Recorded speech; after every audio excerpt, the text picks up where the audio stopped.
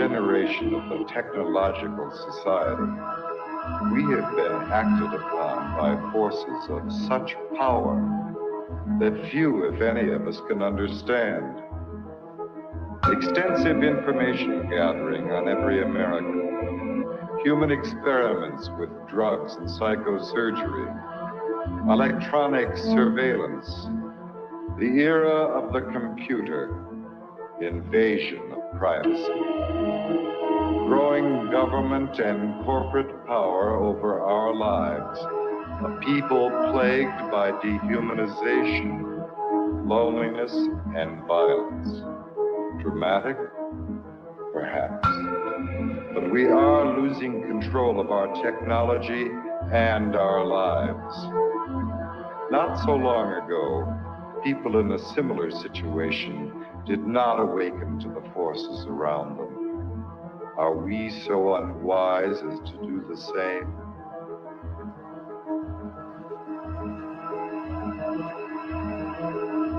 Behavior control. And then you change it up every beautifully. Oh, yeah.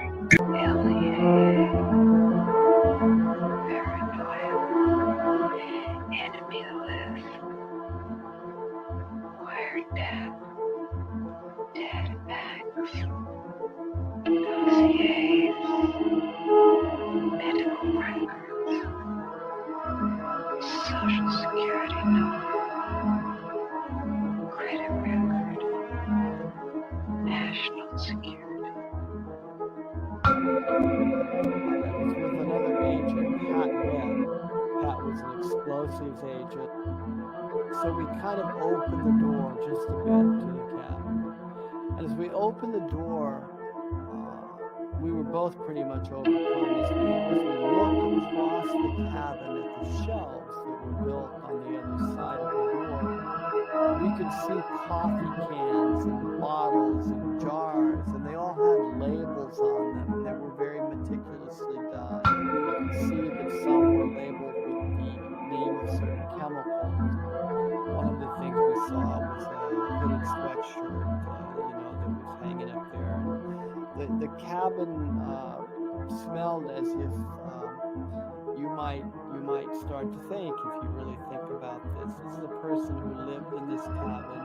They had a cutaway spot on the floor to go to the bathroom in if he needed to. Had built fires in the cabin. Internet. The creation of a collective consciousness and the merging of the human mind with the internet is the basis of the aspiration of the transhumanists, known as the singularity. Their dream of creating a global brain came nearer when Tim Berners-Lee, a British computer scientist and former employee of the European Organization for Nuclear Research, CERN, invented the World Wide Web. Berners-Lee's breakthrough was to marry hypertext to the internet. The underlying concept of hypertext originated in previous projects from the 1960s, such as the Hypertext Editing System, HES, at Brown University, Ted Nelson's Project Xanadu, and Douglas Engelbart's Online System, NLS. Both Nelson and Engelbart were in turn inspired by Vannevar Bush's microfilm-based Memex, which was described in the 1945 essay As We May Think. Berners-Lee founded the World Wide Web Consortium, W3C, after he left CERN in 1994. It was founded at the MIT's Laboratory for Computer Science, MIT LCS, with support from the Defense Advanced Research Projects Agency, DARPA, which had pioneered the internet. The transhumanists' idea of mind uploading is reminiscent of that expressed by Allen Ginsberg following his LSD experiments at Stanford with Gregory Bateson. While under the influence of LSD, the doctors hooked him up to an EEG machine, and following the suggestion of his friend and lover William S. Burroughs, connected a stroboscope blinking in synchronization with his alpha rhythms. Describing his experience, Ginsberg recounted, "There was no distinction between inner and outer. Suddenly, I got this uncanny sense that I was really no different than all of this mechanical machinery around me. I began thinking that if I let this go on, something awful would happen. I would be absorbed into the electrical network grid of the entire nation. Then I began feeling a slight crackling along the hemispheres of my skull. I felt my soul being sucked out through the light into the wall socket and going out point one." During the final years before his death in 2000, Terence McKenna became an early proponent of technological singularity and called the internet the birth of the global mind, believing it to be a place where psychedelic culture could flourish. Point two, however, as Derry clarifies in Escape Velocity, cyberculture at the end of the century. 327. 328. Transhumanism. But as Thomas Hein reminds us in Facing Tomorrow, what the future has been. What the future can be, futures like McKenna's are stories we tell ourselves. About the present, an attempt to invest our lives with a meaning and a drama that transcend the inevitable decay and death of the individual. We want our stories to lead us somewhere and come to a satisfying conclusion, even though not all do so. 1264 placing our faith in an end-of-the-century Deus Ex Machina that will obviate the need to confront the social, political, economic, and ecological problems clamoring for solutions is a risky endgame. The metaphysical glow that increasingly halos the high-tech tomorrows of cyberdelic philosophers, corporate futurologists, pop science programs such as the Discovery Channel's Beyond 2000, or even ads such as AT and TSU will campaign, blinds us to the pressing concerns all around us. Point 3. As Eric Davis remarked in Technosis, some Christians, especially those with a brute Protestant conviction in the rock-solid inerrancy of the biblical word, would concur with Teilhard that our headlong flight toward planetization is part of a master plan. 4. Davis was commenting on Marshall McLuhan's 1969 interview in Playboy, where McLuhan mentioned that computer networks hold out the promise of creating a technologically engendered state of universal understanding and unity, a state of absorption in the logos that could knit mankind into one family and create a perpetuity of collective harmony and peace. McLuhan clarified, in a Christian sense, this is merely a new interpretation of the mystical body of Christ, and Christ, after all, is the ultimate extension of man. 5. However, as Davis pointed out, in a letter to the Thomist philosopher Jacques Maritain, McLuhan flip-flopped on the idealism he had earlier expressed. Electric information environments being utterly ethereal foster the illusion of the world as spiritual substance. It is now a reasonable facsimile of the mystical body of Christ, a blatant manifestation of the Antichrist. After all, the prince of this world is a very great electric engineer. Point 6.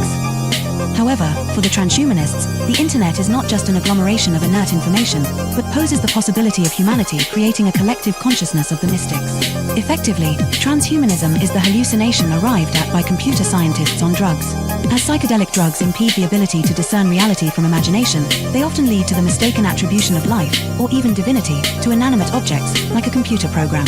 The ultimate foolish dream of the transhumanists is that with the creation of cyberspace, we'll be able to enter the pleroma, the mystical realm of the ancient Gnostics, by uploading our minds to the internet. Thus, the internet will have come to serve as a totality of human knowledge, the omniscient collective consciousness of Teilhard de Chardin, also known as the global brain. Global brain. The relationship between the global brain and the internet, and its connection to the thought of Teilhard de Chardin, is explained in The Lost Symbol by Da Vinci Code author Dan Brown, a fellow alumnus of Exeter with Stuart Brand and Facebook. The Singularity. 329. Founder Mark Zuckerberg. There is an important section from the novel, which is based on revealing the secret of Freemasonry, where Willis Harman's Institute for Newtic Sciences, IONS, named after the noosphere of Teilhard, plays a central role. Here the character Catherine Solomon explains the significance of Newtics. 2 heads are better than 1, and yet 2 heads are not twice better. They are many, many times better. Multiple minds working in unison magnify a thought's effect exponentially. This is the inherent power of prayer.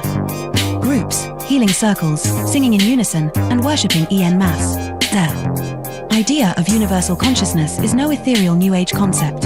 It's a hard core scientific reality, and harnessing it has the potential to transform our world. This is the underlying discovery of Newtic science. What's more, it's happening right now. You can feel it all around you. Technology is linking us in ways we never imagined possible. Twitter, Google, Wikipedia, and others all blend to create a web of interconnected minds. God is found in the collection of many, rather than in the one. In Darwin Among the Machines, The Evolution of Global Intelligence, George Dyson, who was director's visitor at the Institute for Advanced Study in Princeton, expands upon the premise of ex-club member Samuel Butler's 1863 article of the same name, and suggests that the internet is a living, sentient being. According to a reviewer, Dyson's main claim is that the evolution of a conscious mind from today's technology is inevitable. It is not clear whether this will be a single mind, or multiple.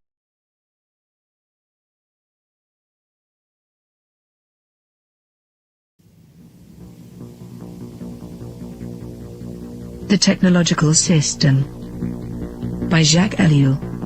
1. People are not machines, but in every opportunity where they are allowed to behave like machines, they will so behave. 2. 25 years ago, I arrived at the notion of the technological society, but now, that stage is past. 3. The industrial society. This term is very widespread, but I find it inadequate. 4. Present-day society is still industrial, but that is not its essence. 5. At one time, technology and machine industry were connected, but for more than half a century now, a gap has widened between them. Industrialism developed a centralized, hierarchical system, with a linear growth, a division of labor, and a separation between the means and the ends. Mechanization created additional jobs and made human work more draining.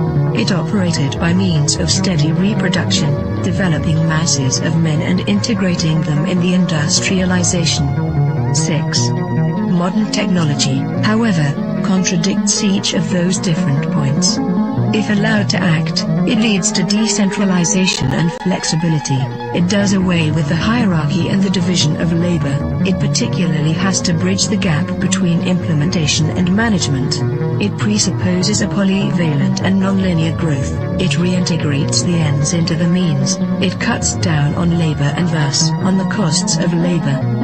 The value factor is no longer human work but scientific invention and technological innovation. Consequently, we can no longer apply Marx's analysis, which states that the economic totality is based on the surplus value produced by the salaried labor of the worker. 7. The industrial system is a closed, repetitive world, with a linear revolution. The technological system is inevitably open, non-repetitive, with a polyvalent evolution. It can proceed only by the universal development of mankind, and that development is absolutely necessary for the development of the technological system. We are thus confronted with an ensemble that is totally different from any that has ever existed before. 8. Technology, conceived in terms of its automation, its chemical transformation of the world, its economy of energy, its cybernation, its data processing, its biological intervention, and its indefinite output of nuclear energy, has little to do with the old industrial mechanization. 9. Technology is power, made up of instruments of power, hence producing phenomena and structures of power, that is of domination. 10. Terrain, in contrast to Bell, hesitates about a qualifying term. Thus, he speaks of a programmed society. In this case, I am far more in agreement. For he thereby joins the overall outlook of those people for whom the new thing about our society is the organization. He sharply distinguishes between the primary, capitalist, era of industrialization and our era. He qualifies this new society in terms of 3 features. 1. The emergence of new social classes, technicians, bureaucrats, efficiency experts. 2. The new trend of business, which is now based on organization and no longer on the relationship between economic power and productive labor. 3. Spare time activities. All 3 characteristics boil down to a reduction and to the necessities of the technological system, which, as Terrain realizes, transforms the social struggles themselves. They are becoming more technological and are no longer subject to a takeover by the proletariat. Turing adds one more essential feature of post-industrial society: the importance of the student movement with its deep contestation, its challenge, and its political weakness.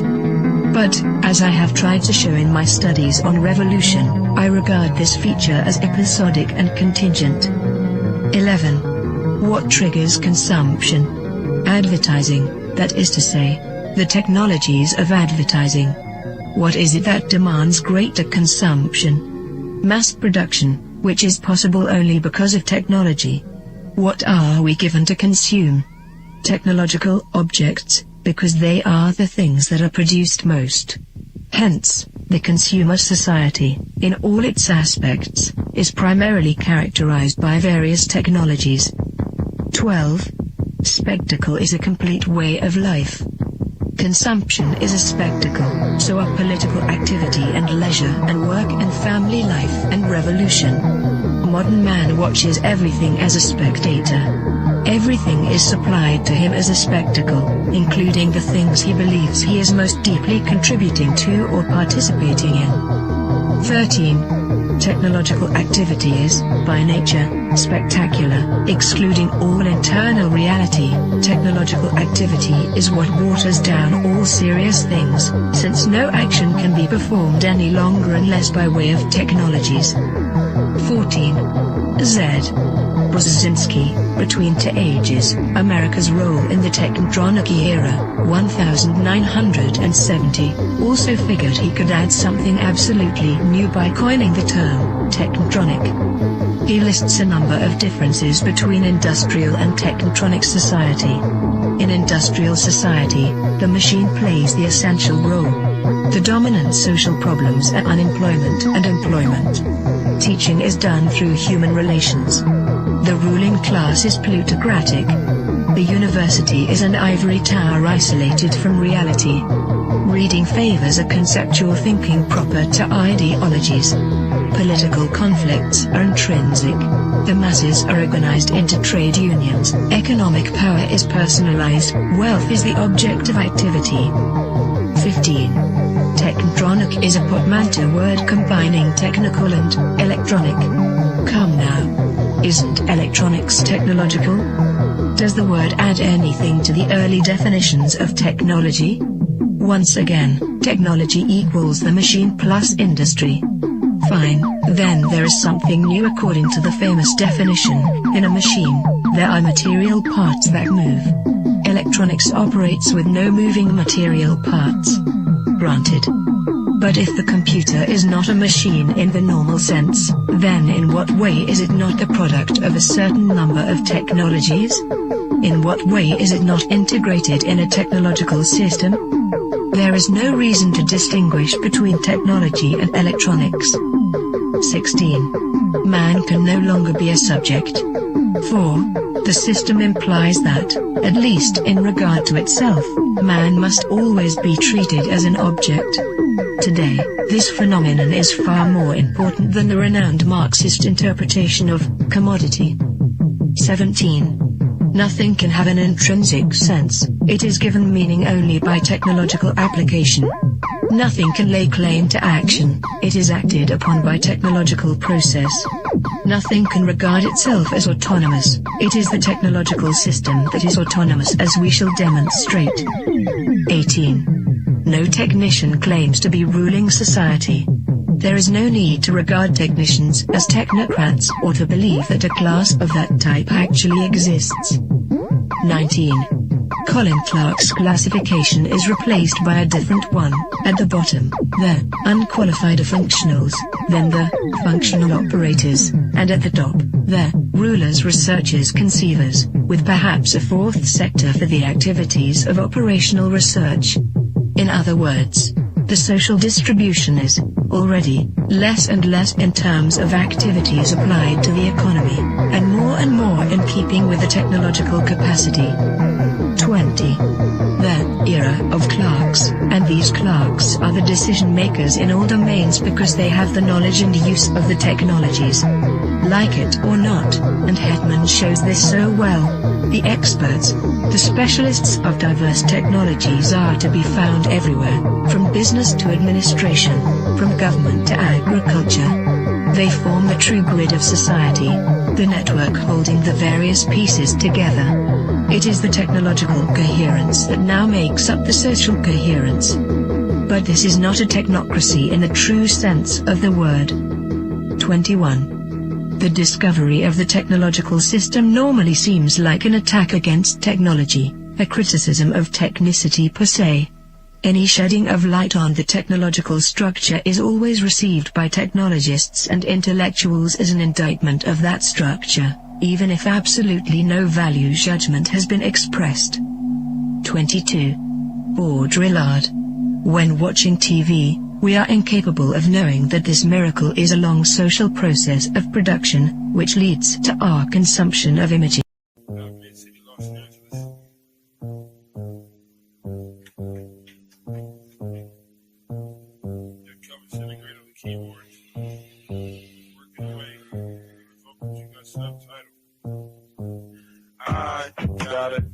to work so I can work it out. Come on, computer, make it work. Come on, satellite, work with me. I gotta go to work so I can work it out. Come on, computer, make it work. Come on, satellite, work with me. I gotta go to work. Who would have thought that I would starter these jerks? The first full-time clocking serial microphone rocker. I used to jump on the stage back in the day wearing a stocking. To conceal my identity in any stereotypical venue. Never will I reveal the serious way that I feel. I'm on job time, all I do is talk into the steel. Use my style to hide and conceal. Profile and be out while they smile and just say that I'm real. Bad luck strikes in 3, all of you will agree. I didn't have a heat shield, they rained triplicate on me. But it's squares versus circles, then and if you can compare front and back are differentiated by a 90-degree square circle. If you know what I'm talking about, you know the code, work it out. Forced entry, I was disguised as a sentry. I gave not a care, life is an adventure to me. I obtained secret money and manufacture inventions, fracturing the line between space and time dimensions. Restructure the torque and the structural integrity, so I can walk on water while the returning surface tension. This making me an acolyte of the greater unknown, the word shark, king of these murky seascapes. Within my patriarch society, you cannot dethrone the intricate degree and climate that I seize from the police state. I gotta go to work so I can work it out. Come on, computer, make it work. Come on, satellite, work with me. I gotta go to work so I can work it out. Come on, computer, make it work. Come on, satellite, work with me. I still wish they made more girls like me, intelligent, beautiful, and rich like me. But they don't, so I stay fucked up like King Kima. She's the type of person that will still rock Latigua. I'm the type of person that will still sport feelers. I found a pair of size 15s out in Pasadena. Those are my work boots. I insert this into these jerks' necks, giving them a virus. They'll destabilize their hardware. Now I can tap in just to my onboard wet works. Plant the hidden charge there. It's a cellular reconfiguring program consisting of integers, turning human beings into kindling, whittling the psyche into an apparition, place it back into the skin. Now it's the ghost in the shell. Should I boast? Well, no. I stay on the west coast of hell, where hell's bullets is I know so well. I have my work cut out for me. This has its perks. Just then I realized life is mostly hard work. And why not get your car pulled off from under you? It won't get sorted back from that. Them just lurking. Who's the one to suffer you? I didn't know what to do, so when in doubt, go to work. When I'm 25, I'll contract myself out once I'm through.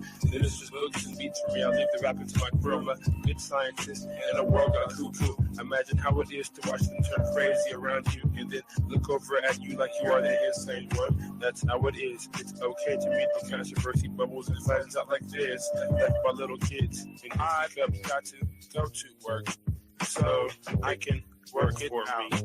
Come on, computer, work for me.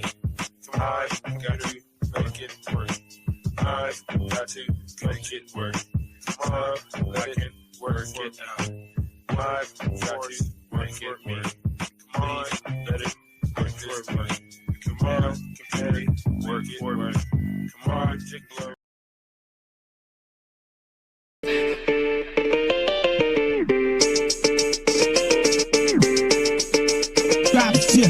Hegemonic sentences through cavalcades of reminiscence. The dark soul mentions crevices of insight, appendages of tripwire reverence. The Gun Hill legend brandish your weapons for Armageddon. Headless corrections for willing participants before the line finishes. I got shadow grimace, the obscene dream of human chaos for the pilot smoke screen. Combined with the best wishes, mastering tactics full of advanced craft methods that will highly adapt to presence, sharpening psyche, which often might be construed as badly used or beautiful looks as life to mirror the schism unseen hidden. The newest eyes cast shadows into the bluest skies until the Tory Alawi brought to the kings before me as a sacred justice plotted to misinform the whole chorus within construction. Nanonet filaments. Hidden secret touch, mystified by the comfortable and united by inner struggle. Hidden a bundle of scar-ridden enigmas. Now the claw is risen. Man is up with cheeky. With insights such as disease praying to the east, not to the man-made structures, but to the rising of the sun. A comparison of those diligent millipedes legs rushing around in any direction. Misperception and prism seem to bad design. Restoration from the unlikely incision to the makeshift minions of bad decisions. I'm pressing danger to the head skill, kicking twinks to level hidden cages you can't unstage this cause I'm live and in the basement with bones hitting all chrome hitting with chrome like a program metal skull covered in the hard routinely cycled by a metronome. Bones are collected to make me feel like the connection is real. Now only steel can sharpen steel.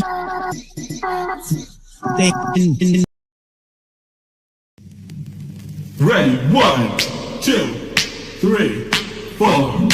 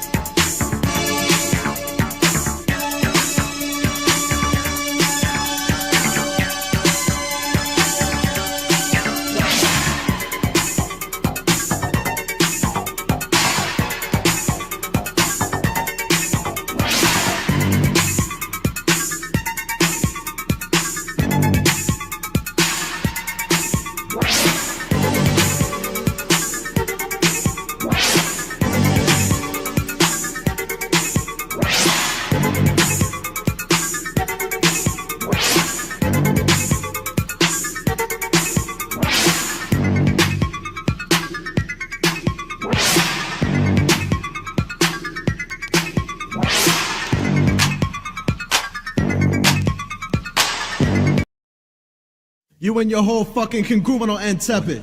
So when I pour harder, don't let me catch you intrepid. I'm telling you, the wishbone been broken, my favorite crumb cake, your mistake. Enterprise is the indelible, the number one feel bad crew of the season. Just give me one reason to splash, that's another flag, half mast, take down the wallow. Company flow, the toughest penis, sucky, sucky. So of course in an attempt to defend, you end up on camp. Plus this agent get orange, ELPFCF rock. First cousin asleep, red dye, number 5 be the potion. It a subterranean, but off from gem of fate like stop motion. Best to get Aka Nicholas, her mass on intangible. Auto man, first animal. We answer to no one, we 911. Silent alarm, this is hard, fear the duck alerted. LP phase through these walls like vision. Choked in a shallow water, a bad executive decision.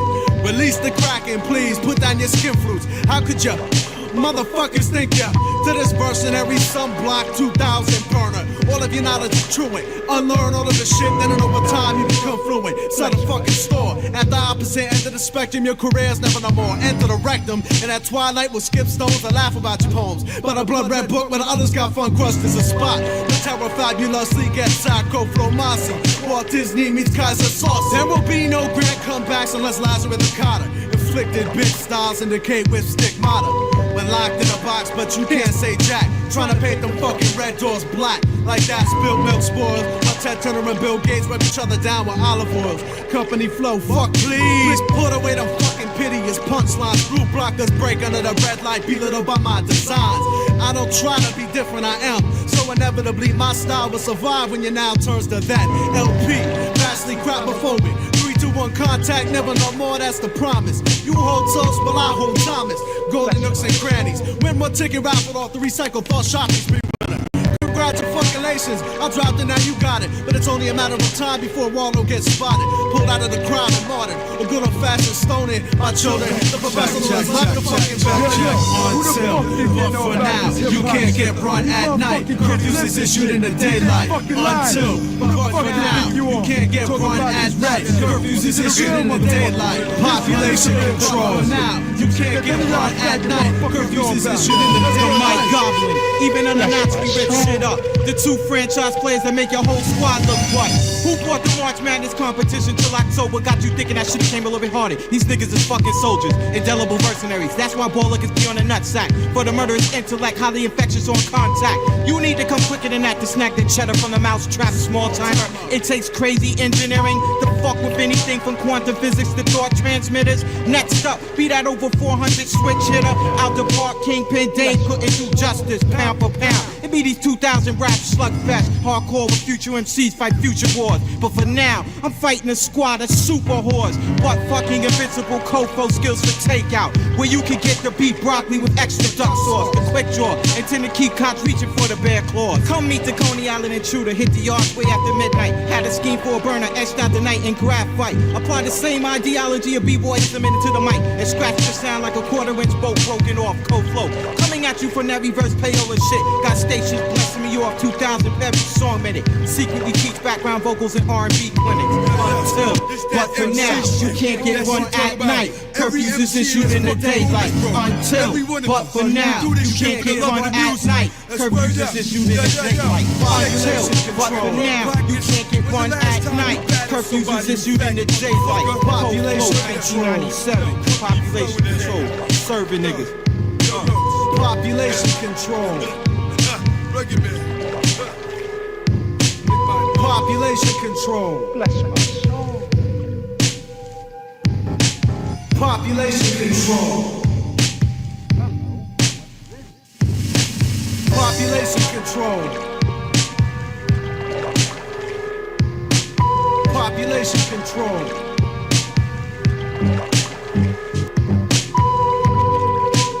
Bless my soul.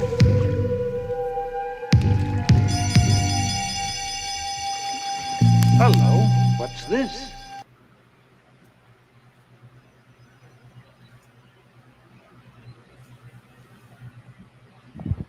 Yeah, welcome to The Machine Lies, where we talk about the lies of the machine on the machine that lies. I got some good stuff for you guys today. Honestly, lots of different subjects we can get up into. I mean, I'll give a sort of short introduction right? And then we'll launch off into a series of explanations, right? Continuing on last week's show. Now, I'm obviously looking at different, set of expertise and of course, bring in a sort of interdisciplinary framework, right? And obviously, the whole idea is about the architectonic, right? And there's two, right, ideas, right? One is arche, right, which is the ruling principle, right? And the other is about the ruling. One is about the ruling principle, and the other is about the tecton. Right now, Jesus is called the tecton, right? There's a lot of background noise coming from you, Maxim. I mean, yeah, if I could, if I could just let me fix that. Yeah, it's all good. It's like sort of air or whatever. But yeah, I appreciate you being here.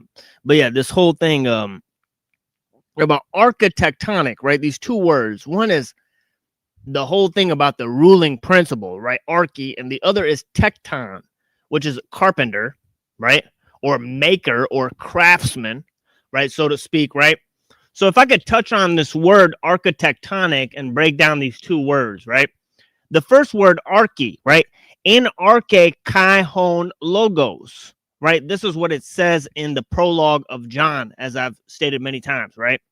So this whole idea in the prologue of John is talking about arche, the ruling principle. And it says, in arche kai hon logos, meaning the ruling principle was the logos, right? And by logos, it means the second person in the Trinity, right? Right, so there's three persons in the Trinity, right? According to Christian philosophers. Okay, so this whole idea about the creation of the world being reduced to the notion of, sort of the creative principle, right? So we're looking at the creative principle or the architecton, right? Right? In terms of the principle meaning arche and tecton meaning the creative aspect, right? And of course, we read there in the ideas of of the Hermetic corpus, right? The two are all there is, what comes to be and what creates it, right? So we're looking at two ideas, right? Okay, what comes to be and what creates it, right? Namely, right, are the two items we're focusing on. And in those two items, the extrapolation of these two items would be God and nature, right? Would be God's relationship with nature, right? That we're most concerned with, especially how does God relate to nature in terms of the creative principle, right? In terms of the creative principle, right? Or the architectonic framework, right? And if we can understand the architectonic framework, we can understand the art that creates all other arts, right? In terms of, there's a history of philosophy, right? There's a philosophy of science, right? There's a science of history, right? There's a philosophy of religion, right? There's a religion of science, right? There's a philosophy of religion, right? There's a history of philosophy, right? So you can apply many of these levels to the architectonic layers, right? And see that there's arts that create other arts, right? Namely, history, philosophy, and theology would be the top three that I think would be interrelated at the beginning, right? But now I think it's more politics, science, and art, right? Okay. Sort of being the greatest achievement of the human spirit, right? And of course, as I said many times on this show, right? We moved from a medium of sort of religion and art to one of science and politics, right? Now, our art became more scientific. Our art became a product of science, right? Okay, and this partly has to do with the way that Plato combined art, beauty, knowledge, and goodness, right? Okay, at the highest level, right, one could say for the man of a high state of culture, right, these three are all very similar, right? They're all very similar concepts or ideas, right? But really,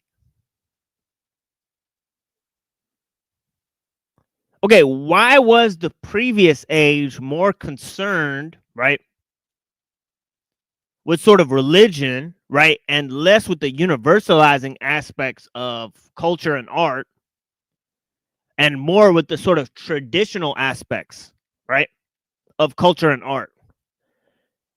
And there we have also a reliance on nature, right? Whereas before we had a reliance on nature, now, and sort of a fear about the lack of control we have in nature, right? We now have an indelible faith in the human spirit of ingenuity and ability to procure the future through science, right? And technology, right? Okay, so we had a higher view of humans, our own particular culture, right? And our sense of being natural, right? And being contained by nature, right? And this was our sort of architectonic template, right? And now it's sort of shifted into a more materialist, more universalist framework. So concertedly, what has happened is that there's been a concerted desacralization of nature, right? A loss of human traditions, right? A universalizing of man's goals in the form of science and technology, right? The erection of a global monoculture, right? As a sort of Tower of Babel, right?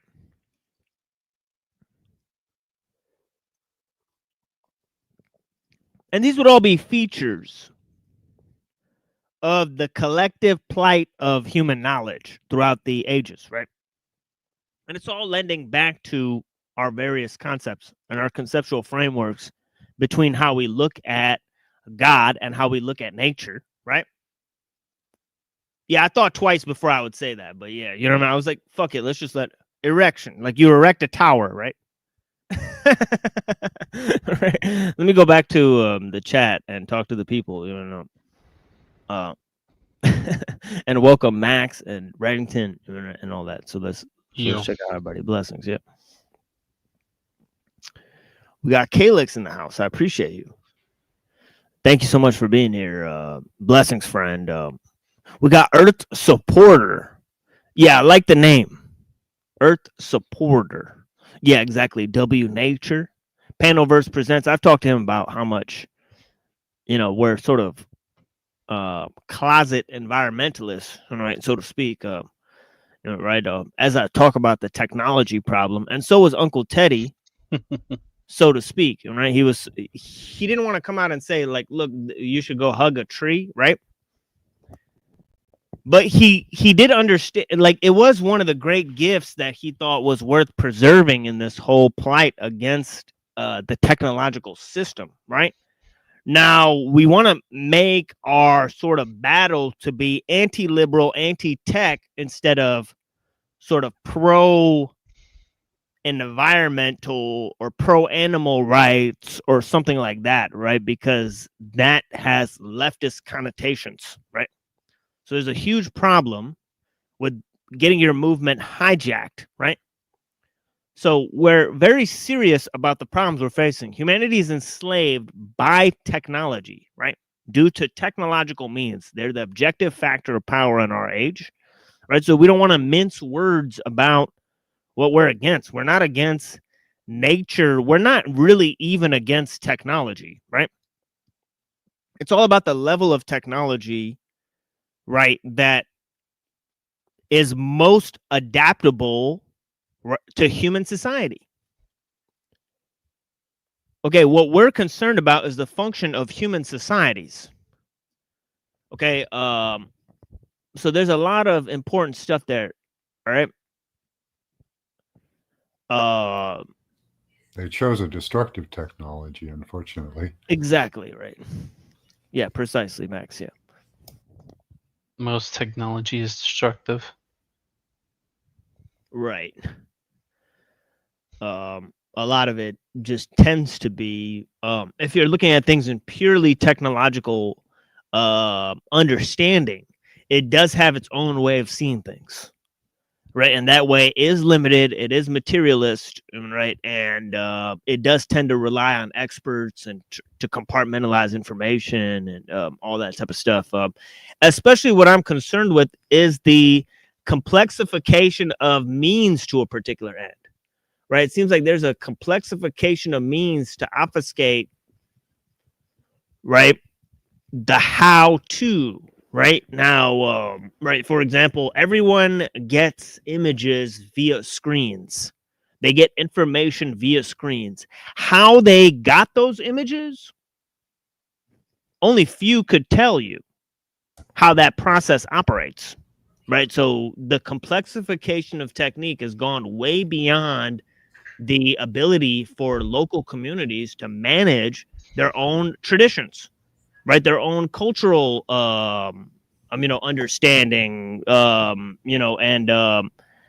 so there's an ability for, like, for example, right? Me and Reddington were talking about on the previous show, right? There may be an ability to obfuscate means to a sense of blaming things on an AI program.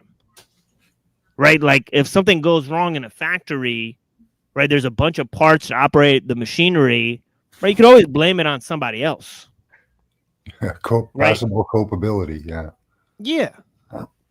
Yeah, so this is the thing, is like when you have such compartmentalization, it's very easy to obfuscate issues, especially when they're caused from within the system itself. Right? So this is so the complexification of means, it actually means a greater ability to conceal means, right, to a particular end. And that suggests, a greater capacity for manipulation. And that is one of the aspects of the technological scope, right? It seems to be one of the features of technological innovation, this idea of manipulating the world to get a result, right? Tinkering around with things and most creation or invention is sort of accidental in this way, right? And there lies the danger. Not only is most creation or invention accidental or sporadic in a sense, right? So it's an unguided process, right? But sort of the ability of technology itself to conceal means to a particular end, right? So there's sort of a dual-edged issue there, right? And of course, these problems are inherent to the technology. They're not external to the technology, or in other words, dependent on how it's used, right? These are problems that are inherent to the technology itself, how it functions, how it views the world, how it assimilates itself into the system, and how it advances its own means to a particular end, right? So there are aspects, right, of the technological way of thinking that seem to be alien, right, to the human way of thinking, right? I know many people are surprised that we're here. Blessings to all the people, right?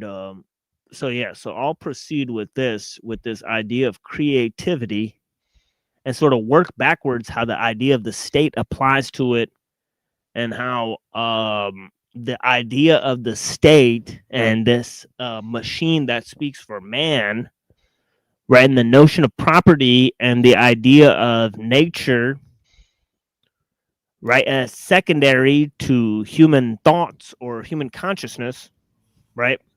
There's all of these ideas, right, that sort of lend themselves to the present scope of problems. And for that, we have to actually look at a sort of comprehensive history of the idea of transhumanism, right?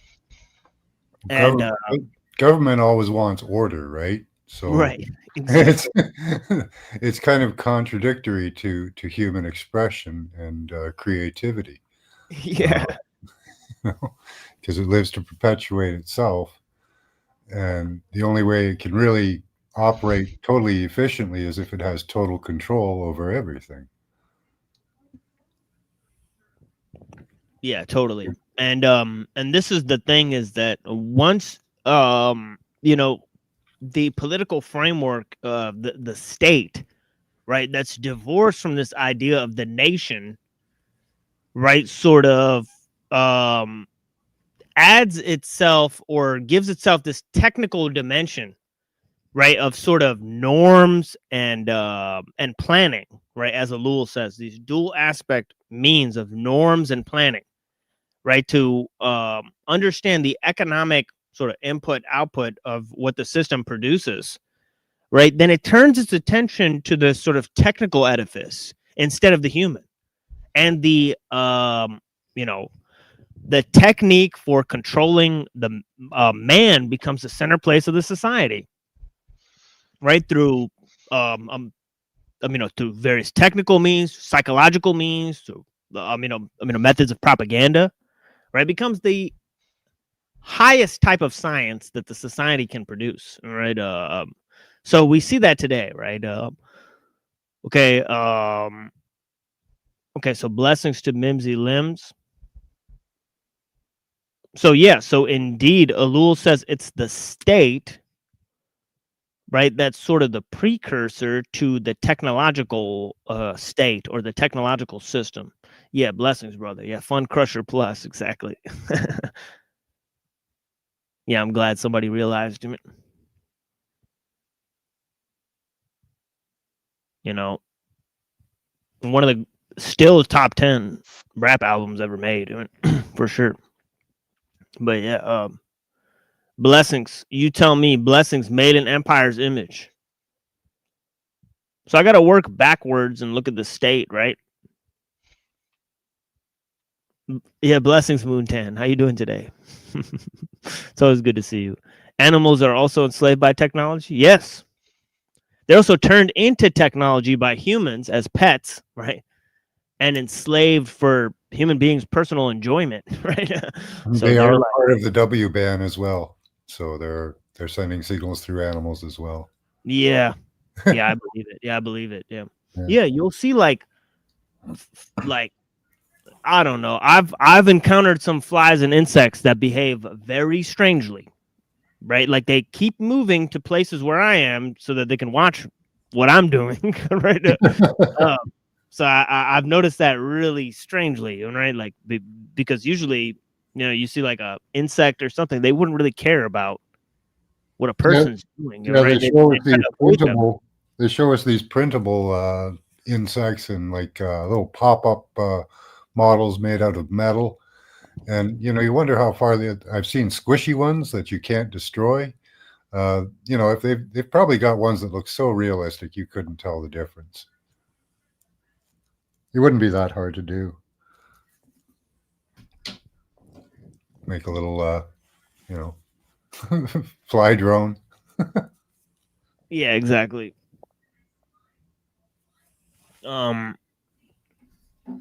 Yeah, blessings to all the people. You tell me is here. We're not against rap. We're not against rappers, but we are against those thugs. It's the thuggish wuggish bong. It's the thuggish wuggish bong. No, I can't sing like that black lady. But it is what it is. Yeah, but yeah, blessings. I think I did a pretty good job though. All things considered. Made by I've never heard her singing, so I guess it sounds good. Yeah, made by Jim Boob. Eat your heart out. We do all sorts of impressions here. Oh yeah, check out this one. yeah, this is my magnum opus on the internet so far. King Stephen, bow down to Dolphin Jesus. Dang it. Heavy metal. King Stephen, bow down to Dolphin Jesus. I can do it, folks. It is what it is. Blessings. I'm a multifaceted dude out here. But yeah, aren't we all, huh? Wait, is that a response? That sounded like a perfect. But yeah, I know she typed that before. Mimsy, TML, Max, and Red. Good day, sir. Good day, sir. Top of the morning to you. As as the the homie loves to say, top of the morning to you. So yeah, top of the morning, NPC the game. Blessings, homie. Cheers.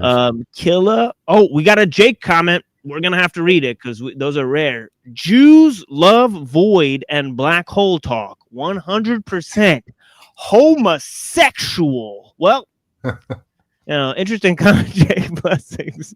All right. Always got to put the J in there somewhere. I know. But yeah, I appreciate you, man. All right, so let's move on. To the entire thing here. Right. What was I doing? Yeah, I see some laughy faces in the chat. I don't know what y'all are laughing at, but probably either my singing or the weird comment by Jake. But yeah, I appreciate you guys. Yeah, so in terms of the state, right? The state is this edifice that was put together now, and this is why I think that Ellul is a little bit too hasty in concluding that the changes that comprise the technological society sort of suddenly appeared, right?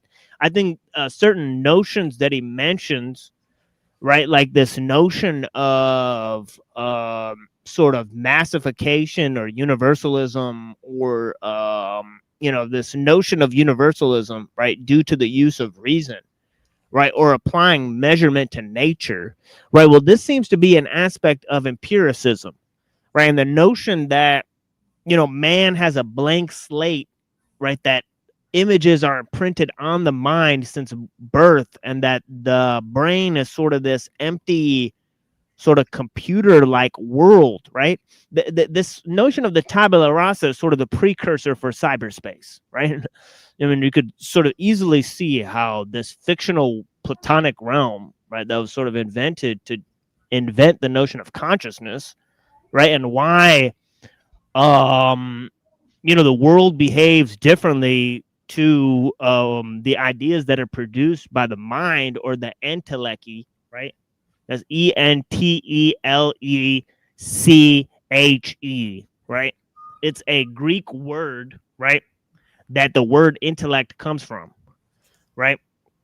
And as I was saying, the notion of the architectonic, right, or the arche, right, or how God created nature, right, was really the primary problem for philosophers, right? And it had to do with how we use our mind or reason to comprehend nature, right?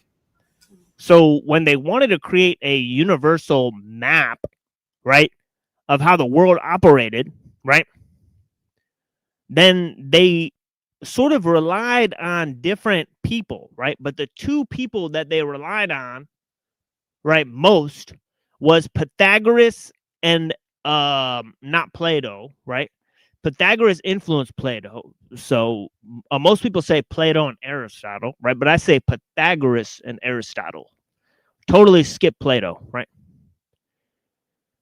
Right, because Pythagoras comes up with this notion of natural law. Okay, and this notion of natural law that all is number, okay? This is one notion, that everything is reducible to number or measurement, right? Yeah.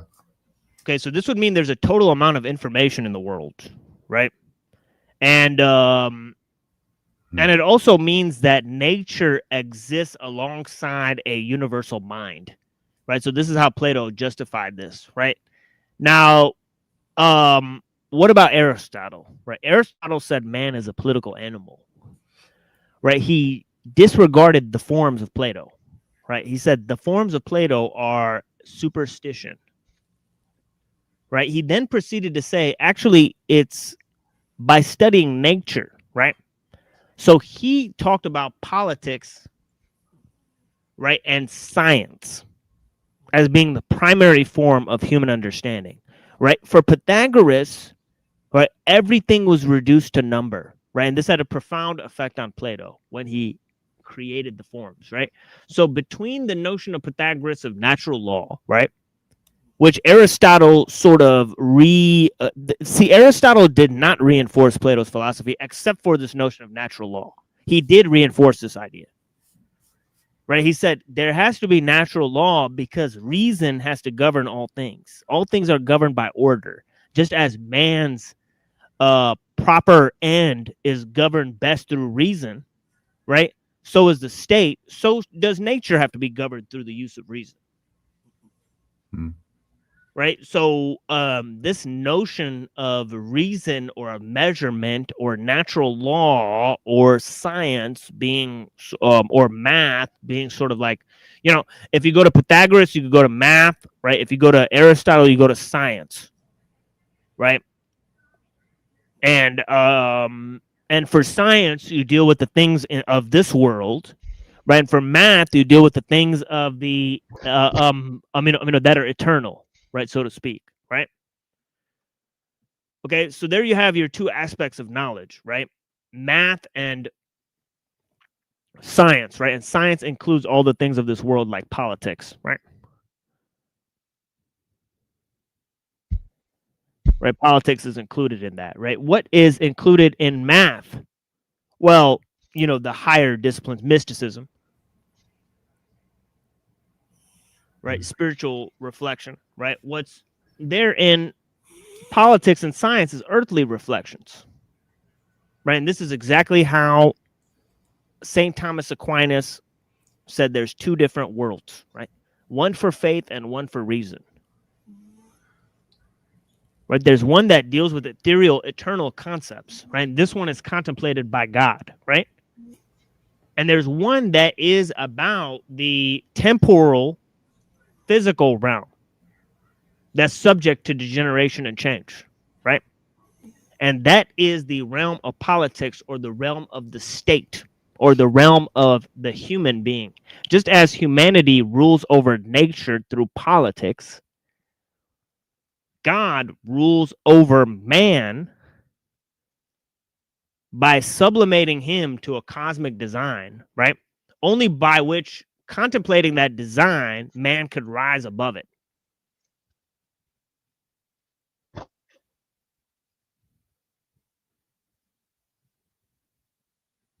So you have a very important idea here, right? For the people that are watching, right? You have man's reason as a mediation between God and nature so that once God is separated from nature, you could have man's reason be the way that man transcends nature and becomes like God.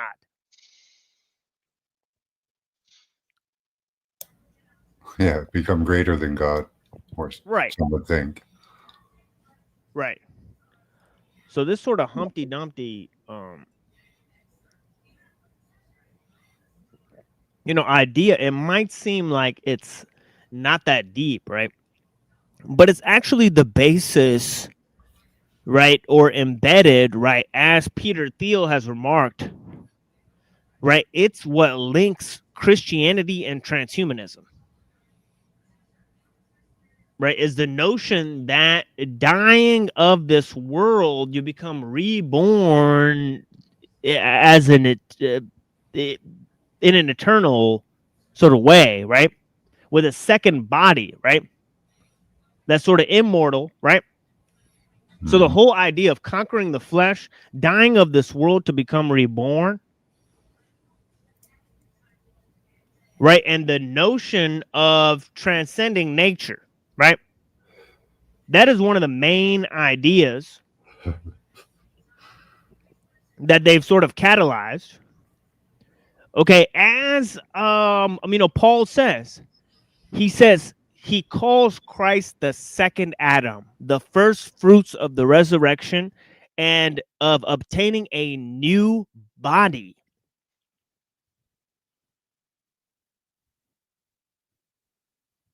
Right? So this new body, how the spirit can be transported through different vessels. Right? This was a notion very much understood by Pythagoras. Right? Because he believed or taught about the transmigration of the soul, right? So,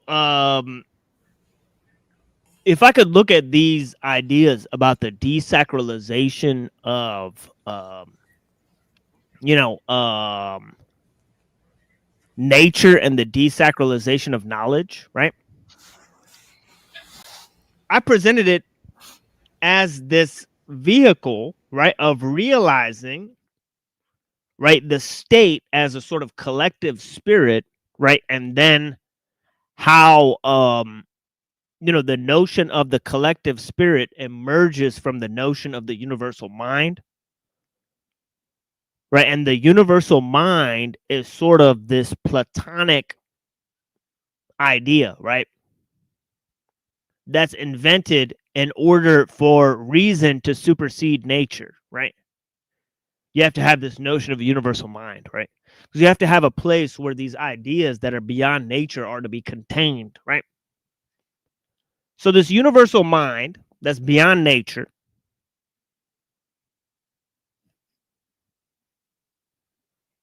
okay, from the notion of God becoming separate from nature, right?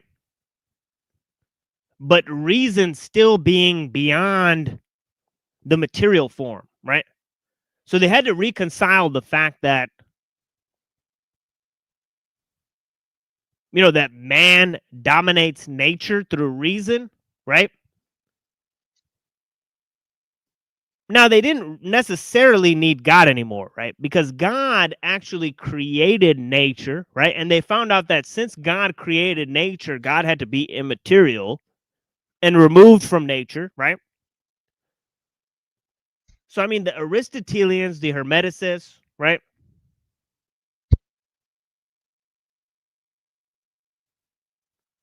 And many other thinkers,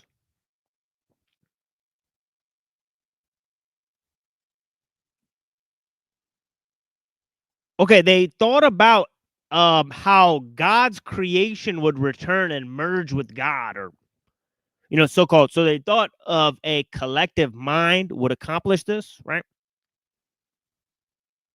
Certain of them thought that, sort of God is a creative fiction that human beings invented, that we didn't come from God, but God is instead going to come out of us. So like a collectivist God that just emerges out of the mass of people? Yeah, emerges out of sort of just as like a fungus or a mold emerges from like a bunch of spores, right? So this is Are what they they envisioning like a hive mind, or oh yeah. The hive mind is definitely a replacement for the universal mind, right? Just as cyberspace is a replacement for the tabula rasa, right, or whatever, right? So it's like, so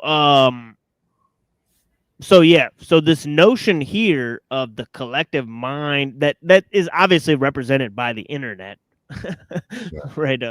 But it was originally to be, right, represented by the state itself, right?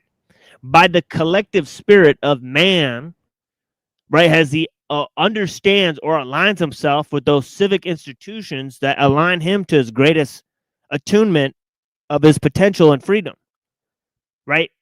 So just as Plato thought that the state would be sort of, once you create the proper system, It is the thing that creates the best type of man. Right? So this whole idea of the ideal of the state, right, was sort of the first push that they would sort of want the proper, set proper ensemble of means to a particular end, right? In terms of technique, right? And it was the ideal of the state that wanted to create universalized means in order to accomplish this, right? Because there was so many different forms of states that existed throughout history because of people's various traditions.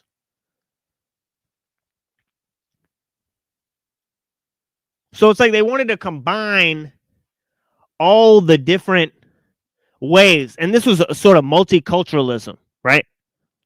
That came from the great empires of the world, right? See, the great empires of the world, they assimilated lots of cultures and techniques from different areas. And they started to create arcane philosophies, right? And also syncretistic religious sects and all this type of stuff, right? That the elites in these various cities would go on to create, right?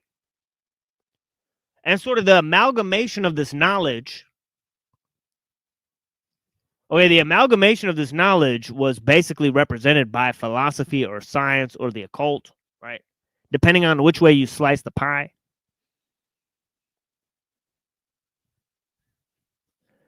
Okay, and many of the Aristotelian philosophers, right, they thought that politics was the highest art.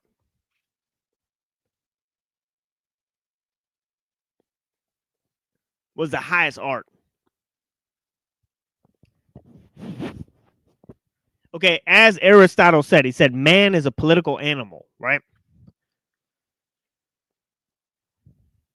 So not only is man's potential realized by the state, right? And this was also something that Hegel thought, right? He thought man's potential is realized by the state. His ultimate potential is realized by the state, right?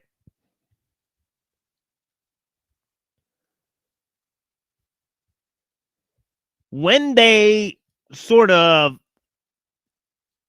see, the state represented God, right? This is very important, right?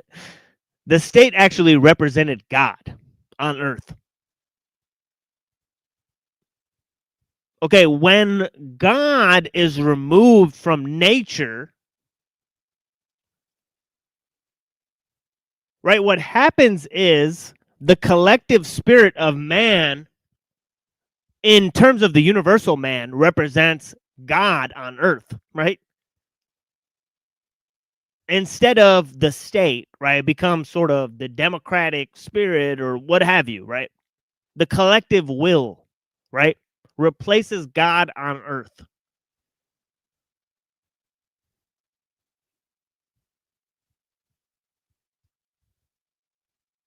And the reason for this is because, God had to be removed from nature. Why?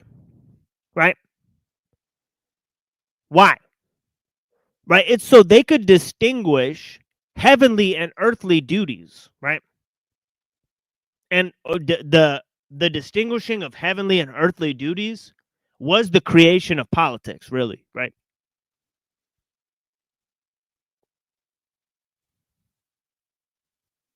Okay, because remember, God was represented by the state, right?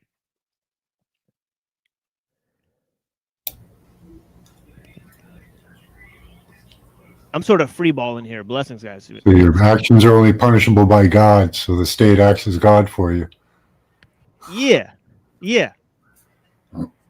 It's all building off of what I said, right?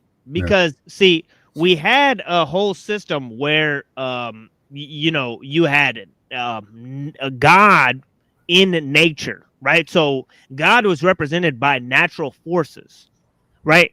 Then you have the notion of God representing the state, right? Now, when you have a separation between man and nature, right, and God gets taken out of nature, right, you have the notion that the state is the vicegerent of, or the mediation between God and man, right? Well, that used to be nature. Now it's the state, right? Numbers did that by quantifying it. Once we can quantify it, it's no longer godly. Yeah, that might be. Yeah, that might be true. Maybe. I don't know. Because I don't think God is like functions by like math. It's stupid. If you look at I nature, would agree with that. Yeah. So like, you know, if you look at nature, I think they can like, quantify God, you know. Yeah, it's not math for sure. Right. So yeah, I think Pythagoras was 1,000,000% wrong about that one. Right. For sure. Right. I think he was wrong about natural law, because if God has to create through these things called natural law, then God does not create through a living spirit, or because everything God creates, he imbues with a living spirit. And God doesn't create dead things that are based on other things that somebody else made. What a shitty God, dude. But yeah, I don't know. Yeah, I think everything God creates is unique. You know, like it's like one-off. Everything God creates is a one-off creation. Yeah. Right. And right. Never be a snowflake the same, you know. So yeah, I don't think he'd have a reason to create the same thing twice, or to multiply things. Yeah, blessing, square peg, rabbit hole. Yeah, blessings. Yeah, we're gonna move to the text in a minute here. We got some people out here. Square peg, I appreciate you. Everything is matter. Yeah, long time listener, square peg.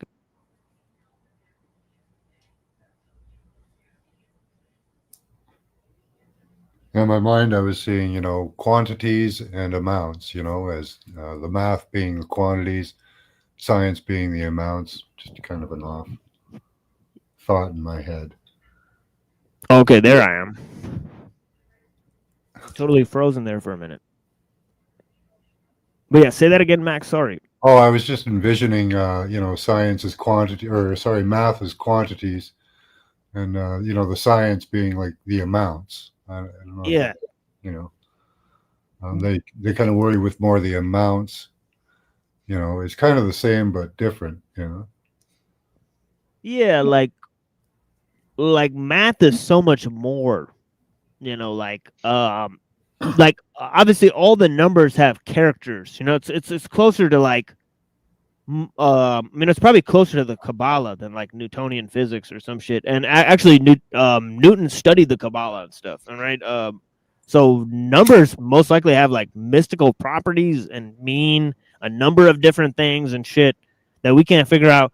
Now, logic has been reduced to like how you know, like the meanings of words, right? So it's turned into just sophistry. Right, but I think logic is actually very powerful. But yeah, they have reduced science to like math and logic, right? They've reduced philosophy to logic, right? You know, formal logic and stuff, and it's kind of stupid. Right? You know, and they've reduced. I mean, philosophy should be more like art, and math should be more like mystical, but it's just not. All right, so this is how it used to be, right? So it's obvious that they knew something more back in the day than they know now, how they do these things according to just science and all this thing. But yeah, math and logic, right? And I blame Pythagoras for math, and I blame you know, Aristotle for logic. Right, at least how we have them today, or their significance on a grand scale. Right, it would seem like those two are hugely significant for how blessings Venus Cupcake. You know, but the making those a centerpiece of science, right? Meaning that numbers, you know, all they have to do with is math, right? Yeah. Meaning that, you know, you know, language, all it has to do with is logic, No, there's way more to it. Mhm. Right? There's way more to sounds and the way things sound and words and stuff. You know, it's way scientific. I mean, it's way more mystical than they want to make it, honestly. But yeah, Yeah, because they chopped it apart, right? And it's all interrelated in my mind, you know. They kind of separate things. They want to separate God from man and then separate nature from God. right. But yeah, I think it's much more interrelated. Yeah, blessings, Maryland. I appreciate you. Thank you for watching. 1111 Code, I appreciate you. Thank you for watching. DK Spiracy, it's always great to see you, man. Hey, God Code. bless. Haven't seen him for a while. Good to see you. Yeah, we got into it. We got into it, but we got over it too. That's how we do it. But but yeah, we started like yelling at most- each other one day. Yeah, I said he looks like a Jew. He called me a muskrat. It was hilarious. Man. Sadramon.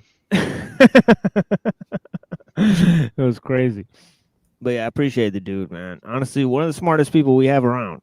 You know, he knows about the inconsistencies of what they're doing and how they'll lie to us and how they're trying to use all of us, and you know how most people are enslaved and they don't even know it. I try to use science and technology against us. These are all things that DK realizes, but most people don't.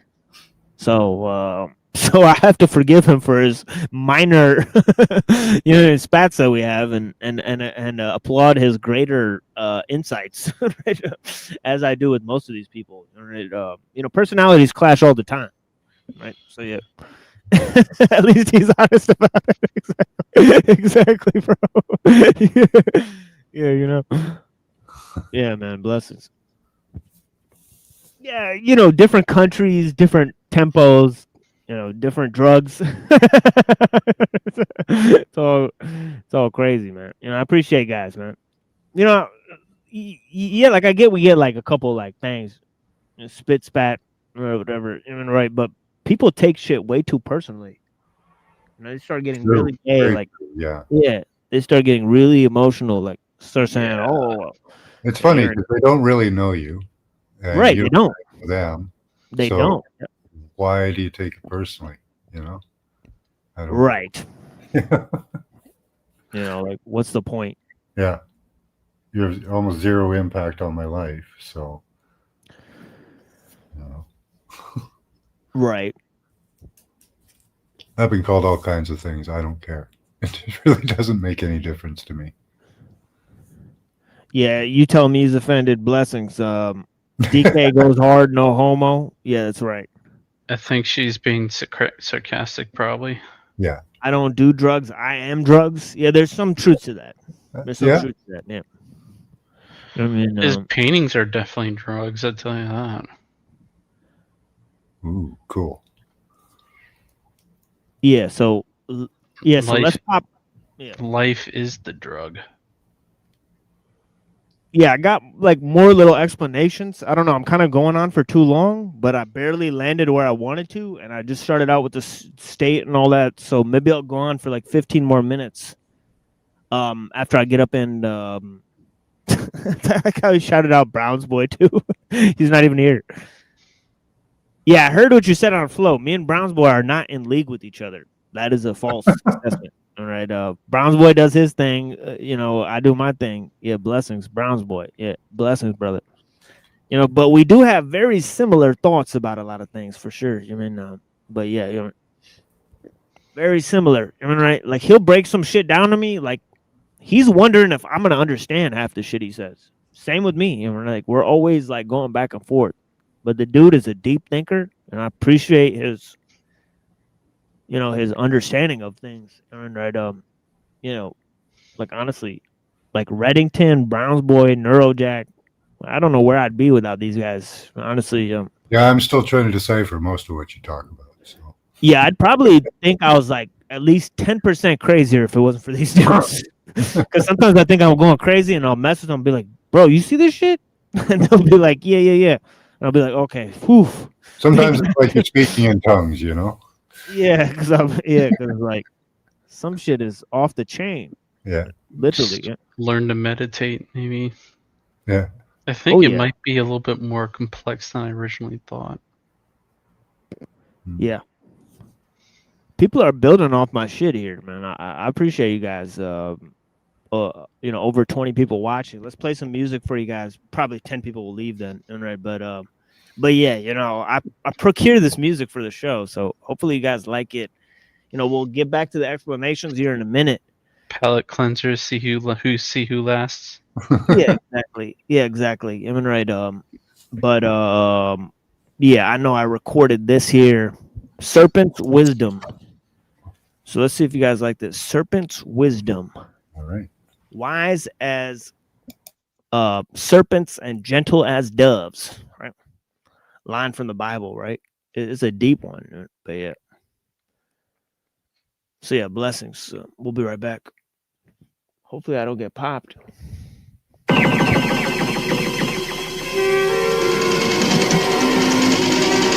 Microphone check 1 2. Hey yo, didn't we pay for scratches? Wise like a serpent, gentle as a dove. Wise like a serpent. All of the above. Wise like a serpent, gentle as a dove. Yeah. All too often we fall subject to the kiss of Judas. Snakes will greet you like a brother if they think you foolish. Operations in the dark can leave a ninja clueless. So we keep the grass lower than your granny's hooters. To study tracks and get the drop on how these cats maneuver. These clowns are Pennywise whispering in murky sewers. I don't have the time to entertain these ear intruders. They kill your vision cause their truth is filled with gaps and rumors. High speed adrenaline when examples adrenaline prompts the heathen to sin within. But if I do, nobody wins. You ain't a man by God's standards if you're primitive. And if you cry about the hustle, fam, you feminine. Masters of deception surround you when the thickest fall. They think they're clever, but my spirit keep them thermals on. I give it up to God, my flesh is prone to do harm. The serpent's wisdom hollers best to keep his armor on. Wise like a serpent, gentle as a dove. Wise like a serpent. All of the above. Wise like a serpent, gentle as a dove. All of the above. Yo, submit yourself to Jehovah, that's how you keep it humble. Looking for sin inside others is what'll make you stumble. Because it's you recognize when you look through their eyes. They crave the same lust, lies, and pride that you despise. Let's be honest, human nature's what we idolize. Ain't too many of us rooting for the gnarly guy. We're more obliged when the heathen peeps are cronies slipping and hide intentions. Behind the mask we label Christian. I burnt them fig leaves to show you how a ninja living. Tossing shurikens for corners hanging from the ceiling. And my exposure is exclusive to example Dylan. The light of Christ alone revealing what he's engineering. True north for keeping fearing life in hell dimensions. Eternal death inside a lake where ain't nobody fishing. Cause there's the law that takes effect without a heart submission. I recommend you trust the lamb who was slaughtered and risen. Wise like a serpent, gentle as a dove. Wise like a serpent. All of the above. Wise like a serpent, gentle as a dove. All of the above.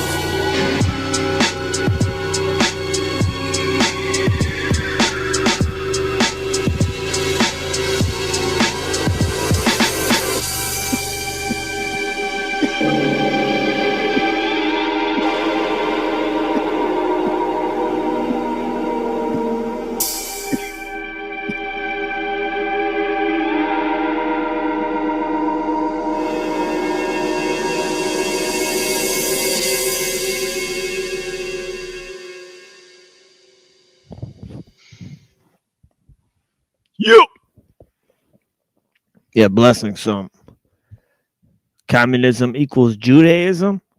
That's weird because that guy, what's his name? Ancient Waste, Modern Gay. He actually said that Christians are communists. Last show he did. It was really weird. Yeah. Yeehaw. Exactly. Blessings. Yeah, that shit ain't gonna happen. Yeah, that shit ain't gonna happen. Brown's boy is a woman. What? Shots fired by Jake. Oh no. Jake's always trolling. This is gonna be a feud that's gonna last at least 3 years from now. Yeah, Rocky, the fake YouTube actor channels don't like me. I'm actually okay with that. They are caught liars, so they invalidate themselves. Indeed, they do. Indeed, they do. They make We got themselves invalid. yeah, we got Made by Machine Bomb 7 coming out in a week. I'll make some notes about that. That is going to be Panel Actors 2, Brown's Boys Revenge. Right? So we're going to have Brown's Boys Revenge. I mean, right? Exactly. Yeehaw, fuck the law. Blessings. Okay, so let me get back on my little thug dizzle here. Right, and go into this whole thing about God and nature, right? And I laid out a bunch of dialectical formulations, for you guys, a sort of nature versus time, right? Sort of this whole idea about words versus mind, right? What's primary to creation or creativity? Right. What's the primary aspect of human creativity? Right now, the sophists would say it's language, right? And certain of the people who, are naturalists, they would come to this conclusion too, right? So at the end of the day, naturalism, right, as it sort of dismisses the notion of universals. It falls into a category, right, where they're sort of like neo-sophists, right? They're saying that language is way more important than mind, right? And you have the famous debate between Foucault and Chomsky, right, about this, right? What is it? Is it,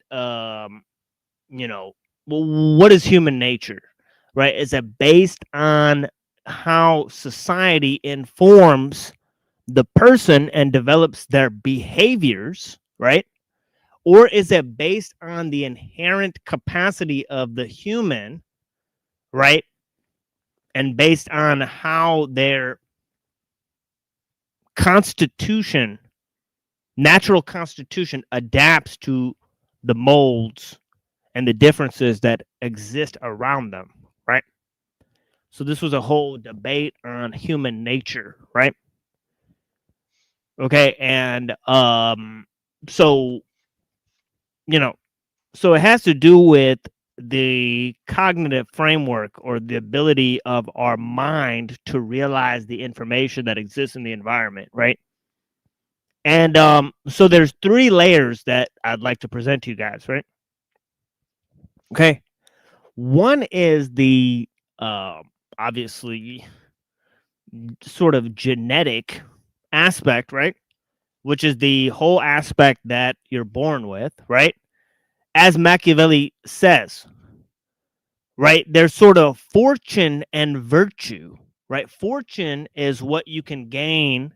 I mean, fortune is what nature bestows upon you, right? Virtue is what you can gain, right, from your own means, right?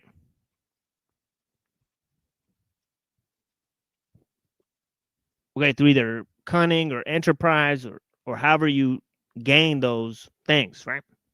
The virtue, power, right? Right.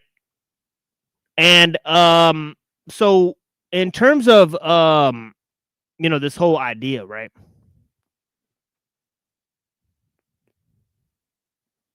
Right, we have the whole notion of the state, right? And the state sort of represents sort of science or law, that exists apart from the person, right? So how the person exists in human society, right, or his relationship to human society, right? Okay, there's another framework there that's apart from the state. Okay, so first there's the natural constitution, Then there's the state or the edifice that the person exists within, right? And then there's the sort of cultural framework. Now, many philosophers, right? They, when they look at the development of human society, right? Not many of them were able to divorce the state, right, or the political institutions from their cultural framework, right? Okay, and not many of them had an idea about how man exists within nature. That was way far off for them, right? They were not going to think about how man exists in nature, right? Because that would be a universal notion of developing what a human is, right? Okay, it's only in relation to the state, right, that they develop the universal aspect of man, right? Okay, and this is because they wanted to justify politics without God, as I said earlier, right? Yeah. Okay, so they created they said, well, there's universal rights, and that's how we organize society, and those are based on reason. And yeah, some of them are in the Bible and stuff like that. Yeah, that by and by, right? Some of them are like Plato and the Bible stuff. Yeah, they all talk about this stuff, right? But ultimately, it's human reason, right?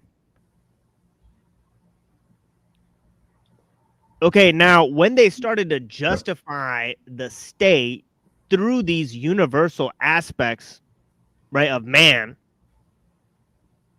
right, you could see how they're sort of going beyond nature or natural forms of human organization. Now, nature, right?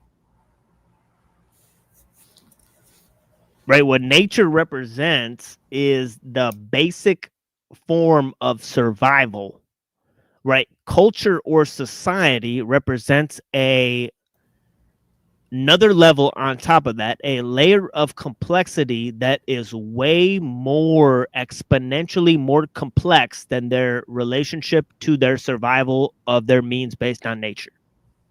Right? So once you get to the cultural edifice, you are making society infinitely more complex than you are if it is just based on natural means. Now, when you develop the state on top of that, you are developing something infinitely more complex than cultural aspects of man, right? And because now you're looking at universal goals, right? And now the technical means is sort of a means of greater complexity on the state, which creates global systems of transportation, of communication, of international regulation and laws, right? These constitute,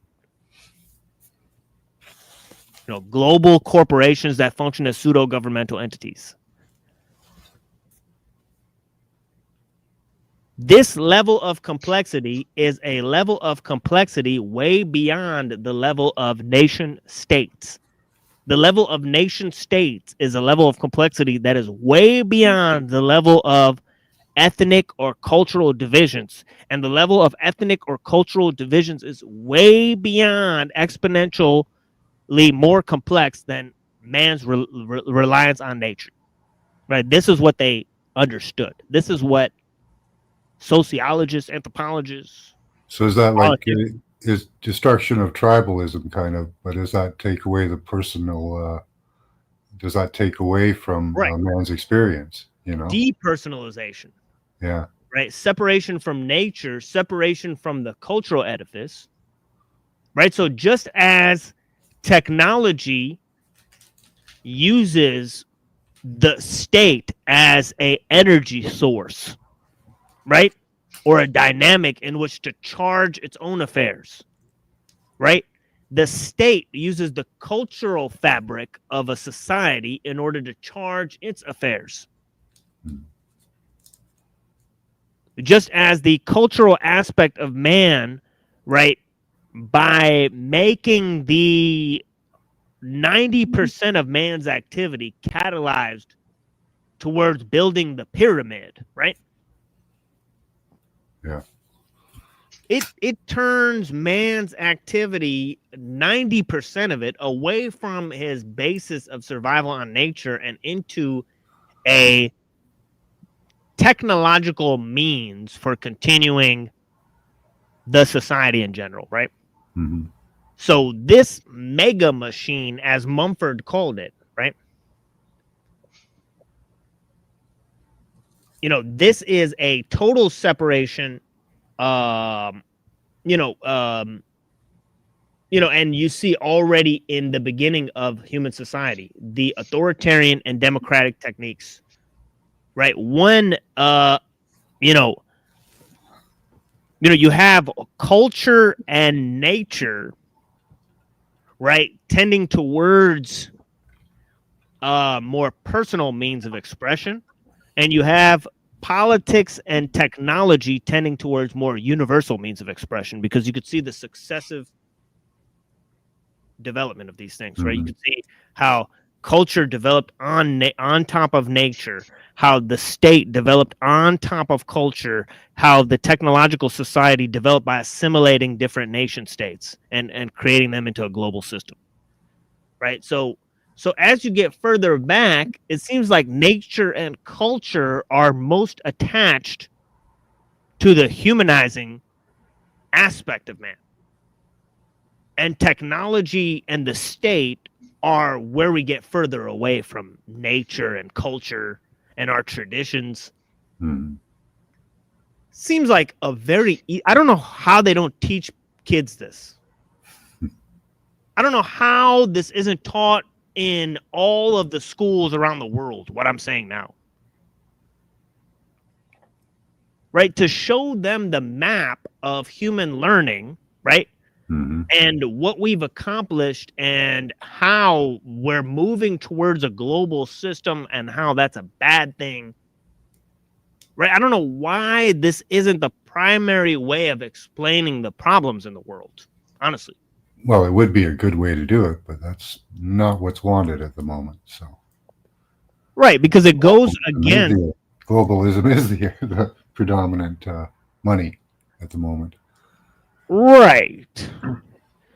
And this is the thing, is like how do we wake people up from thinking that nationalism and the state are a solution? Yes, they're better than the global edifice, right? But they're still based on universalizing aspects, right? And they're still based on a secular humanist ideology, right? That tends to universalize means, right? So, I mean, there's no way to proceed without poisoning the well, right? If we're going to maintain the existing thought structures, right? There's just no way, right?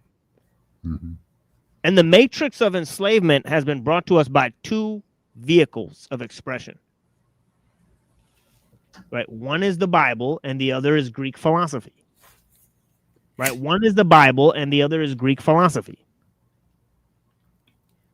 Right, if anything, these are the two damn pillars, of Joachim and Boaz. All right, yeah. These are the motherfucking pillars. Right, all right. Rome, Masonic unit. Yeah, Rome and Jerusalem.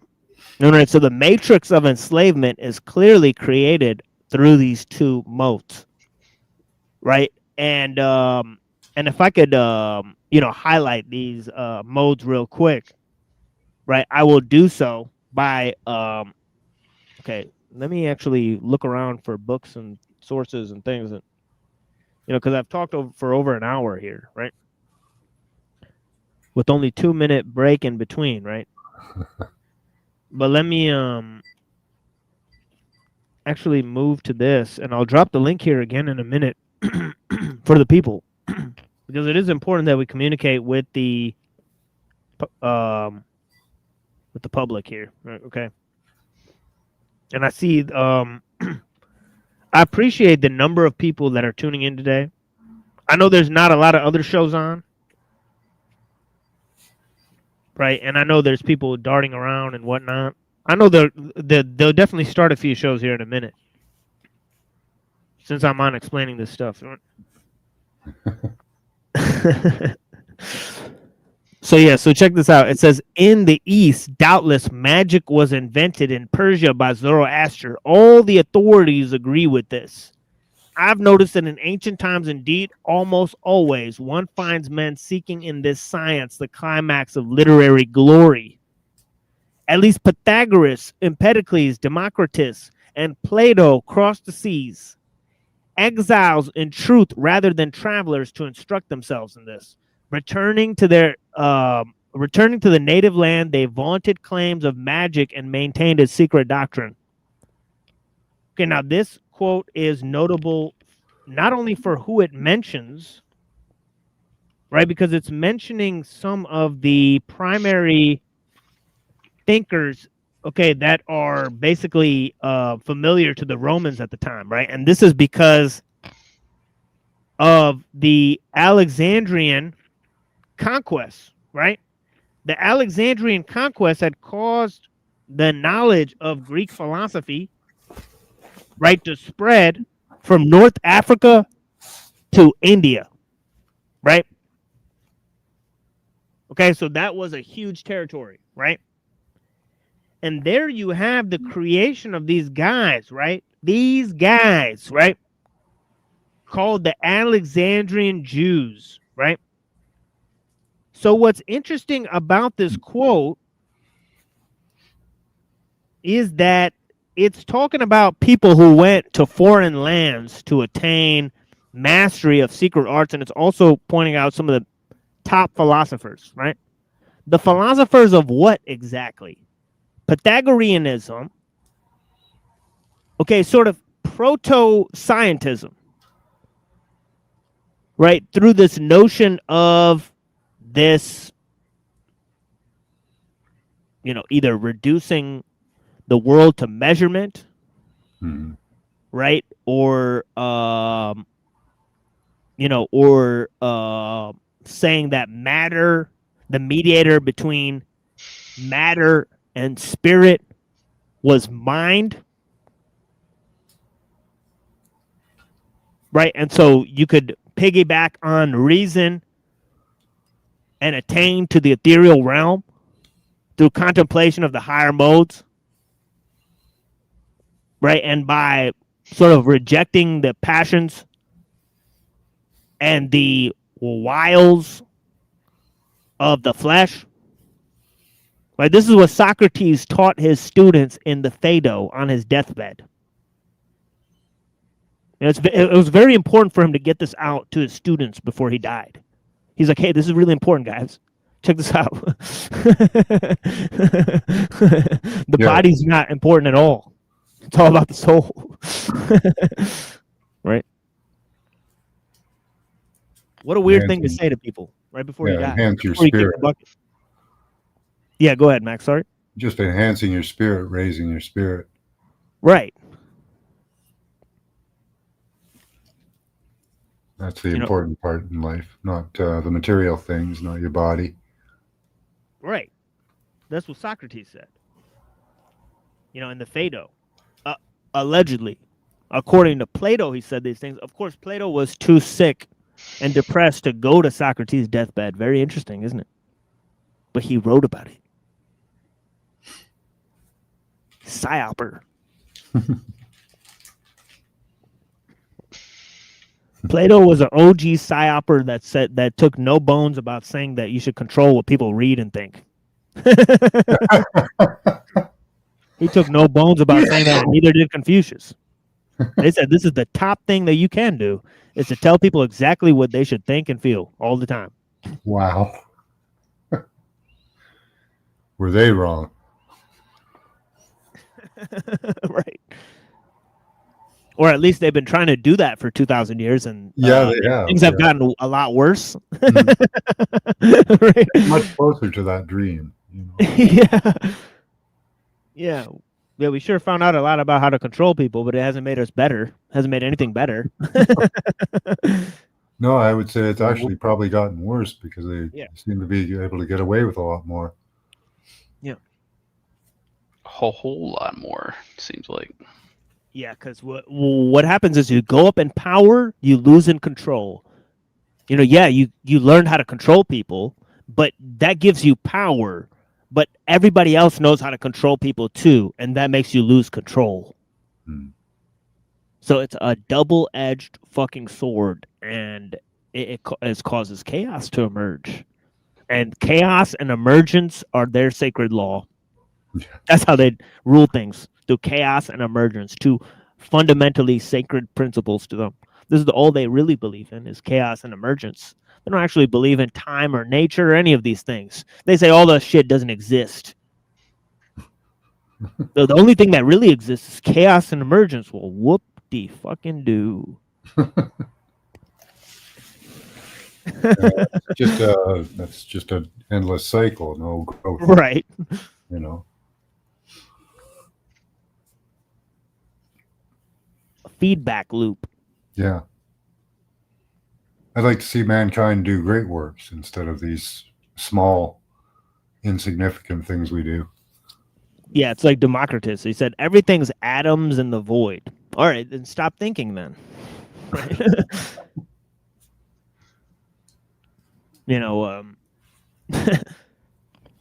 you know, and yeah, it says here, Pliny the Elder. Oh, wait, I lost a quote. Shit. Okay, yeah, anyways. Well, I already read it, so we're good on that. But yeah, let me go back. Let me go to this now. Okay, so we read some names there, and I'll go to Pythagoras in a minute here. Right, but yeah, let me read these names here. Right, because I was talking about the Alexandrian Jews. And it says here, Clement had spoken of Plato as Moses, writing in Greek, and Eusebius, agreeing with Clement, considered that Plato and Moses were in agreement. Plato may be called a prophet of the economy of salvation.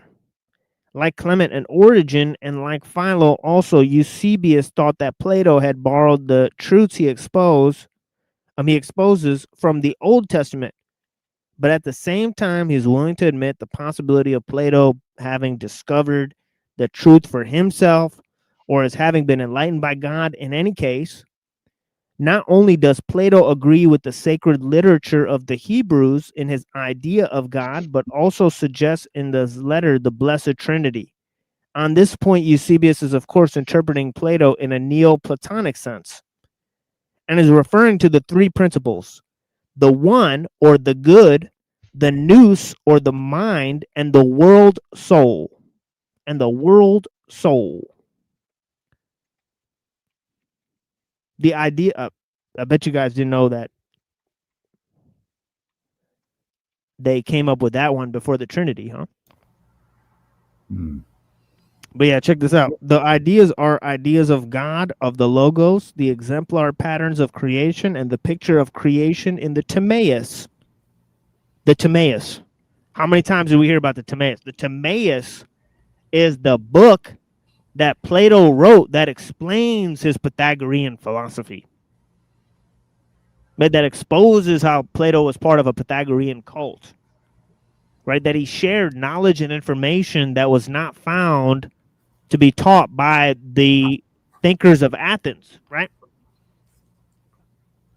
Right. So Timaeus is honestly a remark about the Timaeus itself is a remark about Plato's foreign influences. His foreign influences, right? Which we will read about, right? We'll read how Plato was not exactly in line with Athens, as we just read, right? By Pliny the Elder. Right? But it says here, again, Plato agrees with the scripture in his doctrine. This is Copleston, right? Of immortality. While the moral teaching of Phaedrus reminds Eusebius of St. Paul. Even Plato's political ideal found its realization in Jewish theocracy. So what is all this stuff about Plato being a Jew? Right? And the stuff about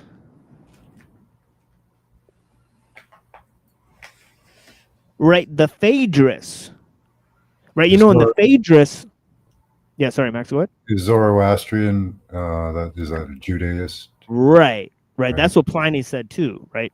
They said sort of Zoroastrianism is sort of the magical part, and then they're saying, well, see, the Alexandrian Jews, they actually did combine Zoroastrianism and Judaism. Right? Actually, this is exactly where the Sabians and the Mandeans actually originate. Sounds like where it's going, yeah. Yeah, the Sabians and the Mandeans, they reject the teachings of some of the teachings of the New Testament, but they sure do. Right, they sure do seem to combine Jewish teachings with Zoroastrianism. That's something they've accomplished. You know, there hasn't been that much discussion about that, or the Nag Hammadi Gnostic library, how it's got both Jewish, Christian, and Zoroastrian teachings in there, as well as pagan. Now, one of the ideas in the in Orphic Pythagoreanism, right? Okay, and we covered this before. Mithras, right, and Phanes Protagoras were sort of seen as similar guys, right? So in Orphic Pythagoreanism, they actually showed both deities, right? Right. So and I think they were both like hermaphroditic as well, right? So so this was some sort of hermaphroditic cult, which is also reminiscent of Gnosticism, right? Because some of the Gnostic ideas were sort of male and female and all this stuff, right? They had goddesses, right? All this type of stuff, right? Yeah, blessings, panel verse. I appreciate you, man.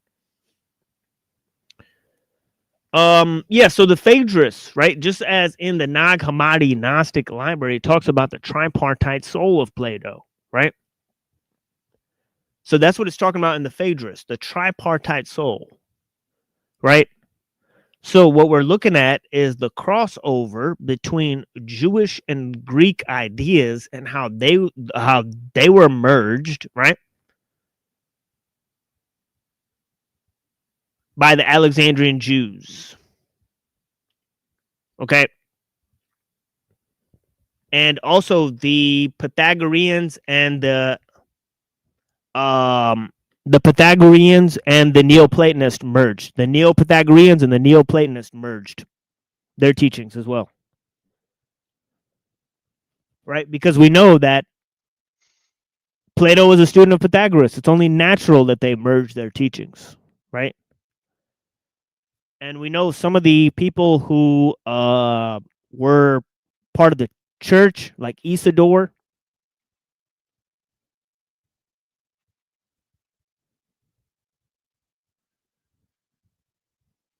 right? They were proponents of this Pythagorean philosophy, right? And they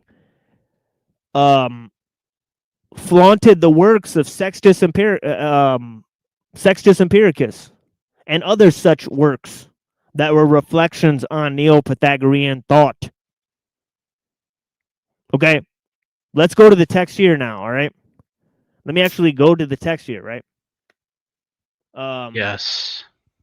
Yeah, let's go to the text of Pythagoras here, right? And I will read this for a couple things, and then we'll move to another text, right? And we'll sort of jump around now, right, for a long time in the show. But after I do this for a little while, I'll move to some music. I'll play some music in a bit, right? So let me open up this text here and see what's going on here. Sort of dusty old book here. A lot of sort of stuff on this. But yeah, let me move back to this and go to the section on Pythagoras. Okay, here we go. And we already read the first two, right? Of this, we were sort of reading them over with Joe Cool last show.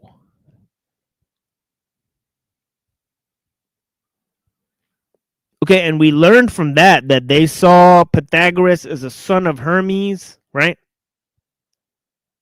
okay, that he was given the ability to remember his past reincarnations, right?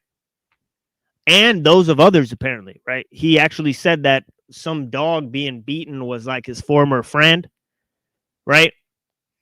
So Xenophanes is making fun of him for that, right? Right. So he believes in reincarnation. He believes in the transmigration of the souls. Yeah, blessings, Max. Yeah. Yeah, That that's was it? just mean.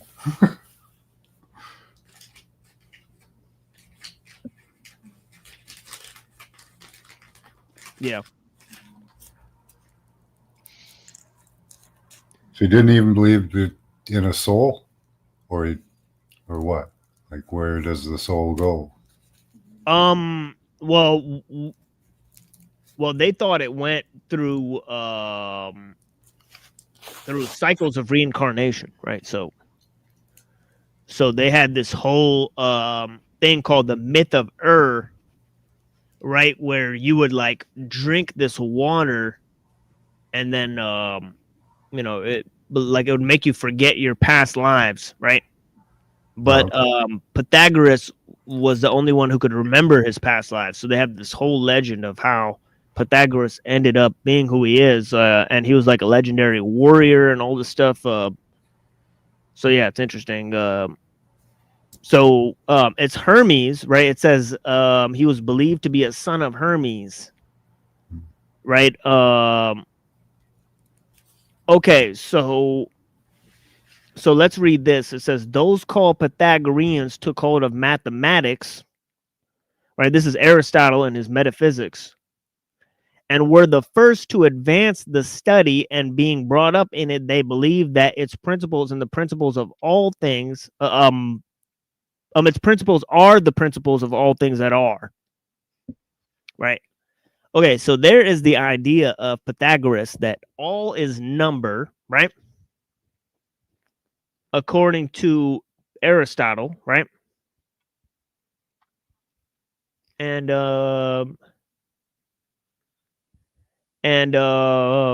it says here, since numbers are naturally first among these, right? And in numbers, they thought they observed many likenesses of things that are and things that come to be. And since they saw the attributes and ratios of musical scales and numbers, and other things seemed to be made in the likeness of numbers in their entire nature, and numbers seem to be primary in all nature. So here's this idea. Numbers being primary to nature.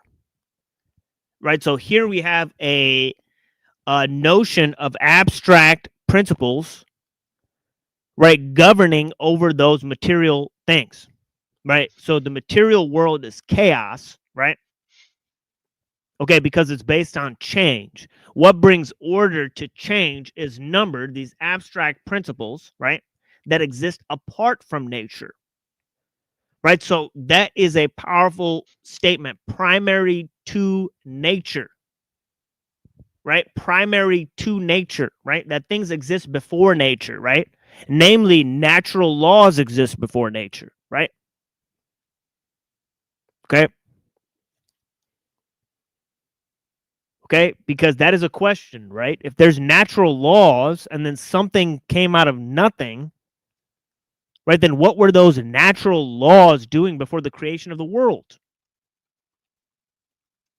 Right, in other words, what were the natural laws doing before the Big Bang? Were they just stagnant? Right, well, the ancient philosophers had an answer to this question, right? They said, no, the world is caused by these natural laws, right? They're primary to the existence of matter, right? Well, that would be like predicting the future, wouldn't it? Right? And you can't really do that. Right. I don't see how. Right. Because the laws couldn't exist until it was constructed or made, because there's nothing to govern over.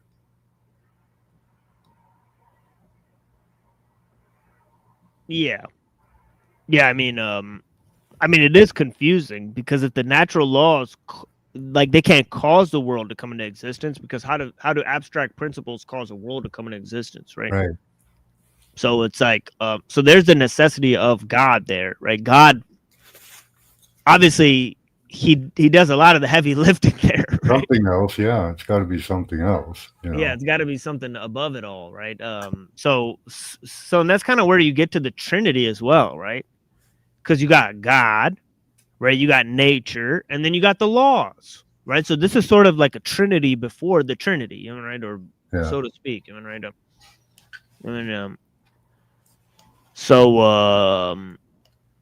so they would kind of think that, but yeah, primary in all nature. It's confusing thought for sure, right?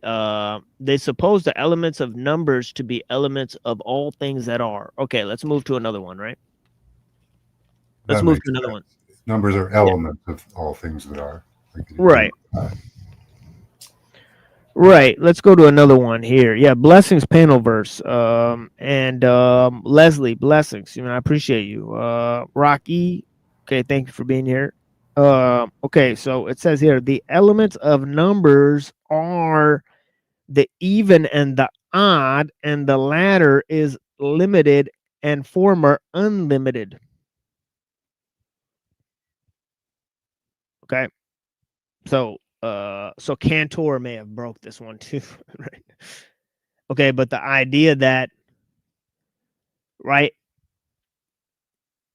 the latter is limited and the former unlimited, right? How is that? Aren't numbers infinite?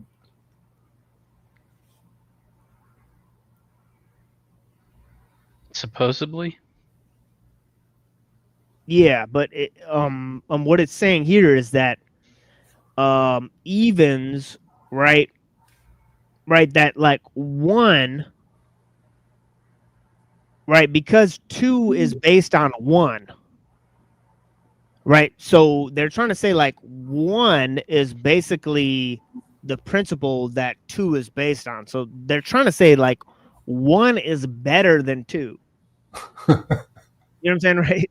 The Pythagoreans are saying that? Yeah, yeah, they do say that, right? Like some kind of number supremacy.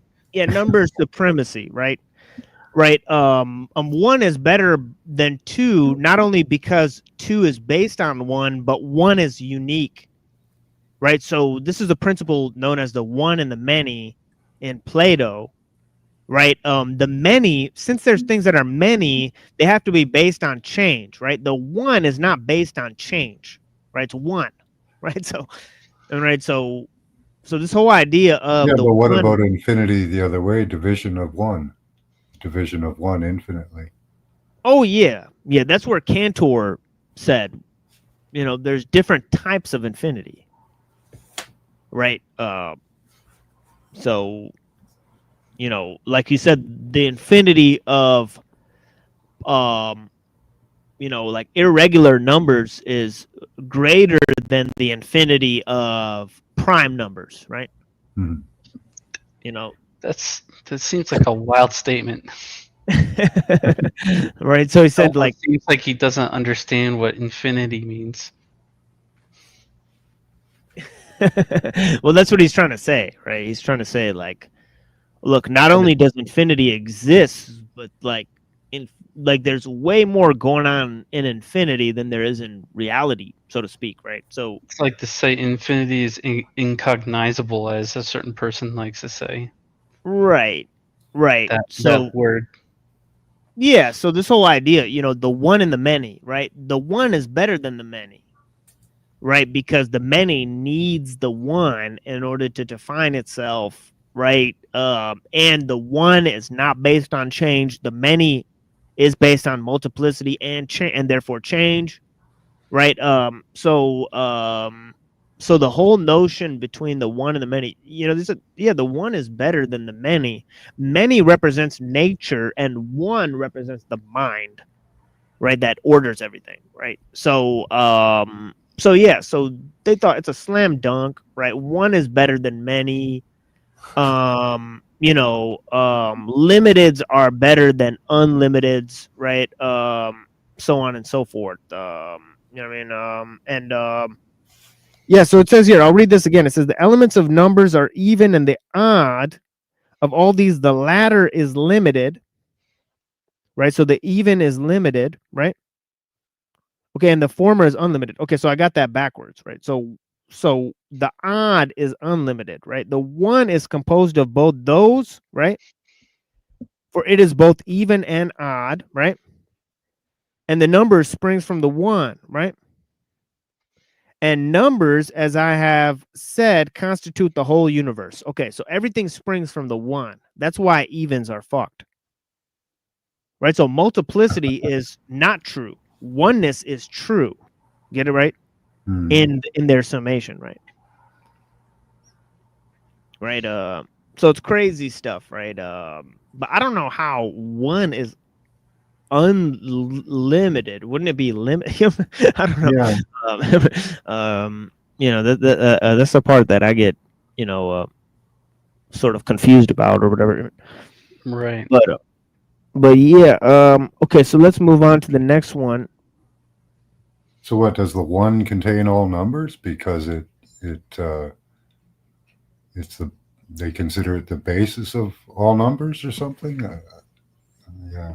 Anyway, yeah. Yeah, something like that. I think that's what they are saying, even for sure. And seemed like it to me. Okay. I mean, okay, I guess I'll read one more and then I'll play some music for you guys. Right. Okay. It says the Pythagoreans similarly posited two principles, but added something peculiar to themselves. Not the limited and unlimited are distinct natures like fire or earth or something similar, but that the unlimited itself and the one itself are the substance of what they are predicated of.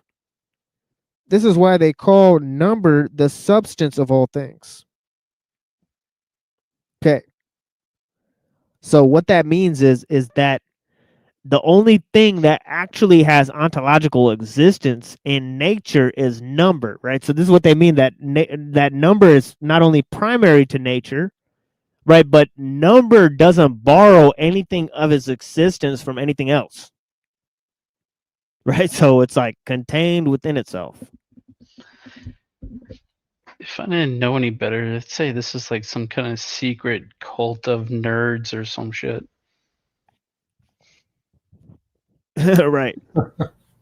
Like back before nerds were even a thing. Right.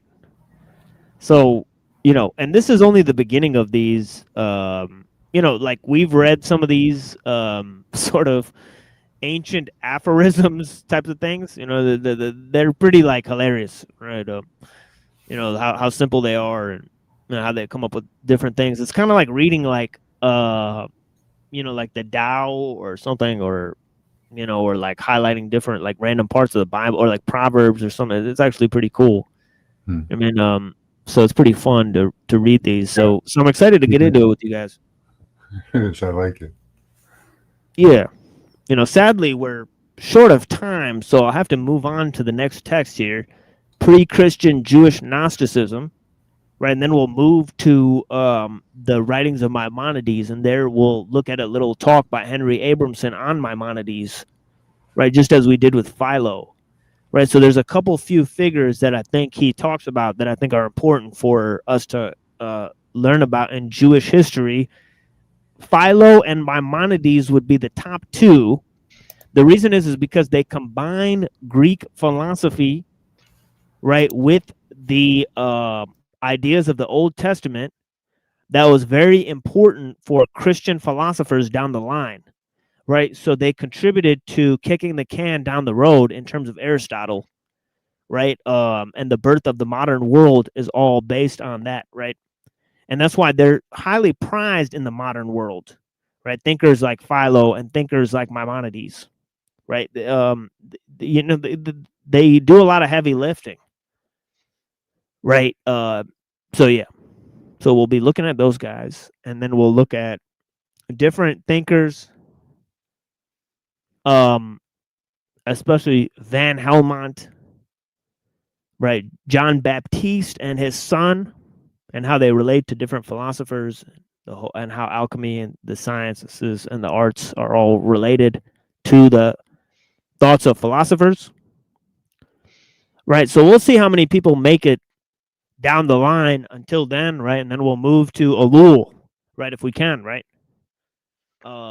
So here's a short, explanation of what we'll be getting into. Blessings. So yeah, let me open this up for you guys. This is a little mix I made. Gas Draws. I really like the lyrics on this MF Doom song, Gas Draws. And so I mixed it with Christophe de Babylon. Okay. And yeah, so it's always good. Yeah, he's a deep thinker. You can tell even by his songs. So yes, let's see this. Gas Draws. Blessings.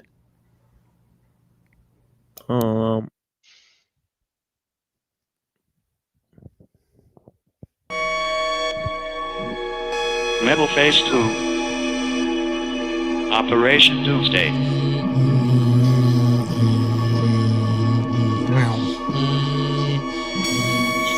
Very high.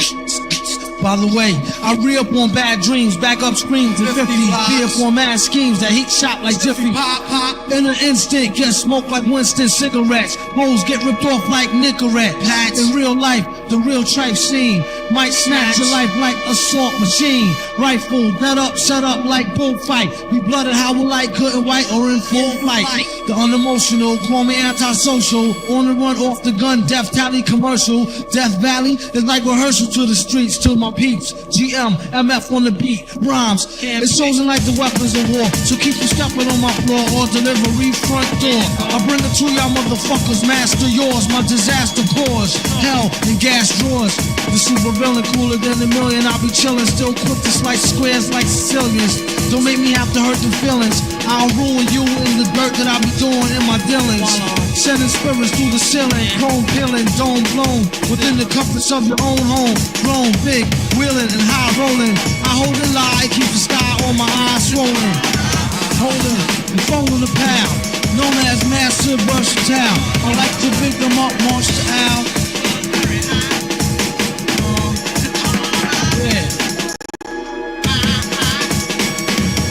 I saw you in hell with them gas drawers. To my brother Sub Rock and Black 2, I crack Blue 4, 2 more, 3 men, 2 up. I hit the crew up like nobody knows how. Next to unseen fields and giving crews, I brush with death like between meals. 2 times a day with brothers that's tight like a noose. With more rhymes than you, so Dr. Seuss, a motherfucking Mother Goose. Exorcist, vicious murder, whoever hooker herder. Next to malicious murder, track type vicious. Fulfilling the pipe wishes, the missions may be legal. Minus the baby eagle, any given summer Eve don't breathe. 16 shots, I do believe, and 1 up the sleeve. Master of the O, who predict your last pause. I told y'all, hell and gas drawers breaking glass and plastic jaw like federal drastic law. Fed up from fighting secret war with them fantastic fours. Versus doom with the metal face before it go to state. The whole better settle case. The flow is at pedal pace, steady like tricycles. Beware all suckers, froze like icicles. Back them up, and bagging bitches like nickels, cause I lick them where they tickle. Before I hit the clip though, I'ma spit till I pronounce more hits than an ounce, no doubt. About to bounce, extra unannounced, I'm out. And I like to give a shout out to the brother Jet Jaguar, Megalon, and King Ghidra. I call this joint right here Gas Drawers. The hell with yours.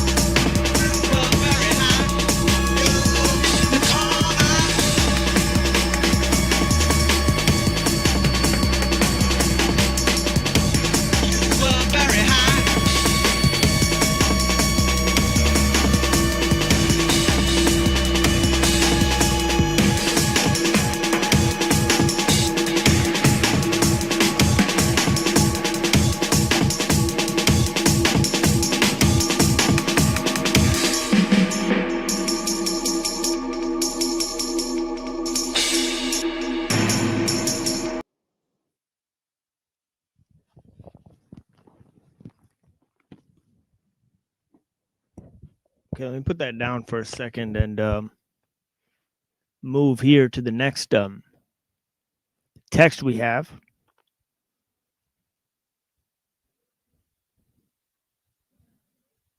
And dude was quoting Philo left and right. All right.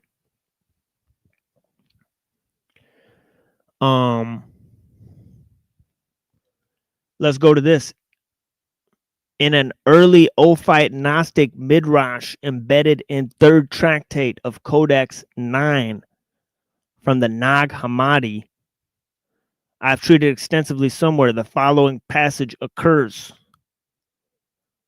Okay, now this is what we were sort of focusing on last time. Now you'll hear a lot of these very familiar takes.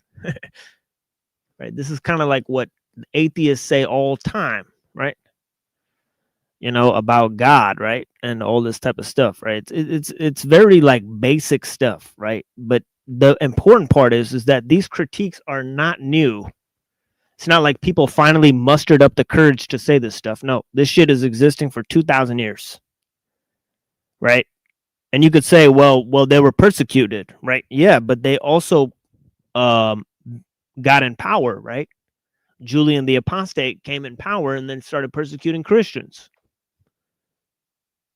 And I think today nobody cares if, you know, obviously, you know, people will more likely say that religious people are being totalitarian than, you know, people who are thoroughly irreligious, right? But it seemed like some of the people in high places of power are sort of not very religious people, even promoting satanic stuff, right? So, you know, so we could look at it from both ways, obviously. But yeah, I mean, it is important to characterize, like, you know, if these religious people are behaving this sort of way, like, what kind of God do they worship?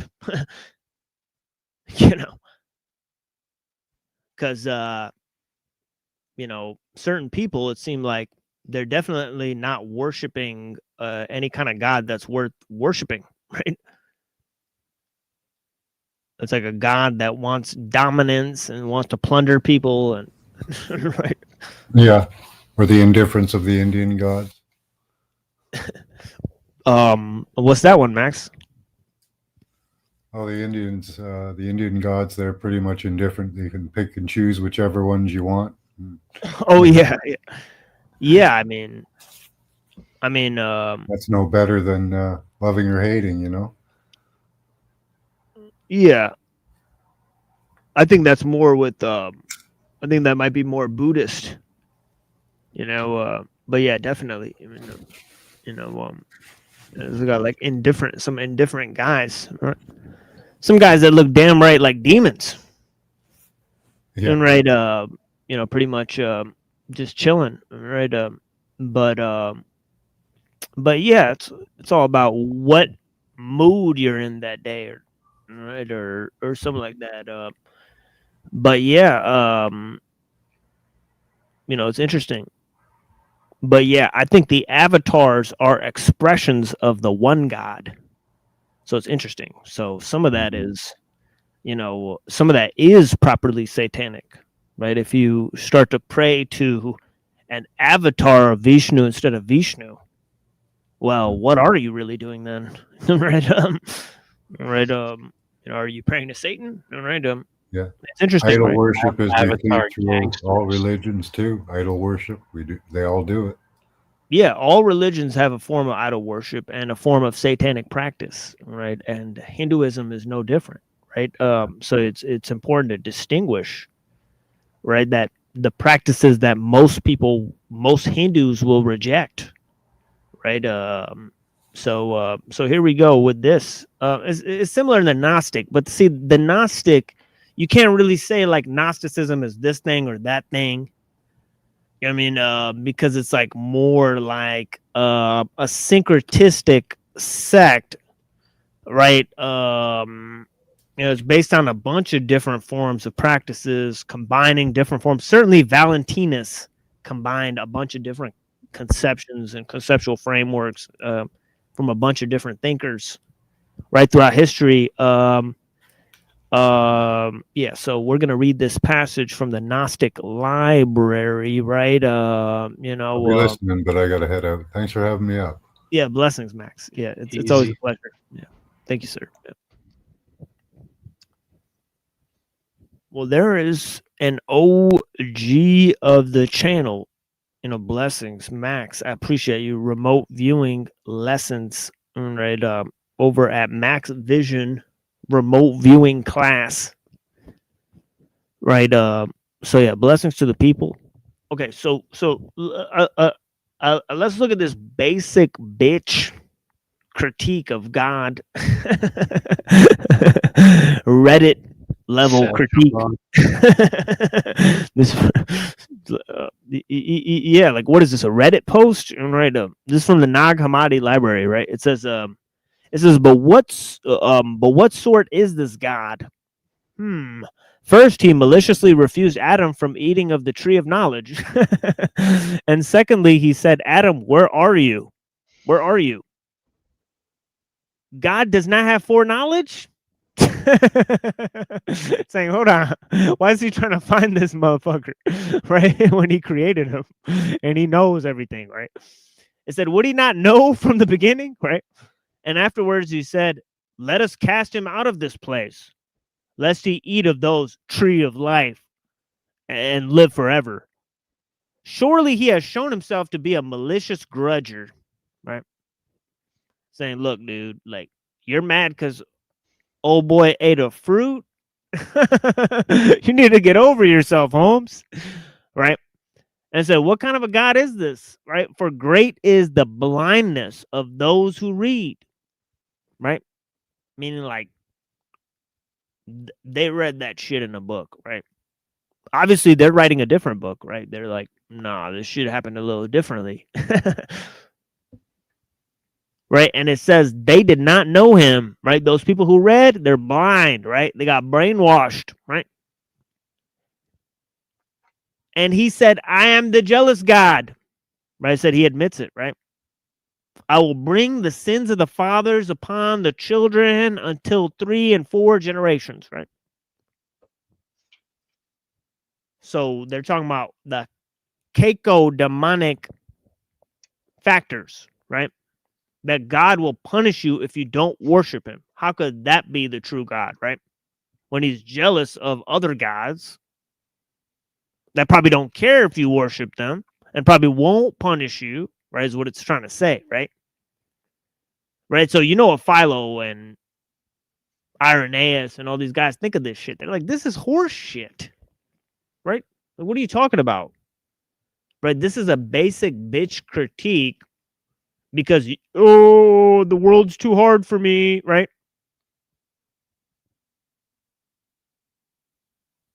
Right? Shall a fault finder contend with that almighty fucking clay pot?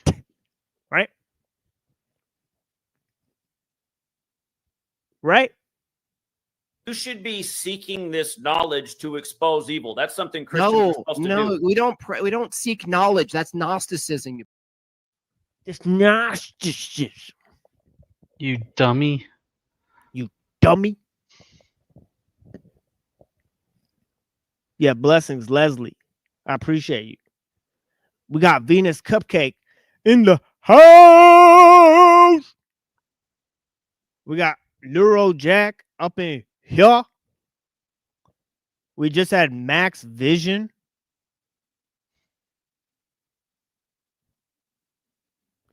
We got the big homie Anderson. Mr. Anderson. Triple OG. One of the smartest people we've met out here. Rebuilt a certain temple, didn't he? Blessings, Mr. Anderson. I appreciate you, man. Yeah, Julian the Apostate. He wanted to rebuild the Jewish temple. To piss off the Christians, right? And now the Christians are trying to rebuild it themselves. See how everything flips around, folks? It's Everything crazy. gets inverted. It's crazy.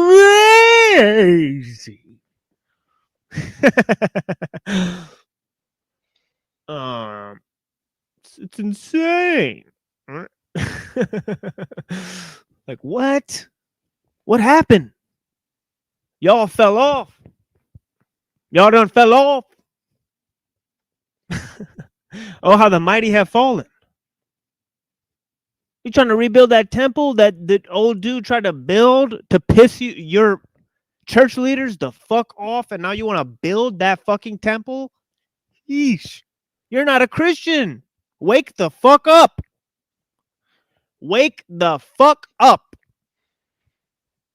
You part of the synagogue of Satan. Oops. Oopsie daisy.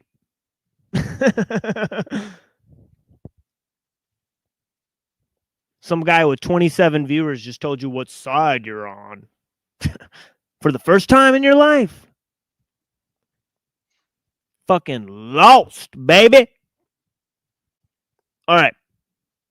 In this passage, the Gnostic affirmation of envy of the demiurge. That's right. It's not God. There's different gods, right?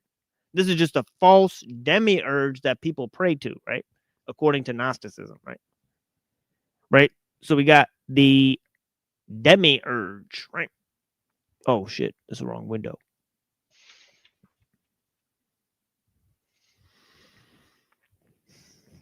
The demiurge. Demiurgos, right? The demiurge, right? Okay, the envy of the demiurge, right? Because there's other gods, right? So of course it's envious, right? Now, of course, if there wasn't no other gods, then right, why would God need to be envious, right? Of what, right? So, but of course, we know that that's referring to the idols. Right, so this might be what they're talking about, taking the sort of creative license, sort of creative license over what these texts represent, right, and then applying them, right. Blessings, Mr. Anderson.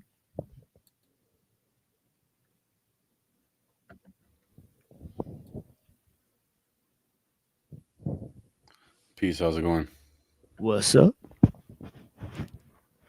Oh shit, it's not letting me log into. I haven't used this computer in a while, so it's all tripping out on logging and stuff.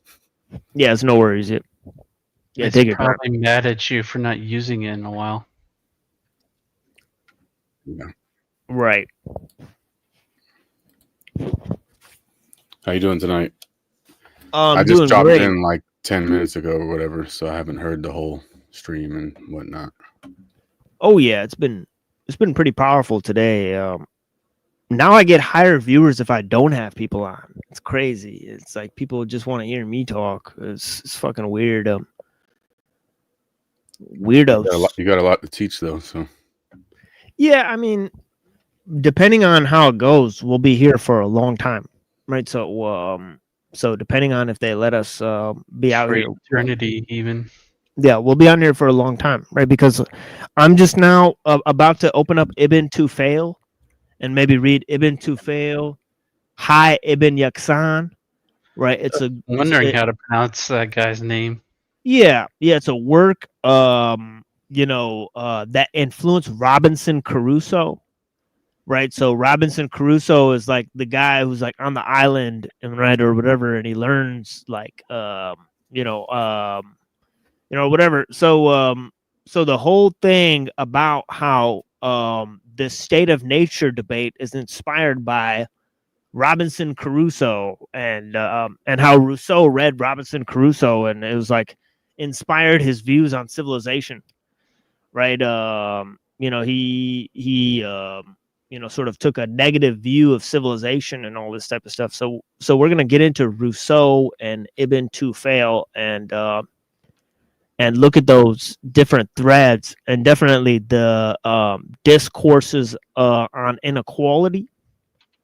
So yeah, I'm gonna read through those. So right now I'm reading economic and philosophical manuscripts of Karl Marx, and I've done like at least 10 shows on it. At least 10 shows, like looking at the different texts, looking at different ideas, looking at how it relates to Hegel, right? And yeah, so I mean, there's just an endless amount of material that's possible. You know, it's like crazy. You know, yeah, like I just found this article when I was looking for information on the subject, right? You know, and found a whole book attached to it. I mean, and it goes in a lot with what I've already said a lot, right? But yeah, what it is here. Hold on, let me open this up. Okay, I don't want to lose my place. But yeah, Pearson Berger, 1990, Gnosticism, Judaism, and Egyptian Christianity. So in this first part, they're arguing that Gnosticism is actually pre-Christian. And this is because sort of different writings, including those of Irenaeus and Origen, that sort of point to how the main thing that the Gnostics are doing is they're reinterpreting the Old Testament, right? And some of them wholly reject Christian ideas, right? So what they're trying to say is that since Philo mentions antinomian sects of like Melchizedekians, I mean, that are kind of like Melchizedekians, and then you hear about this whole idea of Melchizedek, right? And these sort of two sets of books in Hebrews, right? It says, well, you know, there's a law of Melchizedek, and then there's a law of Moses, right? And it's like, well, you know, it's interesting how these passages are used to justify pre-Christian antinomianism, right? So you have things like the second and third book of Enoch, right? And those are mentioning figures like Melchizedek as well, right? So it's like this whole Melchizedekian thrust, right, that Philo's talking about is indeed, it's pre-Christian, because Philo doesn't write about the Christians, right? So he's talking about a tendency within Alexandrian Judaism, right? So wildly enough, this is where we've landed right up in our critiques. Yeah, like Nero said, can you clarify the antinomianism? I'm not my brain's pretty fried from all the antinomianism, useless information I've had. Go ahead. Exactly. Whether it be the law of the law of the Torah or New Testament, regular laws. Yeah, if I were to expand on this idea, it's saying that there's a spiritual law of salvation and faith that's beyond just the simple following out of certain actions, right? So God's like call to salvation supersedes people's adherence to the law. So that's stage one, right? And then they extrapolate, just like the ascetics, right? That you know, there's a different understanding that one could sort of detach oneself from the sort of forbearance to a law in the physical sense, and have the salvation become sort of a personal project that one does by purifying one's spiritual nature and rising and transcending above the physical mold, right? So they sort of share this with the ascetics, right? But ultimately, it's that there's a spiritual law that supersedes the physical aspect of following the law, right? And that that this sort of letter of the law constitutes a spiritual salvation that supersedes the physical nature, right? So most antinomianism is characterized by saying that spiritual practices are above adherence to the law, right? So antinomian sects, they sort of characterize their rituals and rites as sort of transcending this strict adherence to the law, right? So you could see this in like Sufis, like libertines, like Kabbalists, right? Like Jacob Frank and all this type of stuff, right? That they're all sort of saying, well, you know, we're transcending the law through these spiritual practices, right? You know, like there's certain Sufi guys that said, like, look, if you like become spiritual enough, like you don't have to pray anymore, like 5 times a day, like you're good on that, like you're like you've already graduated, right? Like, or you know, right, or you know, like the recipe for a spell or something. Yeah, exactly, right. So this is sort of to sort of expand on it in a very, I mean, honestly, expansive manner. Now I can also look it up for you, right? So here it is. I mean, they can use Paul a lot too, because Paul says the letter killeth, but the spirit giveth life. Yeah, I would say, yeah, but like Paul is attached to sort of authoritarianism in terms of the church and all that type of stuff. So I would say more Hebrews, because Hebrews is not purported to be written by Paul at all. So you could detach Hebrews from Paul and still get the whole Melchizedekian thing that's sort of pre-Christian, right? Strain that's you know, from those Book of Enoch things, right? So that is even pre-Old Testament kind of too, Melchizedek, because that's going back to the old Canaanite stuff with El. Yeah.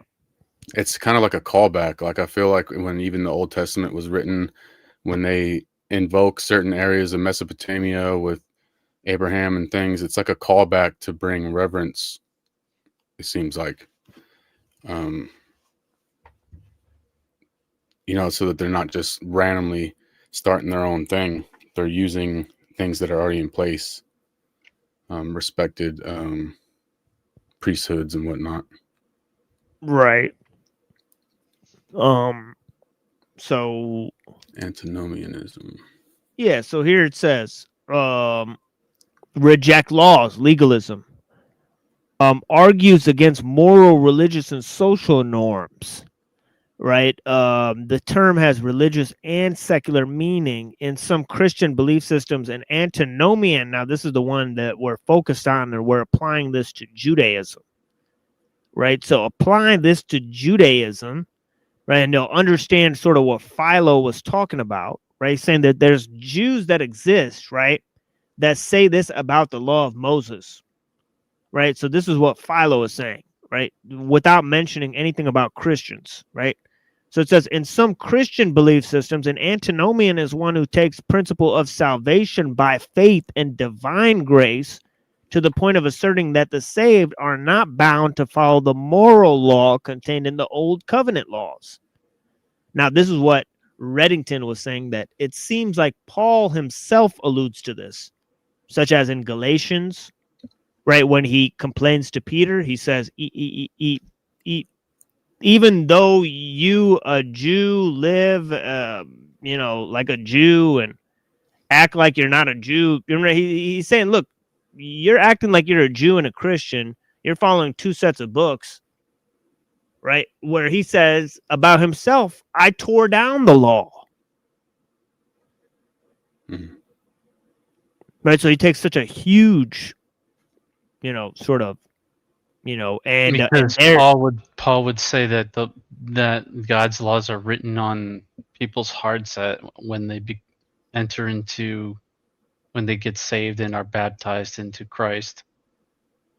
Yeah, and there you have the old covenant, or the old covenant is done away with. Yeah, and there you have 2 sort of the 2 most contradictory statements, right, is in Paul's Galatians and in the Epistle of James, right? That it says one cannot attain to, you know, salvation through works, It literally says that in Galatians. And then what does James say? He says, faith without works is dead. Being alone. So it's like, which one is it? Right? You know what I mean? The sort of New Testament presents this quixotic paradox, right, between sort of Melchizedekianism and the law of Moses, right? In 2 Corinthians, there seem to be some sort of ideas about this too. Paul mentions Moses directly in 2 Corinthians, right? And it seems like he's making negative reference or inference about Moses and the law of Moses, right? And also he says in Romans that the law was given on behalf of transgressions, right? Meaning that the Jews, right, were given the law because they sinned, right? But also he says that the Gentiles who know the law in their heart, right, but don't obey like the letter of the law, they're a law unto themselves.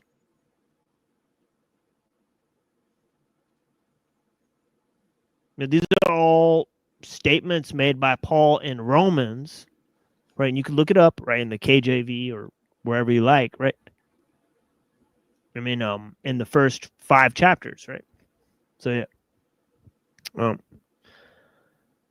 Because the law was to condemn the person so that it makes them realize they need salvation from God. That's what the gist of what Paul was saying of it in Romans. Yeah, that's an interesting interpretation for sure. And aren't both those verses kind of just saying to do both? Faith without works is dead. Doesn't necessarily say no works. It's just saying faith alone as compared to faith alone.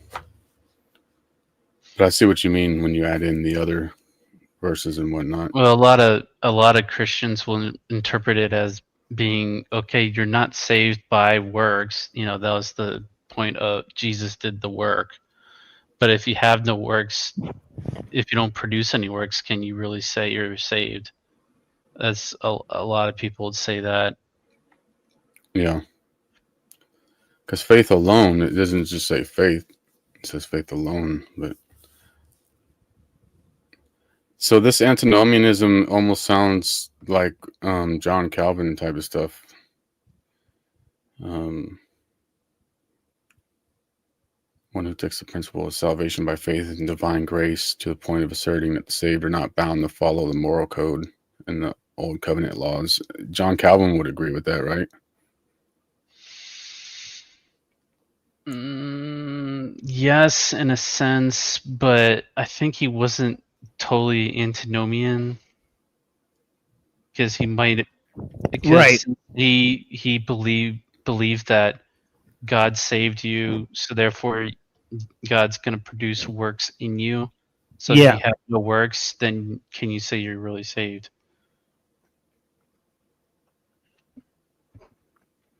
Yeah, because when it says not bound to follow the moral law, that's including works. That's where I was getting confused as far as ritual versus works and all that, because it seems to be similar in a way, like following the law, because the distinction was made between following the law and works. I mean, Calvin would say that man is totally depraved, so they can't. It's not that they don't try to do works; is that they're too depraved to have any works that would count for anything. Yeah.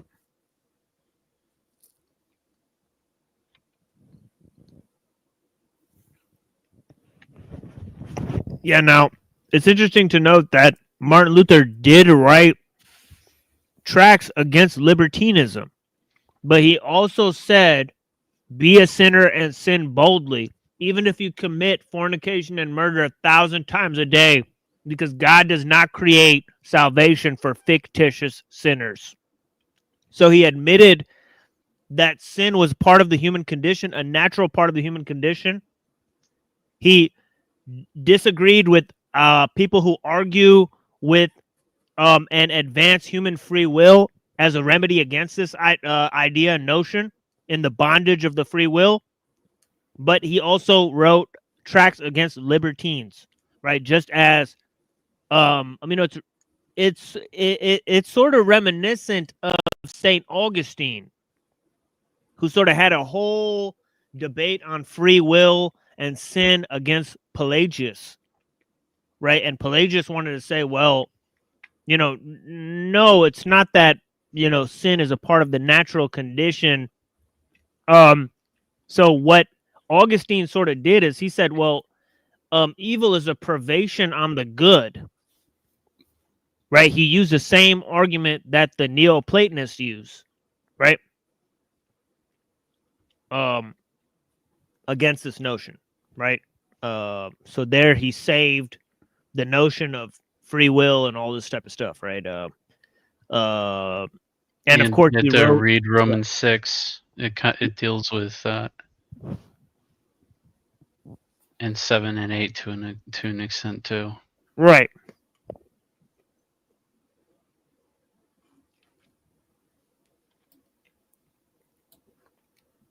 Right. And sometimes the whole quote, hate the sin and not the sinner, is attributed to St. Augustine.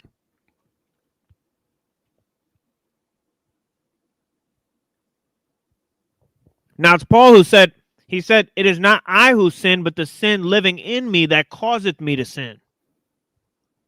Right. So they're drawing somewhat from this notion from Romans 7, right?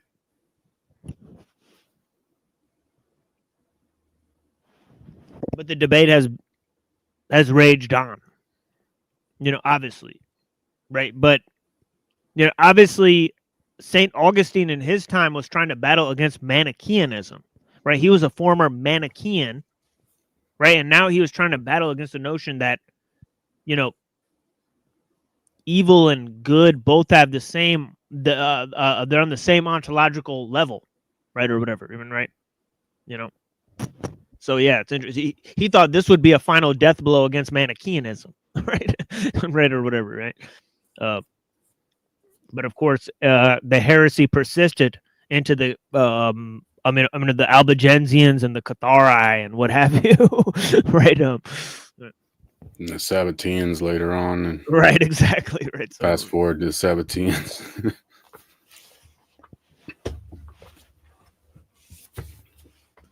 It's crazy. It seems like a cop-out.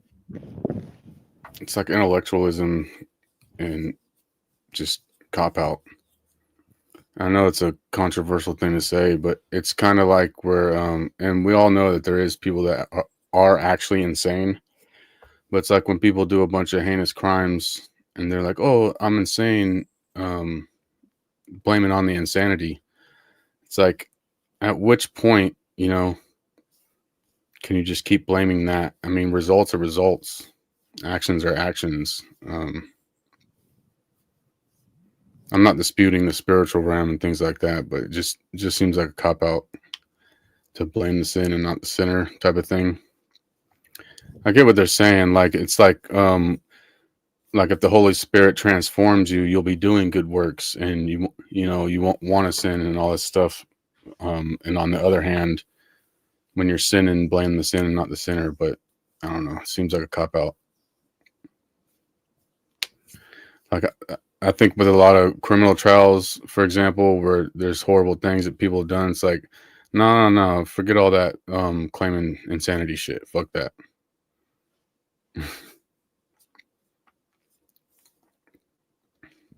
Yeah, that seemed like a major part of this. It's intellectualism to use spirituality against, I guess, religious law or whatever. So there's a common pattern there, right? So if you had a look sort of formula for antinomianism, that's sort of what it would be, for sure. And that's what's noticed by these ancient guys, right? they're using Greek philosophy to explain the mysteries in the Bible, right? That's where they get caught up into this stuff, right? So it's like they go, they use Aristotle to break down the mysteries, so where the edge of explanations exist, they'll then try to create something through their philosophical system, right? And that's always where the divide takes place. And yeah, so I think this that is something that was stated quite emphatically in this work by Pearson and Berger as well. I said they're using Greek philosophy to explain the mysteries of the Bible. I was like, whoa, it just said the thing that I wanted it to say. I was like, nice. Well, yeah, Alexandria was an explosion of the intellectualism and doing all that. They went nuts with that shit. Right. And there you have the Alexandrian Jews. And of course, Philo, like I noted, right, his sort of descendants were linked in with the Herodians, right? So Bernice, who asked for the head of John the Baptist, right, and who would later become a sort of mistress, a mistress to Flavian, right? So she was Flavian's mistress, Bernice, who asked for the head of John the Baptist and was the wife of fucking Philo's descendant, right? So Philo's descendants, right, like Tiberius Alexander, right, he joined Flavian's army. Yeah, to sack the temple, yeah. To sack the temple, right? So this is a prodigious, how was Philo so pro-Jewish and his, descendants were, or were they pro-Jewish and they just didn't think what were they thinking? It's really sort of confusing, right? But it sort of suggests that Philo's family became Romanized, to an extreme degree, right? They blended into Roman society so well, right, that they were indistinguishable from regular Roman citizens, right, to a large degree. Yeah. Sounds like Russia and Germany too. Right. Yeah, they definitely, no doubt,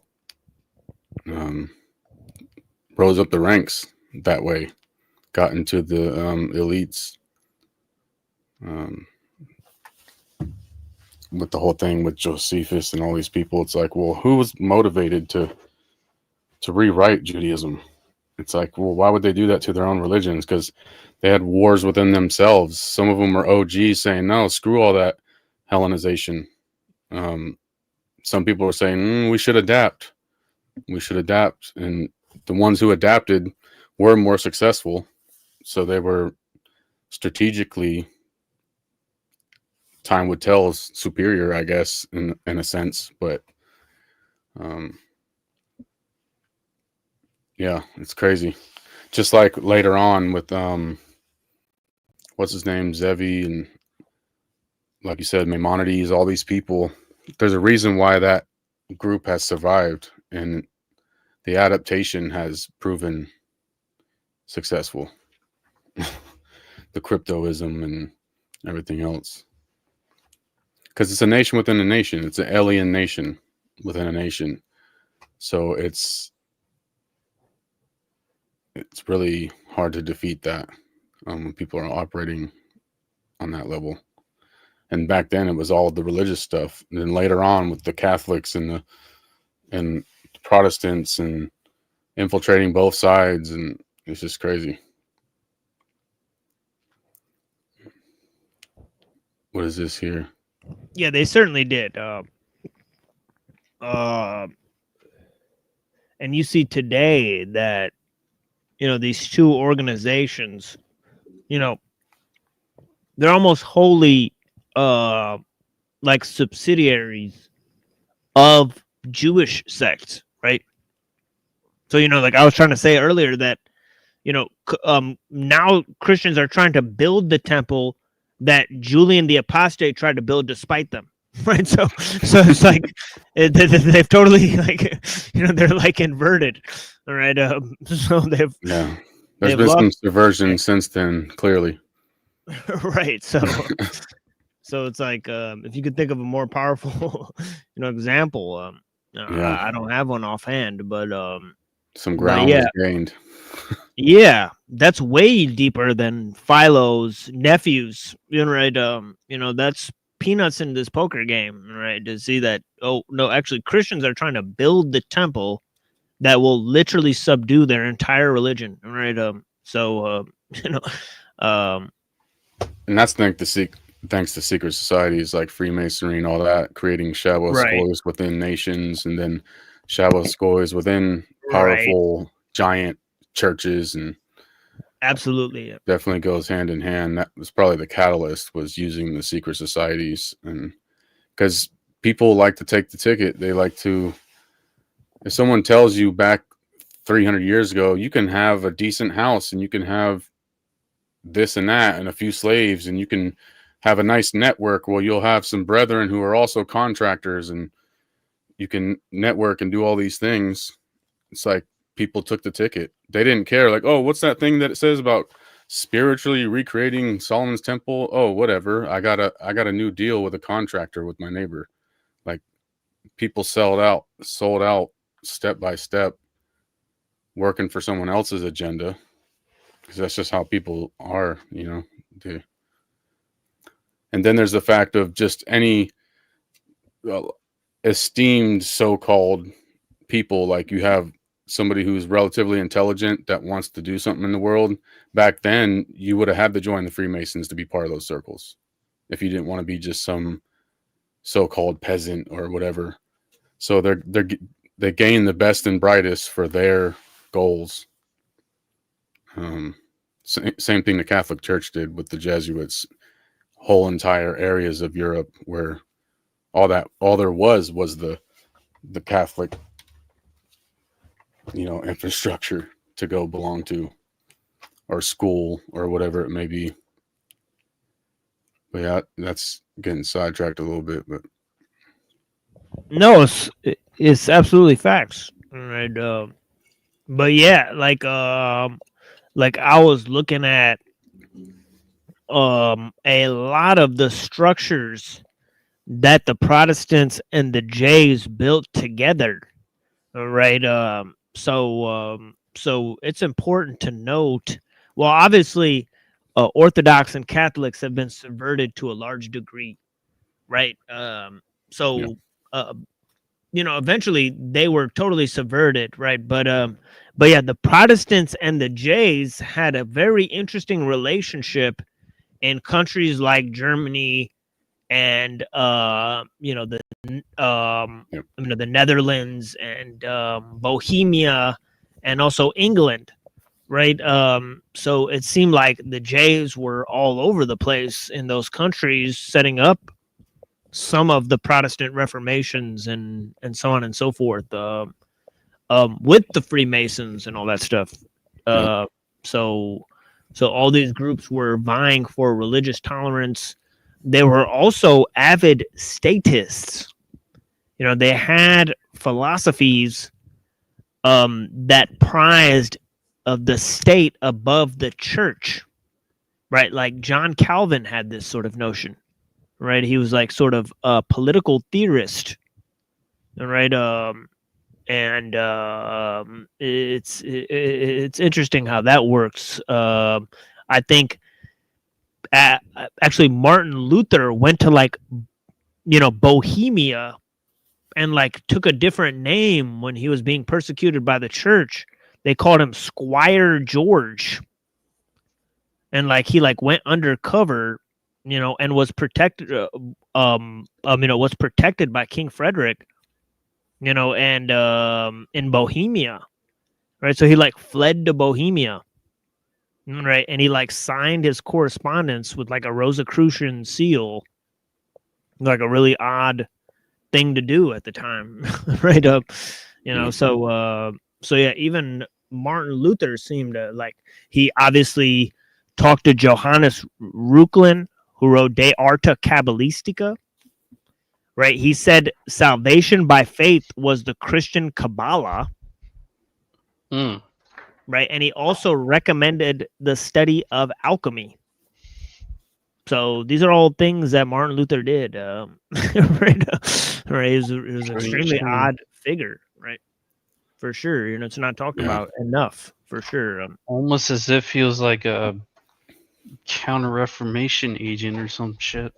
Right. Or controlled op, representing something that was bubbling up, so they controlled the bubbling up. Or the revolution itself was inspired by those who would benefit from it, because the certain Jays and whatnot, they thrive on chaos and breaking down of structures, especially monarchies and powerful churches. That's an opposition for them. So yeah, once they break that down, they can thrive in the chaos. That's how they get down. When you can, now I think about it, because I used to always say that. I used to say, well, he's probably just controlled op. Kind of like where 50, 60, 65% of America starts becoming quote unquote conservative and right wing or whatever. So they have a controlled op puppet like the T-Man come out, would put a working man's red hat on and supposedly lead that and control the rise in the way they want to control it. The same thing was going on back then, no doubt. Sure, that'd be the QAnon as well. Yeah. Like back then, if people started rebelling against the Catholic Church, they're like, well, let's not let this go too out of control without giving the leader for it, without controlling that rise. Right. The Alta Vendita. All right. Yeah. Why do they charge so much for that? I've tried to buy that so many times. That pamphlet. Right. That shit's so expensive. Yeah, I have a writing by Giuseppe Mazzini on the Risorgimento. Right, he was partly responsible for the unification of Italy. Right, he created a movement called Young Italy that later was linked to the mob and all this stuff. So like, so it's interesting. Like Young Italy and Giuseppe Mazzini and the interesting stuff with that. So yeah, and the Risorgimento and how the Young Italy, like they also had the Young Turks, right? And they had like young a bunch Hegelians. Yeah, they had like some young movement, young Hegelians. Well, it's kind of like it's kind of like Marxism, going to the spoiled little brat that's in college and saying, "You're so oppressed. Here's how you need to uprise." So it doesn't surprise me that they go for the young groups, Right. It's just interesting, the cycle of life, You can build the best society you can, but the kids are going to get spoiled. And somebody's going to come along and say, "Oh, you poor thing. You need to rebel. They're forcing you to do this. They're forcing you to do that." Which I was one of them. I've got a rebellious spirit, no doubt. Right. I got kicked out of a lot of schools. I got expelled from a lot of schools. Once I became an adult, the new principal was the president and the government. It's like, fuck these people. So I get it. I'm pretty rebellious myself, but it's just interesting getting older and seeing the people who benefit from that.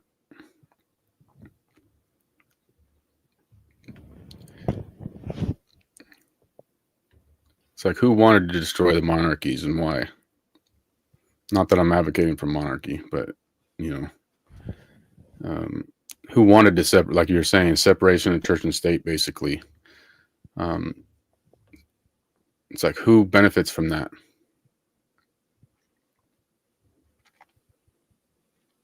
Right. the short answer that I gave is the state, right? Because if you have a balance between two powers, as you did in Europe, between the church and the state, right, and the Pope represents the church, and then the king represents the state, right? And this is the thing that they had with Joan of Arc, right? Where she said, well, this guy, right, King Charles is the chosen king, is the king chosen by God, right? So so she went to go fight for King Charles, right? And she succeeded, right? He was finally crowned or whatever, right? The guy that she was fighting for, right? So that she saw like in a vision that this guy would become king because God wants him to become king or whatever, right? So so what's interesting is, the Pope and the king had an interesting relationship. Now, sometimes the Pope had his own king and the king had his own Pope, right? So it's like, sometimes the king was in the Pope's pocket, and sometimes the Pope was in the king's pocket, right? And sometimes there was two fucking popes because some king chose this pope and this other king had a different fucking pope, right? So it's like, so what benefits, right? Who benefits from the removal of church power, right? It's the state. And if you look at some of these guys like Calvin, it seemed, or Martin Luther, who are they protected by? The state, right? The state protected them, right? Geneva protected Calvin or whatever, you know what I mean, right? Like it's like this thing, and right, like they were an institution, right? Whatever, and right, and so and what happens when they get rid of the church is they create the state as sort of the edifice of power way beyond what we had previously seen, right? It's like the state becomes way more powerful, all right? The time when the church ruled over the state, it was almost like anarchy compared to the people developing the state as a political institution apart from the church, and it just becomes a fucking monster, right? That's like, it's like, how do we develop the best type of organization or the best type of system to, like, and this was obviously Plato's project, right? It's like Plato had this project. He's like, look, if we create the best type of system, we could create the best type of man, right? Yep. And this idea is a sickness, all right? It's like, I call it universalism or whatever, right? It's like, we can universalize man. We can universalize the goals of humanity, right? Now, the problem is that Plato was not applying this mode of governance to the Greek people, right? It's like, he didn't think like this is the best form of government for the Greeks, right? No, he was trying to stick it to the Greeks, right? Because they had just killed his teacher, Socrates, right? And this is his response to what a dog shit political system Athens is, right? Yep. So he's trying to say, well, look, anybody try this on for size, and you'll smoke Athens, right? It's like, and the Athenians, and the other people ask him, well, aren't you an Athenian? It's like, I'm just a guy that's trying to think of the best type of system. Well, why? For the Greeks? No. Right? It's totally fucking confusing, right? It's like, what kind of guy was Plato? He's totally fucked up in the head, because he's not trying to improve the Greek people, all right? Like he's just doing what he does to create a system for the benefit of who, right? It's like, you know what I mean? It's destruction. A lot of these ideologies and systems just bring destruction is what they really do. seem like, and I'm not Same thing with an Marxism or any of it. It's just right. And then what? Right. And I'm not an anarchist. I'm just for traditions and against political ideals because they tend towards universalism. So I don't know if that is an actual method of proceeding, but I noticed, like, like I said in my beginning statements, I think, as the state and technology go up, traditions and our connection to nature go down, right? So it's like an inverse seesaw relationship between these two, right? And it's because we started out with the connection to nature and culture, and then it transformed into, the state and this understanding of science where like everybody's species being and we're all animals all around the world. Everyone's made of stuff. It's just like, this bland understanding, of universalized goals, standardized, will, right? That's actually pretty good. Universalized goals and standardized will. That's actually pretty good. All right, they put that on a t-shirt. All right.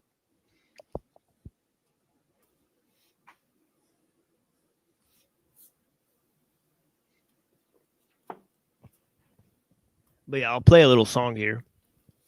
And then I'll move back to these texts. I got so many, like 2 or 3 texts I want to look at. One is Pearson and Berger, right? The other is Henry Abramson on Maimonides. Have you come across Henry Abramson videos? Yeah, Mr. Anderson. I haven't. It's so good. It's like a great resource. It's like he's like some sort of Shabbat Lubavitch or some, I don't know what he is. He's like a follower of like Vilna Gaon or something. But he's like he like gives these lectures on Jewish history, and they're very comprehensive. Like he'll talk about figures like King Bulan, right, of Khazaria, right, I've got the OG Kuzari, the Kuzari book by Halevi. Oh, okay, Judah Halevi, yeah, he talks about that one, yeah, Judah, yeah. So there's that whole debacle, right? He talks about the Baal Shem Tov, which is the founder of Hasidic Judaism, right?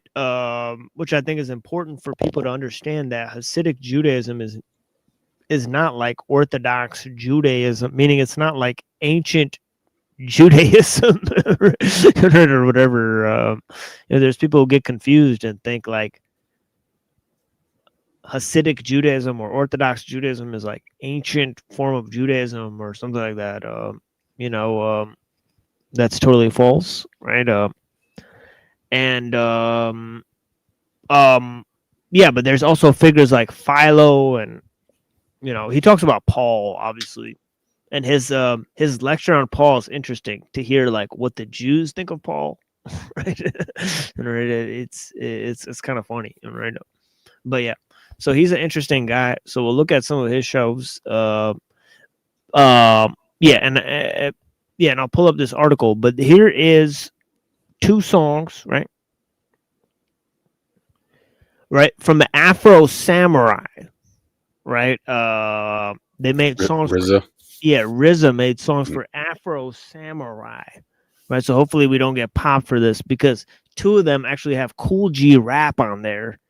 And it's just excellent, right? I don't know if you guys heard the song "You Already Know," by Cool G Rap on that RZA album. It's bananas. That was my favorite song on that album. Yes, thank you, Mr. Anderson. Yeah, you already know. Yeah, exactly. Right. It's been a long time since I've even listened to that too. Yes. Right. So yeah, it's an excellent song. And right. So yeah. Anyways, so we'll play some of that, and yeah, I'll be right back. I'll put some coffee for myself, and yeah, so we'll be right back. We still have like 2.5 hours of the show, so yeah, stick around, kid, and you'll go far. All right, blessings, and yeah, but they made another one too called War. So yeah, so there's 2 songs here. Blessings to the People, Cool G Rap, all right, obviously the legend, all right, so yeah, so I played a lot of Cool G Rap songs on this show just because I really like Cool G Rap, all right, but yeah, blessings, peace.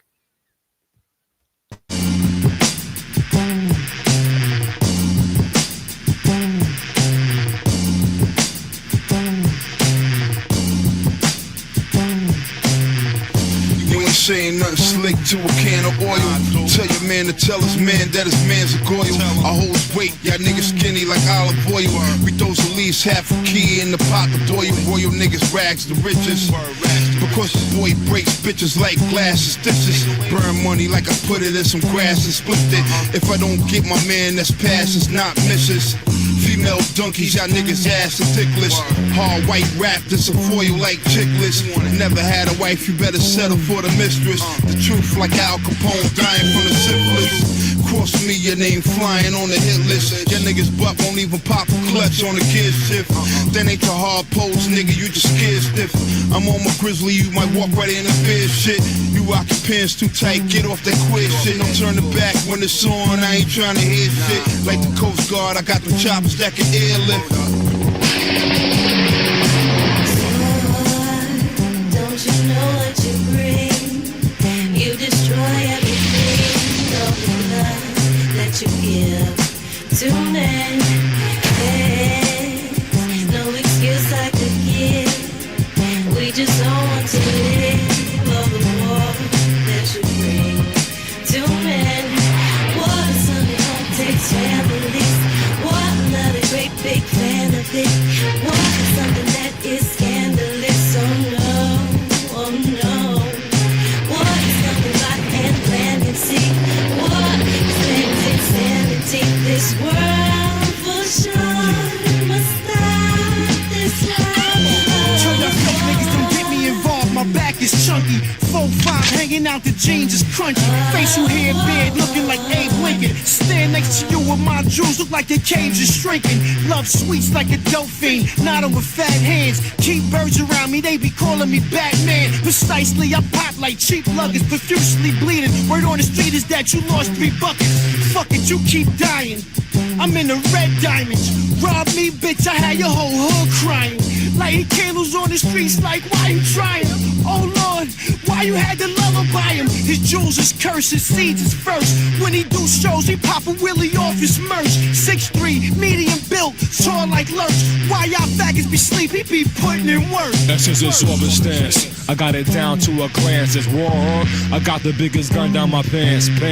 Got a rocket in my pocket. Gonna knock your head right out the socket. Turn teardrop to smile. The grace to spare child. Spray a gallon of mace in your face. Burn off your brows. No phone home. You're dribbling. We stole your sibling. Get my blood from tilting to burn your building. Poison tip dagger sword. Chop through your collarbone. No, you don't got a fucking chance to holler home.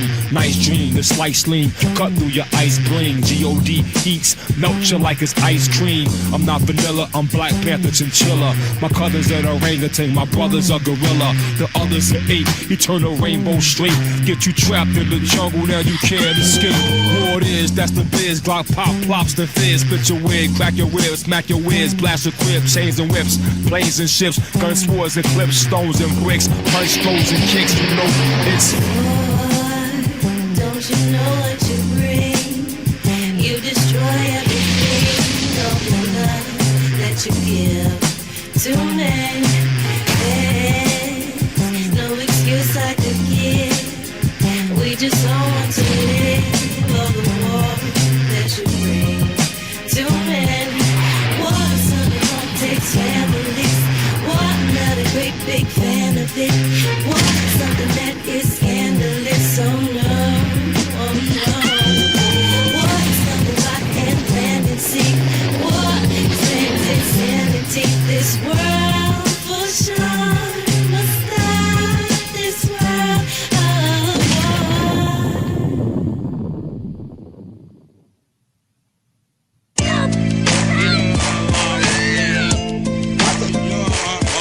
Out of my way.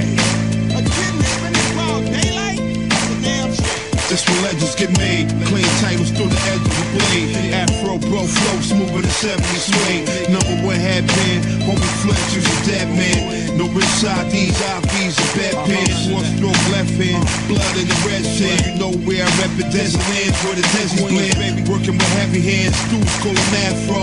He sliced down from brick piece to asshole. And y'all talk like I'm the one to listen. I'm on that long mission. Dude is going fishing. 7:30 early. He beating the dawn fisherman. I don't chase him or replace him, my fisherman. I take a rim shot and walk away whistling. Plot on tops of the 5 fam at the christening. Bubba Goose double loop like the Michelin man. Streets of NYC to the Michigan Well, you land. know, you already know. Well, you already know. Well, you know, you already know.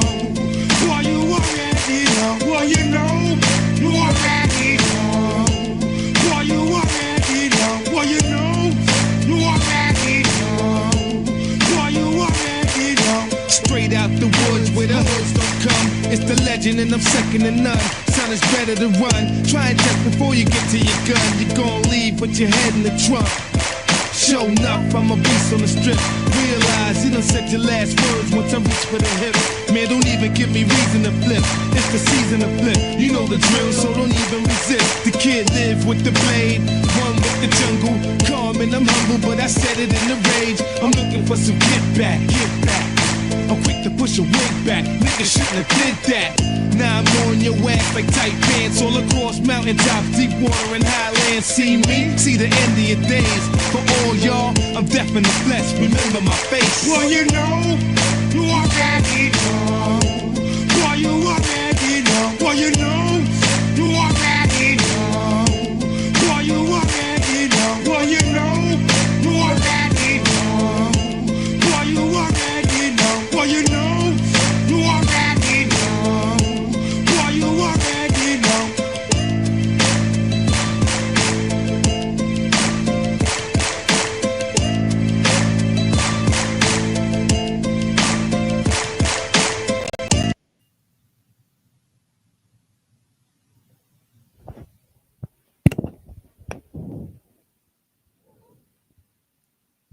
All right, man. It takes long to make coffee, I guess.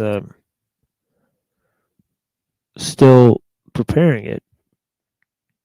It was 7 minutes later. So let me open this up for you guys.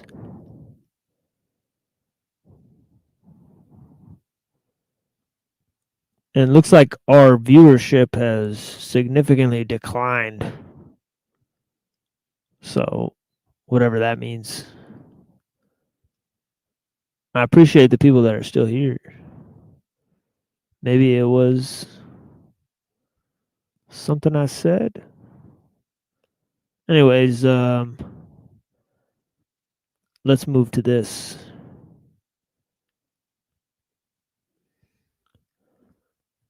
So where was I here? Oh yeah, the demiurge. That guy. In Plato, he's a good guy, but in Gnosticism, he's a bad guy. So go figure that one out, folks. It's all a mystery. Right. So it says, does Philo know of the Gnostic interpretation of all these passages of the Torah? Indeed, he may be countering such an interpretation of Genesis 3:22. When he says of the passage, there is neither doubt nor envy in God. Remember, that was a statement that was made by the Ophites, that God is envious because he's jealous, right? Right, envious of what? Right? So it says here, thereupon he enters into a lengthy explanation of the passage which he demonstrates to his satisfaction that such idea must be excluded. The Gnostic interpretation of Exodus 20:52 through 7 may be attributed to, may be alluded to, and Gnostics are possibly referred to when Philo says, in the context of his discussion of the first commandment on the Decalogue 63. And this is a quote by Philo. He says, some, again, seized with loud mouth frenzy, publish abroad samples of their deep-seated impiety in attempt to blaspheme the Godhead. And when they wet the edge of their evil-speaking tongues, they do so in a wish to grieve the pious who feel at once the inroad.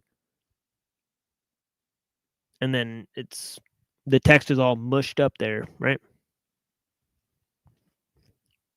Inconsolable, which passing through the years wastes as with fire the whole soul. Right? I have the actual text, but I'm not going to go to it, refer to it just for this one little passage. Right?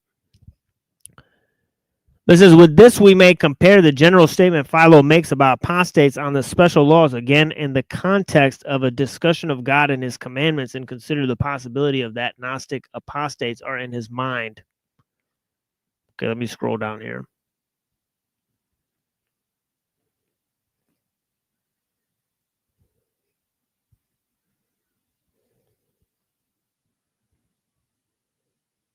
Okay, let me go and pour this coffee real quick. But yeah, interesting stuff from Philo there, right? So he's talking about how God is not an envious God, but who exactly is he proving this to, right? Could it be those antinomian Jewish sects that he previously referred to, right?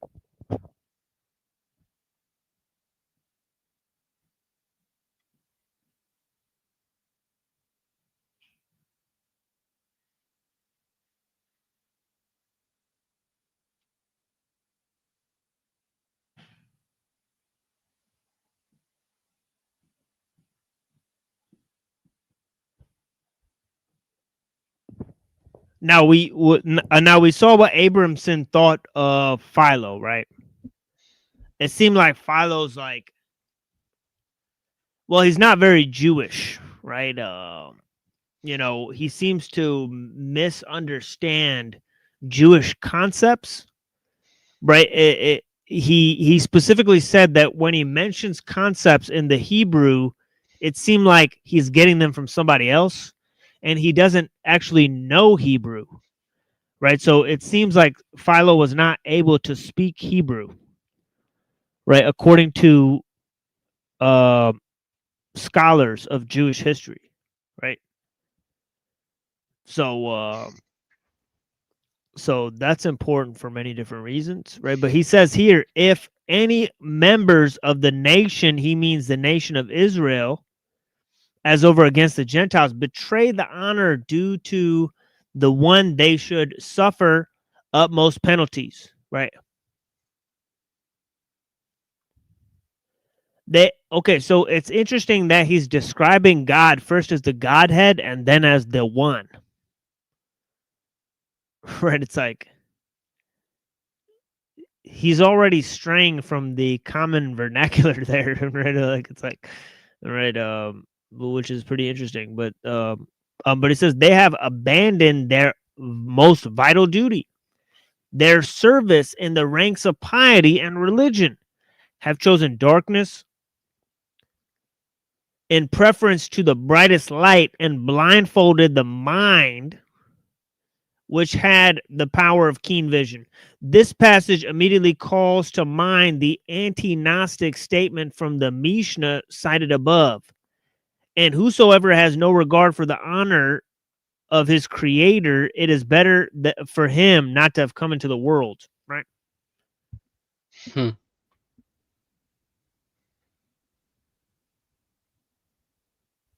It has been argued against Friedlander that he went beyond the evidence in seeing specific Gnostic sects, Ophites, Sethians, Cainites, Melchizedekians, reflected in Philo. In fact, Friedlander's discussion deals mainly with Melchizedekians and Cainites, whom he identified along with Sethians as branches of the Ophite group.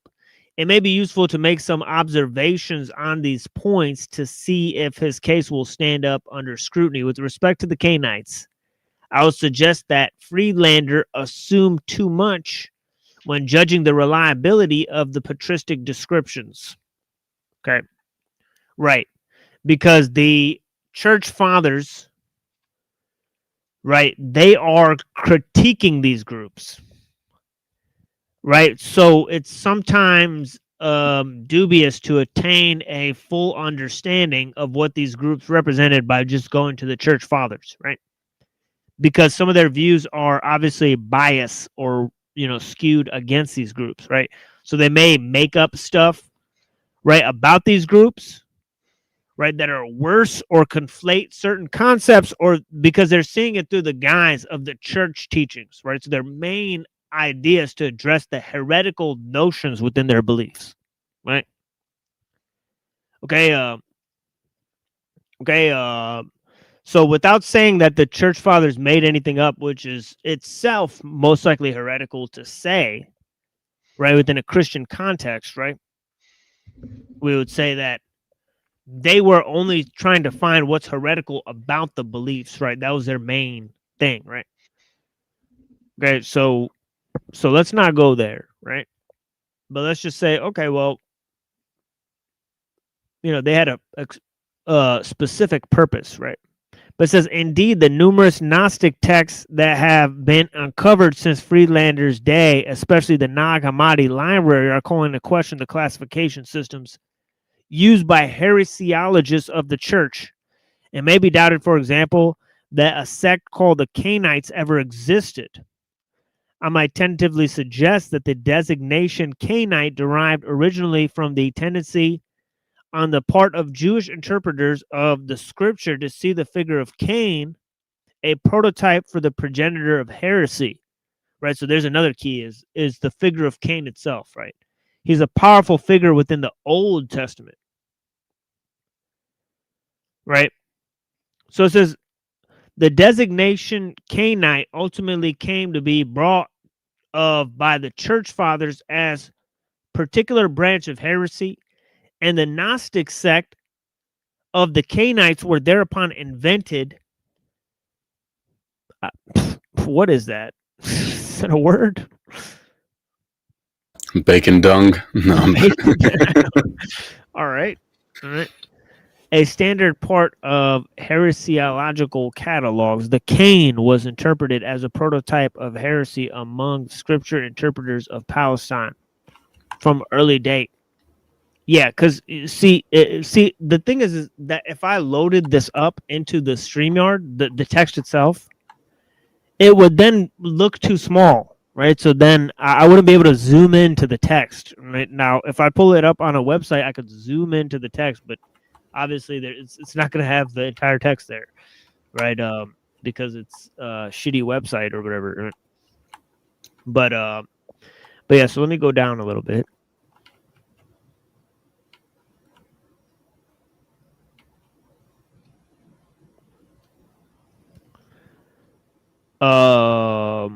So Cain, yeah, this is all about Cain for a while. And the Cainite sect. Okay, let's just go to this next time. Let's go to Philo on Abramson on Philo. Right, and then we'll go to Abramson on Maimonides for a little bit.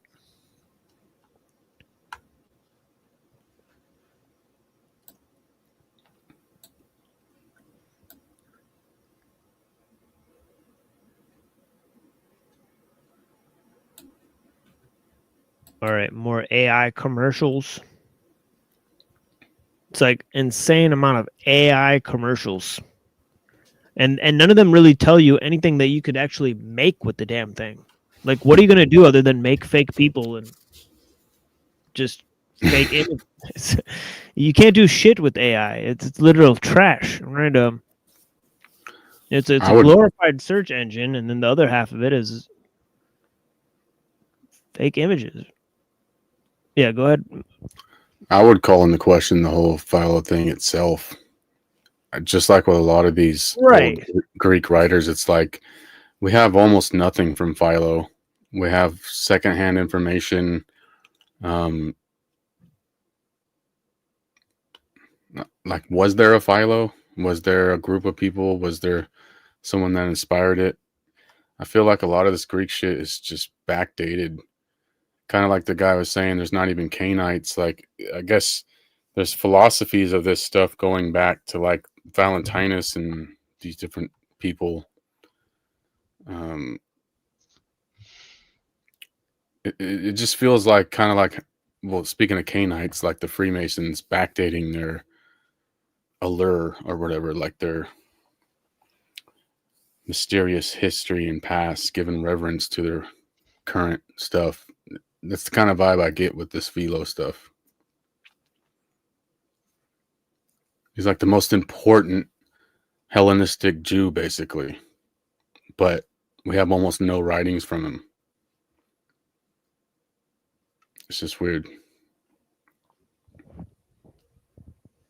Yeah, and one of the things that Abramson really brings up is that it's really important for Christian writers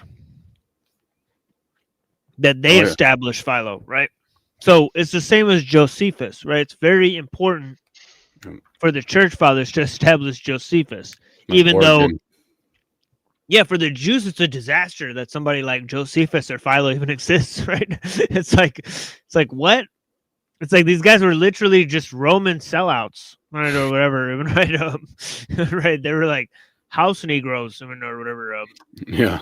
So it's just funny that that a Jew would even bring these people up, but they had their sages, right? Those were the guys they cared about, right? They always kept memory of them. Nobody cared about the sages until like the 1500s, when a bunch of Christians started acting Jewish, right? And then they started being like, oh, Hillel and right, I guess it matters, right? What some Jew in the first century even thought, right? Right, but yeah, they sure didn't care before that, right? Yeah, like what if there would have been some quote unquote house Negroes during those times, back in the day in America that a couple of them learned how to read and write, and they started writing histories of the blacks in America. And it's like, are you really you're not gonna take that with a grain of salt? Like, I don't know, it's just weird. You're saying, like, are you referring to like some kind of alternate history, or? Yeah. Oh, okay. Like an alternate history where there was like a Philo of the blacks writing something, or a Josephus of the blacks writing something.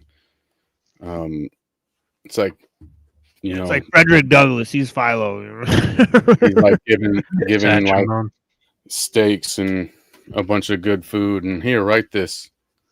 So, yeah, I wouldn't trust that. It just kind of makes me, well, not that in particular, but just the concept of things being backdated makes me think I'm a little paranoid sometimes. Go too far with that kind of thing. Yeah, I get that. I just feel like with the Alexandrian thing, I think that it was kind of just like the technology of the time was to be able to write in your history. Like that whole movement, they were doing all kinds of literary fraud all day long. Like it was completely rampant. And I guess it is, I don't know. I wasn't alive back then, so I'm not going to be able to actually prove it, but I feel like but yeah, there was a business in forging stuff. Like, yeah, it's like, oh, we found this old manuscript that happens to like prove this, that, and the other. What a coincidence. Yeah, did you know that like one of the craziest ones is Paul and Seneca. You guys ever hear about this? Yeah, right. Yeah, I've heard of that. Yeah. But yeah, dialogue between Paul and Seneca. Just saying that, like, so saying like Paul like studied Stoicism and stuff. Right. Or the donation of Constantine, or right, yeah. whatever the case is. I feel, because I'm of the opinion that there is no ancient Hebrews. I think that I think some of them got smart enough and could read and write enough to be able to reverse engineer Greek and backdate Hebrew. I don't believe in ancient Hebrew. To me, it seems obvious, but I'm also not an expert in ancient languages and shit, but it just seems like they reverse engineered Greek. I'm not buying it that they predate. They took a culture that already had this in place, and what a coincidence that these figures like Philo are once again using Greek philosophy. I feel like they usurped Greece as well as their intellectual circle. And they forged, like, I think Kabbalah, I think there was old Greeks that were practicing what we're calling Kabbalah before Kabbalah, and that they just stole the technology and refashioned it for their own purposes. And I think that's why there's a lot of these predated backfilled, like Socrates. Like, I don't even know if there was a Socrates or if it's a panel of Jews just writing shit, and not just some mystical singular figure that just happens to write all this shit. That's just speculation, but I wasn't alive back then to prove it, so it's just awfully convenient when you're trying to. Well, history is more of an art than an actual science. They try to make it into a science, but I think they still have a ways to go for that kind of thing. Yeah, no doubt. Like they say that you have to have what is informing. Like if you were to do the scientific method, you're still being informed by your own desires and aspirations, right? So it's whoever's doing the scientific method. It's even 10 times worse with history. Right, and you got like people like A.T. Fabinko trying to like turning it into like a math equation, and he ends up saying, "Oh, we added like 700 years of history to the timeline somehow." It's like, well, I don't think I can quite get on board with that. I think that's fascinating for like a science fiction type of a movie or book, though. Oh yeah, for sure. But yeah, I find it fascinating, just the thought exerciseness of it, but yeah, I'm not sure I'm buying that either.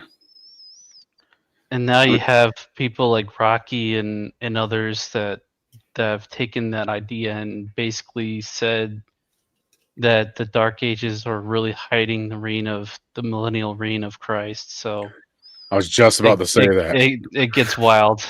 People bring it into theology. It's like, you sure you're not motivated to say that? You're sure you're not motivated to rationalize your theology? Like, because nobody's ever been motivated by theology, right?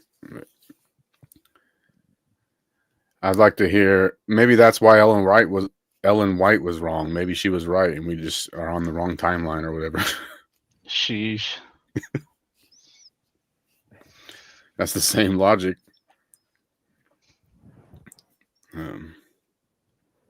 What's his name? Taz Russell and whoever else. We're just on the wrong timeline. That's it. We gotta crack the code. Find the right timeline. Yeah, but it seemed like what's happening today with like printing shit, right? It's like they had their own problems back then, because it's like you could write a bunch of books and nobody would know if they were actually from the author they were attributed to, right? So I mean, today you kind of have the same problem, because I mean, who's really going to explain it to you? The computer? Right. Well, the computer is just supposed to know who wrote everything, right? And who put information into the computer?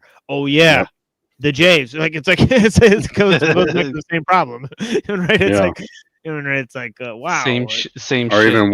Even worse, they program the algorithm for what it chooses to search for, what data it chooses to even use. Right. Even worse. It's crazy. But yeah, because it was way before Gutenberg and all this shit. So these ancient Greeks just wrote these books and everybody just had a book in their house. Like, come on. It just doesn't make sense. We didn't find any remnants in anybody's attic or anything of this stuff.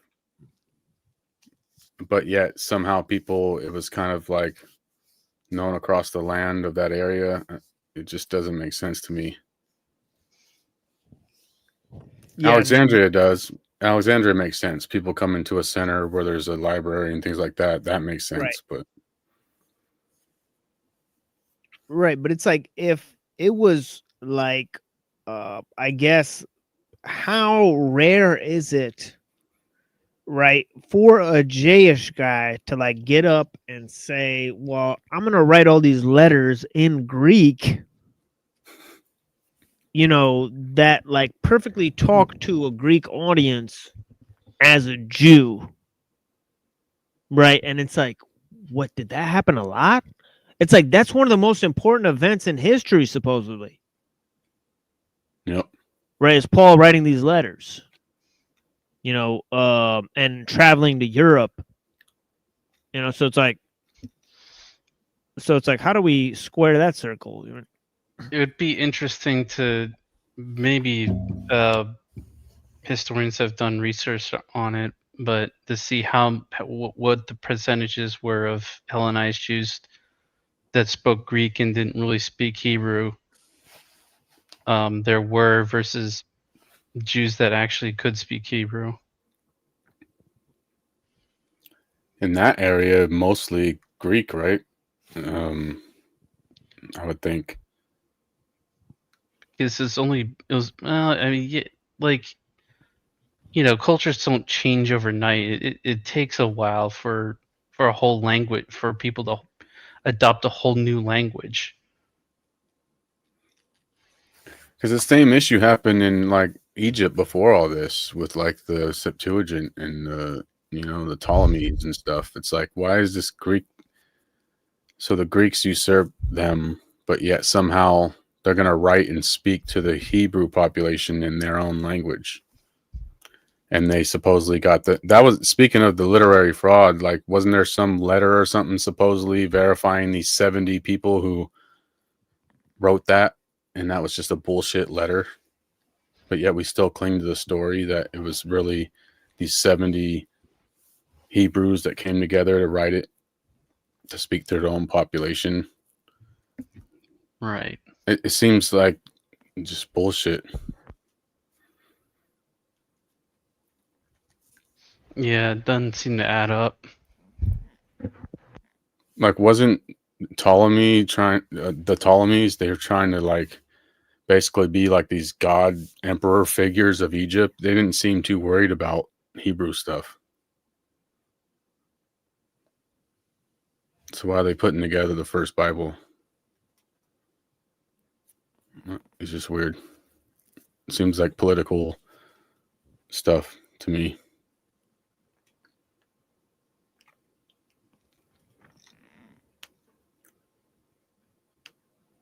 And it's like, who could do that? Who could speak Hebrew and Greek? I guess the sellouts that infiltrated, but I don't know. You have to call their motivations into question.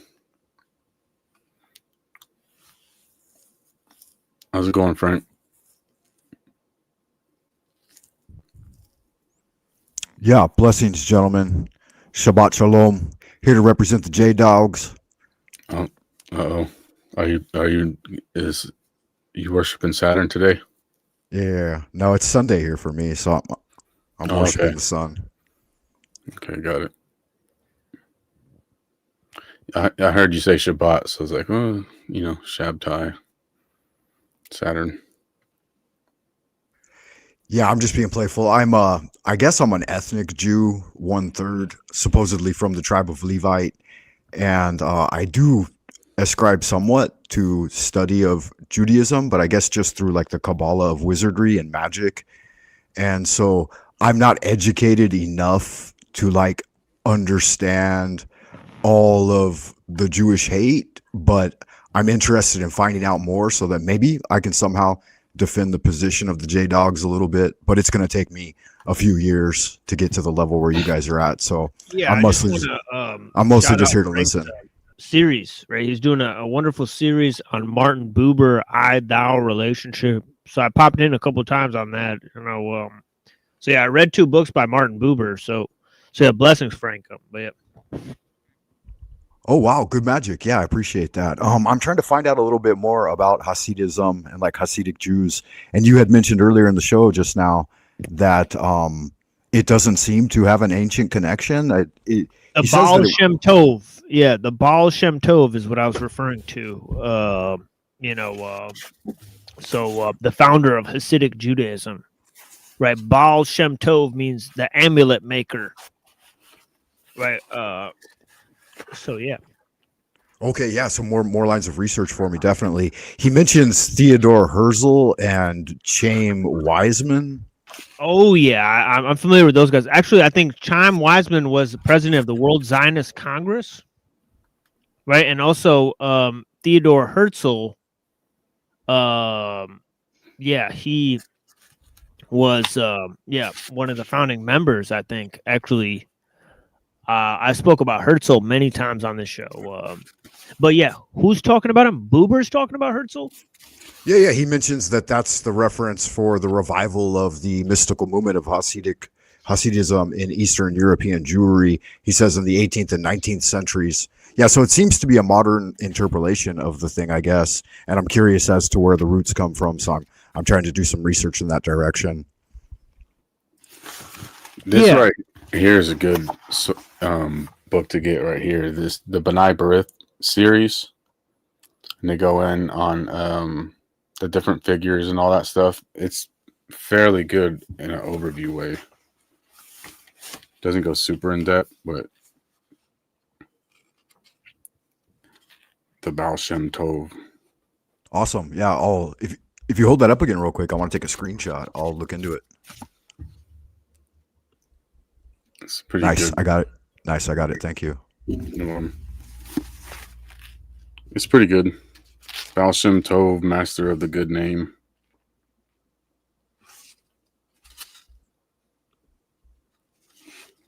Yeah, I was discussing this last night, in fact, when we were talking a little bit about I and thou. Voy had come over, Voy the Goy, and he said that it was his job to hate the Jews, and that if I have some of that genetic material in me, then it's his job to hate me. And I'm just curious, like, I know in modern parlance, I mean, I've been trying my best to kind of get up through the historical narrative and find the essential vein of that energy. And I know it does have a lot to do, I think, with like secret societies and some sort of nefarious influence, like through various sects, but Frankism for one, in like the perversion of the world and the perversion of truth. But I'm curious, like at everyone's individual level, that's more of like a collective pushback against what they're doing, and not per se like at the individual, right? It depends on what you mean, because it obviously Judaism, J is a loaded term, and when someone says hate J, based on what criteria and where are they coming from? Are they coming from a racial standpoint? Are they coming from a theological standpoint, right? So some would say that there's an ancient battle and animosity from certain groups of J's towards particular groups, whether it be Anglo-Saxons or whatever you want to call it. And there's been an old school death struggle that culminated with World War II and whatnot. And there's some would say that certain groups of people are seen as permanent enemies because of the potential power they have. And so it's kind of like a arch enemy, for lack of a better term. So it just depends on where somebody's coming from. You know, when you have a group of people that are alien nation within a nation, it's kind of hard because Some nations are all about having their own nation, and it's like live or let live. You go be your nation over there, we'll be our nation over here. But when there's a particular ideology and group that believes in subverting all nations because of Tikkun Olam and whatever you want to call it, and basically lay ownership to the earth, it creates a huge conflict. And so I think with certain cultures, when it's live or let live, it's live or let live. But with certain cultures that have ambitious goals to the level that some Jewish folks do, that doesn't mean some Jewish guy selling pastrami in a deli is looking to take over the world, right? So that would be the individual thing you're talking about. But it's just such a loaded term. Some would say that that struggle won't end because of the inherent philosophies. Some would say genetic and things like that. I wouldn't go into all that, but I would definitely agree that Judaism itself is in conflict with the world. I do think that it's not a live or let live ideology. And so how do you reconcile that? How do you reconcile an alienation within a nation? I'm not sure there's an answer for that. And it depends on what you mean by hate, right? Some people say, oh, we need to hate in order to have love for our own people. I don't know if that's the right philosophy to have, you know? So I don't know. It's just I would need more information on who you're talking about and what you're saying. Right. That's a very nuanced conversation. I notice a lot of people just take like an reducto ad absurdum approach and straw man the other person. And then, you know, if this is mentioned like a shalom, like from Twilight, for example, then there's some immediate like blowback against that. And then there seems to be a somewhat of a categorizing, like a boiling down into this abstract. Saying that from? Yeah, Twilight's sort of expert on this subject, honestly. He vacillates between extreme Jewish love and extreme Jewish hatred. He's sort of like this. He's an interesting guy. The interpolarity of his beliefs is fascinating. A hard one to pin down when he takes a little bit from everything, from everywhere. Apparently, I think that me and Twilight have a lot in common, but he's done the heavy lifting to get a better, like more educated perspective than I have. So yeah, I'm new to this, very new to all of this. Yeah, he's done a lot of heavy lifting for sure. That's obvious. You can tell that he's well read, no doubt. I have a couple things that don't make sense, that but to each their own. You know what I mean? Because he's saying people are individuals, which is true. It is just kind of a nuanced thing, right? Because people are individuals, and it's kind of like a family, right? You fight really hard with your brother, and you're individuals. You're totally different. My brother's totally different than me. But when you have an outside source, all of a sudden you're family.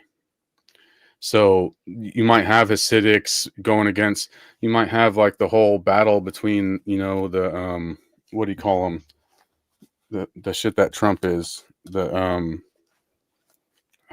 Chabad and all this shit going against the others. And there's this at least appearance of individual strife until there's outside sources, until all of a sudden they're family, right?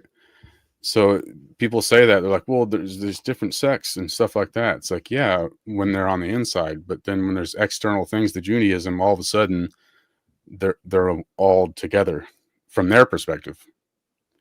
But if somebody else has that perspective from the outside looking in, it's looked at as like this horrible, hateful thing. It's like, well, they see themselves that way. So, and it seems to work somehow for them because they have achieved some sort of like real power in this world with the ability to chastise or truncate or vilify people that would come at them. I mean, with even like single words. I mean, how powerful is that kind of magic where you could just drop anti-Semitic and suddenly not only is the whole conversation over, but people are getting, taken away and shit. So yeah, it's quite a thing. So you tell me, if I were to be some political figure or whoever, and I got struck down and blackballed because I was branded an anti-Semite. How is that not benefiting?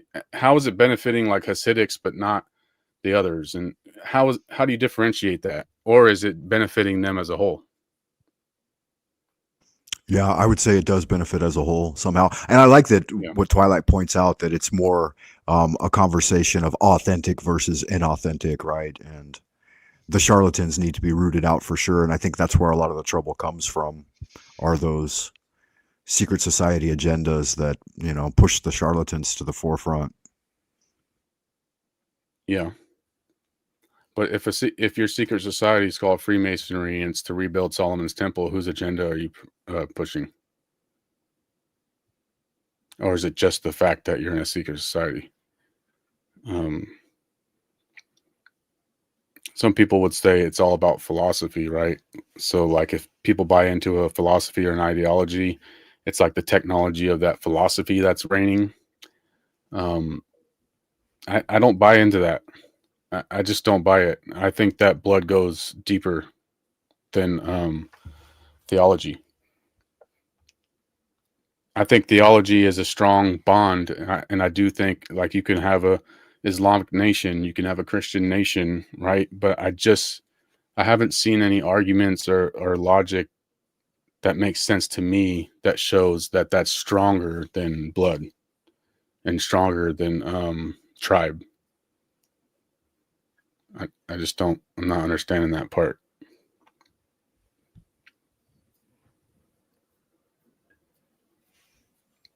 Yeah, I don't know either. That's why I'm here to ask questions. Like from my own experience, like having reinvigorated my study of Kabbalah, like there seems to be something in my blood, I guess, that links to it, because the like visceral power forms were far more like attainable and like real somehow than even after 30 years of studying esoteric Chinese Tao. Like it just, and maybe it had something to do, maybe there was some correlation between doing Qigong and then endeavoring to study it. And they, for some reason, they say you should wait until you're in your 40s to actually pick up the Kabbalah of wizardry. But again, like is what I'm doing somehow playing into that greater current, even though like maybe I'm an unwitting participant in it, and that's why I'm seeking out the more in-depth, educated view of it.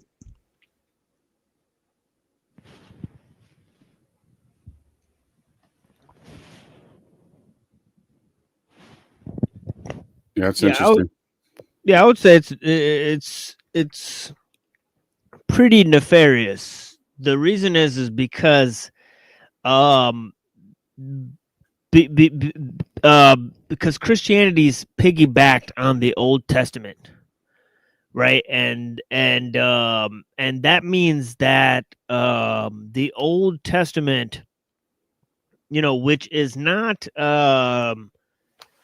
specifically, I guess, owned by Jays, right? But yet it presents a plot for Jayish world domination.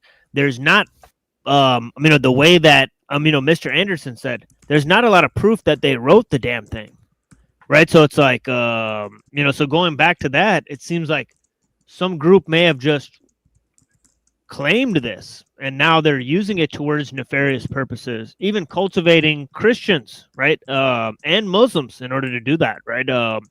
So that would suggest that it's all pretty nefarious.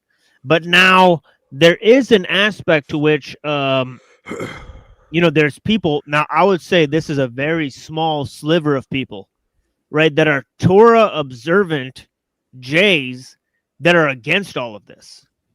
Right, that are like, look, like we're trying to study the Torah, we're trying to get back to the OG message, right? And we don't support any of this dog shit that's going on in the name of Judaism and all this stuff, right?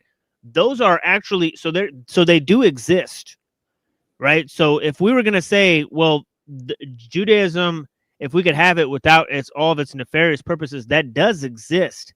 But it would just seem to be a very, very small, like less than 1%, right, of the total package of what's going on, right? So there lies the problem, right? So if I had to be just totally honest about it, I'd say this group that is sort of the fake group, right? It sort of spiritually controls most Christians and Muslims, right? Right. It would seem that way, right? And have them doing its bidding. Not only that, they seem to control occultists and atheists and so on and so forth as well. Right. And they're not, quote unquote, J-ish. They're sort of using that. They're actually sort of neo-pagans or something like that. So this is kind of what I was saying. For a bit of clarity on one point, would you say that Messianic Jews in general kind of fit into that 1% category of people that aren't necessarily going down the current of, like, dissolution of the original teaching, as it were? I would say Messianic Jews are one of the foremost groups that's going down that bad road, right? So they are maybe the cream of the crop of what I was talking about when I mean negative aspect of what's going on in terms of the fake J's, synagogue of Satan, and so on and so forth. Right? I would say they are the cream of the crop because, see, they have a visceral rejection for our boy JC. Right, so whether or not you like JC, it seems like it's better if you like him. But you don't have to believe that he exists. It's just better if you like him, right? Like, and I don't know what. I agree with that. You know what I mean by that, right? I put my Pascal wager in that direction, definitely. Right, exactly. Oh, Pascal's wager. I'd have to say, if there's a group on Earth that's just like, well, no to JC, we actually have a visceral hatred for JC and everything that JC represents, then I'd say that's sort of weird, right? It's a weird starting point for your entire philosophy. Sort of weird. That's a big problem. He's boiling in excrement. That is pretty weird. It's a weird starting point for somebody's philosophy. Like, it's like, all right. Definitely a big problem there. Yeah. Well, it's the internal struggle of Judaism too. There's been a lot of different sects that have battled internally, and what I would call the bad ones definitely won out. Totally stomped the other ones the fuck out. So it's like when you talk about Judaism, there's some Torah observance that would say we're bringing the real shit back, type of thing. But are they going to be successful? I don't know. Judaism has become a very powerful technology that's gone way beyond Torah observantism. And continue with that line, guys. That's something I'm interested in, because I found that, like what I was saying a moment ago, that it actually seems to function when I read Torah in original Hebrew and invoke and incant and like use the colors and the frequencies and stuff. It actually seems to have tangible effect, whereas I haven't found that in anything else really. Maybe a little bit in Taoism. But weren't you doing the same with Kabbalah? That's what I mean. Yeah. Like yesterday, TML, you were on, no, I mean, reading the original works of the Bible in Hebrew. Yeah, it's similar once you practice magic. I don't know if any of you guys have actually done magic before, but from that perspective. Nope. But I was going to say, TML, that like a moment yesterday on Chats with Jack, you had mentioned the gardener versus the architect, or the artist and the engineer, and that's essentially the lower spheres of Kabbalah, right? That's the Netzach and the Hod sphere within the tree of life. And so even if folks try to avoid it, they may in fact be talking about it and practicing Kabbalah as well. And like you said, guys, it may be an older technology that predates the J's, as it were. I have no doubt that it predates the so-called J's, whatever the J means at this point in time. Because we've got a Frankenstein that we're calling Jews right now. That is not some ancient group. So yeah, I definitely would say that it predates it. But you're saying that there's a fundamental thing that resonates as true with Kabbalah. And maybe that's why the Jews kidnapped it, so to speak. Yeah, and I mean, and I'm not totally against Plato either. Right, like I would look at Plato on his own terms, and I'll do that with the Kabbalah as well, right? So I understand there's truth in it, as Frank has just said, right? But you have to look at it as a complete system and then put it in its historical context and look at what it seeks to accomplish in the future. And having taken all that into consideration and its effect on occultism, right? Its effect on Freemasonry and so on and so forth, right? I would have to say, you know, again, I would study it on its own terms and not try to incorporate it into my belief system, right? You know, for sure.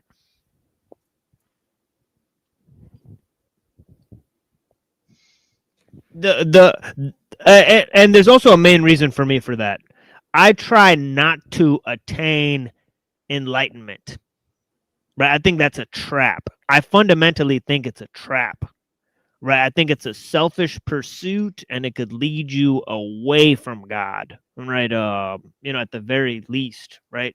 So anytime somebody says, "Oh, do this, you're gonna get enlightened," I say, no, thank you. Right?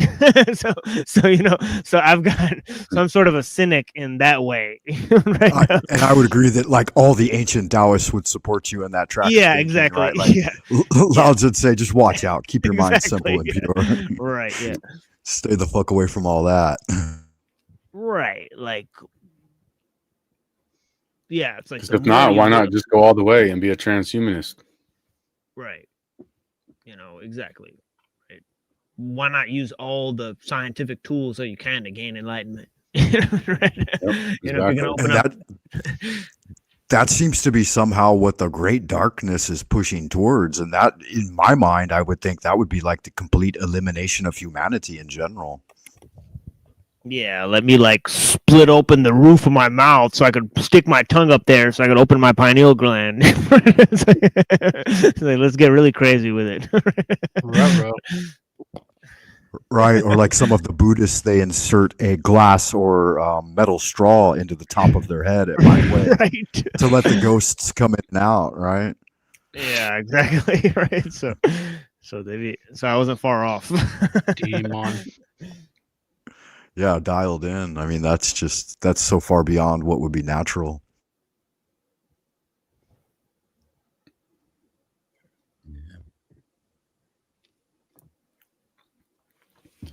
But that's built in. Wouldn't that be built into the Kabbalah thing?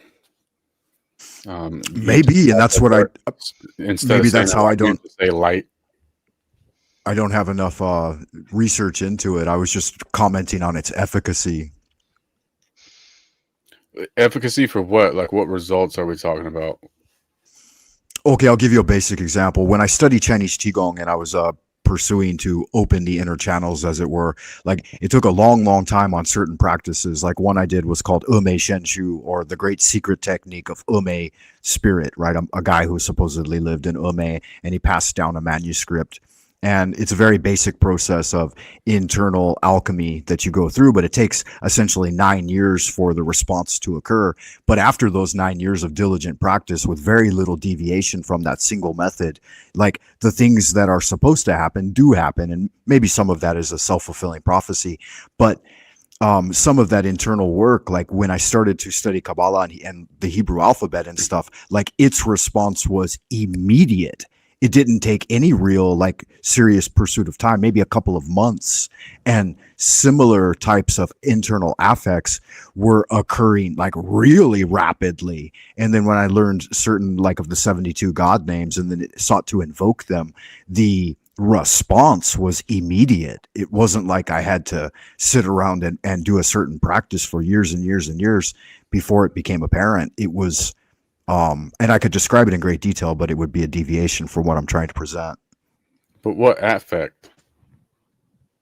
Like Yes. What Listen. affect? Peace. This gets into something incredibly deep that I'm working. I've had my hands full with so much, but I'm actually creating my own magical system currently, and one of the, not even one of the absolute most vital elements of any magical system, whether you're actually practicing magic or just reformatting your reality in the sense of how you see it, how you perceive it, and how it's reflected back to you. People do not realize how powerful language actually is and what it actually does. So he's talking about God names and all of that. Every single language on earth formats reality in a different way. Okay?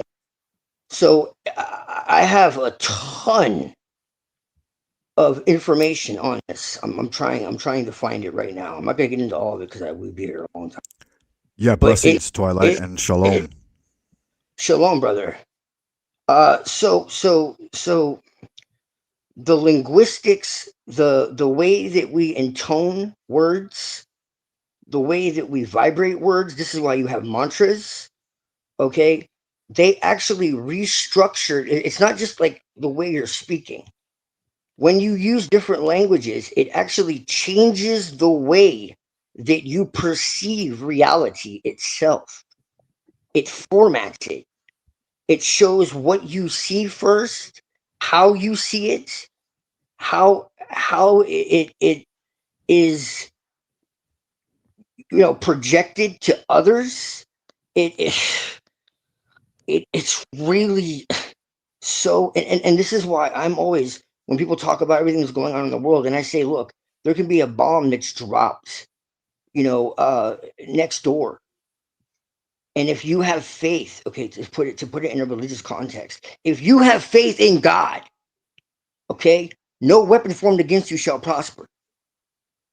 It never says that the weapon won't be formed. It never says that there won't be an enemy at your door. It never says you won't go through hardship. It means that if you have faith in the divine, that it doesn't matter. That's what it means. Yeah, and the Tao Te Ching reiterates that, right? When you flow with the Tao, poisonous insects will not strike you, and the sword can find no place to attack you, and it's because you harbor no death within you. Right. Like a type of changing your frequency. It's what spirit you hold is what what you project out is what comes back to you. It's that simple. Like they talk about The Secret, and they say, oh, well, if you believe this and you believe that, you know, you'll manifest this and you'll manifest that. That's a half truth. It's not what you believe, it's what you are. And then this gets into the true will and what Crowley was really talking about.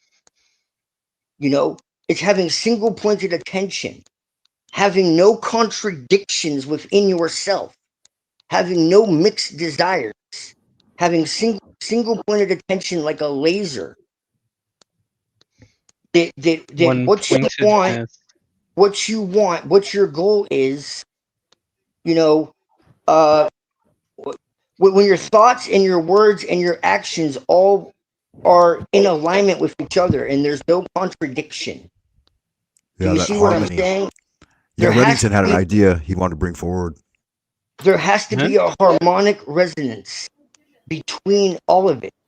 When thy eye be single, thy whole body be full of light. Right? So that's what it is. And so it just boggles my mind, especially with people that are religious. And I'm not trying to cast stones. I see this with love, okay? Because everybody looks at me and they're like, oh, he's an occultist, he's evil, he's whatever. And that's fine and dandy, okay?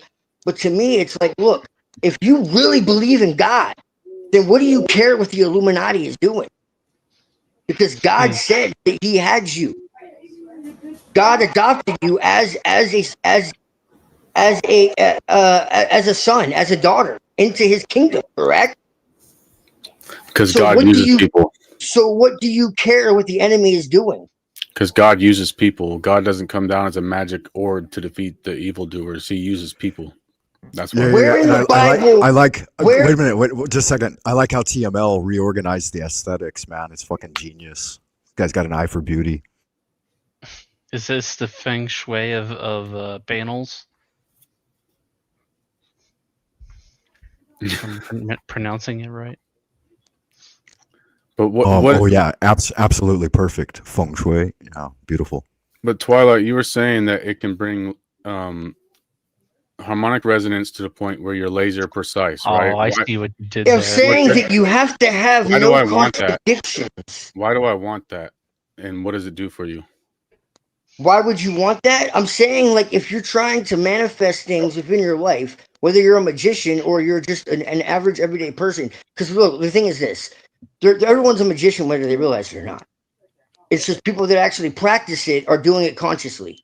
You're already manifesting your reality, like it or not. What you think, what you do, as a man thinketh, so is he. Okay? That's what this means. Keep every thought captive. Why? Because you are generating your reality. What you believe, you conceive. So if you're constantly full of fear, which Jesus says there is no love in fear, but perfect love casteth out fear, okay, then that's what you're going to bring to you. But if you're in a resonance, if you're in a vibration of gratitude and compassion and understanding and knowledge and, you know, trying to elevate yourself, then that's what you will attract. It's not rocket science. Well, absolutely. And Mr. Anderson, to like readdress what you had mentioned a moment ago, like about the affects, like there are certain prohibitions put in place to know, to will, to dare, to be silent, right? Correct. And I could lay them on the table, but it's like casting pearls before the swine, because most people will just try to intellectually dichotomize them. That's exactly the problem, is the intellect is a knife. Okay? It's used to cut things. It's used to put things into boxes so that we can understand them. It's used, you know, it's the double-edged sword. You know, in the tarot cards, it's you know, it's air. The mind is like air. The mind is outside of time and space. Okay? You don't have to. There's no temporal restrictions within the mind. You can think of something from the past, the present, or the possible future. Okay? And so the mind, okay, like fire, can, if you're not in control of it, it can control you. So if you're not in control of your mind, someone else will control it for you.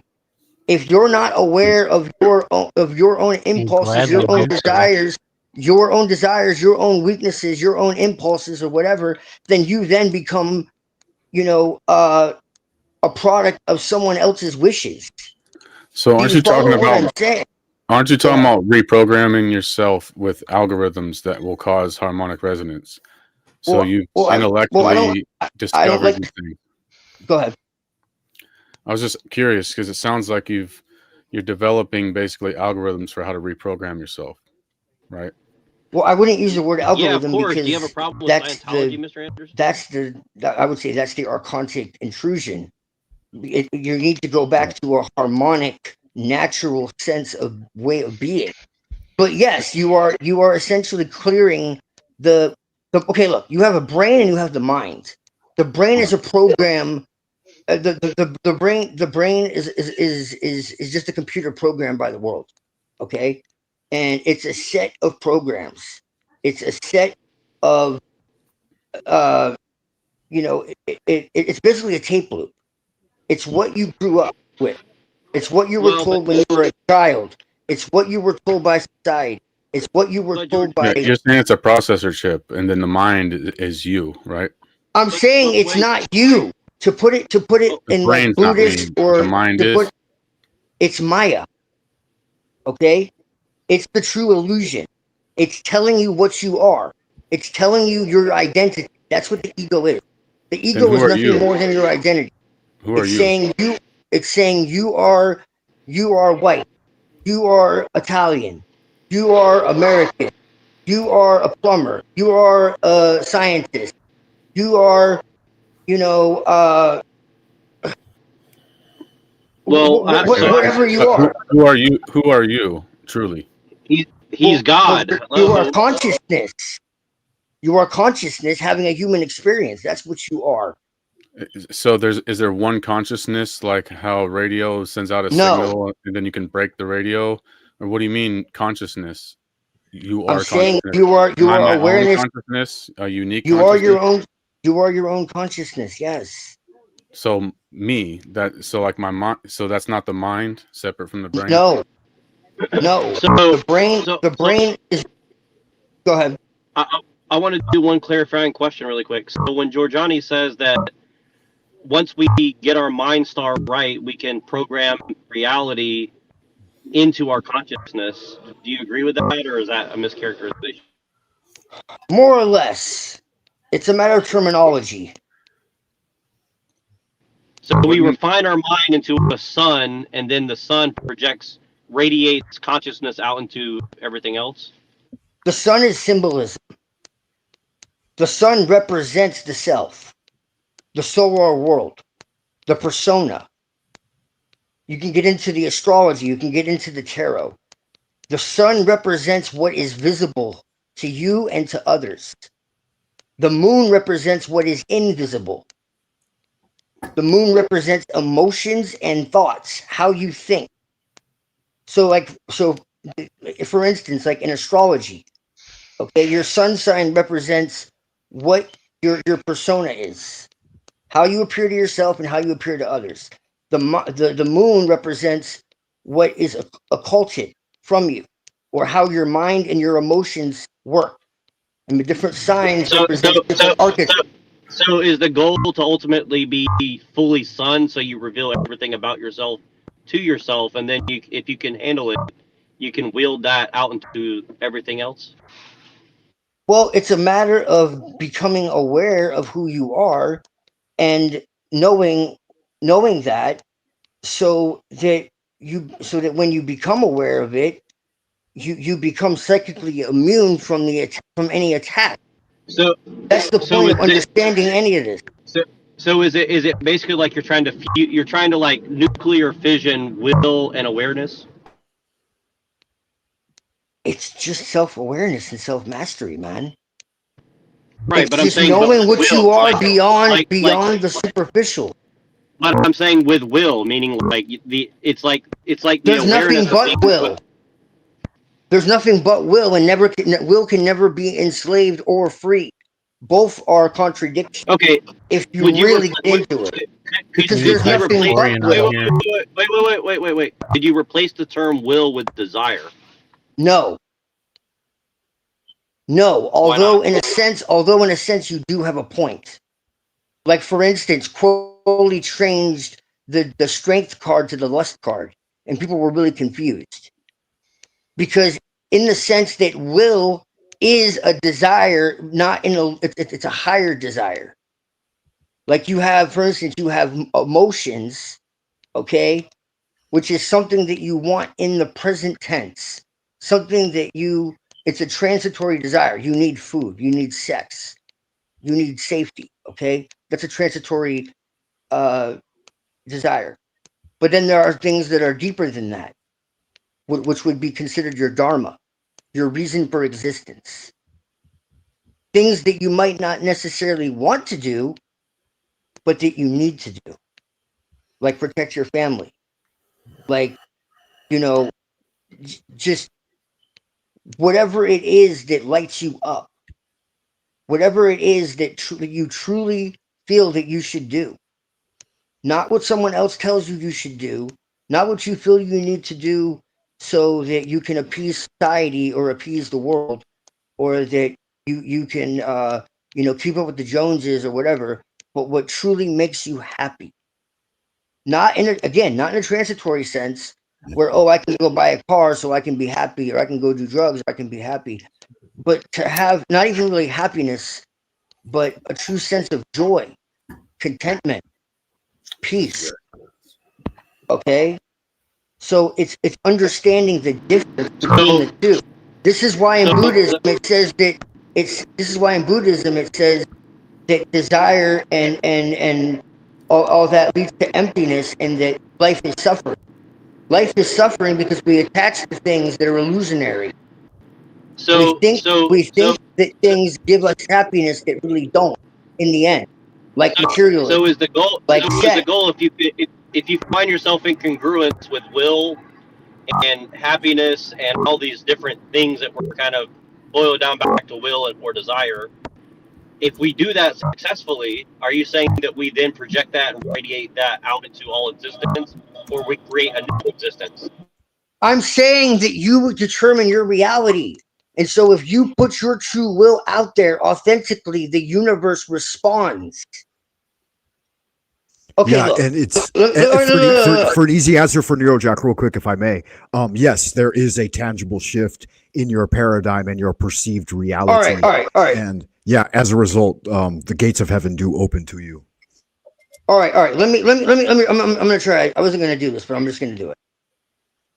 Anyone who follows me will follow me. People have told me before, just say what you say and don't think about it. So I'm just gonna break it down real easy. Well, all right? You understand me, you understand me, you don't, you don't. True will is not desire, identity, or destiny. True will is not who you think you are. True will is not what you want. True will is not what you plan. True will is not fate. This is egoic projection. Okay? So what I'm saying is it's your perceptual signature, your innate field of competence. Okay? The path of your it's not excitement, it's not chaos, it's not pleasure, it's not manifestation. Okay? It's not a job, it's not a title, it's not a purpose, it's not a career, it's not a calling, it's not a contract. Okay? It's a direction of force. A lot of times I do what I don't want to do. Well, that's exact. Well, there you go. Well, that's the distraction, and this is what I'm trying to tell you. Okay? The Bible, Paul says that sometimes we will not to do something, but we do it anyway. Like we go. Yes. That's when we become divorced from God, you could say. The flesh ruling over the spirit type thing. Yes. Well, the flesh. Well, I mean, the way that I understand the flesh, what it's really saying is, it's just like it's our animal desires. It's our animal desires. We confuse our animal desires for what we really need, and that's how the world has been so hypnotized, and why no one is happy, especially people who have everything they think they want, and they're the first ones to be suicidal. And I think sometimes people's desire for like tangible anchors is what is obfuscating like the direct transmission of the message. And that's why maybe they get a little confused, right? Because it obfuscates to some extent, right? Like drawing the abstract into the tangible. They're looking for those tangible anchors that they can get their hooks into. And I agree with you that that's a part of the deviation, right? That it prevents a true grasping of the thing, a grokking of it, as it were. It seems kind of vague, though. Like, why basically, so basically, it's a line of motion. You got to give them something to sink their teeth into. So you're saying it's like oh, sorry. I'm lost on the. Yeah, I think Mr. Anderson had a question, and then I think Neurojack. And then is it for Twilight? I was just gonna use an analogy and see if this fits. Like, is it like the edge of a samurai blade that's making contact with its target?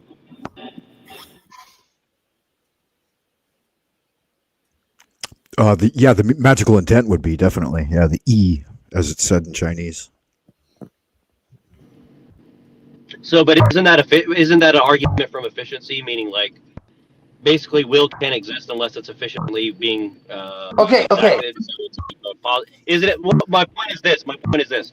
Aren't you making a positive moral stance as far as like what becoming is? Meaning, like, you can only when you're effectively applying your intent or will are you actually incongruent. So my point is, like, how can you do that when you're sleeping or when you're sick or when you're, with your samurai blade, right?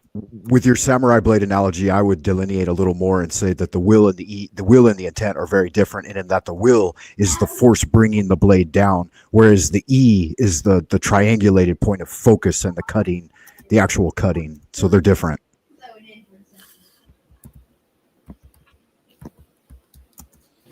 Yeah, but you see what I'm saying? Where it's only when you're actually effective do you reach a state of enlightenment or whatever you want to say it, right? Like, is it tied to your effectiveness? For example, right, in Christianity, it's not necessarily what you're doing, but your intent, which can always be there regardless of what you do. Meaning, you could basically be comatose, but if your intent has always been in a general direction, you still maintain a general salvation, right? Yeah, that makes sense, but I don't hear a question.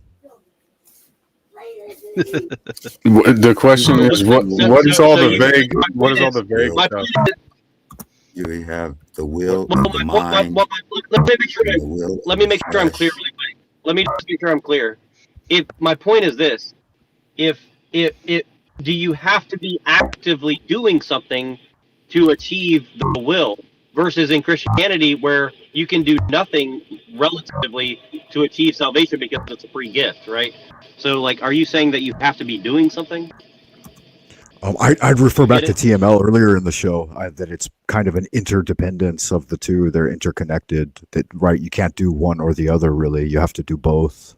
But that's my interpretation of it. Yeah, we were kind of talking about that earlier. I would agree with that, actually. That the combination that works.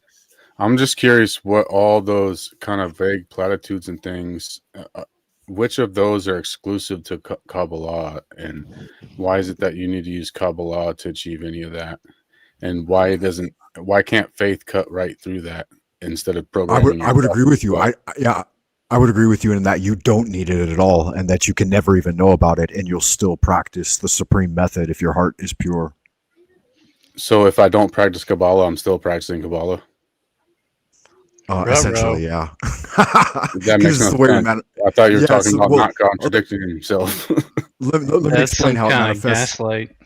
No. I'll give you a brief. I can give you the 30-second spiel. The way it manifests as the Jesus, right, or the Christ. If I may finish, I can do it in 30 seconds. I swear, Twilight. The Christic consciousness manifesting into this world between heaven and earth. It's essentially how we're created. The lightning strike comes down the tree of life, and it's what gives birth to you. So there's no real way for you to avoid that. It's a natural progression to return to the abstract up the lightning strike and the tree of life. And from my perspective, you cannot, that's unavoidable. But yeah, you can do whatever you want. You're still doing Kabbalah in my mind. But climbing up Jacob's ladder is what we were talking about earlier. T-Mel referenced enlightenment, the pursuit of enlightenment. Isn't that the same thing as trying to climb Jacob's ladder? I wouldn't say that you have to pursue it, that it's just happening. It's a natural reaching upward. So you Okay. Three is the natural reaching of Allah's divine revelation. Okay, go ahead. So you think those of us who don't believe in Islam and the last days and he's not a Muslim, Mike. So let's just move on from that. Yeah, let's move on from that. Okay. Yeah, he's clearly not. It's not even that. It's just that he's clearly not a Muslim. But yeah, let's just move on. Talking about Kabbalah, Shalom. Let's just move forward. Let's just move forward from that. But yeah, go ahead. Okay, it's when you drop everything else away. Islam or not? No, not right now. We're on a different discussion. Kabbalah, not Kaaba.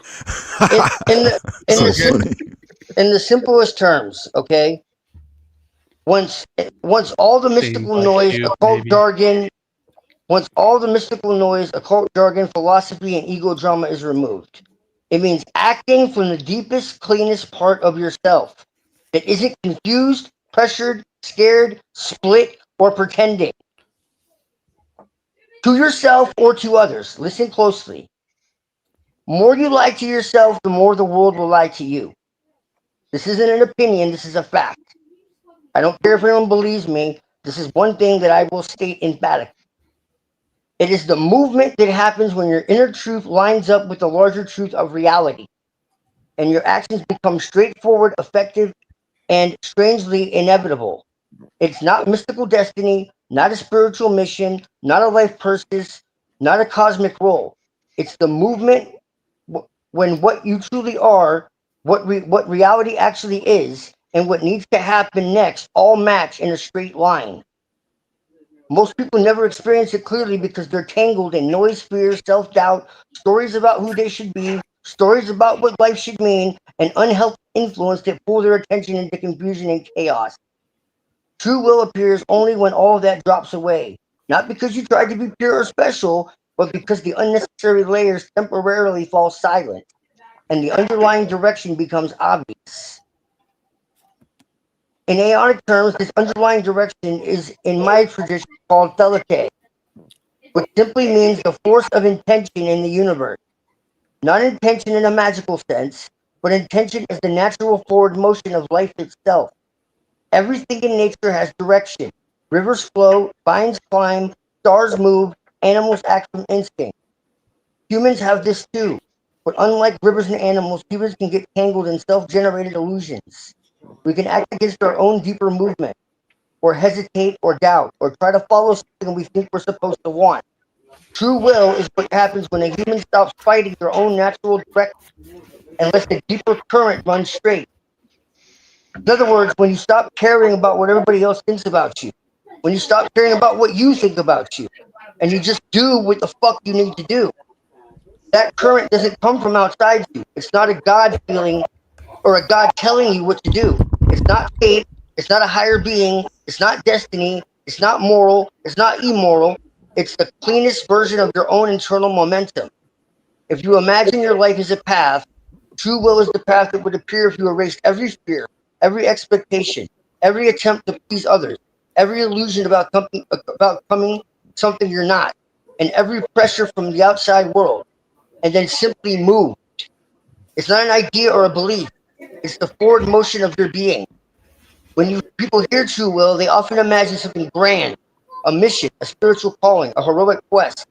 But true will isn't dramatic. In fact, it's the most practical thing in the world. It's how you act when you're not split against yourself. Anytime you've made a decision with total certainty, no hesitation, no confusion, no inner fight, that was true will. Anytime you've taken action that felt natural, smooth, and strangely obvious, that was true will. Anytime you felt pulled towards something without needing to justify it, explain it, or rationalize it, that was true will. In those moments, your thinking mind isn't leading. It's following something deeper that already knows. This deeper knowing isn't mystical. It's simply clarity without noise. Most of the time, people act from layers of noise, fear, insecurity, desire, approval. Twilight, can I ask you something about true will? Yes. I was going to ask, how do you confirm that you've done true will? But it sounds like you're saying that if you've made a decision without hesitation, that you're doing true will. So is that the way to confirm you're doing true will? There's nothing to confirm. Then how do you know you're doing true will? What if you're under the delusion? And what if you're under the delusion that you're on a straight line? You're missing the point.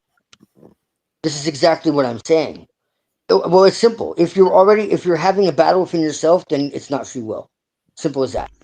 So there's no contradiction, no hesitation. There's no hesitation. There's no contradiction. How often are you transmitting on your channel right now, Twilight? What's that? How often are you transmitting on your channel these days? Not lately, because I've been really busy.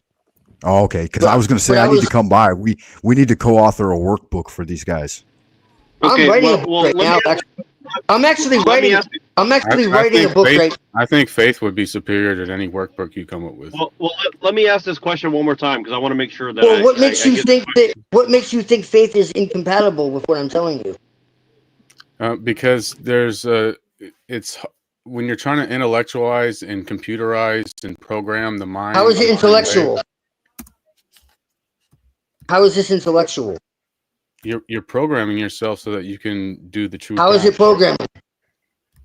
It's the erasure of programming. It's apophatic. People gonna write books. We need to write a little something it's too. The erasure. It's the erasure of programming. It's the dismantling of belief. Okay. It's the annihilation of all obstructions. How? So apophatism. So apophatic. It's faith in yourself. And faith in the spirit that lives inside you, the divinity inside you that guides you to the. How can you know God if you can't know yourself? But aren't you saying like your perception? If your perception is muddied, if your perception is distorted, if your perception is unclear, then how can you see God? How can you explain that to me, please? Explain that to me, please. Wait, hold on 1 second. Let me give a little context for 1 second. What are the attributes of God? Most of what you said to me has What not are the been attributes clear. of God? God is Keep in mind, guys, it's not necessarily a point of argumentation, but a point of like mutual spiritual growth, right? Yes. I think we're looking. I think we need to define I'm not our arguing terms. anything. Can you guys hear me or No. not? Okay. Hold on. Yeah. Yeah. Okay. Let me just make this. All right. Let me make this point really brief. Okay. Audio is good. Okay. Good. Okay. Let me make sure this is. I just want to make sure we get like a. Because I don't think we're arguing yet. Because I don't think we really understand each other. So hold on really quick. Okay. So are you remember you said something to the effect of like, well, you need to experience certain things, right? But in another sense, you're saying, well, we need to annihilate our experiences to become who we actually are underneath all the experiences. No, you don't annihilate your experiences. You annihilate your attachment to your experiences and to your ego identity. The experiences are fine. The attachment is even fine. It's just realizing that it's not real. You can't destroy something that doesn't exist. Like, okay, in Buddhism, for instance, they say you have to get rid of your ego. Well, some of that has been twisted and contorted. That's not really what it was about. You can't destroy your ego because it doesn't exist in the first place. The ego is something that you create. So what you have to do is realize that it was never real to begin with. Well, hold on. That doesn't make sense. Then who is you? Wait. Who is you? Your No. consciousness doesn't have ego? What I am saying is your ego is your identity. Right, but So here's the thing: not is like aren't you saying to get rid of your identity to gain a new identity as God or something? Though. No, what I'm saying is you can't get rid of it because it's your identity. It's how you interact in the world. It's just when you convince yourself that that is you, when that's actually who you are. All right. So what what I'm saying is you, the self is not static; it is dynamic. Do you follow what I'm telling you? right? You But are aren't you kind of saying constantly like changing. You are constantly. You are not one thing. You are constantly changing. You are divine. You are in the image of God. Then why would you kill part of it? You if it's can't. dynamic. I just said you can't. So you can't kill the ego. But I just said it. You can't kill something that doesn't exist. It's formless. So what you're saying is like what you're saying is we're here cosplaying as an avatar of a Pokemon character, but we're not actually here. No, we're actually here, but the Pokemon character is a Pokemon character, and we've convinced ourselves that we're the Pokemon character. So who are you without the character? Are you just energy? Is this like spiritual, like thermodynamics? Like we are in the image of the divine. Period. Okay, but like, what if somebody was living purely? What would that look like? Would it look like Aleister Crowley's lifestyle, or like it looks like probably an not. individual. It looks individual. There is no one way. This is exactly my entire point. I want to address the chat real quick. Michael There is Malzahn, no one way. There's only your way. That's not nice. yeah, there's not also polite. sabotage Debbie's way, right? That's just another way. No. Hey, what's up? That's a Somebody distortion. wanted to address me? That's the exact opposite of what I'm saying. That's falling into transitory desires. Are you Michael from the chat? I am Michael from the chat. Yes. Oh, okay. Then that's probably an old thread I don't know much about. Okay. Yeah, he's just, I don't know. yeah, that's just what he does. Talk about? Yeah, that's just what he does. Yeah, go ahead. Who was talking? Please just proceed with the thing. I think we left off with Mr. Anderson had a question, but I wasn't clear on his articulation of it.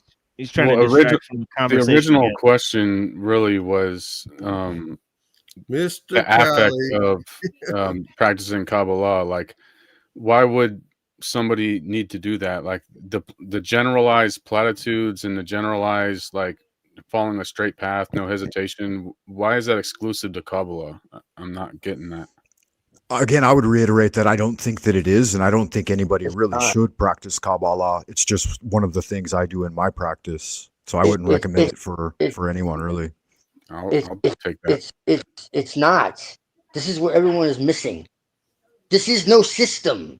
This is no practice. This just is.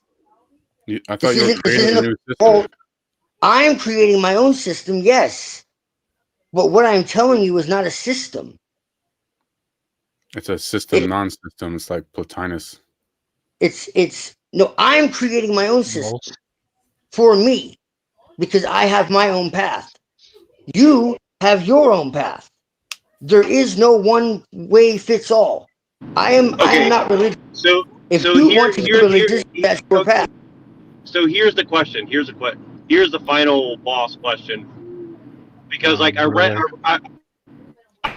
Johnny today, and he said something to the effect of like, well, people who deny truth are going to get killed by truth. And you said something similar, not killed, but you know what I mean.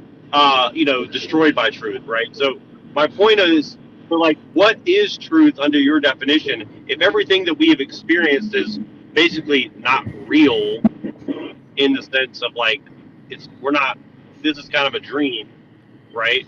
Like it's real, but not really, right? Then No, how it's can very we real. determine what truth is, right? No, it's very real. I never once said it wasn't real. I could sum up my thoughts really quick. It's I like, would say that there's what probably path do you follow? more than one facet to the supreme method, but I would say one aspect of that is faith in Christ, and that is a part of the supreme method, and it will ultimately lead you to salvation. Okay? Yes, I believe in Muslims Christ. I don't say your believe in faith in religion. Christ is the way to damnation, right?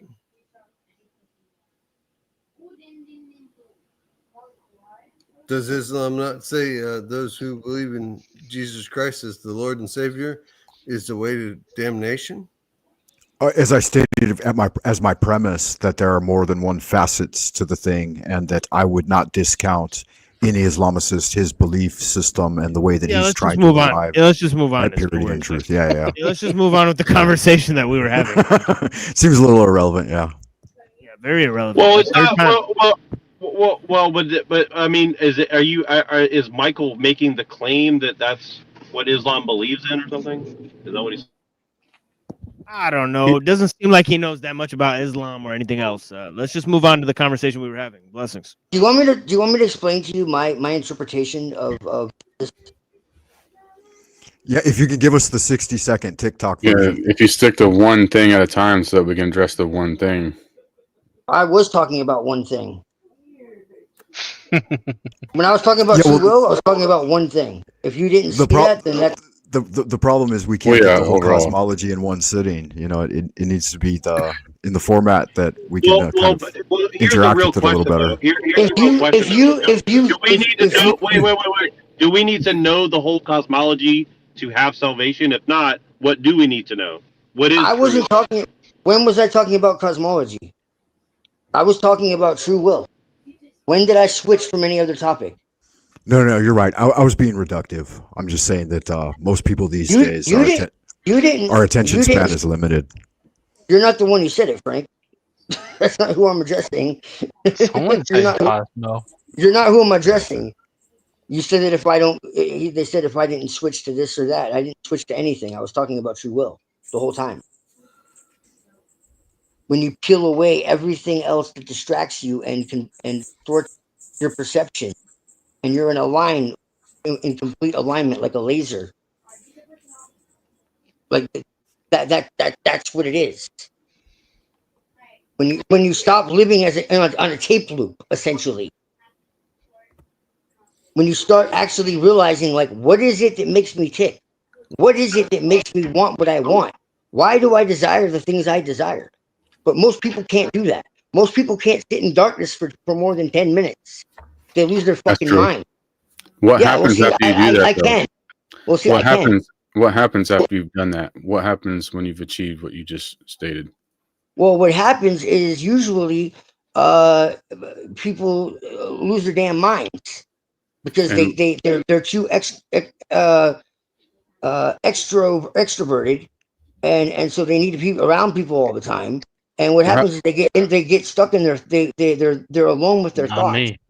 That doesn't Okay, well, sound yes, very good. yes. Like why You're- ought I do that? Well, because if you stay with it and you face it and you go into meditation and you face your darker emotions and your darker thoughts and your darker impulses, and instead of running from them, you become aware of them, and you come to peace with them and you integrate them, and you learn about them. You can become a master over them instead of them becoming control over you. And So you what can happens control once them. you've done that? What happens once you've mastered them? Then you can integrate your darkness and your light, and you become a whole being instead of running from it like a child hiding in the darkness, but from the boogeyman. People hide in light. They're afraid of the darkness. So you can put And a that's why plaque on the your wall world. that says "I'm a full being now." Like, what does that actually do once you become a No, full being? it's not about. Well, see, you're stuck in ego already. That's half the point. That's already the problem. That may be It's not true. about proving anything to anyone but yourself. If you don't understand that, you're already missing the point. This is all about you. It has nothing to do with anybody else. If you don't understand that, then you're already missing it. So, like earlier, when the conversation was about pursuit of enlightenment and it being a selfish pursuit, It's not even I think I'm enlightenment. understanding what TML was saying. It's not even enlightenment. It's not even enlightenment. It's self-mastery. Okay, self-mastery, the pursuit And is only about you, right? No. In this specific exchange, I would have to side with Twilight a little bit. And in that, to bring some of these things out, like to tease them out as they were with like a here kitty mentality approach, is within just the realm of skepticism and dichotomy. And I think it a little, in some way, misses the point. That's what I believe. So it's self-mastery. So when you're it's in your introspection, your state of I would make the argument that what you're Jesus was meditating actually. on what your will is. Oh wait, hold on. Repeat that, Rocky. Sorry about that. Yeah, repeat that. I was asking Twilight. So when he's in his state of whatever it is, his meditation, he is trying to find out what his own will is. He's searching for his will. No, you don't search for will. You become will. This is the thing. We have many desires, many What is things your that will? we want. What have you determined your will is? It's something that burns within you. It's individual. What is it? I can't tell you. That's circular. Why can't you tell us? I mean, you do it. Well, I was just contemplate explaining and meditate on it, and you can't put it into words. But it's not something that can be articulated into a 30-second Did you just soundbite. did you just hear everything I was saying? It is what it be. Did you were you listening to what I was? Did you just hear what I was saying? If I may, Twilight, to address Rocky directly, if we use, I don't understand. Was everyone just listening to everything I said? Yeah, You I need was to your absolutely. own, to your own person. But to directly direct I Rocky's question, can't if I tell may. you. I can only tell you how to come to that truth. I can't tell you what it is. I can only tell you how to get there. Yeah, and I can give you What is the truth? a four character idiom that will surmise what he's been trying to say for the last few moments. When the water resides, the turtle will emerge, and what that turtle looks like is up to you. Shit. Is there any more platitudes to just stack on top of that? Because I'm lost. Turtles all the way down, son. There you go. And how is that a platitude? Well, it's just like rhetoric and phraseology. It kind of, I don't know. I'm just a little lost. It's not It might though. be 'cause I'm just not tracking. It's like an illustrative analogy of like boiling things down so that something rises above.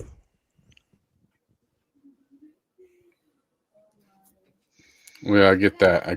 I get each individual analogy. I'm just a little bit lost, I think.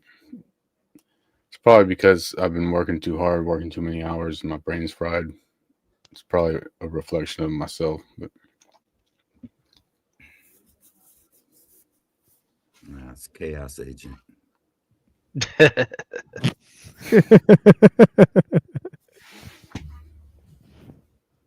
Yeah, it's all those human weaknesses, right? Relying on food, energy, air, oxygen. It's really ironic because I actually feel like Jesus spoke a lot of exactly what I'm talking about. Before the church took it and twisted it and contorted it into all kinds of whatever the fuck. Like Yeah, nobody disagrees with that, but yeah. You know. I think Rocky would. But irregardless, like maybe Mike. well, no. Like I actually wrote some stuff about this because it's like when you remove the true teachings of Jesus from church distortion, political shaping, myth making, it becomes surprisingly simple and unexpectedly compatible with aeonic reality, celestic insight, and true will. Jesus did not teach submission, obedience, guilt, sin, sacrifice, or dependency on any institution. He taught the opposite: sovereignty, clarity, inner authority, direct perception, liberation from external rule, and the restoration of human beings to their natural alignment with the source of reality. His core message was the kingdom of heaven is within you, meaning not a place, not an afterlife, not a supernatural reward, but a state of consciousness in which the human being perceives directly, unmediated by fear, illusions, or external authority.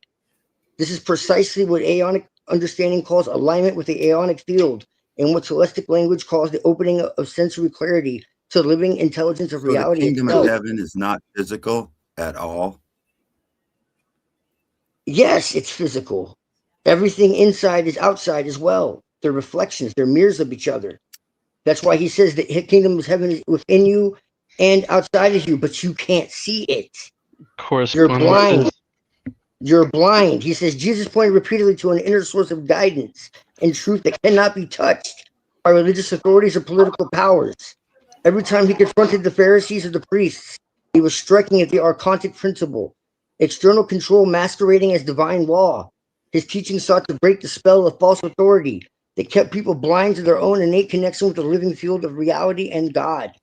I would From agree the to Aeonic that. perspective, his role was not to be worshipped, but to demonstrate what a human looks like when they are aligned with the deeper patterns of existence, when their internal compass is fully open to the current of divinity, the aeon of intention.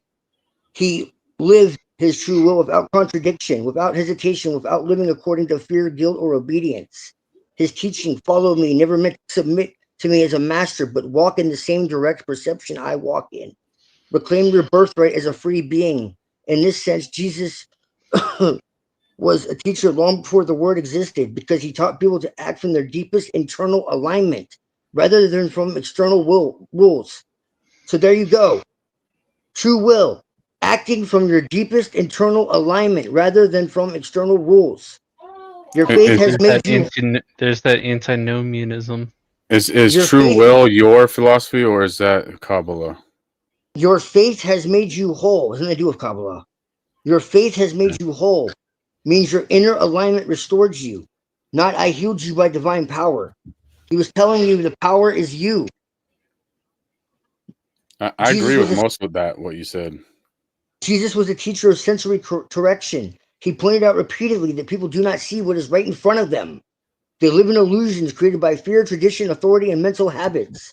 When he said those who have eyes see, he was not speaking poetically. He meant that most people live in their senses clouded and cannot perceive the aeonic truth. They look at the world through inherited stories, religious rules, cultural expectations, and internalized shame. Jesus taught people to see without filters. This is exactly what Celestic practice calls restoring perceptual sovereignty. His parables were not moral stories. They were shock devices designed to break habitual thinking patterns and force the listener into a moment of clarity where direct perception could occur. Jesus' rejection of hierarchy was radical. He taught that no priest, no ruler, no holy man stands between a person and the source of life. Call no man your master, he said, for the kingdom is within you. This is a Telestic principle. No external authority dictates your will. In aeonic reality, the human is designed to operate with direct connection to the living intelligence of the world. Sophia, in the Gnostic sense, the aeon of the earth. Jesus' original message aligns with this entirely. The living presence of truth is not in heaven far away. It is here, in the world, in nature, in the human heart, in the direct experience of life. His repeated use of nature-based metaphors, seeds, trees, vines, growth, was not poetic decoration. It was an instruction. Look at how nature operates. It operates in true will. It grows in accordance with its pattern. It does not live in guilt, fear, or shame. Humanity is meant to do the same. When Jesus says, I am the way, the truth, and the life, this has been misunderstood. In aeonic and celestial terms, he was not referring to himself as a person or as an exclusive conduit. The original meaning is closer to the state of being, I embody the enlightenment, the clarity, the direct perception is the way to life. He was saying this mode of consciousness is the path, not my personality or my worship.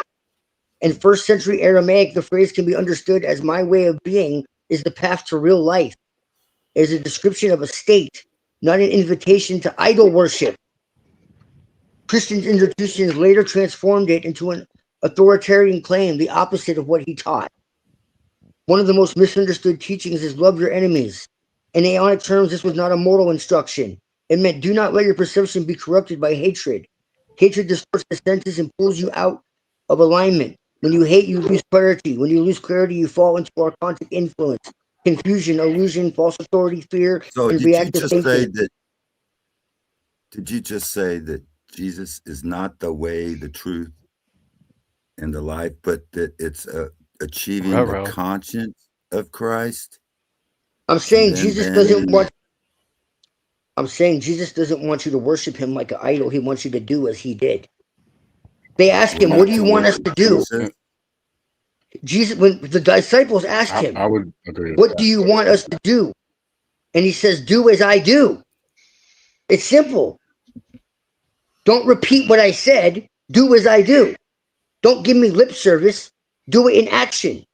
I don't want to hear your words. I want to see your actions. It's simple as that.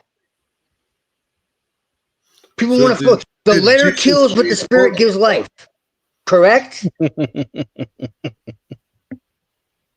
Oh, I was a very devout Christian at one point. I'm laughing because I said those exact words earlier in the stream. So, yeah. Okay. So did Jesus The church eat pork? turned this into a system of control and fear and guilt and shame when it was never meant to be that. They just murdered all the so-called heretics who told you didn't need anything between you and God. You know, it said they were evil. Created the entire Inquisition,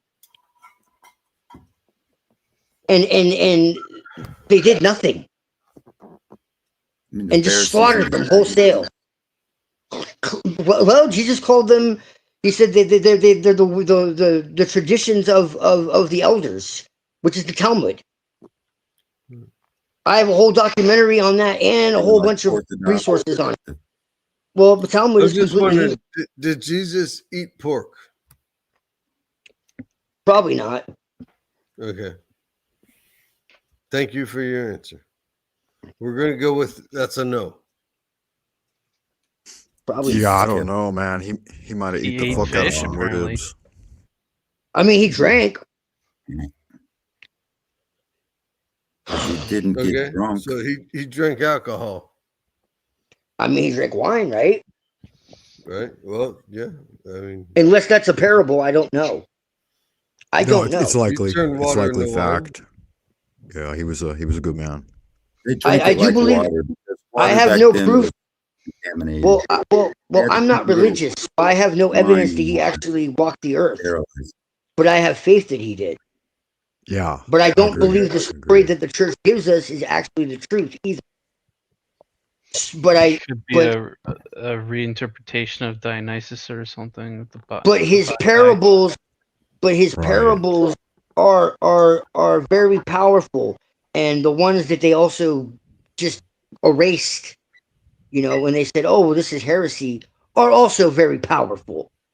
Yeah, and it's interesting and too. I don't know which direction the encoding goes, but they're all available in Chinese as well. As I start to study the scripture more, and I've really well versed in Tao, like it's all already there in Tao, which is supposedly 500 years before Christ, and some of it 3,000 years before Christ. So Seraphim Rose has entered the chat. it seems interesting to me that he probably did come to the East and study for a while and brought that teaching back in a different form. You know? Most definitely, Frank. I agree with that. I think he was all over the place. I don't agree with the church's idea of him. I think it was interesting for sure. No. I think most definitely that he did. There's way too much evidence that he was. Like they aren't just making up stories. I would agree with that. I would agree with that, definitely. You don't get to see him from baby to 12 years old to 30 years old and a half. So there's a lot of time in between. Jesus was a master of many traditions. Like, yeah, no, exactly, Red. They covered it up. He was a threat to the powers that be. I don't believe he was God in the flesh, but I believe that he achieved a sense of understanding of what God is that very few do, and he tried to explain it, and it all got twisted up, and then hijacked and used as a system of control to enslave people. So you said Jesus. So you think Jesus was a liar then, right? No. Well, he said, "I am." Yeah, because he became aware. He said he was God of his equality with divinity. We're all divine. Yeah. Okay. And there was a lot of misinterpolation of what he actually probably spoke, I think. And in Hebrew, that's a really straightforward, right? The I am expression. So I think you're misreading it. Yes. That's why they went to throw stones at him, in fact. Because when he said that, he was saying in Hebrew, Iya Esher Iya, which was literally, I am God. And they're like, how can you be God? Because he was saying like, I'll bring you out of You just said he wasn't captivity. God. He says, I'll bring you out of captivity. And they're like, what are you talking about? Moses brought us out of captivity. So he's a liar. And he's like, no, but you may have been physically brought out of Egypt, but you're still enslaved. And he's like, we see clearly. And he says, no. He says, no, you're blind. He says, my followers know they are blind, and so they will see. But you are blind, and so you will remain blind. Jesus was over people's heads, man. That's the reality. Just playing that. And then they turned it into something literal to control people. That's the truth. Because he's like, well, how can you say that you knew Abraham? You're only 30 years old or whatever. And he's like, before Abraham was, I am. And they're like, well, how is that possible? Because I existed before. 1 John, right? In the beginning was the Word, and the Word was God. See, Christ exists Christ is a spirit. Christ is an aeon in my tradition. Christ is different. Christ is a divinity. Jesus became a Christ. Jesus is not Christ. They're separate. The Christ is something that we can all incarnate.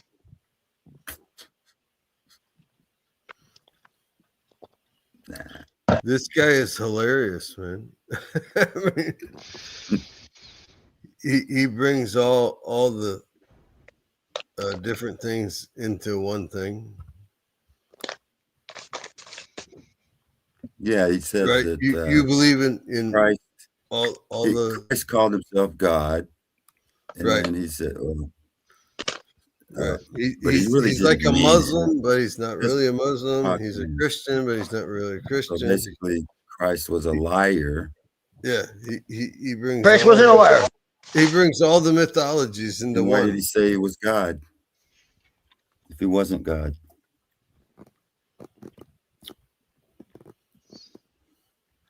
This is the same argument we get all the time. Yeah. Jesus was not the Son of God. He's not God. He's just a prophet. We're all sons of God. Yeah, blessings, homie. We're all sons of God, but we're not the only begotten Son of God. There you go. Yeah, we're sons of God. We're brothers of Jesus and all that. That's true.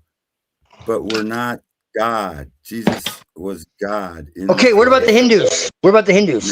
What about the Muslims? What about the Buddhists? What about the Sikhs? That's why he never refused worship, but angels always do refuse What worship. about the Hindus? What about the Muslims? Isn't he a little bit? What about the Sikhs? Let me ask a question. What about the Jews? May I ask a question? Isn't he a little bit wishy-washy on that point? He calls himself the Son of Man, the Son of God. He says you're all daughters and sons of God, right? So to fixate on that single point, I think is a little bit overblown. People like to think they have the only truth. It's an ego trip. No, it's not ego. Yeah, it's a little bit gay. It really is. If you have to force feed it to other people, then it's it is. It's a hardcore. And we don't have to idolatrize him. Yeah, no, they don't. I just They don't asked a believe couple what questions, and you guys they all don't- get triggered.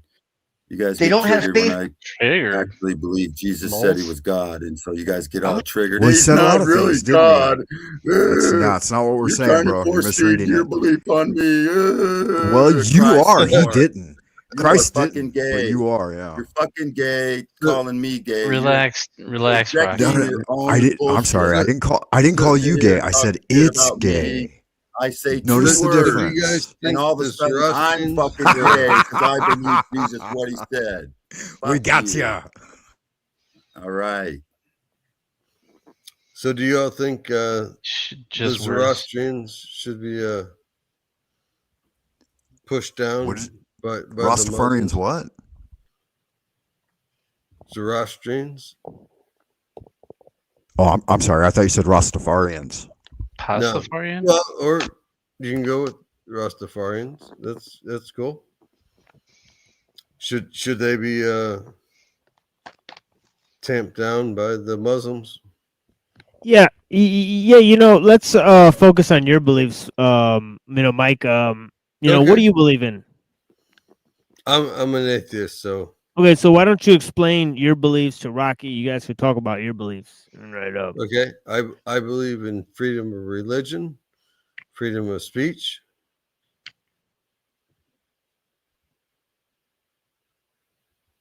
Wow, that's a lot to believe in.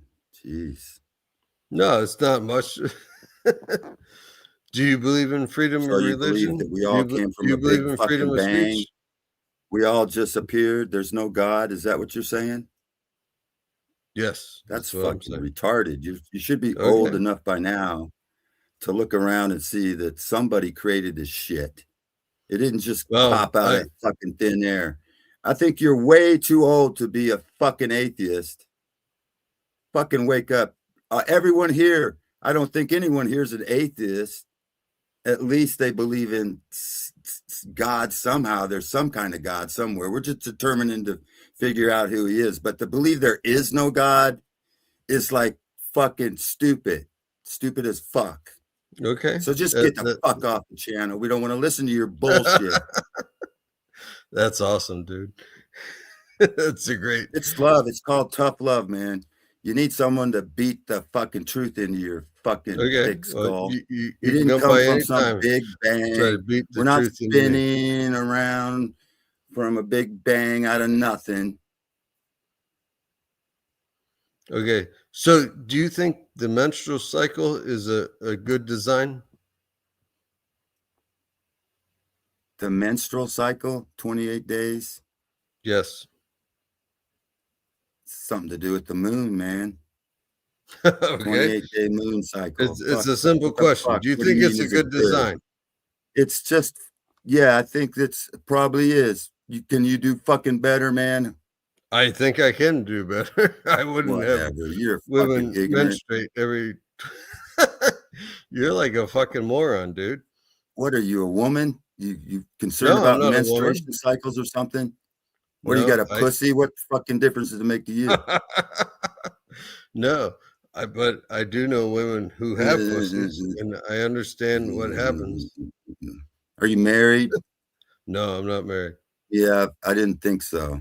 Right, right. So who are you, nigger? My name is Michael Joseph Malzahn. I live at 12631 Frank Drive South, Seminole, Florida. You can go by anytime you want, motherfucker. You calling me out? I'm calling you out. Who are you?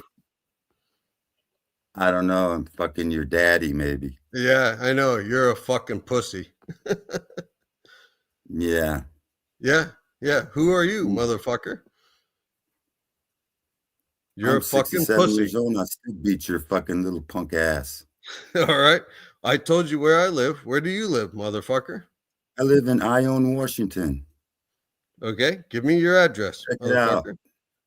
I'll come fly out there and beat your ass, motherfucking.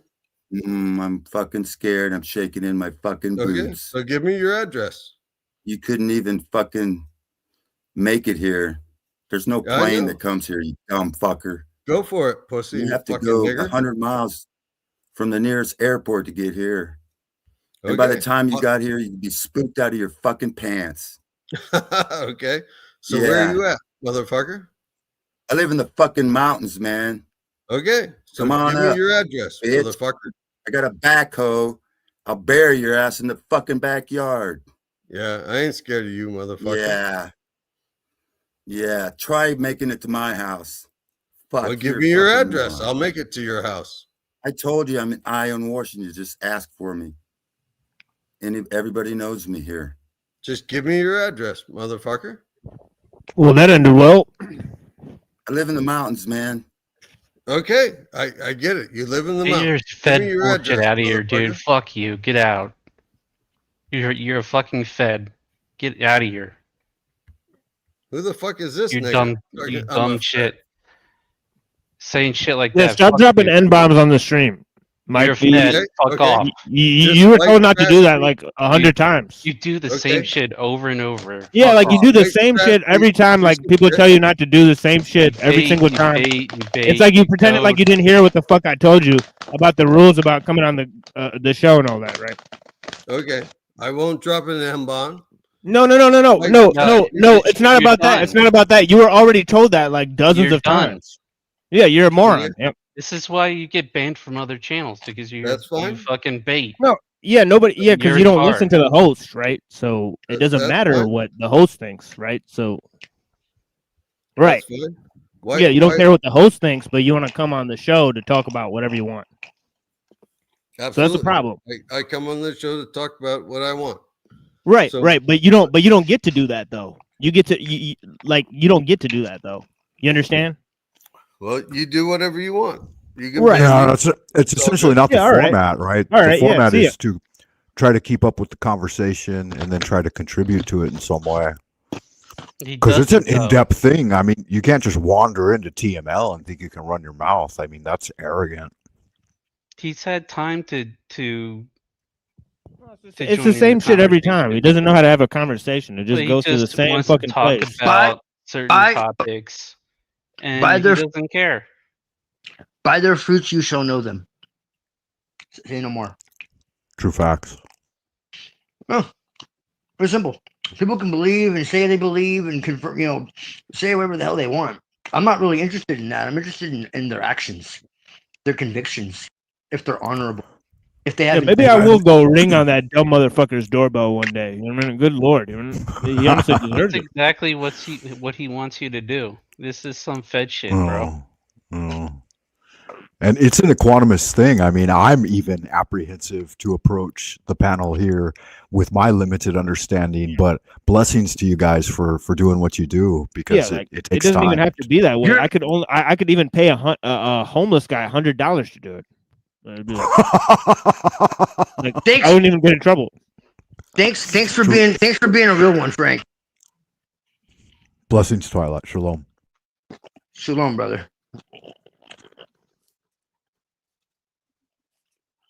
It's not like Sorry about that, man. he's never had a chance. He's had multiple chances to contribute to say anything other than the one topic he wants to talk about.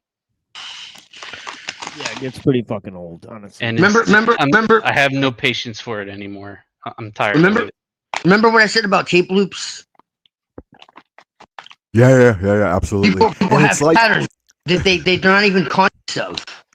right? It's like it's the Not only even thing that, though. burning a hole in his pocket, right? It's just Fed shit at this point. I don't care if he's not, it's just whatever he's doing over there with this little operation. I don't care. I don't care anymore. Like, I'm at my limit. This is like jumping the shark or some shit. Like, we're Yeah, done. you're right. And even if he's not a Fed, he's still playing the same game, It's right? still So like it doesn't Fed really matter. tactics. Yeah, absolutely. It's not a matter of whether he's conscious of it or not. It's just Fed shit. I'm just tired of it. So that's my opinion. It's just disruption. That's that. It's just disruption, man. Yeah, that's what he's been doing. I'm all about for the past I'm all few about months. elevation. That's why I don't This come is around. like Plus, I've been more busy, but I'm all about elevation, this is man. what he's been doing for like at least a few months. So Yeah, I now I don't know know why- why people ban him from their channels, because this is what he does. Where else did he get banned? He said a while ago, like, "Oh, I get banned from Muslim channels." Well, this is why. You Gee, dumb I wonder shit. why. I'm not. No, You but fed- no, you but that's fed what me and motherfucker. Avian. Yeah, but that's what me and Avian tried to tell him like last time. I was like, look, this dude's a Buddhist. I'm a, like, I am what I am. Like, this ain't about like nothing about Muslim shit. Like, my channel's not Muslim shit. So it's like, what's the point of bashing Muslim shit on my channel? There's Yeah, really you zero never- point.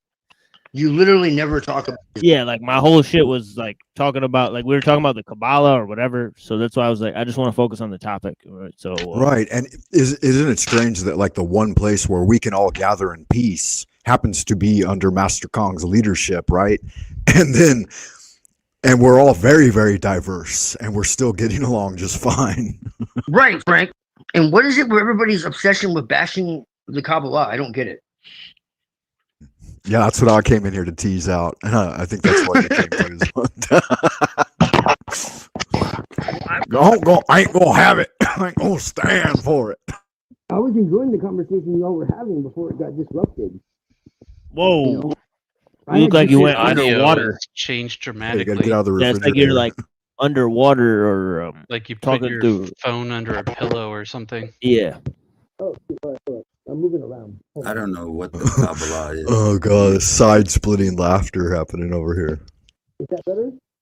Yeah, go ahead, Rocky. Yeah, what are you saying? No, I don't understand what the Kabbalah is. Can you explain it to me? I don't even know Jewish what you mysticism, mean by the basically. Kabbalah. Yeah, if Huh? I could break it down, it's kind of like so like after Jesus died, right? The Jays started inventing a bunch of stuff, right? Like first of all, they came up with the Talmud and the Zohar, right? Okay, so the Zohar and the Jazira are part of the Kabbalah, but it's after the 1100s. So it's like so in the 500s they came up with the first part of the Talmud, and then in the 700s they came up with the second part of the Talmud, and there's a bunch of other scriptures in between, right? Like there's the Mishnah Torah, right? There's so these are all explanations or interpretations of the Torah, right? So they came up with all these works, right? And they came up with real quick. When Yeah. did the Okay, Sefer I understand what Yetzirah you're and talking Sefer? about now. Real quick. Basically what When the did this? Pharaohs and the Sadducees Wait, were teaching. hold on. Real quick. When did the Sefer Sephiroth and the Sefer Yetzirah? When were those? Those are like much later, right? Like 16th century No. or even later.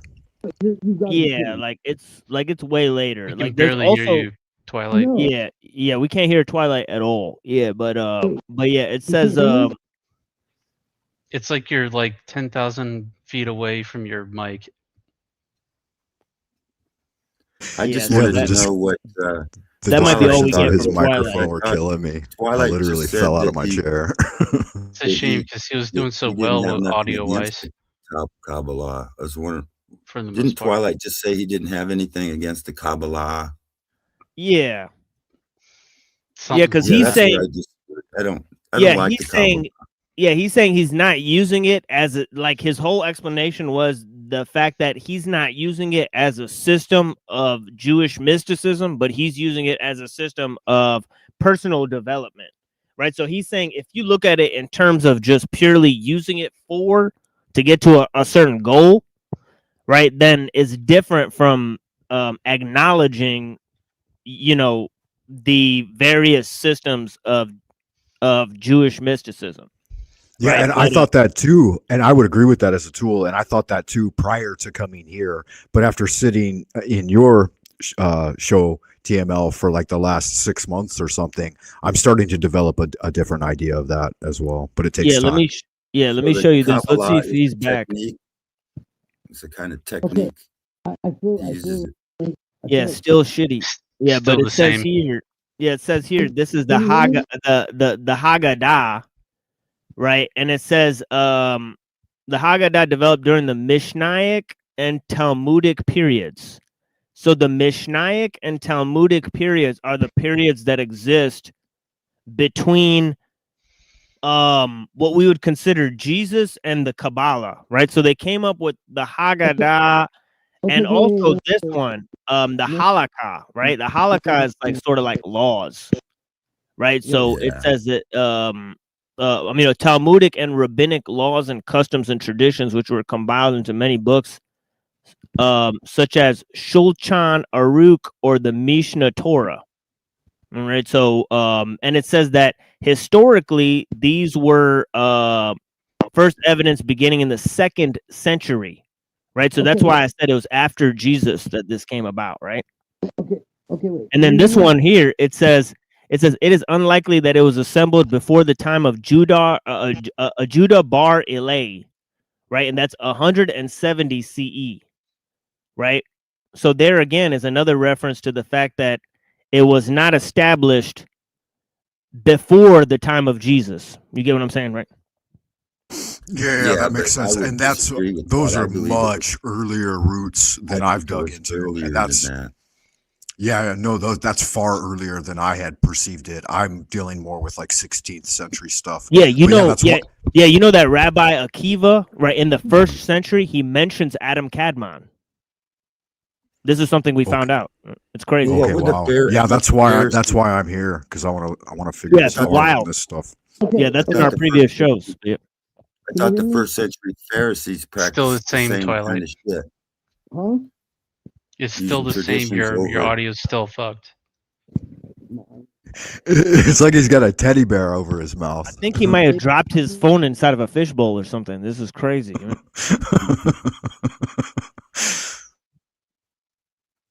It's like the bass and shovel are turned way down. Yeah, and we're not laughing at you, Twilight. We're laughing with you. I'm trying to follow what the hell is going on because nothing. I hear him trying to get to the bottom of it. That's been. It's almost like your audio got switched to a different mic that's farther away. It's the only way I can describe it right now. It sucks, man. We'll cut this out. We'll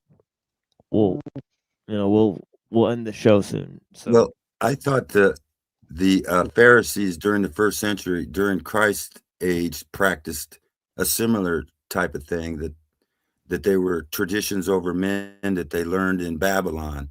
So that they were they brought Babylon and the traditions they learned in Babylon. So it's kind of familiar. It's kind of similar to the Kabbalah, where they're bringing like Eastern mysticism into the true whatever religion, and Christ called them out for that already. And I think that it existed a similar type thing way before, and that they're fucking with our history, and they're making us believe that there's got to be a 3rd temple and all this shit, and it's all bullshit. Can you hear me? Barely. Yeah, it's like your shit's not coming in at all, dude. Go back to the YouTube and listen to how you sound. You're unlistenable. All right, but yeah, and it's because it's like it sounds like a faint whisper from like 100 feet away. But So basically, they just created it out of whole cloth after the death of Jesus. Is that right? No. Okay, is that any better? No. Nope. It's worse. You should refresh StreamYard. Go out and come back. He already has twice, I think. Oh, he did that twice. Yeah, let's just ignore Twilight for now. I mean, I just backstage him because the thing is like I cannot hear him at all. So it's pointless trying to talk to him on a live stream. He needs to understand that we're on a live stream, right? So there's 31 people watching. We need to go with the conversation. Yeah. I was thinking that there was some root in antiquity back to like the time of Solomon and David, but that doesn't seem to be the case, is there?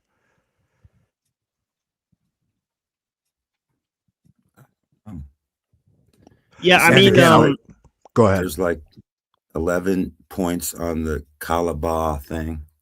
yeah, but there's evidence of this in the Bible, is there not? Right? Because it says that the Jews, and I'm not talking about Solomon, right? That's a whole kit and caboodle, right? Which you have to really extrapolate from the Bible, right? But I'm talking about, the notions of, just the Canaanites and how they fell into different religious practices. They took on pagan gods and all that stuff, right? So you could see how the combination with Zoroastrianism, right, and also Neoplatonism, right? The Jews had combined with these different religious systems and even used those to explain their mysteries, right? So, when you get to the 2nd century, by the time they're developing all this, they had already imbibed all of the pagan philosophies, right? And also used it to explain their understanding of the faith, right? So whether these things were pre, or post, right, it really matters little, because the thing is like, by the time we get to the 2nd century, there are unique influences, right, that have already changed the scope, right? Like, for example, right, Middle Platonism, right, and Zoroastrianism, right? Like the Sabians are basically taking Jewish ideas and combining them with Zoroastrianism, right? So it's like you got to move forward from the 2nd century to look at what Judaism has become, right? Yeah, It's and that like, makes sense because my original perspective was from the present backwards. And I think that the approach you've taken in building the foundation and then moving forward, that makes far greater sense. And I need to approach it in that direction going forward.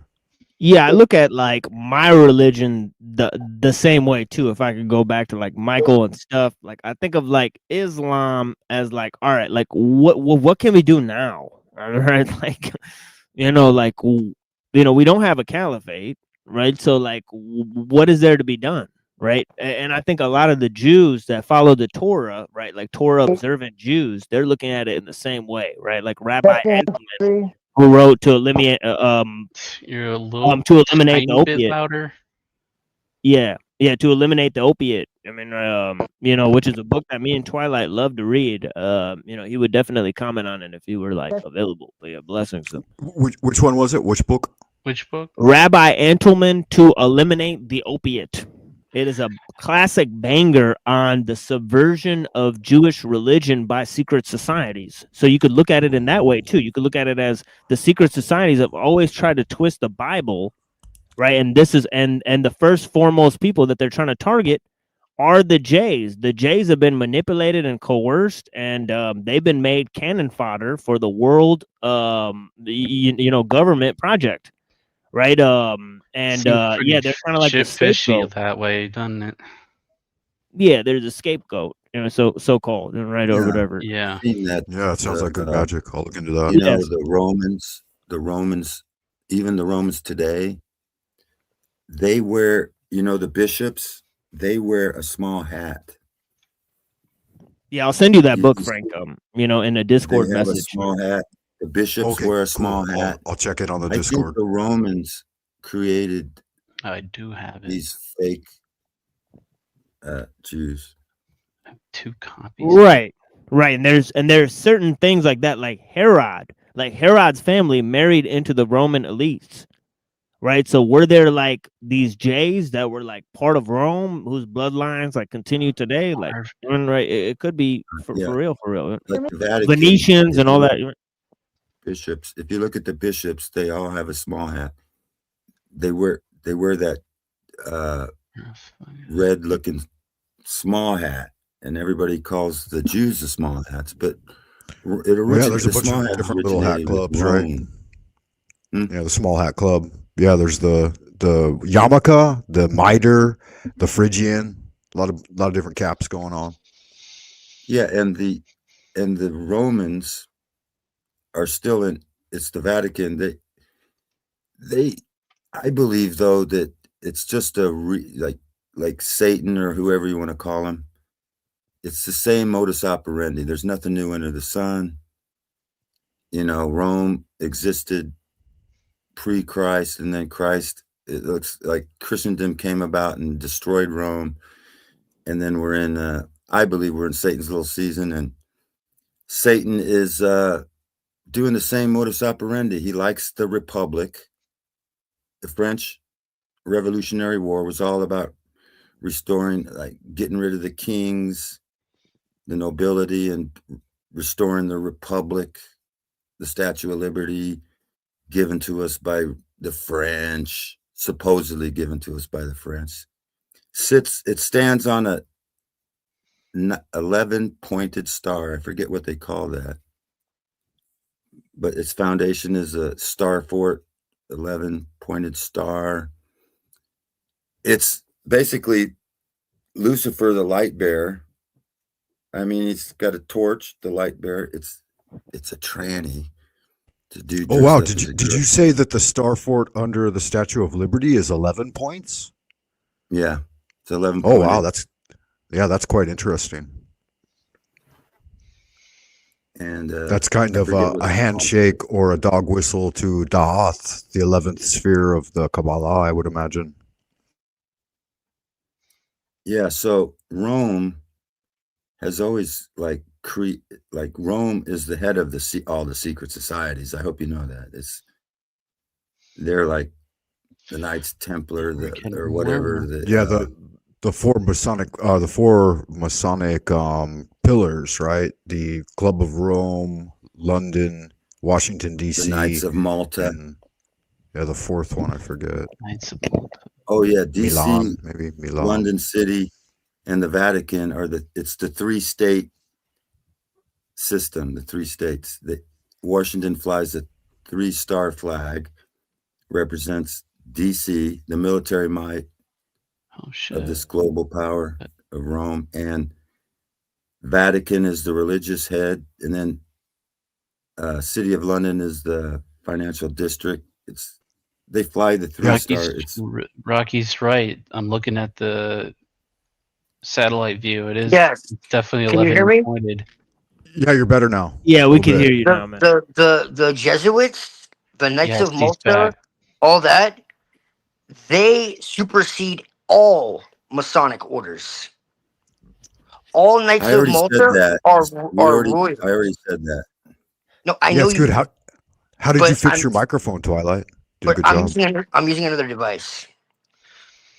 So yeah, the Knights of Malta and the Jesuits supersede all Masonic organizations, and even above that are the black nobility, and that's who created Masonry, Zionism, the Jesuit, everything, like all of it. They create all of the dialectics at the end of the day. So we have the Jews are the scapegoats. The Swiss Guard, the Vatican. Yes.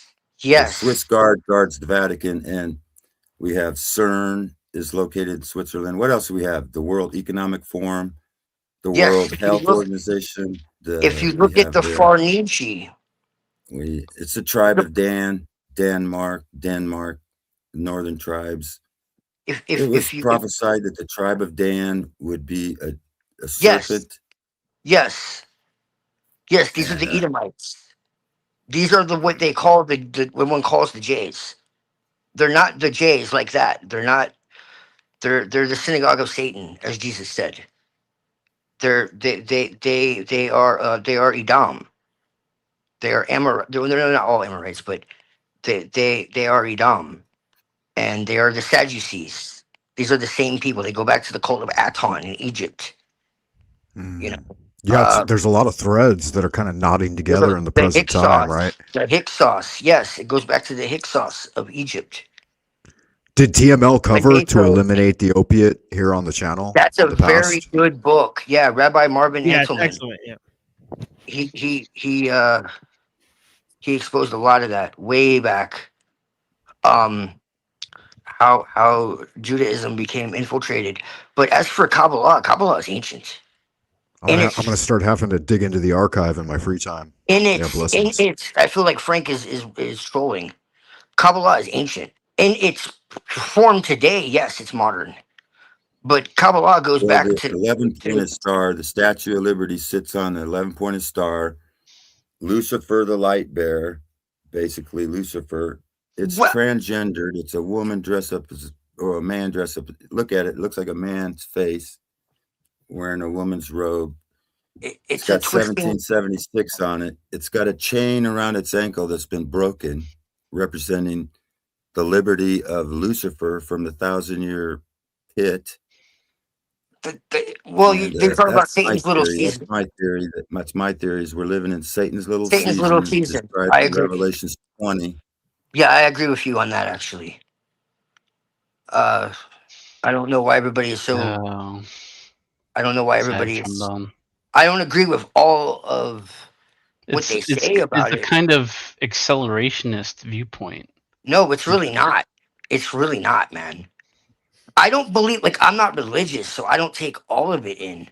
But the whole point, the whole idea that we were lied to about history and that the prophets said what they meant and meant what they said.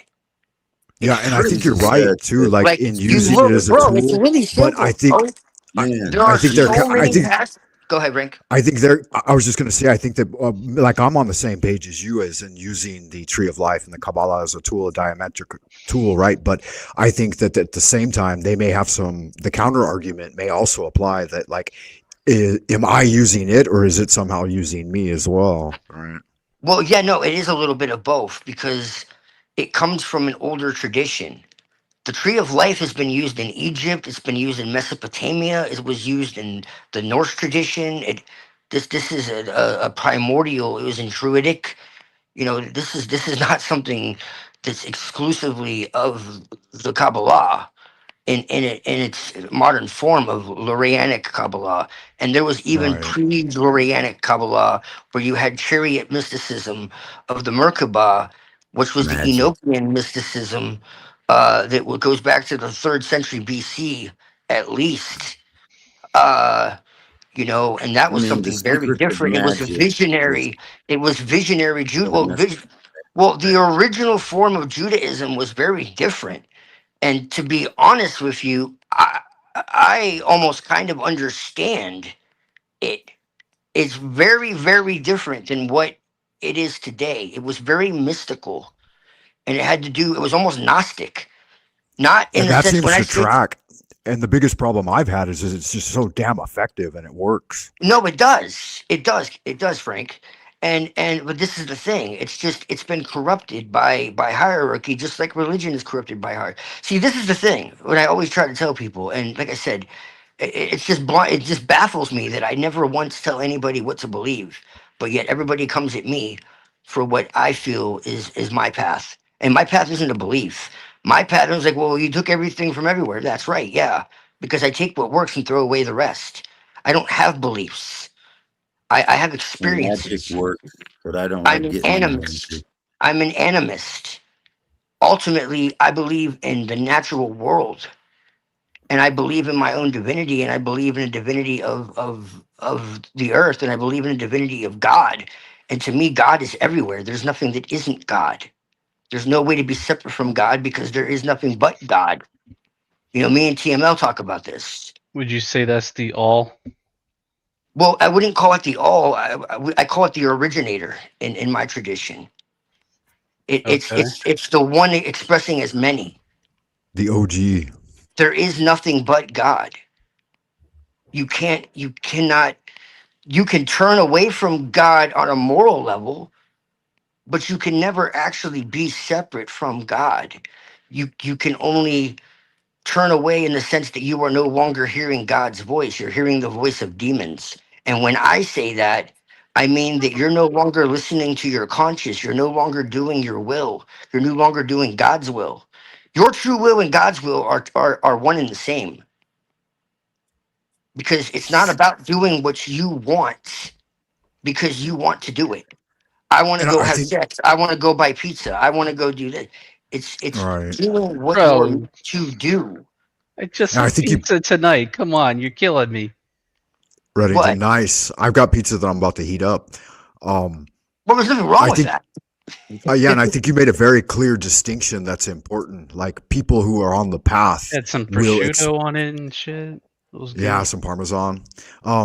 People on the path will express their path without having to beat others over the head with the Bible, so to speak. But you're right that Right. they always come right back at you with sword and spear and say, no, it There's has to be this way. And right. that shows their There's evil. much truth in the Bible. Much truth and beautiful, experiential wisdom. And this is why I say I actually respect this older, more mystical form uh, they call it Torah. They don't call it Judaism. Judaism is the invention. Torah is older than Judaism, according to some of the rabbis that I actually agree with. And they say Torah is primordial and it came from Sinai and it was telepathic. And I'm like, okay, like this makes a lot of sense. When I was a Christian and I was asking, hey, like when it says an angel appeared and they got this vision and all that, like how did the angel appear? Because obviously they didn't come down flying like cherubs. We know that's not true. So how did they get in touch with the angel? Were they like in altered states? And they said, no, no, no, that's demonic. Well, it's funny because this rabbi is saying exactly that. No, this isn't about belief. This is about experience. This is about holy names. This is about meditation. This is I'm like, whoa, whoa, whoa, whoa, whoa. So you're telling me this is Gnostic? Now, again, I'm not talking about Gnosticism, which is about a worthless label. It doesn't mean anything. And if you don't believe me, you can look it up.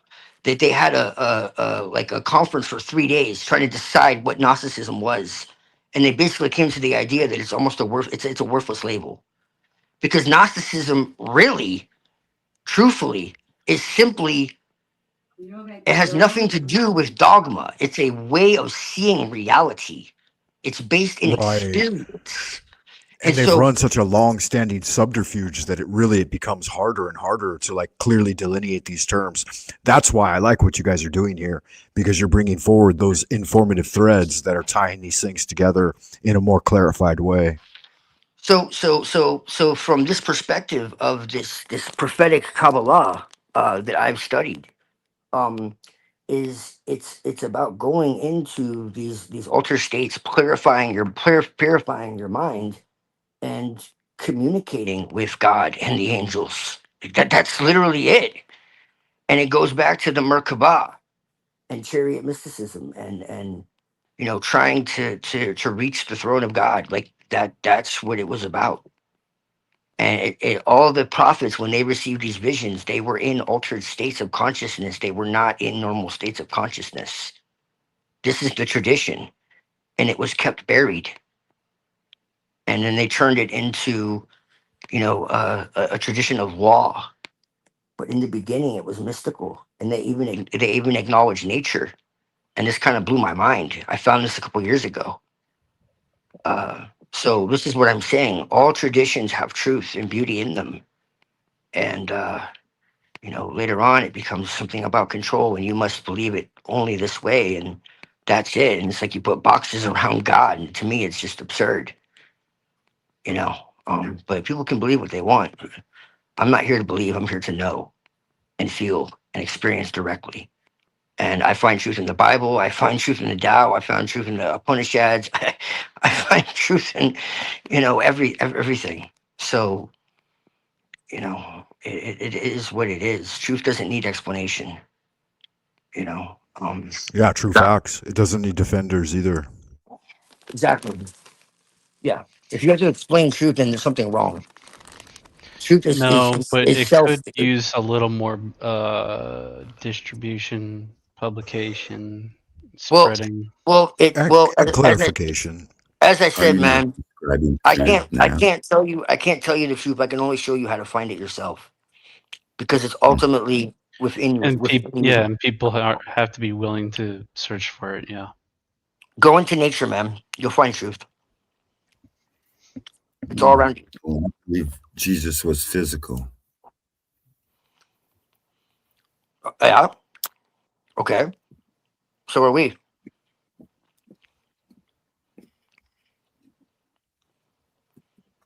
God is everywhere. Cool. But you're contradicting yourself. No, I'm not. kinda.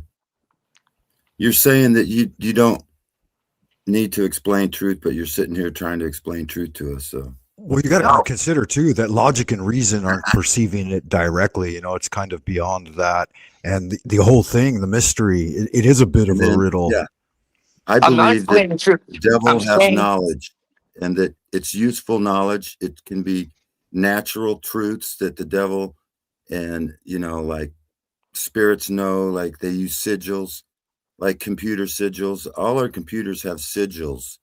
Yes. And they use them. And here we I got agree with this that. Twilight guy. He likes to put his sigils out there, and like casting spells. They use sigils to cast spells, and there is secret knowledge that you can find if you want to go to the dark side and say, "Oh, well, it's okay." Are there cookies? To deal with the dark side because it's got truth. Yeah. There is truth in dark. I mean, the dark people know the secrets of the dark, but do you really want to propagate that and put your sigils? Okay. Yeah. Your sigils, like, to me, just tell me who you are. You're like, what the fuck? What is that? You got the upside down pyramid and a circle with star and the devil horns and upside down cross. What the fuck is that? What are you trying to convey? I mean, what is it? I mean, I like what you said about what Jesus said, but until you got to the point where you said that Jesus he didn't say he was God. He didn't say, or whatever. Well, he did equate Mistake himself what with he said. It really isn't what he meant. It's just kind of, he didn't really mean that or whatever. I don't know.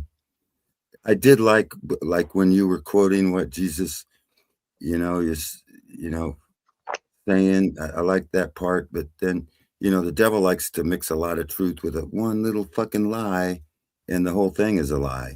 I mean, yeah. So you had a lot of truth. You spoke a lot of truth about Jesus. But then that one little fucking lie you put in there that's, he's not really God. It's really about achieving God consciousness. That's what we have to do. We don't have to believe in Jesus. We just have to try to be like Jesus, and we can all become Jesus. I don't like it. Why is it bad to do as Jesus? You are free to believe whatever you want. I'm not trying to push my beliefs on nobody. I just have No, but I'm just saying. I'm not asking you to believe what I believe. I'm saying, why is it bad to exemplify what Jesus taught? I didn't say that it was bad. Okay. What I said was you put a lot of good things about what Jesus taught, and then the very end you said that he didn't really say he was the only begotten Son of God, and he wasn't really God. He was just someone who has achieved Christ consciousness, and that we can all receive Christ consciousness. Therefore, we don't really need Jesus. What we really need to do is just be like Jesus. We don't need Jesus. He didn't do nothing special, like die on the cross for our sins and pay the penalty for all mankind. That's not important. What we really need to do is just be like him. Don't believe in him. Don't trust that he told us the truth. Like when he said, "I am." I don't think that's necessarily a fair assessment. He did tell the truth. I like what you said about him in the beginning, but then when you twist it and add a little lie to it, it makes the whole thing.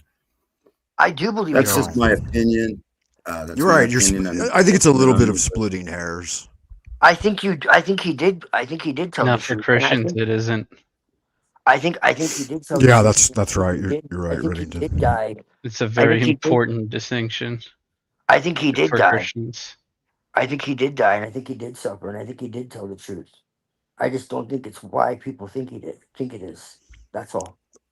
Yeah, I agree with you as well, and I would say Reddington, you're right. And again, like my father, who was basically a self-proclaimed atheist, and all throughout his days, just a very secular, business-oriented individual. On his deathbed, within the last 3 days, he said that two beings had come to visit him at the gates of death, life and death, and he said one was Socrates and one was Jesus.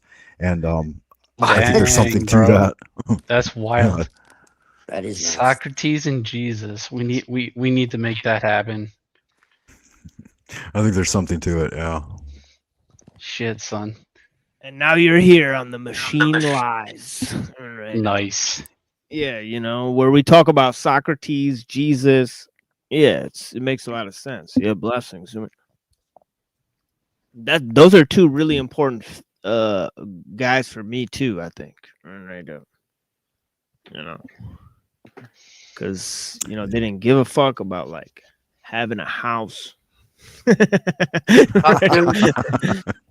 Yeah, it resonates. And so, Rocky, we're not fighting against you, man. We're fighting with you. That was you. I don't know too much about Socrates. Yeah, Socrates was married. All right. And he said, he said, get married. If you, find a good wife, you'll be happy. If you find a bad one, you'll become a philosopher. Good man. I'm in the philosophy Nice. ballpark. Ruh-roh. Yeah, women gonna do what women gonna do, right? Right. Shit, son. The comment I made a moment ago that we should have known Columbia, the Statue of Liberty, wasn't really a woman because she's holding a book. Yeah. Oh, The Statue of Liberty is Mithra. Uh-oh. Yeah. It's a tranny.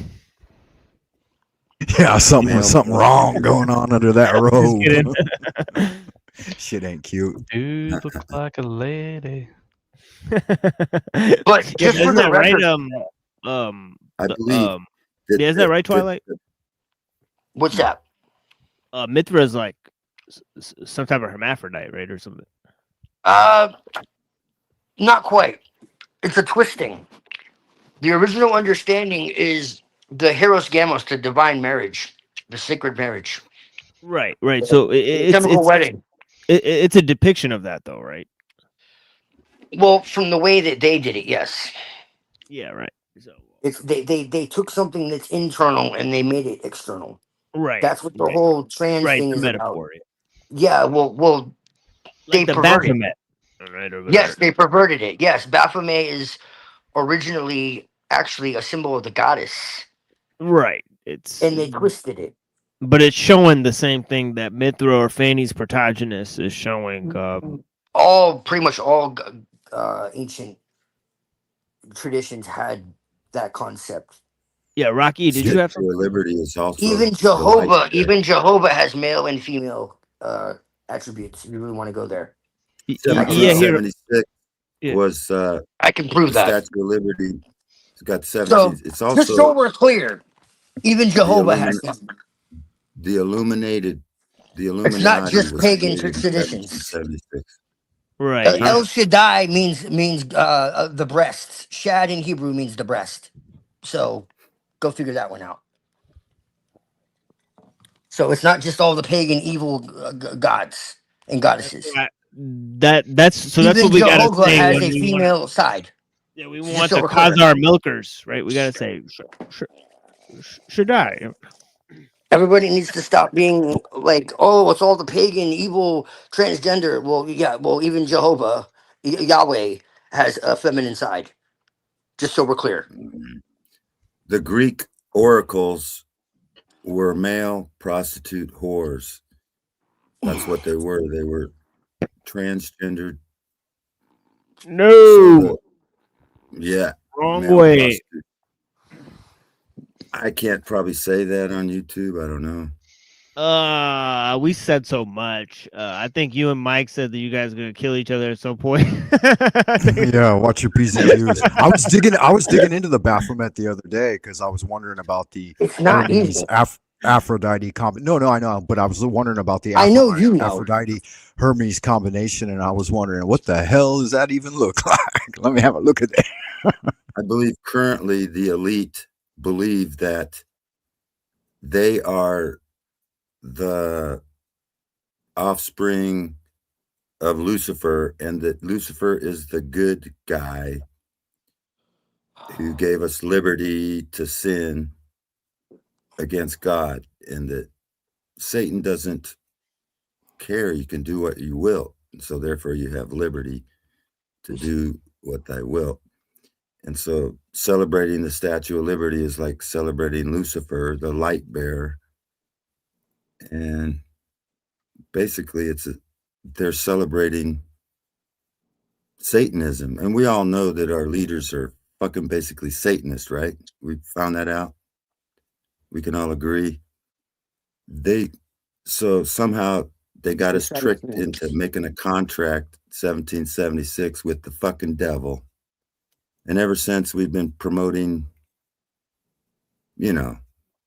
Zionism and all kinds of satanic shit and Rome shit. But originally, the pilgrims came here to get away from Rome. That's why they're called protesters, because we protested the Roman system, whatever. I don't know. It's kind of mixed up. Because 1776, they reestablished the republic.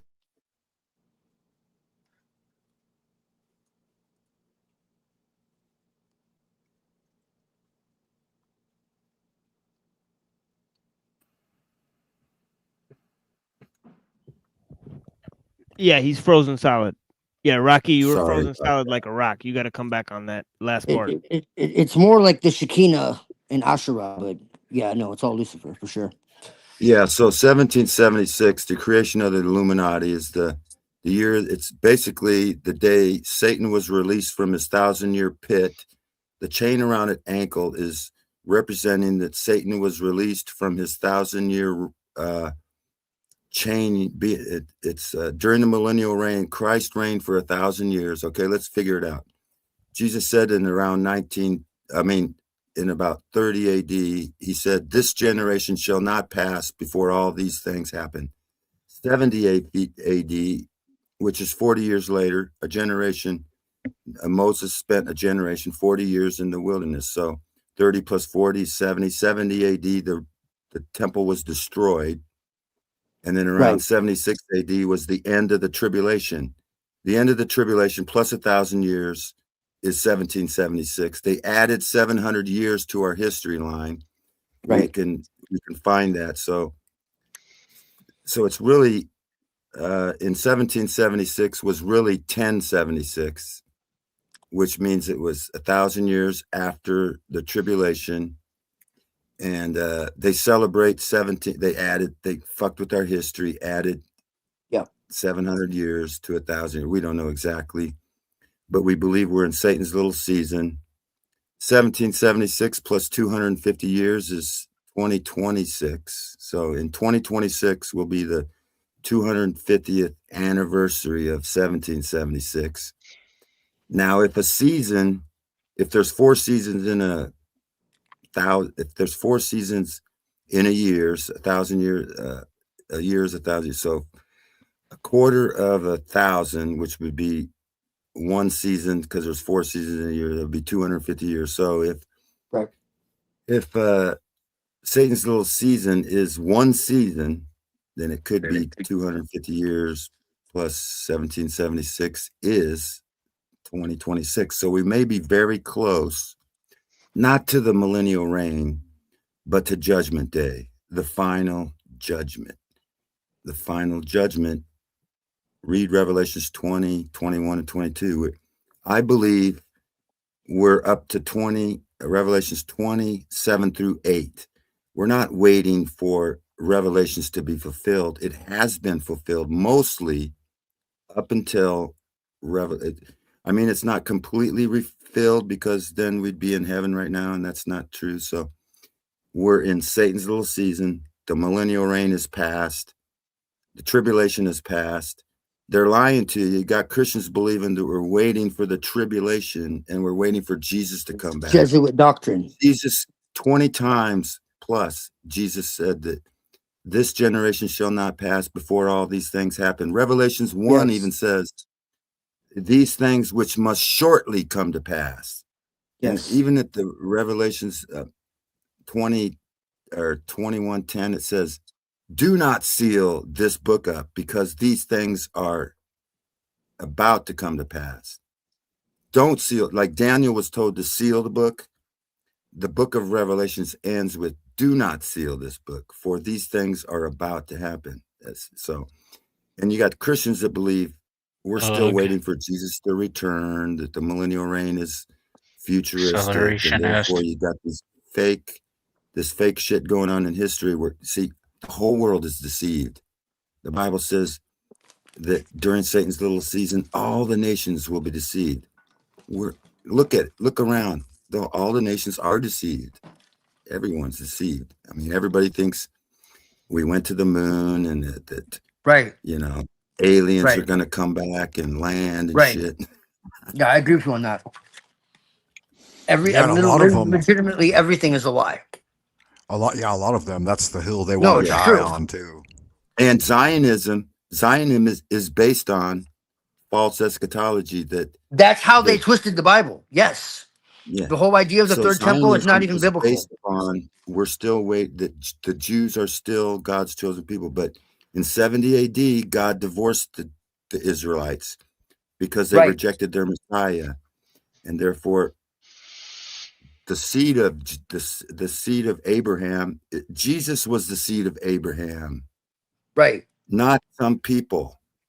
And those who believe in Jesus are the children of Israel, not a race. It never was a race. It was those who believed in the seed of Abraham, which was Jesus. And it's always been the same. The whole world's deceived now, and they're waiting for Jesus to return. Yeah, the only chosen people are those who choose to be chosen. Yes, when you're chosen, it means you're chosen to walk with God. And if you choose not to walk with God, then you lose that status. It's that simple. Is that kind of like And so saying that's the true meaning of life is life has meaning? well, no, it's you're if you're I'm just clowning. But no, I mean you're kind of right though, in a way.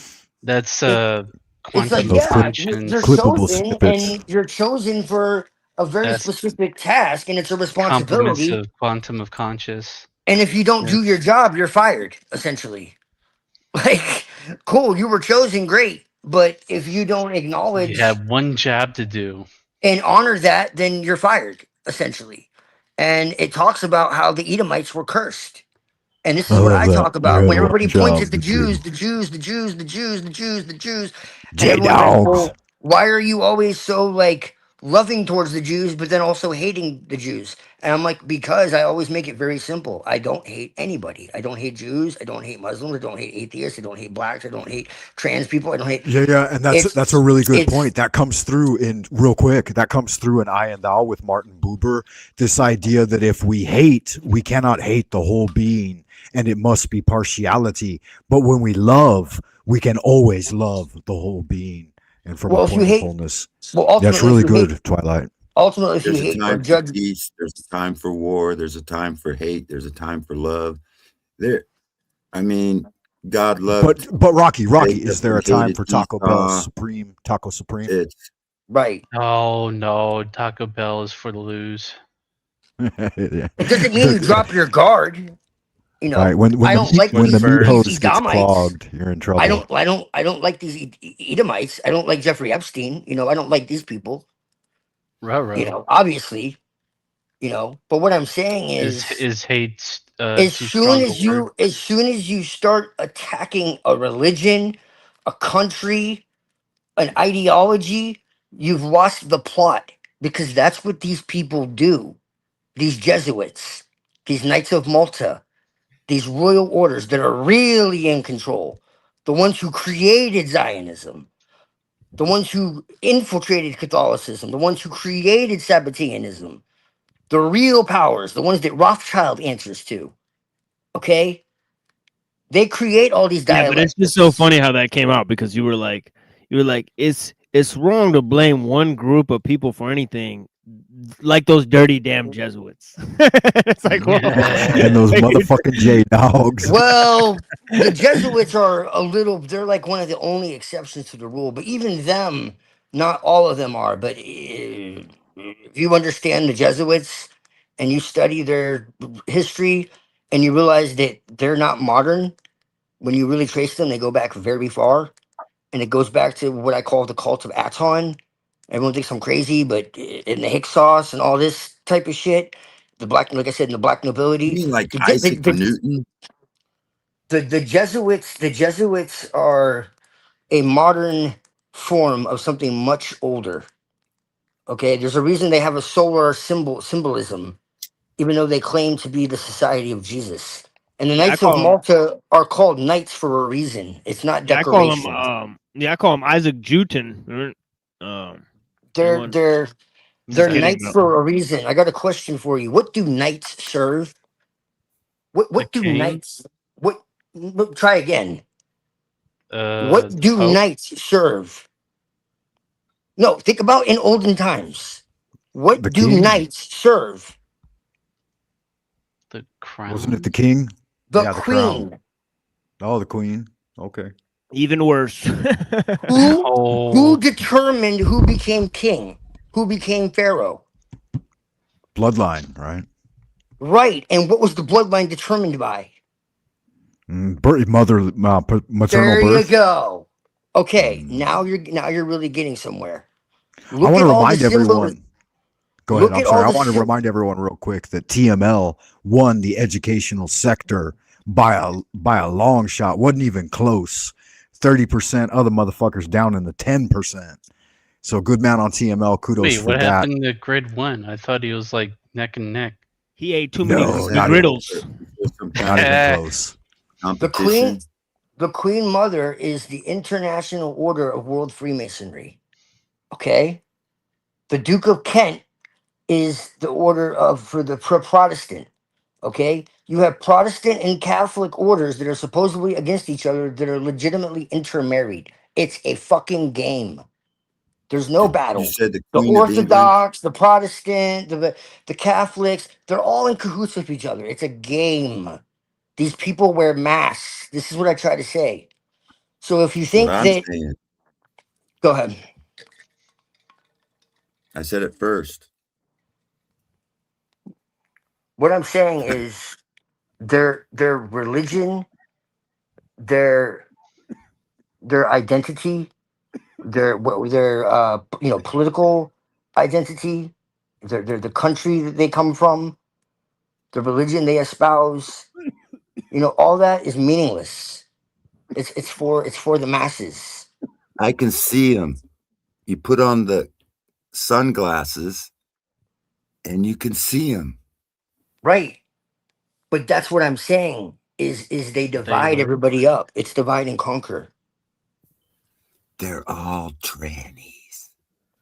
Well, a lot of them are. That is true. Not all of them, but a lot of them do that. All of them. It's an inversion. Yeah. It's a fucking transdemic, honestly. Well, it goes into the How come ritual the abuse. presidents? How come all the go- presidents are little pretty boys and their wives are all uglier than dogs? Because they're men. Well, some are. Exactly. That's what I'm saying. Yeah. No, it's true. It's true. So you can see them. You have like the order of the jesters, and but like the Knights of Malta, they also have the Sovereign Military Order of Malta. It tells you right there what they are. They're a military.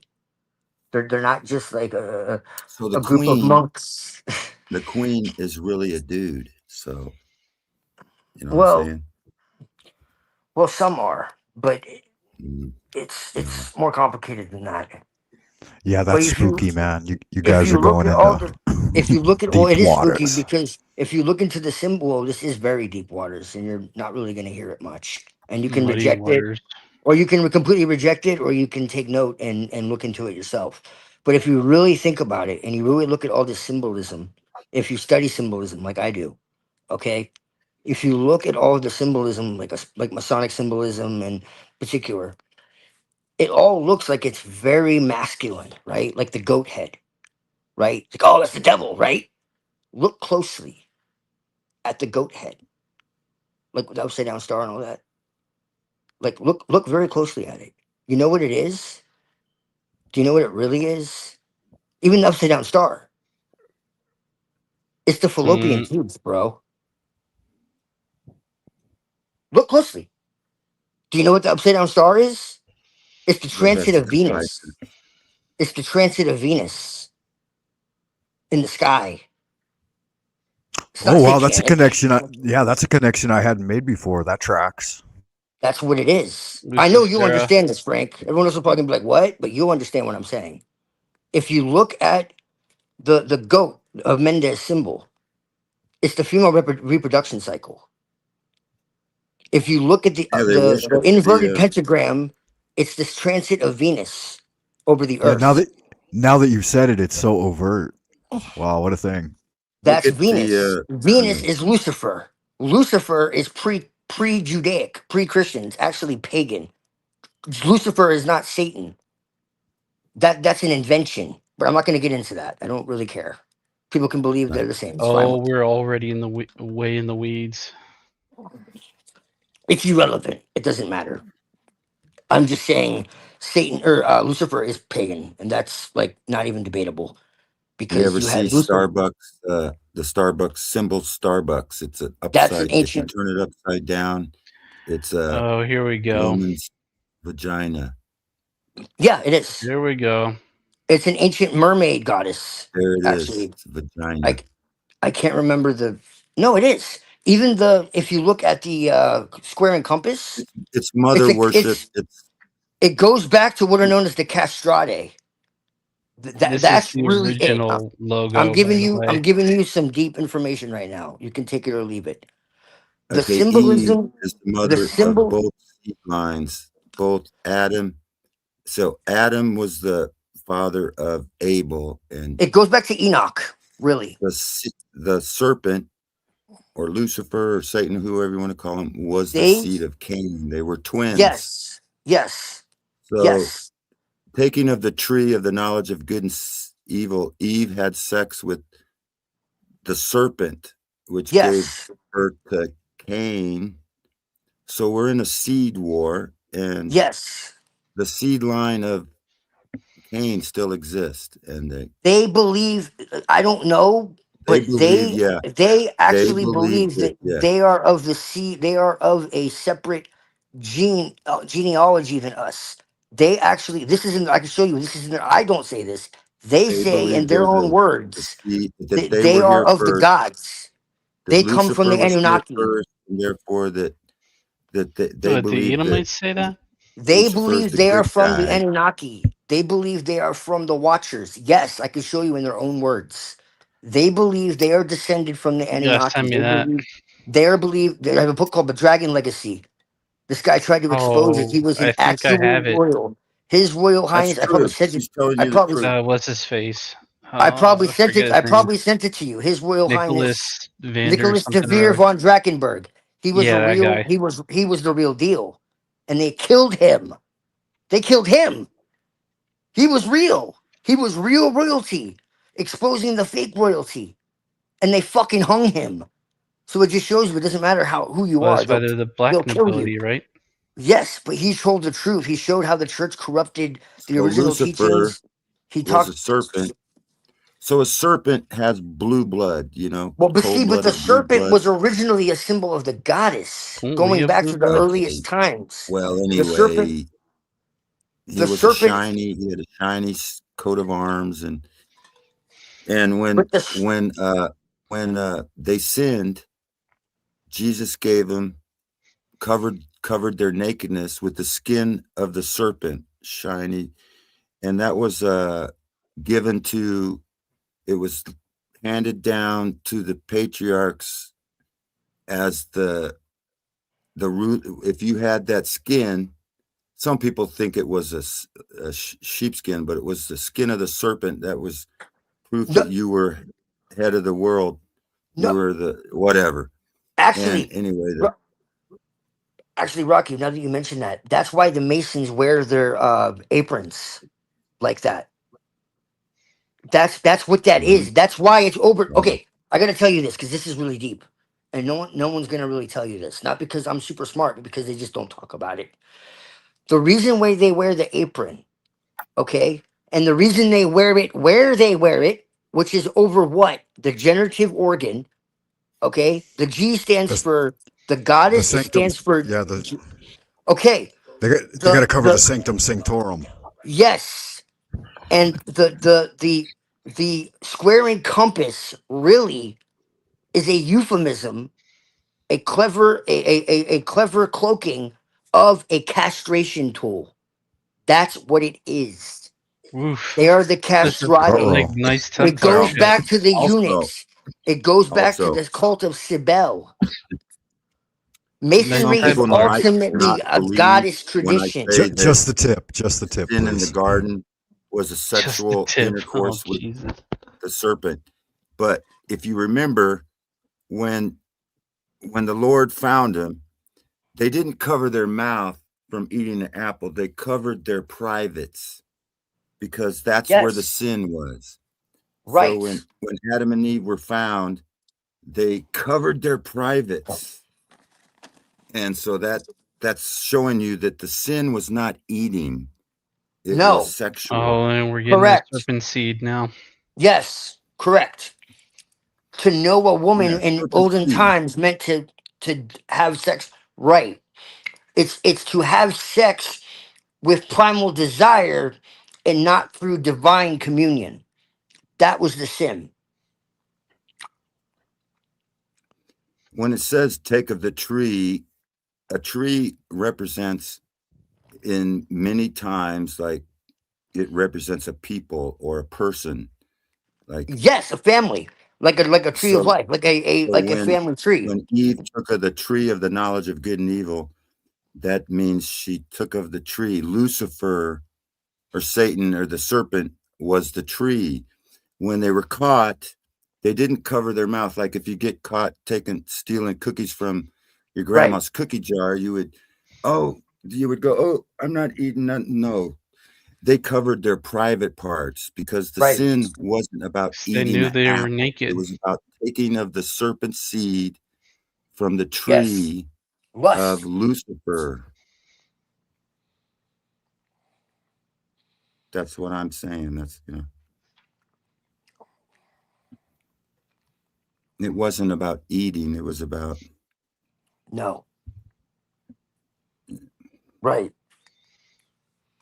Yeah, it's lust without divine intention.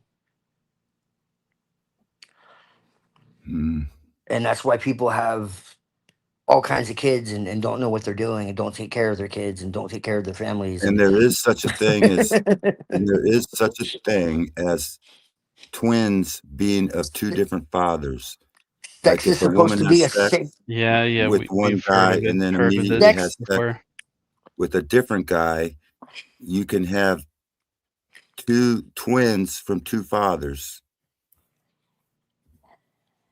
Serpent seed doctrine. Sex is supposed to be a sacred union.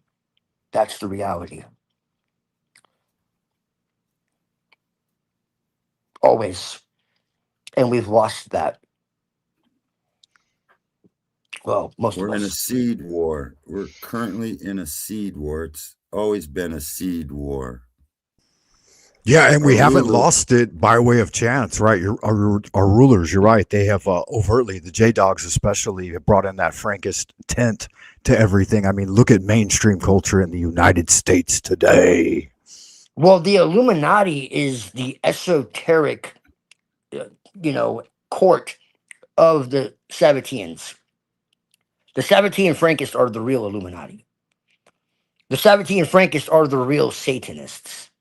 LaVey is a carnival. That's for the masses. The real Satanism is the Sabbateans. I got news for you. Yeah, true facts. True facts. Makes sense. They call themselves blue bloods. The elite, like they're the blue bloods. Yeah. Yeah, like I said, we get into deep waters. Yeah. It's deep waters. Yeah, that's why I think we lost half of TML's viewership. Sorry Yeah. about that. Actually, surprisingly not. They've been hanging on, but the problem is that nobody is chatting. There's like one chatter. We got one chatter, ESP, I mean, right? Our faithful one chatter, I mean, right? But the fact is that there's like at times there's been 30 people watching, like 5 chatters, and me and Reddington are 2 of them. So really 3. Yeah, Right, I've seen so- that. I've seen 32, 33. Yeah, the participation is incredibly low. Like I mean, like incredibly low participation. Like there's tons of people watching. OTW There's has entered tons the of building. Maybe they're taking it in. Yeah, it's like whatever. But yeah, I mean, we got so many people here, and They're yeah, people are speechless. afraid to communicate. Yeah, apparently. So Well, there's slimy little dudes like that old epitome of mediocrity. He's hanging out there looking for clips. right. Well, I like to think that there are, authentic people too that are just taking it in. Hopefully, Yeah, that's the Let's hope. not definitely. focus. Let's not focus completely on the negative. No, I'm not you're right. You're denying right, and that- I'm not that's the denying main that reason that's I'm here. present. I'm not denying that's present because I'm sure it is. But Like people watching a zoo or something. yeah. But let's let's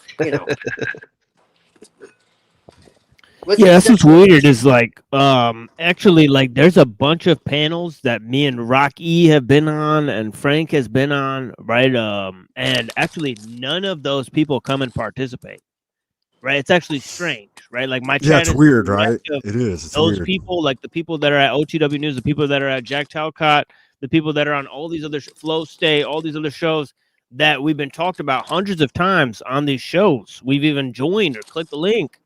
We've had dozens of hours of conversations and nobody will come and participate, right? So To we're no wondering, avail, apparently. who these people are. They stay It's far fear. away. I think it's fear. Yeah, like, Yeah, it's like they're so superficial that they just want to get that 30-second sound bite, and that's about all they can tolerate. yeah. Like I've been on OTW News like tons of times, dozens of times, and I'd say like some of the people in the chat, like like some of the people there are like, like I have some good friends in the chat, right, all the time, like Sophia, Daisy, May, right, or some or certain other people, Crystal Shaman, and certain other people, but none of the people that watch the show there will come and watch my show. They won't participate on my panels, right? So I'm just Freedom Grower does come by, but I've talked to Freedom Grower a couple times, but like with the exception of maybe Freedom Grower, right? It's like nobody will participate, right? So I'm wondering, I haven't been getting notices. I haven't been coming up to your channel lately because for some reason I haven't been getting notices. Yeah, they don't give notices. Yeah, they don't give notices. If somebody restreams me, then they'll know like I'm live. So Right, that's a people part of it, definitely. Oh shoot, I forgot to. Because when I subbed both, they weren't giving me any TML updates, but they would give me Cyber Caliphate. So that was a good move on your part. It's the material that we cover. It's too many times we got struck down. Too many times we covered difficult material, and now they let all the alternative, people who are from alternative media back on YouTube. So now they won't take us away. They'll just suppress the content. Right. So it is what it is. Right. But the fact is that. Yeah, the fact is that we have a scheduled show, so there's no excuse. All right, we're on Tuesday, Wednesday, and Saturday night at 7:30 p.m. the same exact time Eastern. So for the people that regularly watch our show, right, it's like there's literally no excuse. All right, so it's like you know, so it's like, did you not know that the machine lice comes on at this specific time? Right. So, so it's even that. It can't be just the, it can't be just the notifications, right? It has to, Right. it has to That's be just just part of it. sincere, just lack of participation. Right? Honestly, but Well, I'm always in the shadows throughout the week, but on the weekend I got a little time to fellowship. It's good magic. Oh, Yeah, in the shadows, lurking. yeah, Like yeah. I mean, Frank always participates. Right? viewers. I always when I can, man. I've just been busy lately. I'm Yeah, gonna start Twilight's doing always here. more streams too. Yeah, Twilight's You guys- always here. We got Alchemos. Yeah, Alchemos is always listening. Blessings. You know, we Yeah, got these people got to prioritize. They're he never had, too busy for TML.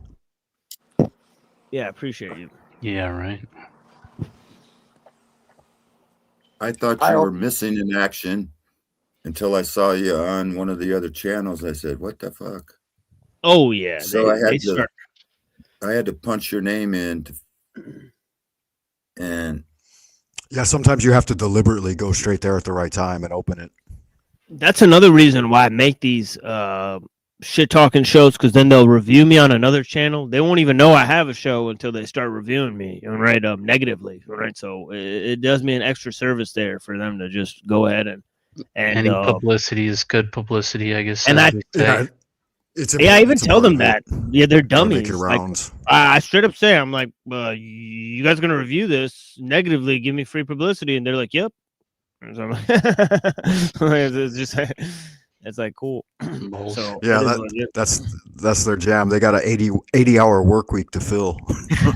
Right, you know. So yeah, it's so funny how that works, right? Yeah, even Brown's boy got them to make videos about him. It's crazy. Brown's boy, the homie. Yeah, you know what he said? Triggering them. Yeah, they were bullying this autistic dude, right, or whatever, right? He says he's autistic, named Gen X Jeff or whatever, right? So they were saying he's not a real autist, right? Right. So Brown's boy, so fucking Brown's boy is like, he's like, well, you know, I wonder if, you know, you know, he says all the stuff that he was saying about, you know, Gen X Jeff, like he wants to open up his ass and all this stuff, right? Right. I wonder if he talks to his autistic son like that. That was his whole thing. Right. That's what Brown Yeah, I boy saw said. that. And he's like, Gnarly. and so you know what they said? They said Brown's boy had said this, that Chuck does this with his autistic son. But he never said that. Like he didn't even say anything like that. He's like, Some crazy shit, bro. some crazy shit. Yeah, they made up that Brown's boy like made this claim about Chuck and his son. So Brown's boy and me are just laughing our dicks off because we're like, they're actually reviewing this shit, right? That Brown's boy literally created, like this shit. you know that Gen X guy, that Gen X. Yeah, Gen X he used Jeff. to wear the horns and shit. Yeah. I never knew he was autistic until he recently was said, and then I found out Hank is autistic. Yeah, it's pretty easy I to mean, see how many once they people tell are you, these- you know. are autistic. You know, I think some of they will it's give you- genuine, they will- to be honest they with will you. Yeah. give you a label, and if I get a label from a psychiatrist, I would like disavow it. Fuck Yeah, I you, ignore I'm it. not Yeah. I fucking agree, Rocky. That's what I told autistic. Hank. That's what I told I agree. yeah, that's what I told Gen X Jeff That's and that Hank. power I said, of language, right? yeah, I said, you guys Yes. don't really think Yeah. it's true, do you? And they're like, Dark magic. yeah, they started saying they Yes. think it's true, but I'm like, I don't really think it's true about you guys. I Yeah. could do a 2-hour. I could do a 2-hour show just on that because the That's medical that industry, Rockefeller the Foundation medical and shit, bro. psychiatric industry has totally poisoned people's minds and souls. Like, yeah. Yeah, we shouldn't poke at them too much because they got authority. There's Yeah, a I really can play good their book that was game, you know. written. Them There was actually doctors and psychiatrists, I can play their games and give them the answers they want. right. You know what I want? You know what I'm saying?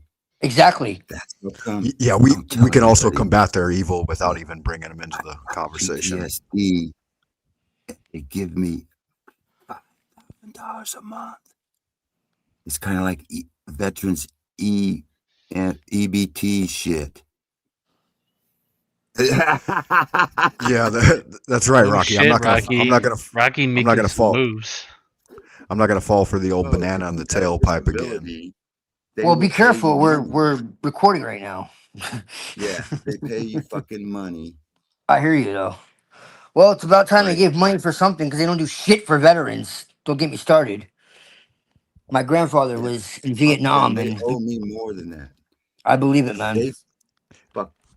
They And owe it's me funny too, more. TML, how like their Bastard. entire like hyposphere, their biosphere thrives on that type of deceptively dropped things that they can kind of just latch onto. It's kind of what I was talking with you about earlier, Twilight, is that, you know, they need something to sink their teeth in because they can't take the time to do the research and do the work and then grasp it that way. They just Right. need that, you know, that 20-30 second soundbite that'll get it for them. Yes. Well, I mean, the easiest way to make an enemy is to tell everybody that they're fully responsible, accountable, and you know, They got to do some thinking.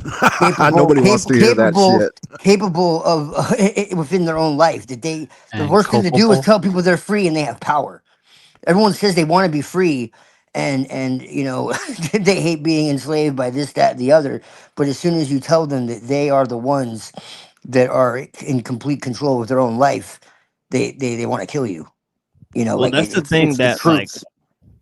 yeah, that's like one of those things That's Ellul says yeah. in the beginning of the show. You know, he's got this quote and he says that like to the effect that if you critique society, if you critique the technological system, like if you critique one, you know, part of it, like say you critique like a specific machine, it'll be taken as a criticism of the system as a whole. Correct. And then people will say, well, something must be wrong with you because you don't like this technology. Right. Yep, every time. Yeah, and what are you trying to do? Do you think we should go back to the fucking Stone Age just because you criticize one thing? Right? It's like what? This Right? is It's gonna like like crazy. this is gonna be Did like you hear what they saying did in the 1800s and early 1900s when they had what a reset is? They want a reset. Well, there was a reset. Yeah. And so what they did is they stole all the children from they called them lunatics because they believed they knew what don't even the get old started with this, life Rocky. was. Yeah. And Yeah, they the put orphan all trains, the crazy asylums. people- Yes. They put them all in crazy, and then they repopulated with these orphan trains. Yes. And Wait, I'll tell you guys a grassroots example Yeah, of the this is another indoctrination topic. campaign This is another underway right topic that now. nobody really knows about. That I Like could in spend hours academia, on. yeah, They were academia putting over here in China. Real quick, all right. academia over here in China, they're teaching us, the trainers, the teachers, to teach the kids to use the AI to do all of their work, and then they want Right. us using the AI to do all of our work and prep. And they're like, That's you guys can wild, just bro. step back and everybody shift everything over to the AI. And I'm like, fuck. You want us to train our job replacements, Do right? not seek the treasure Yeah, on but that one. they reset everything, and they were conditioned. They took you know, they architecture rewrote that was history. already there and claimed that it was theirs, and they had these world fairs, and I know what you're talking about, Rocky, To hide the and a lot of millennial people. reign. They didn't Yes. build the world fairs. They destroyed them. Right. Because they were the millennial reign technology, those great cities and they said they started on fire, a cow knocked over. Yeah, That all wasn't those Right, fires. right. That wasn't Yeah, Now they there got were us all all those living in fires. subpar wooden shacks. That's what makes me concrete believe it's buildings. true.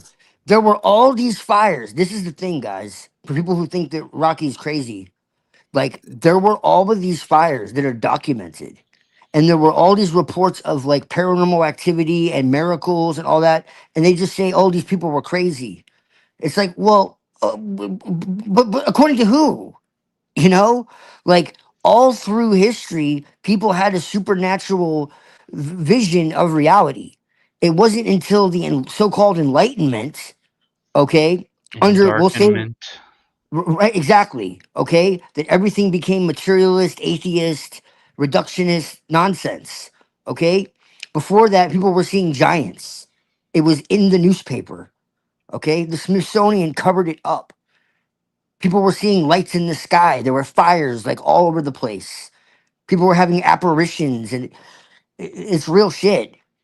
And they were having these world Those like fairs egregores supposedly with or all this advanced technology, with like Yeah. Tesla type, You know that tech. Tesla, what's Elon Musk came out with a electric wheel. Did you see that? I They saw had what that you in the did there. 20s. They had an electric wheel that you drove around in the 20s. It's not new tech. No, They are no, you're right, suppressing Rocky. I know. technology. They are suppressing technology, free energy. They're Yes, suppressing because there was free energy. Free energy. There's even the trains used to run off of hydro water power. yes, There was a hydraulic system underneath the railroads. They buried that and they brought on coal steam engines, which required you to buy coal. But originally, trains were run off just the falling of water. Water produces pressure when it falls.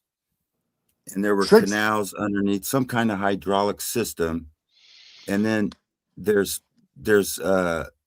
if you look up these buildings supposedly built in the 1860s and shit, these beautiful things that supposedly built with horse and buggies. Yeah, and they all You'll have see that underground they'll areas. say that there was a pre-existing foundation, like the bridges all had pre-existing. They built the bridges across Manhattan, and all these bridges, they have pre-existing foundations that were there before the 1890s, before the 19. So what we believe is Rome was worldwide. Yes. And that the tribulation, a great mud flood happened. That's right. Armageddon. It's past history. Armageddon was the mud flood, and it buried Rome, which was worldwide. DC Yeah, we've got isn't way built. too many Greco-Romanesque built. buildings in Yes. China. There, Way too many. Every city. I don't agree with all of it, but there's a lot of truth there. Yeah, there has to be something there there for sure. there was name. our timeline has been twisted for sure. The fall of the Roman Empire was instantaneous. This is provable. Okay, they try to say that it happened in all of these in the cycles, 400s or Right. but And they've with the tested. with the so-called world population in the 18th and 19th all century, they happened couldn't in have the built it out was the entire all world with all those instantaneous. Romanesque buildings. Rome Yeah. fell in the first century. They spread it over 700 years and say that it fell over Yes. 700 years, but it really fell in the first century. It was the tribulation. There was a great earthquake like never you can before. kind of see that Yes. with Hindstone, And I 1/3 of the suppose, earth but was mud. And then you got the meltology where not There were says it was earthquakes and the earth was volcanoes scorched and with fire. yeah. And then, so this is history. And then the Yes. Freemasons, listen to their name. They're Freemasons, and they founded this building. They founded Right. it. That's Yeah, and what you their can look. name is. Yes. They founded Freemasonry. Yeah, and you look into the Odd Fellows and the found and the foundlings and all that, and they were connected too, and they brought the I children into remember the growing up institutions, and in the everybody was. 60s, Go ahead. and all the movies were about these orphans. Right. Orphan Annie, orphan this, Yes. orphan that, orphan this. Yeah, Where did you Yeah. guys all see these that recent orphans play on come that from. orphan who's The actually Yeah. an orphans old woman that were plays as a the child? children I of think it's the called people The they put in. Orphan.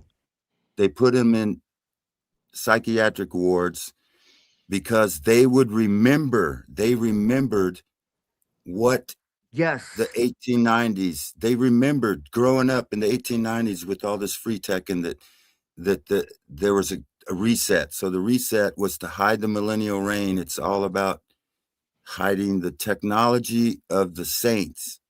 They built these great free energy buildings on top of Rome. These cathedrals. Yes. You They had know, acoustic supposedly technology built too. by Michelangelo. You know, Yes. The but think of cathedrals what had. Michelangelo means.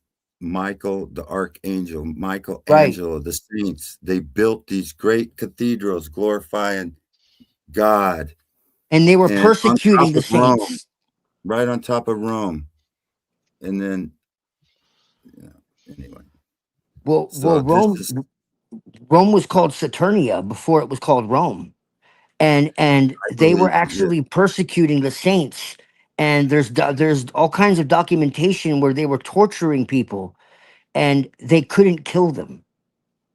They I think wouldn't die. Pangea might have been the first century. There might have been the Pangea, where the earth divided into 7 continents.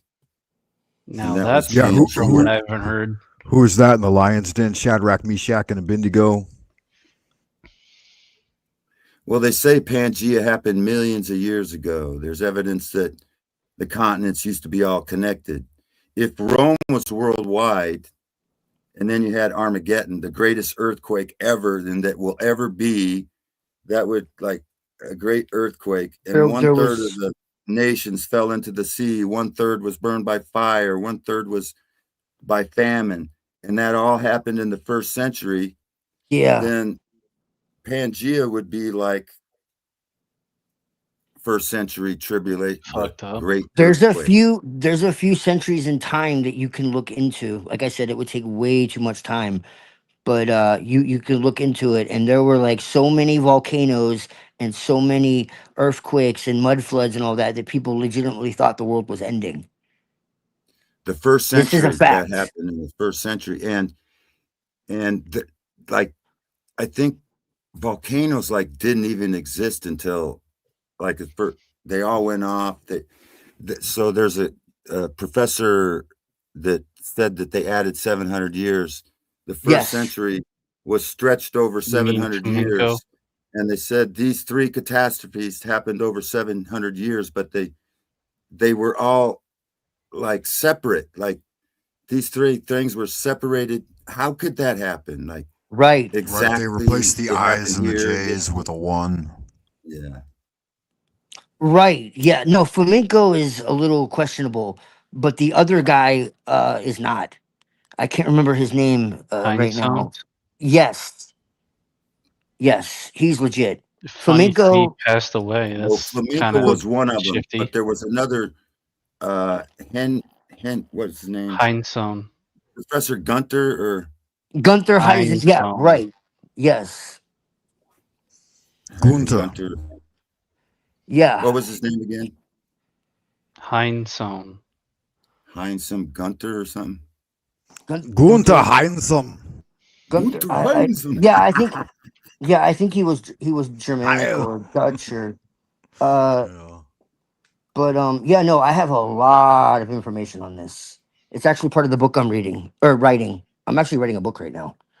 No, yeah, it's huge. You can find old pictures of the late 1800s and the early 1900s of electric. Yeah, a lot of those are really cars dank. and The they Chinese had- have an they interesting had canon of those old pictures too and drawings that have some really wild floors shit in would- them.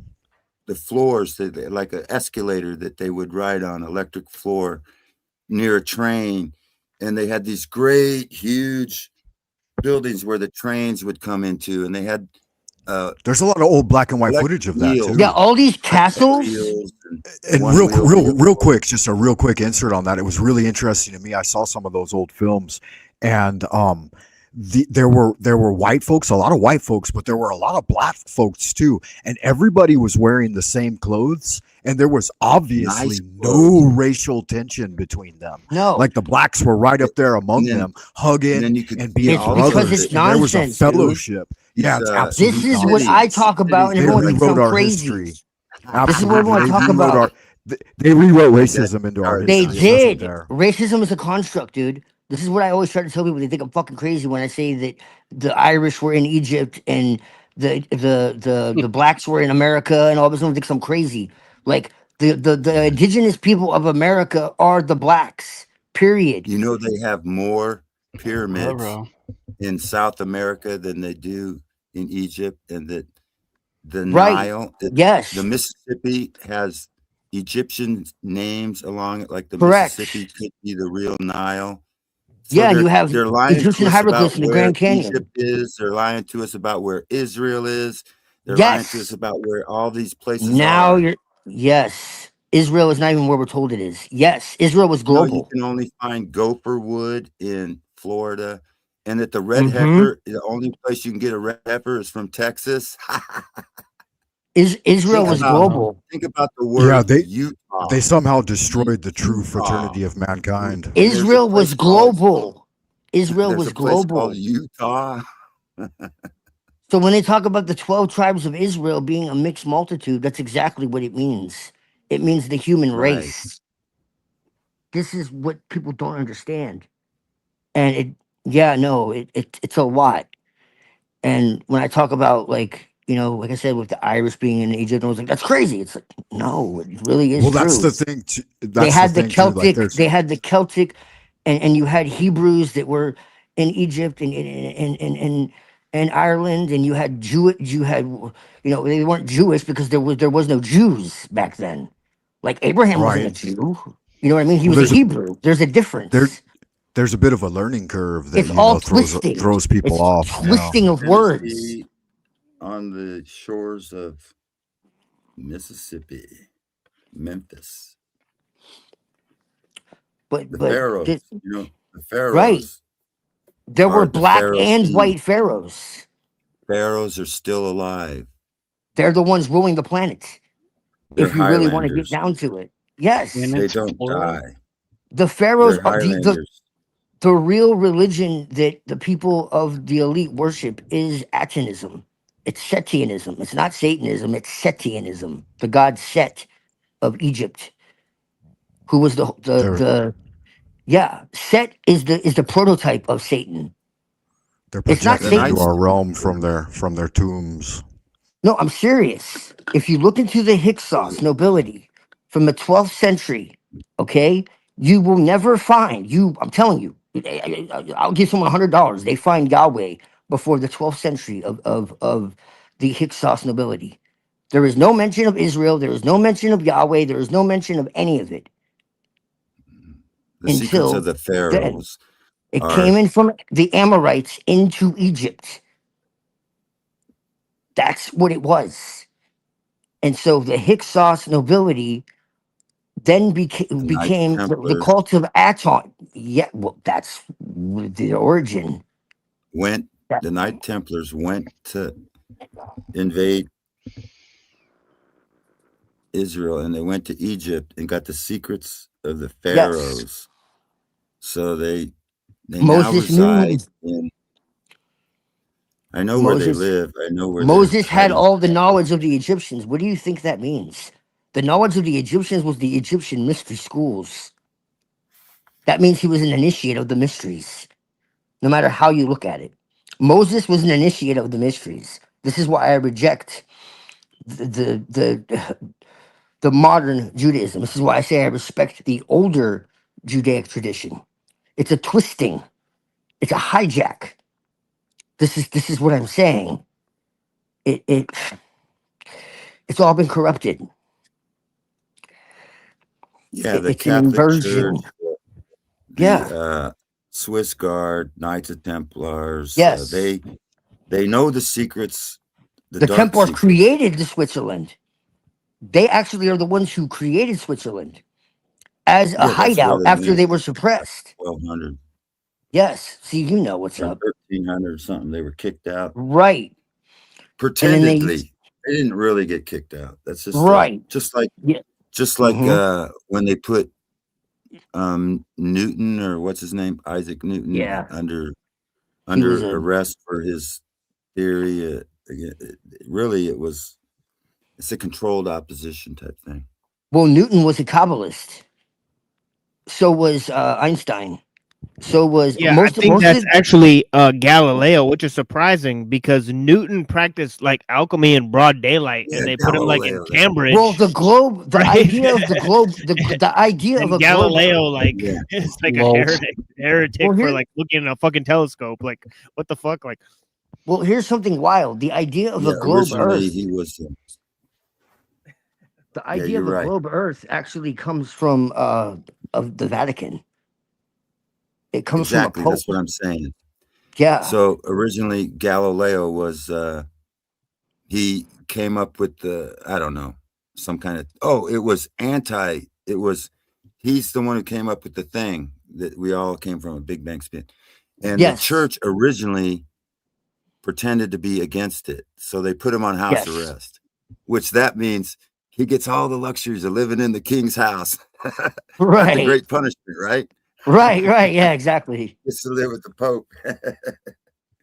Hell Yeah, but they gave us this mechanized idea of reality, They control both sides of deterministic, the narrative. mechanized, and that we're on some globe spinning around in space, which is nonsense. Space is not what we're told. It exists, but it's a field. It's not something you can go to. You can't just go to the moon. That's absurd. That's not how it works. So yeah, but it's not flat either. So it's a double psyop. It's a double psyop. Geocentric. It's a double psyop. It's a ball.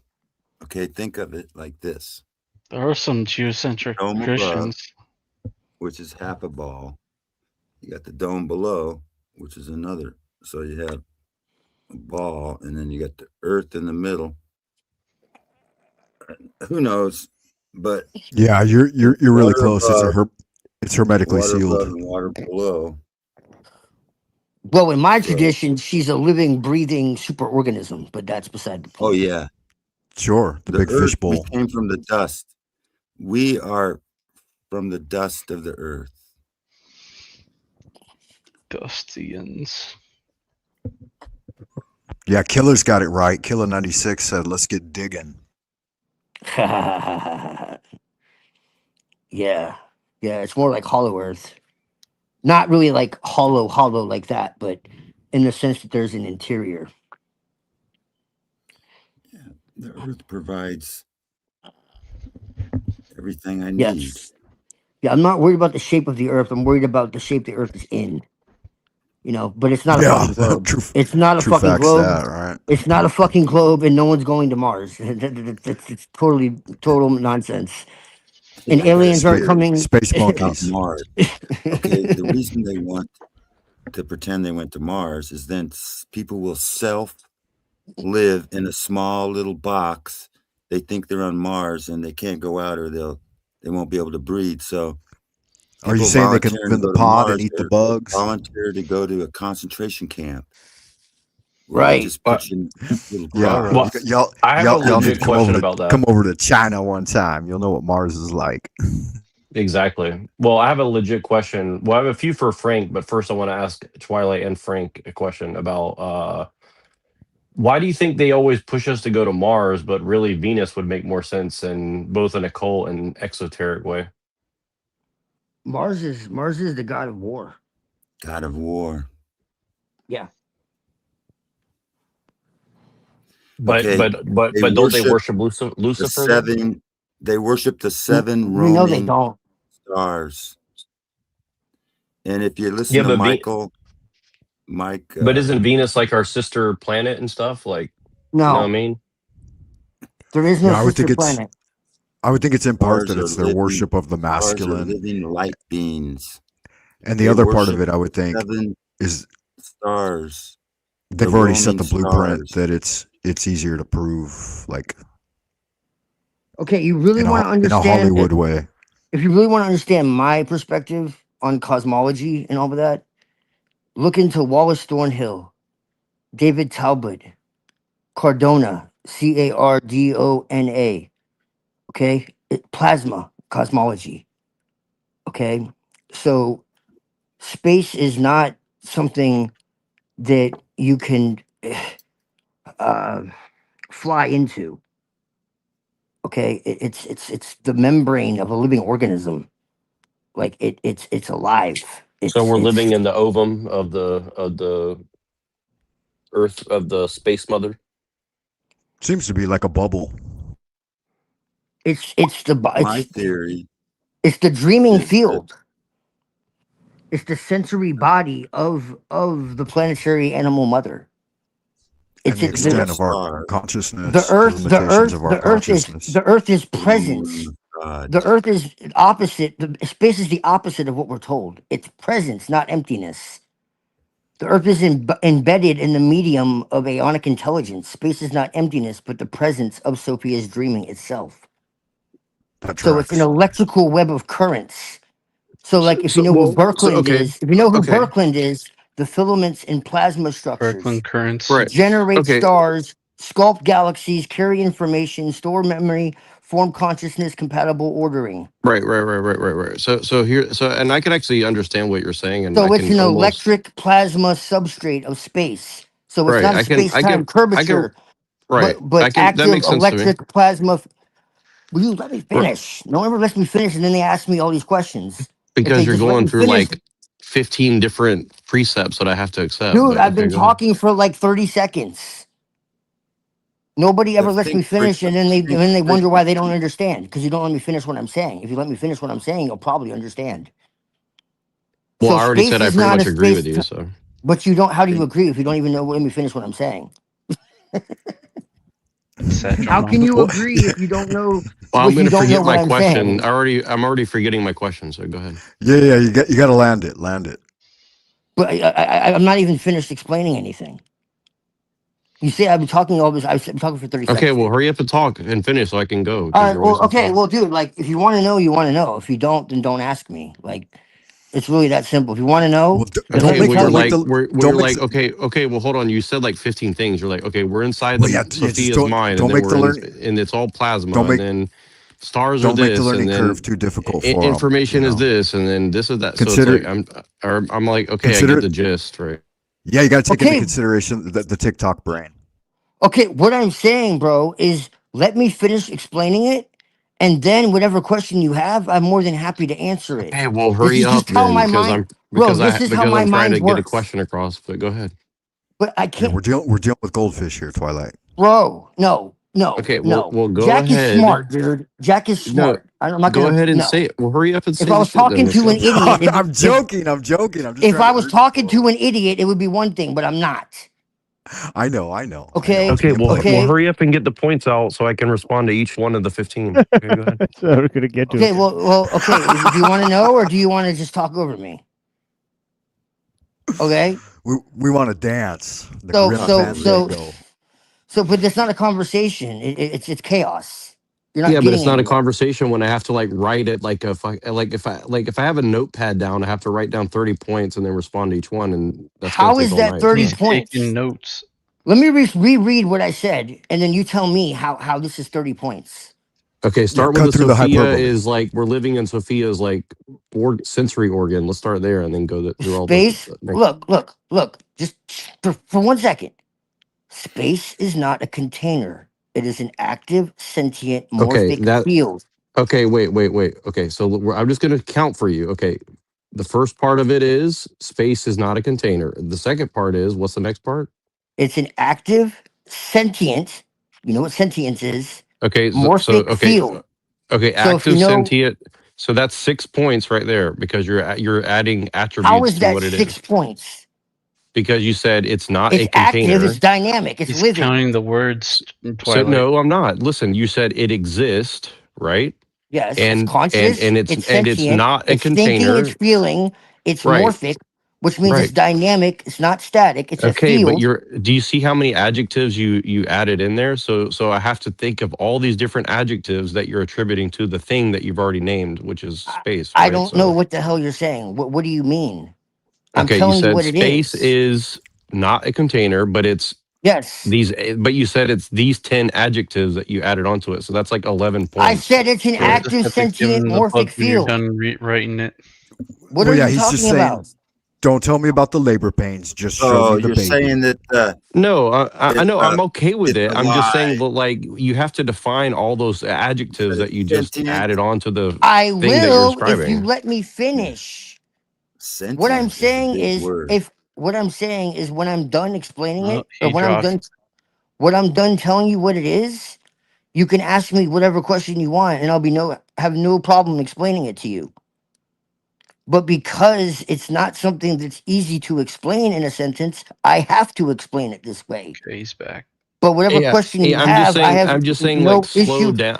I'm What saying, I'm like, slow down so I can saying write is it all you, down. So will you just fucking listen for a goddamn second?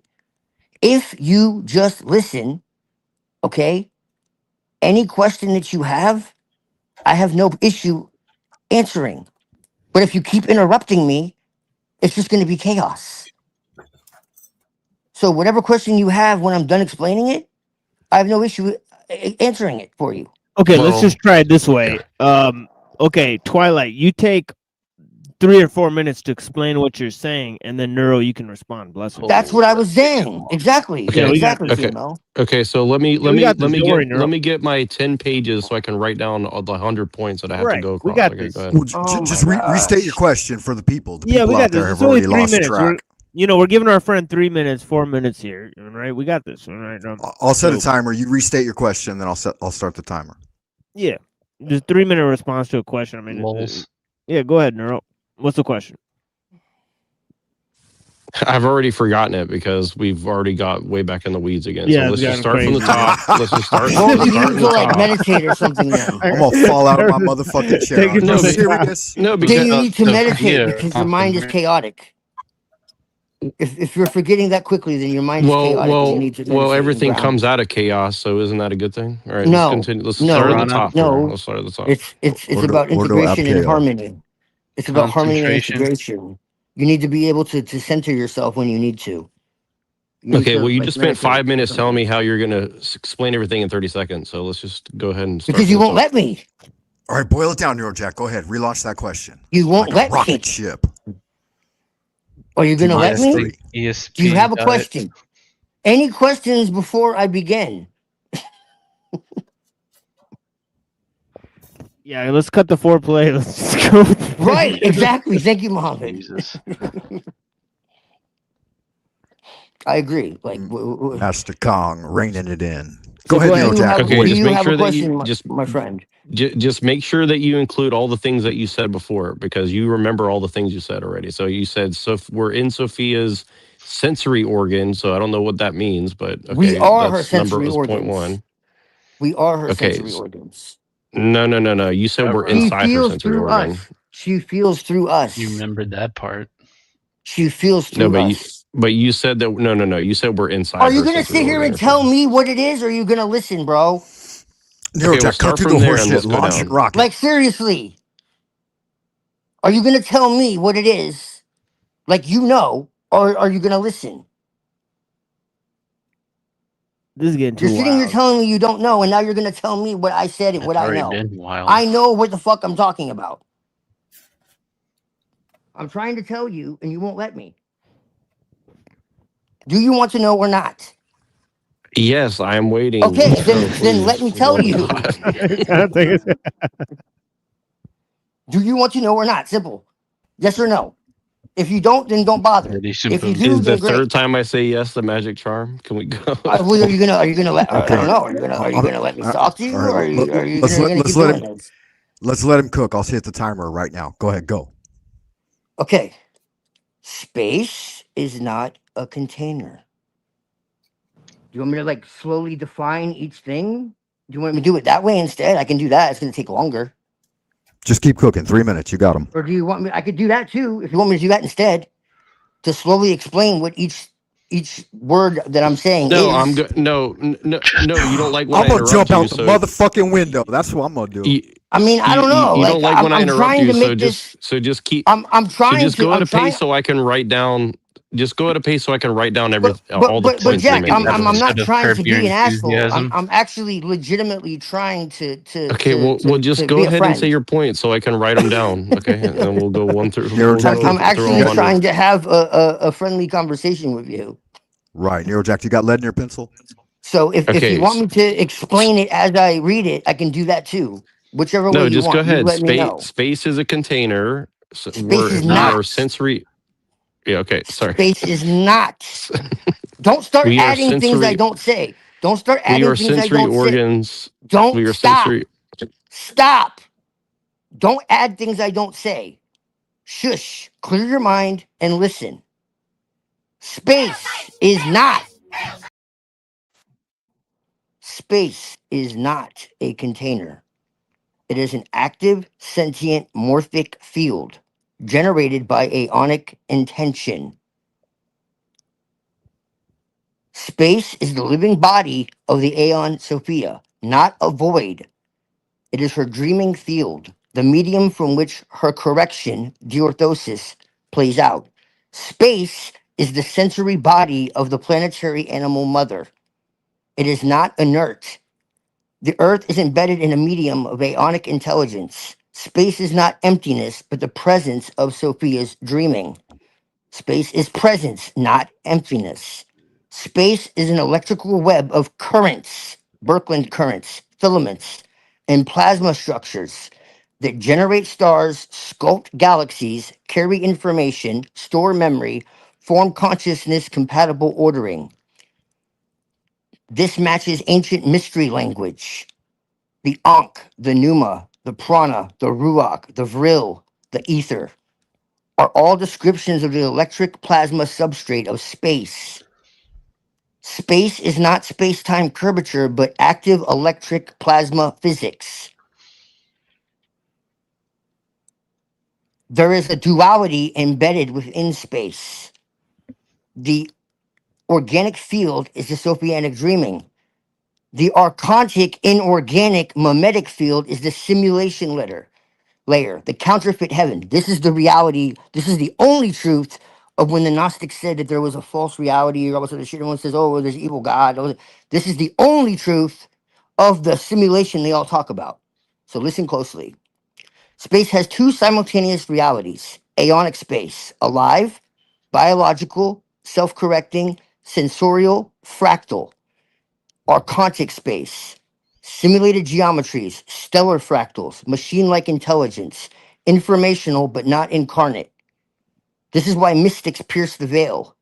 They are piercing the archontic overlay to return to the living field. Space is not continuous, it is layered. Space is multi-layered, like concentric membranes. Local space, galactic electric web, aeonic field of the pleroma. You aren't looking outward into the universe, you are looking through layers of the dreaming. Space is a memory medium, akashic, planetary record. Electrical encoded memory, morphic resonance patterns, if you look into like Rupert Sheldrake. Ritual imprints, human emotion signatures, aeonic designs. Your thoughts do not enter space. Your emotions do charge space. Everything you do is recorded in the luminous plasma substrate. Space is the stage of the aeonic. We are in the fifth minute. I will just remind you. Okay. Space is inside you, basically, is the reality. The cosmos is projected from the interior. You don't exist in space. Space exists within your perceptual matrix. Space is generated through neurology, cosmology, Sophianic dreaming, and the plasma substrate. Okay, so my question is simple. When these people are allegedly like studying the moon or the stars or the black holes, that's coming from inside my brain or inside my mind or something? And real quick, if I might, Sean of Source out in the chat box, hashtag space snot. Nice. Space not nice. Space. We are the mucus that binds. We are the mucus that binds, right? I think Jim Carrey said talking that. About, so. Yeah, talking about snail trail right there. Sheesh. So I'm not joking. So what is these things that we look at that are stars and stuff? That's inside my mind or something? Okay. It's what we are presented by NASA and Hollywood is an archontic narrative. No, but I mean, like, if I look out with binoculars or a telescope, I see We them, can right? we can go into near Earth orbit. Okay. We can go around the Earth. We can go to the magnetosphere. We can go to the Van Allen belt. Okay. We can go into, the within the planetary field. Okay. There is a boundary. you cannot pass. It's a Right. simulation So you're layer. saying that like the distances. I mean, like again, like I don't really necessarily disagree with anything said. I'm just saying from your point of view, what would you say like a star or a black hole or these things out there are? Because obviously you don't really believe in time or distance ultimately, right? So What I'm what are saying is, they? if you want to go to space, okay. No, I'm not saying that I want to go to space. I'm saying No. I know. I'm saying what do you because they perceive want them to to. be? What do I perceive what to be? Like a star or the moon or Saturn or whatever these, another galaxy, whatever. It's internal. Okay, so when I look into the sky, I'm looking in my It's mind. collective imagine.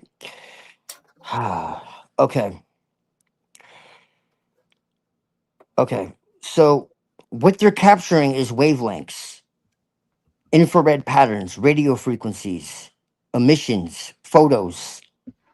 Okay. So Nocturnal it's emissions, if you will. abstract. It's abstract. Satchel mom. Okay. So with plasma cosmology, okay, you how do I put this? You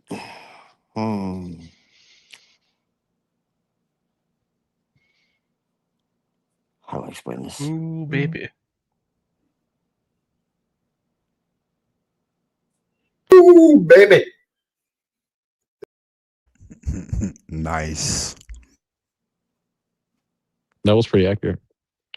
All right, let him think now. You should be seeking this knowledge to expose evil. That's something Christians are supposed to do. we don't seek knowledge. That's Gnosticism. True facts. Neurojack, you said you had some other questions as well. Maybe we can keep the ball rolling. Well, I'm just waiting for the answer to this one first before I move on. All right.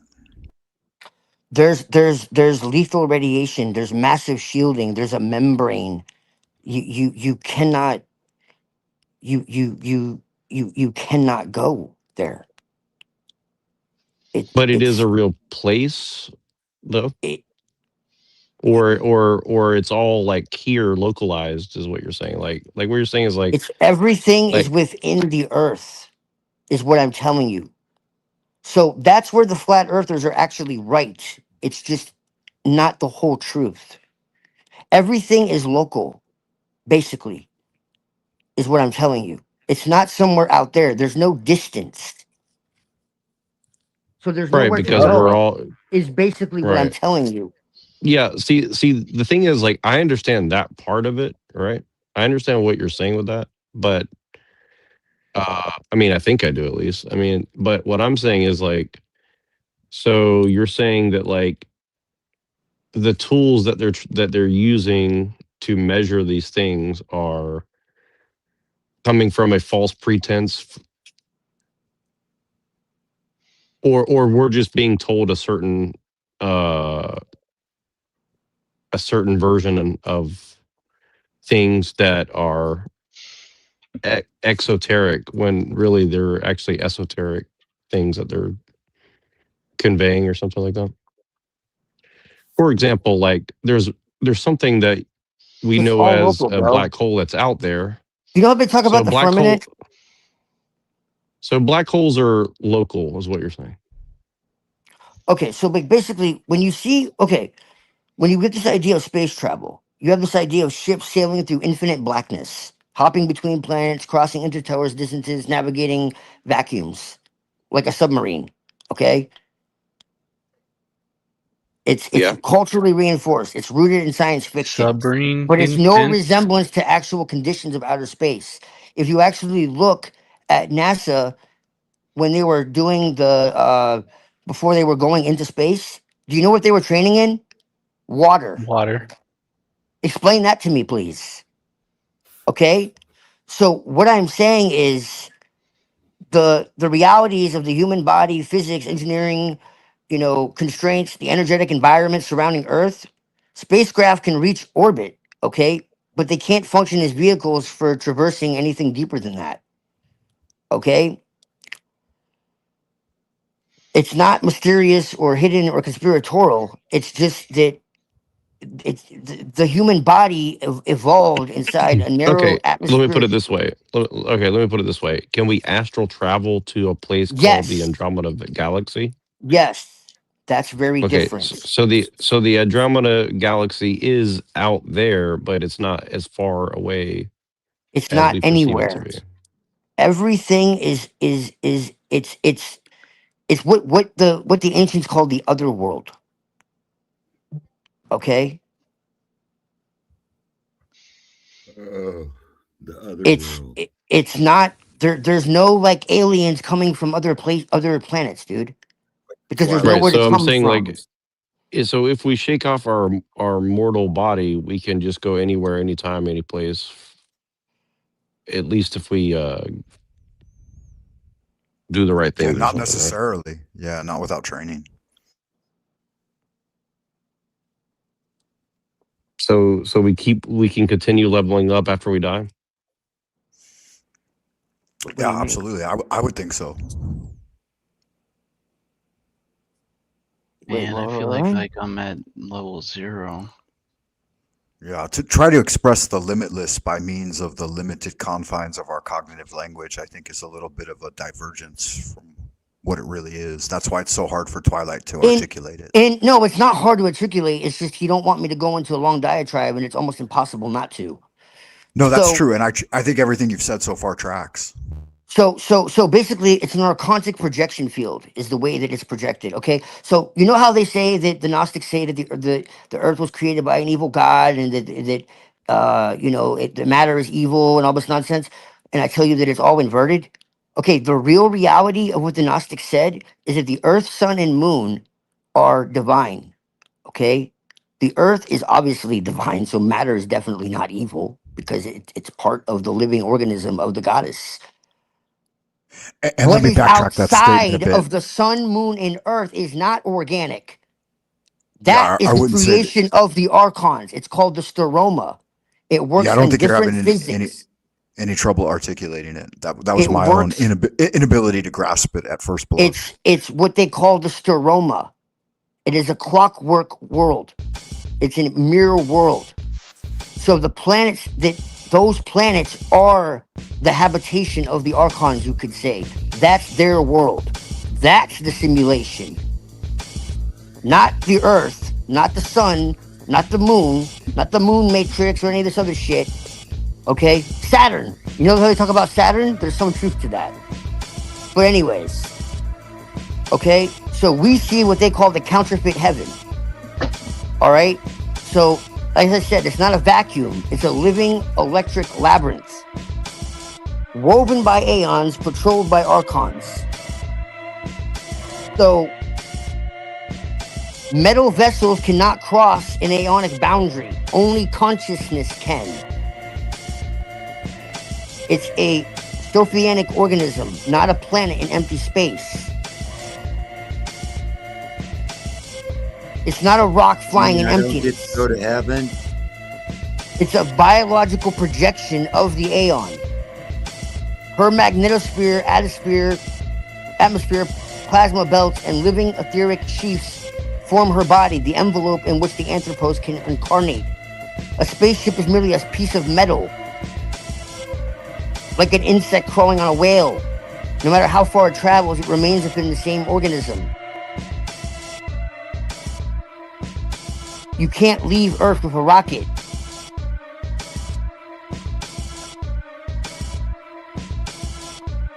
Yeah, you can. There's an interdimensional membrane. You understand? It's psycho-spiritual. It's filtered through awareness, intention. I don't believe you.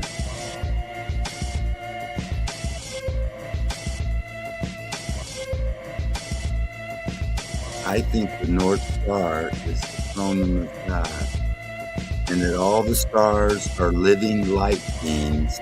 They are living. And the planets are roaming stars which left their habitation. That's why all the occult worship the roaming stars, Mars, Venus.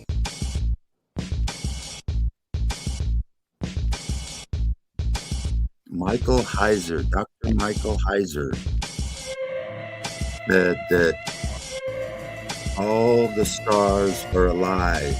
They're living light. The North Star is the throne room of God. Revelations 4, 1 through 3. Paul identified the throne room of God as being green, red, and some other color. The northern lights, the color of the northern lights, the color of the North Star are the same three colors described in Revelations 4, 1 through 3. When Paul was taken up to the throne room of God, he said there was a ruby, emerald, and anyway, the colors of the North Star are the same colors as the northern lights. So, no, see, that is true. There is a divinity within it too, but there's also an archontic overlay. It's both. So, what I'm saying is it's like you could take a picture, okay, of the outside of a window, but it doesn't mean you actually walked outside. They show you images, they show you videos, they show you lights and animations, they show you the idea of people floating. They show you rooms dressed to look like a place with no up or down. Jupiter, Saturn are the fallen stars, the seven fallen stars. Correct. Which were worshipped by the Greeks, and all the nations worshipped the fallen stars. Lucifer is said to be a falling star. Hollywood, they want to be star. Correct. No, that's true. That is true. The stars are living beings. Yes. You can't get outside the dome. The North Pole, right above the North Pole, is the northern star. Yes. It has never moved. It sits above the circle of the earth. It's the same three colors described by Paul in Revelations 4, 1 through 3. And I was caught up to the throne room of God. And I saw something like a rainbow, ruby, emerald, and another colors. He's describing the throne room of God. You take your P900. That's weird. You That's look weird. up at Is the that North ruby and Star. emerald? It's the same three colors. You take your P900. You look up at the North Star. Damn. It's green, red, and just like described in Revelations 4, 1 through 3.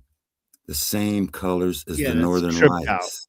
That's tripped The out. same colors as the Northern Lights. So we had a Northern Light incursion not too long ago, where the Northern Lights, we think that Jesus may be up north. That's why you can't go there, because that's where he's at during Satan's little season. You're not allowed to go there. It's the Black Rock. That's how come you got the Black Rock is magnetic, and it's what makes the magnetic circles around, because a compass always points north, pointing to, we don't know what up's north, but we can't go there. I know that's for sure. Yeah, we gotta shut this down soon, Frank. So it's no worries. It's no problem. You know, I've been here for way over 7 hours, so it's crazy. It's been rocking and rolling. It's been a great time, honestly. Especially we started out lots of shit. We started out with. You know, I think I talked for damn near 2 hours when this thing started, right? So It was crazy, off the chain. And then Mr. Anderson came in. Yeah, we love having Mr. Anderson as a guest. I can't tell you how much I appreciate Mr. Anderson. Right? It's like just he really digs in with he knows the right questions to ask. Right? Yeah, he's a smart dude. Yeah, he's a smart dude. He's read a lot of different stuff, so he can get into a lot of different things. I know we had a sort of mini debate about technology thing. Right, so that was fun, right? Whether we control the technology, or the technology shaping the humans, all that crazy stuff, right? Insane debate that we had, one day. So I really appreciate his questions, So we had Frank Monday, an excellent interlocutor. Frank's read so many different things that I've yet to look at, right? So yeah, I greatly appreciate his time. Maybe I'll pop over and talk about Martin Buber. I have 2 books by Martin Buber, and so maybe I can get into it. I read Moses and his book on Moses and his book on Zion. And the book that I have by him on Zion, it had a receipt inside of the book with Hebrew writing in it. So the professor I took it from, he actually bought it when he was in Israel. Right, crazy stuff. Right, so he bought a book by Martin Buber in Israel. Right, so obviously crazy stuff, but yeah, appreciate it, Frank. Yeah, okay, so maybe we'll give some closing statements from the people, and we'll be back. As I said, we're Tuesday, Wednesday, and Saturday night, 7:30 p.m. Eastern. So we're going to keep to that time. If we get banned, we'll go ahead and ring the alarm on a bunch of different places. Obviously, if we get banned off this channel, we get banned off the entire platform. So the alternative channel will most likely be gone too, right? But yeah, we do have an alternative channel, right? The Cyber Caliphate. Right, and we do also have a so we'll go on all the shows that people are familiar with to go and tell you guys that we got banned, right? But yeah, blessings to all the people. But yeah, so far so good. So yeah, Tuesday, Wednesday, and Saturday will be here, right? So so don't rely on YouTube to give you a notification. Just show up at those times, right? Type in the channel name, and that is how you'll have to find us. All right, so, but we're on every week. We've been on, every week for like a year. Unless we get banned. No, we didn't get banned yet. Oh, 24, you're yeah, saying 24. unless. Yeah, no, it says 24 people watching. So we're still on right now. So yeah, blessings to all the people. I got it mixed up, I guess. Yeah, but super tired. I'm not that tired, but I should be. So I'm just gonna leave. But yeah, blessings to all the people. So yeah, we'll give some closing statements. Do you guys have any closers? No, I just like to say peace. Yeah, peace, Rocky. It's always a blessing to see you, sir. Yeah, great to see you. I would like to Yeah, ask great. Twilight, is that up there? Is that the Earth? Like a circle, the Ouroboros, and Yeah. the rotary field? That symbol. Is that the Earth? Yeah. Yeah, the serpent was originally a symbol of the goddess and of the earth. Originally. Like going back tens of thousands of years. Shamanic. Thanks for having me. Say goodnight. Yeah. Great chat, Rocky. Easy. Yeah, I didn't excellent mean to have to offend anybody. If I offended you, Nah, bro, not at all. Yeah, I don't care. Nah, you're good, Rocky. Exactly. No, I like Rocky. I like Rocky. Even if he thinks Yeah, I'm that a- guy's a real legend. Right. Yeah, I appreciate his. I appreciate him. Honestly. Yeah, no, I mean he's a recurring character here, and yeah, we appreciate his time. So yeah, and as with you, Twilight, you know, I love our conversations online, offline. You know, it doesn't matter really. always, man. You can It's always always hit me great to up. talk to you, man. Yeah, blessings, brother. Yeah, I gotta create another channel too. Aonic Jihad. So you have Cyber Caliphate, and I'll have Oh, Aonic Jihad. I thought they shut you down too, or I was like, oh shit. No, not yet. Still on, I huh? should, but that'd be funny. Yeah, we're getting more people watching Twilight Sun Nadred. Is that Nadred now, or what Yeah, is? yeah. That's actually the druidic serpent priests. Okay, so They let me they go. were yeah. Let me show you guys this Twilight Sun Nadred. Yeah. I thought that was kind of funny too, because that's an ancient mystery school tradition term for the magi of the druids.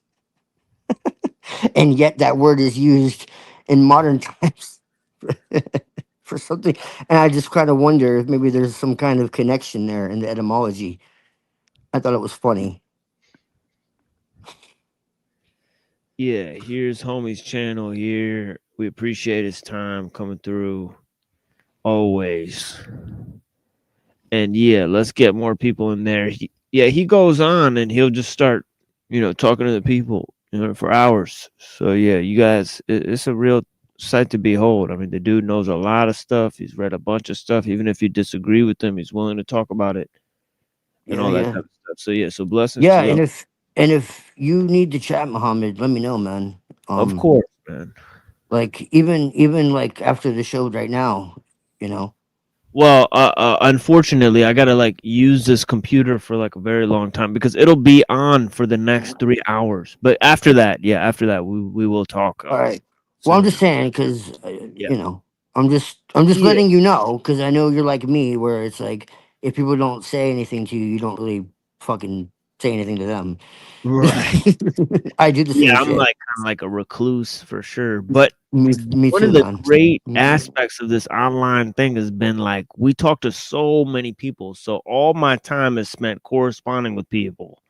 So if I haven't you know, gone back to you, it's just because there's so much correspondences, and usually I'll save the best ones for last, even though that's very selfish, right? But I'll like save the people I love most because I really want to take my time and respond for them. A, but B, they'll understand, right? They won't like, you know, crawl up my ass if I don't talk to them real quick, right? So, Right. oh, you know, but there's a few people that always come and holler at me, and for that I'm truly thankful. Like Twilight, he'll check up on me. You know, Yeah, so I man. greatly appreciate him. Yeah, I know what you mean by that because I'll just I go have in very a few friends, bro. Yeah. I have a handful. Yeah, same you know, here. in real Yeah. life and online. The rest I tolerate. That doesn't mean I have any hatred towards them. I just tolerate them. Yeah, everyone I know is basically online. I know nobody in real life other than my family and my one Turkish friend. Right. So to that Turkish dude, you know who you are. We've been friends since middle school. You're you know, I Right, love you, right. man. You know, but to everybody else, you know, Yeah. you guys are all online. So, you know, you guys, you know, reach out to me. It means the world to me. I mean, honestly. Yeah, man. Yeah, of course.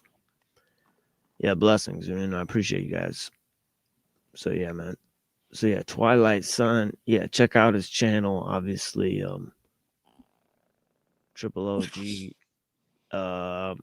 We need to get Hostile Hyperborean online and get him Yeah. on the channel, Yeah, dude. yeah. Imagine that shit. And Avian, we got to get his channel back. Yeah.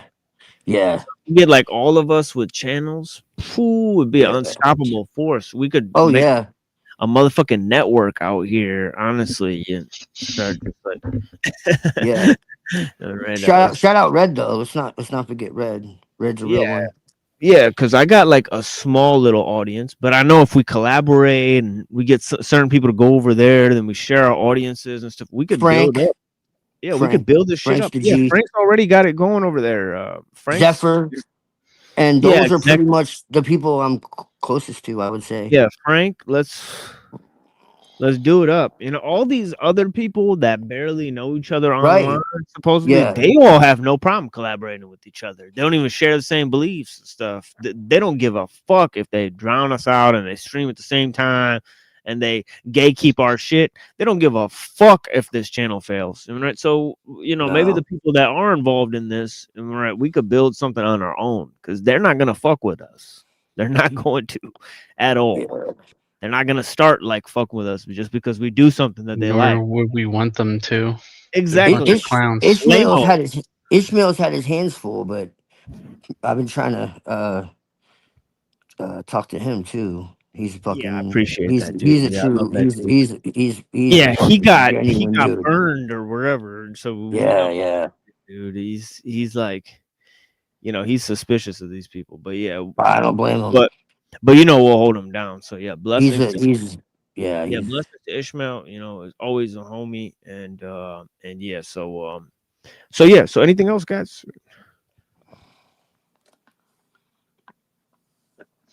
fight the power.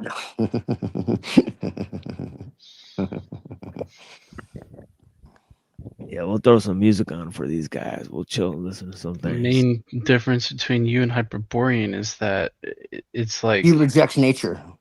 he rejects nature and wants Which is to absurd to leave, me. whereas you say this is what we got. You know, you Yeah. don't want to leave. So that's a big Yeah. difference that needs to get reconciled, I think. What's totally insane to me, and I mean this with all the respect in the world, because I've actually had kind of a similar cosmology before that I've used. Now listen very carefully to my words that I've used. So what I'm saying is I don't have beliefs. Everyone's like really shocked when I say this. They're like, well, what do you believe? And I say nothing. And they're like, well, you say you're a pagan, you say you're an animist, you say you're a Luciferian, you say you're a... Well, because I'm not anything. But when I tell people that, they don't believe me. So what I'm saying is you could say I'm chaos, but I'm not even that. I use what works. I'm an animist. What I really truly am convicted of is the story of Sophia. I really do believe because I've experienced it. Outside of that, everything else is a tool. I'm a magician at the end of the day. Okay. So I've used the current of what was basically anti-cosmic. Okay. And what confuses me though is like if you get deep into the Kabbalah, okay, like they reject the world, right? But yet supposedly this Hyperborean wisdom is like some ancient Aryan, mysticism, but yet somehow it like adheres to Jewish Gnosticism. And it just kind Oh, of blows bro. my mind because like the pagans always acknowledged and adhered and honored the earth. Like paganism without the earth is not paganism. So it just kind of blows my mind that he's so against the so-called Jays, This be but yet, chapter 2. like, there's this adaptation of, and I'm not saying it started because there was like an anti-cosmic kind of idea within paganism. There are like darker forms of paganism, but they never rejected the earth. It wasn't anti-cosmic. It was pre-cosmic. So there is like a deeper layer of my own tradition that talks about before the fall of Sophia. And so we have a lot of things that like we do agree on. And we've talked about how we could like exchange notes because I feel like he has truth that I need and I have truth that he needs. And we've talked about all that. But this idea of him rejecting the earth to me is just absurd. But I have deep respect for the guy for sure. But I believe in a pre-cosmic, this idea of the origin, this idea of, but the thing is he rejects the idea of dialectical monism. He doesn't like that idea. He thinks that because of that, there can't be true, individuality and will, and I disagree with that. That's like our number one contention. Outside of that, we have a lot in common. Like we call each Yeah, other I can comrades. see that. We call each other comrades. Like it's real. Like I really do respect the guy. There's very few people that I actually respect. And he's true to his convictions, and I respect that. Most people are kind of flip floppy with what they, you know, stand for, and so I respect that. Regardless if I disagree or not. At least he's fucking like consistent. You know what I mean? So Well, if things are personal or unique to each individual, would right, so and we would it respect that be about each other. true? Would it be true for him to then leave because he thinks matter is enchainment of the spirit? Right. Well, see, I can't say that I don't, understand where he's coming Or it's from. like so Sophia will allow that for a while and then maybe Right. let him Well, in on well, what's really his going on. well, basically, what I think where he's coming from, because I was there at one point in time, is it's kind of like if nature is divine, then why does it have to predate upon itself to live? Mm. Why do viruses exist at all? Why does you know uh, a tiger have to kill another tiger in order to eat? You know what I mean? Why is it this way? You know what I'm saying? And so that's basically it's basically the problem of evil just in a different costume, Mm-hmm. For you sure. know? And that's just the eternal question. But then even if you say that it is some kind of trap and whatever the fuck, well, who trapped you? You believe an evil God really created everything? Like it's just or not really created anything, but somehow we were tricked. He basically believes that we were tricked into incarnating into this body, but there was like a reason for it. So I do kind of understand where he's coming from. It's just that I feel that there's a more natural reason for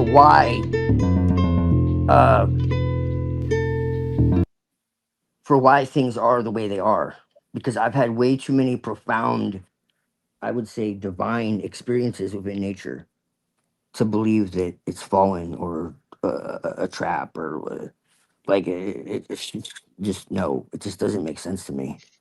Well, he would But say those are still part of the deal, whereas he's claimed that he's had some sort of incognizable experiences where he can't put it into words. well, so have I.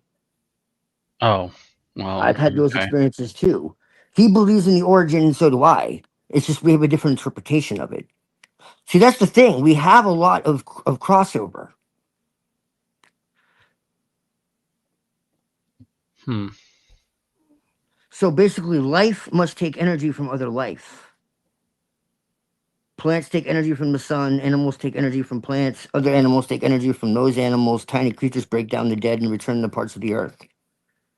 So it's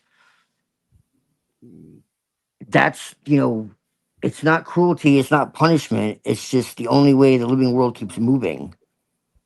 So Yeah, we need like a Hyperborean, Twilight, and Avian show, where we could do the triple Do the beam thing. dream. Yeah, triple beam dream. And then build our own Tangerine pyramid dream. out here. We finna build a pyramid. there's also an idea that there is actually a creation that is divine, but then there's also a counter overlay that is parasitic, and I've also entertained that too. So I don't completely agree, You know that with any. Avian's reading John Lash Lamb right now. Oh yeah, no, we've been talking about it. Yeah, it's interesting. Yeah, yeah. Yeah, he's all in. He's all in. I finished the Kabbalion and started that Swami guy. Oh, Kinda- oh yeah. See, Red's nice. Red's a G, man. Red's gonna be a magi. I'm calling it. a I reluctant gave him. magi. He was asking. Already is. He was asking the questions, the real questions, and I gave him the real answers, and he's been on it, man. Yeah. Yeah, but all right. So this next hour will just be music. So So this is how we're gonna do this. So whoever leaves. Yeah, I need to get some sleep. Yeah, bless way you, over man. time. Yeah, so whoever leave, leave. Okay, then we got a 3-hour thing, right, on Neuro Jack, right? Twilight's there. I think it's me, Twilight, Neuro Jack, and Avian, right? So that's From like coming the up. other day. Yeah, it's like no, it's like a week ago or some shit. Oh, at least okay. a week old. I don't know, but yeah, I don't know. But yeah, anyways. But yeah, blessings to the people. Yeah, blessings to Red. Do not seek the treasure. Exactly. So yeah, thank you for joining us here on the Machine Lies, where we talk about the lies of the machine on the machine that lies. And I hope you guys have clarity to see through the lies. Here is a bunch of stuff. I guess there's no particular theme, but I guess the movie Metropolis is a loose theme. But yeah, blessings to all the people. Yeah, yeah. Twilight likes that. He's excited. That's a crazy ass. Yeah. Oh yeah, some of my favorite songs. This one is called "Fear the Outcome" by the Shapeshifters, and yeah, blessings to all the people. I appreciate you guys, and yeah, fear the outcome. Right. Yeah. Anyways, yeah, the first step to blinding somebody is getting them to open their eyes. And the first step to seeing beyond the program is to realize how you've been programmed, right? You can't kill what you can't see. And what most people think is real is just flickering shadows on a screen, images of things that are not even real, folks. So yeah, blessings to all the people. I appreciate you guys. And we'll see you guys very soon, right? Tuesday, right? So we'll come through Tuesday, blessings to all the people. And we may do some music thing. Look for it on the alternative channel, really. But yeah, we got a lot of music shows there on the alternative channel, right? So yeah, there's a bunch of samples of that. But we will be doing another Made by Machine Bob, right? With Brown's Boy. So we'll see when he's ready. Blessings to the people. And thank you to my brother Twilight. Blessings, sir. Appreciate you.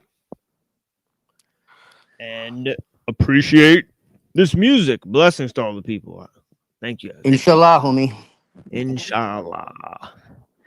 Yeah, you know that song by Goody Mob, Inshallah? It's a great song.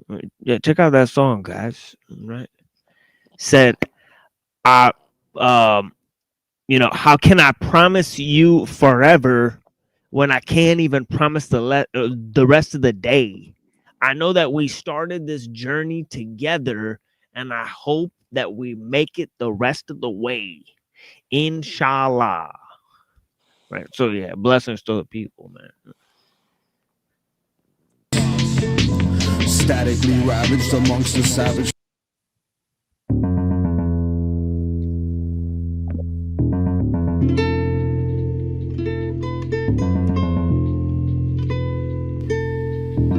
Irrational thoughts, statically ravaged amongst the savage symposium, while hot shots average force flows within plots and plans to handle and end child salvation within the land of wild mutilation, core aggravation displacing any focusable, tangible, manageable bliss as I exist through your stereos of stereotypes and burials of uncomparable nights with terrible sights in spite the astral flights and simple delights in spite. It might just be a rant of my romantic gestures. It's just your scent is really so appealing. I mean, really, would you be mad if I just wanted to taste this aggressive love one more time, which lies in the shallowness of a simmering fire lake? Oh, well, it was my only mistake from a heartbreak hotel, from temperamental angels who got her rotted thoughts to overwhelm and rule the realm, for she's polluted the pastures. And once I wish had so gracefully grazed and was raised on the principal ethics of us against them. not the mothers of invention, being broken by deception, deciding what's right for another man's protection. Confession from the edge's standpoint, earthling revealing beautifulness of things to come in the warmth of the sun. I find my debates predictably repetitive, for I fear the outcome. What do you do when there's nowhere left to run? I know the outcome. I see myself burning amongst the sun, within the chambers of my psyche's hidden message, revealing details of ideals lost and memories that have been destroyed purposely. Oh, who am I? Oh, where am I? Oh, what are we doing this all for? Because priorities lost amongst the images of dead idols and destructive heroes, reduced to reluctant suicidal zeros who fear no hot shot repercussion. This year's no not live fast, try to die young. More sad songs get sung for the kingdom of the pain she brung, hung by a crescent moon dangling in silhouettes of melancholy walls slowly crumbling against disturbing states of dementia. We enter the sanity through the periodic bursts of drama that strobe like flashes, burning yellow bright construction hazards, warning obvious for the mortals. Warnings obvious for the mortals. Cause I've closed my eyes to the bothersome messages, and I've closed my soul, for I have lost the key. So remember me when you have nothing left to think of. Remember me because there's love. Remember me when you have nothing left to think of, because I'll remember you in every self-inflicted scar, wound, burn, tear, tear, gash, slash, ache, hurt, pain, sorrow, regret, and every time I ever lose something dear, something dear.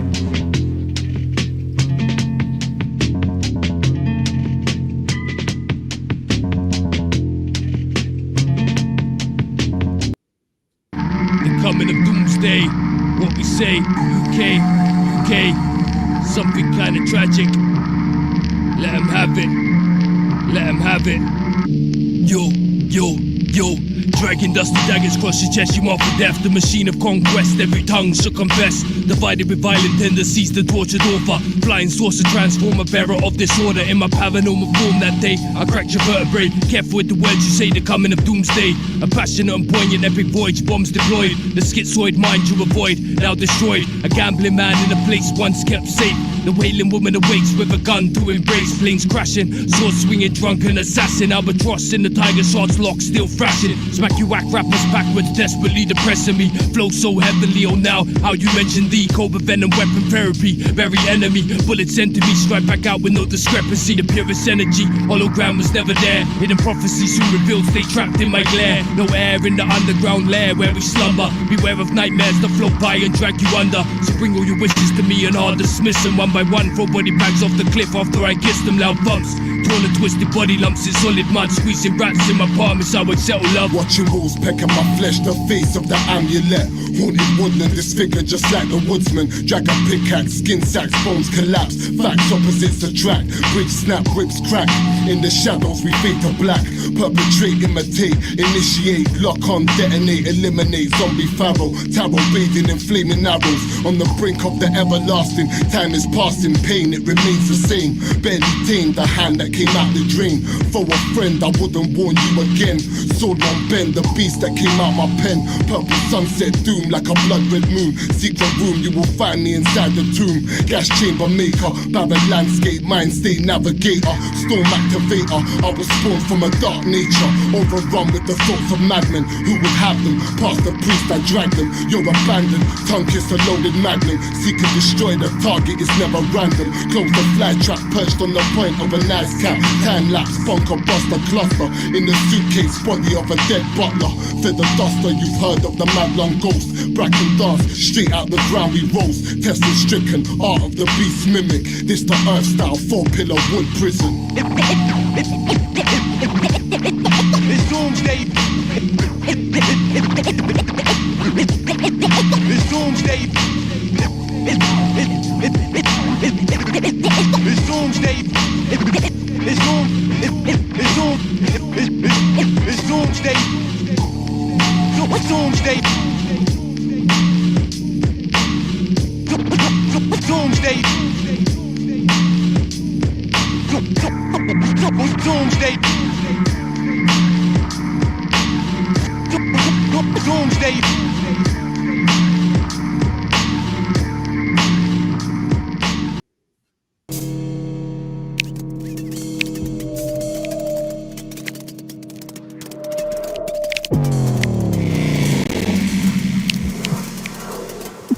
Put me in the booth and I Brody away files. You still getting booed at the open mic like 8 Mile. You still acting like spoken word is serious. I laugh at you fag niggas with dyed hair and pierced lips. What kind of nigga from the hood is you? I can name 50 niggas that's as good as you.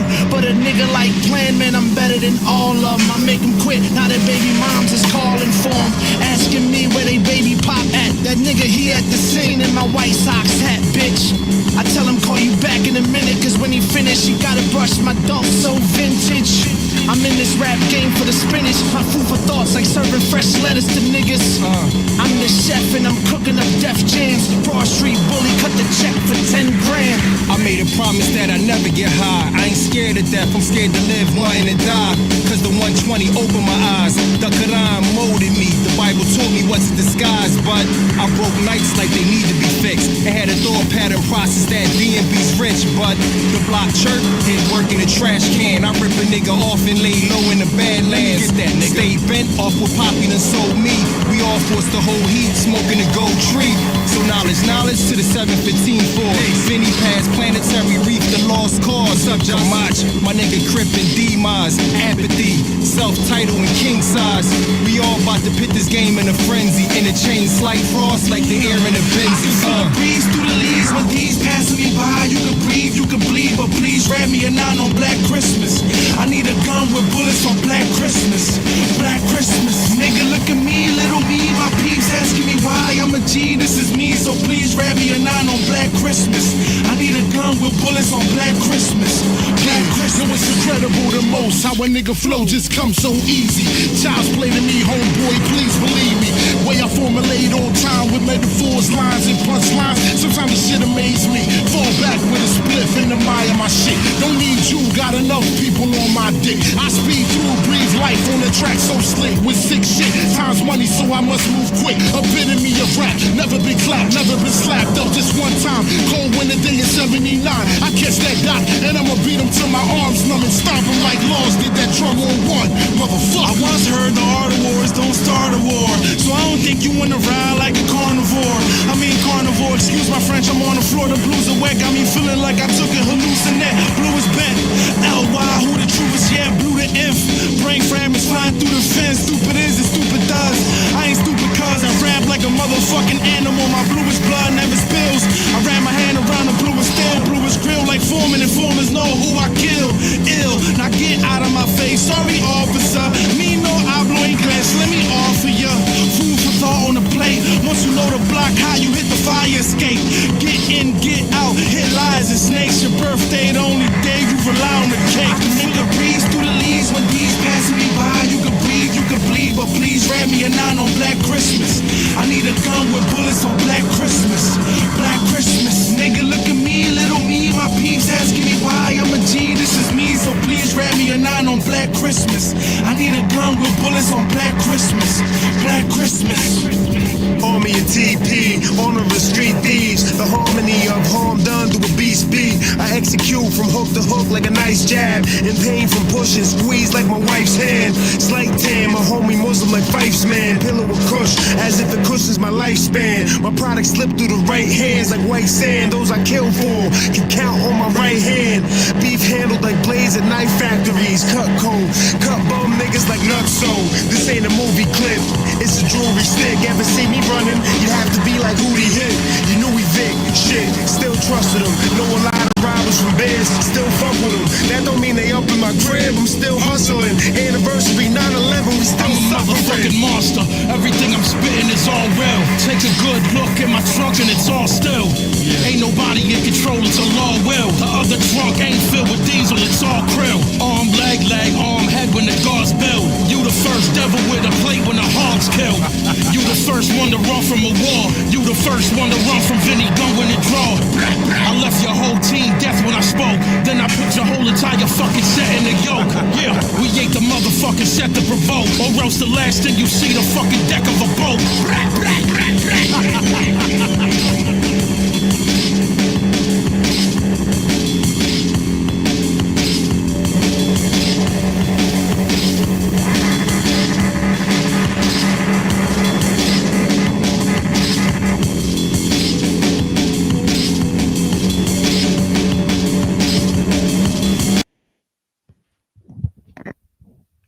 Yeah, that's an animated version of Metropolis. It's less well known, but yeah, it's crazy animation for that one.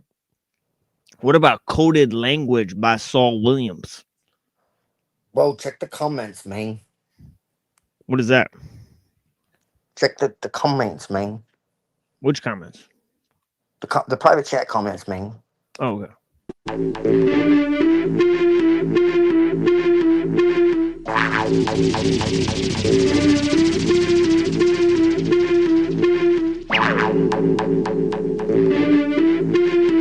We could exchange music all day. Yeah, I got it. I don't know if I told you, I used to be a DJ back in the day, bro. Breakbeats have been the missing link connecting the diaspora community to its drum-woven past. Whereas the quantized drum has allowed the world and mathematicians to calculate the ever-changing distance between rock and stardom. Whereas the velocity of spinning vinyl cross-faded, spun backwards and re-released at the same given moment of recorded history, yet at a different moment in time's continuum, has allowed history to catch up with the present. We do hereby declare reality unkept by the changing standards of dialogue. Statements such as, keep it real, especially when punctuating or anticipating modes of ultra-violence inflicted psychologically or physically, or depicting an unchanging rule of events, will henceforth be seen as retroactive and not representative of the individually determined is. Furthermore, as determined by the collective consciousness of this state of being and the lessened distance between thought patterns and their secular manifestations, the role of men as listening receptacles is to be increased by a number no less than 70% of the current enlisted as vocal aggressors. Motherfuckers better realize now is the time to self-actualize. We have found evidence that hip-hop stand at 85 RPM when increased by a number of at least half the rate of its standard, or decreased to 3/4 of its speed, may be a determining factor in heightening consciousness. Studies show that when a given norm is changed in the face of the unchanging, the remaining contradictions will parallel the truth. Equate rhyme with reason, sun with season. Our cyclical relationship to phenomenon has encouraged scholars to erase the sentence of periods, thus symbolizing the non-linear character of cause and effect. Reject mediocrity. Your current frequencies of understanding outweigh that which has been given for you to understand. The current standard is the equivalent of an adolescent restricted to the diet of an infant. The rapidly changing body would acquire dysfunctional and deformative symptoms and could not properly mature on a diet of applesauce and crushed pears. Like years are interchangeable with years of living in darkness. The role of darkness is not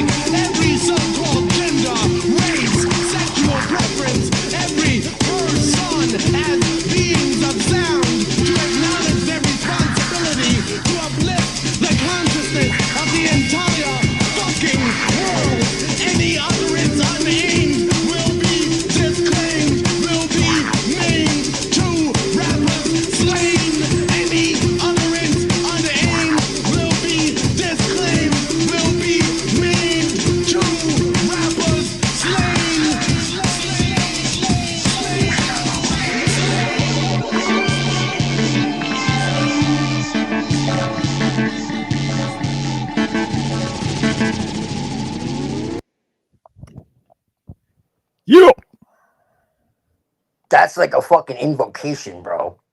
Yeah, it's a good one. Yeah. That's he's speaking my language.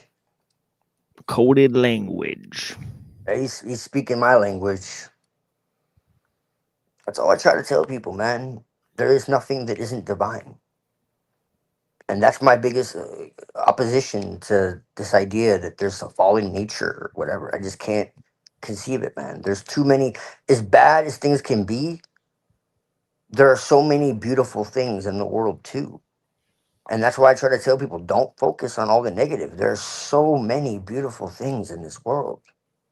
Yeah, it's not many songs that say Kali and Lilith and stuff. Right? It's Right. pretty interesting. Right. I put that on. For, I wasn't expecting Lilith. Yeah, definitely put that on for you. Yeah, yeah. But blessings, brother. You know, but yeah. It's a favorite song of mine for sure. Yeah. This one is excellent. I just think it's so dope that you understand that. You understand. Yeah, I got you, man. The you know, I don't reject a god. I just acknowledge the goddess because, I mean, everyone knows God. The goddess has been demonized, misunderstood, rejected, you know, and then in turn, women have too. You know, it kind of goes hand in hand. You know, and yeah, like modern women have been turned into parasites and, you know, like, but there's a lot of good women out there too. You know, it's like, well, women are like this and, you know, so we have to be like that. And it's like, well, you know, they're traumatized and then we're traumatized and everybody's traumatized. And that's the reality, you know? And that's why I say you gotta like look at people as individuals. And I talk to people like Pinoid and shit, you know, and like I understand a lot of what he's talking about. Like I do. Like he's right on a lot of stuff. But like to create general blanket statements is just ignorant. You know, and it's just the feminine is incredibly important, man. Like within the earth, within society, and within you. Men and women both have masculine and feminine energy. And that's what they turn into an external manifestation as transgender and all that other shit. That's the perversion of it, you know. But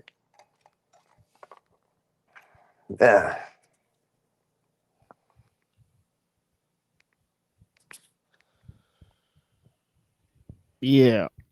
Yeah, somebody made this of me. Check this out. This is crazy. King Stephen, bow down to Dolphin Jesus.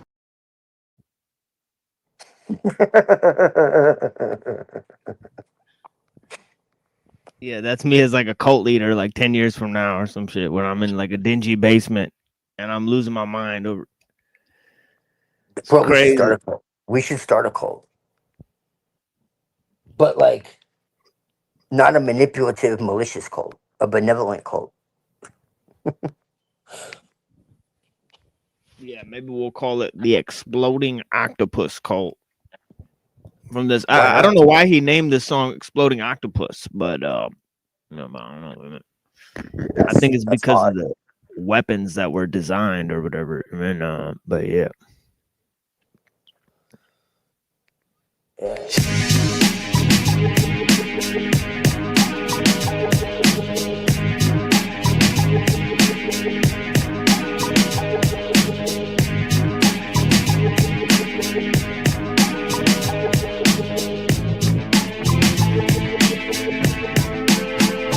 Accepted to Harvard at 16, child prodigy. Math was specializing in complex analysis geometry.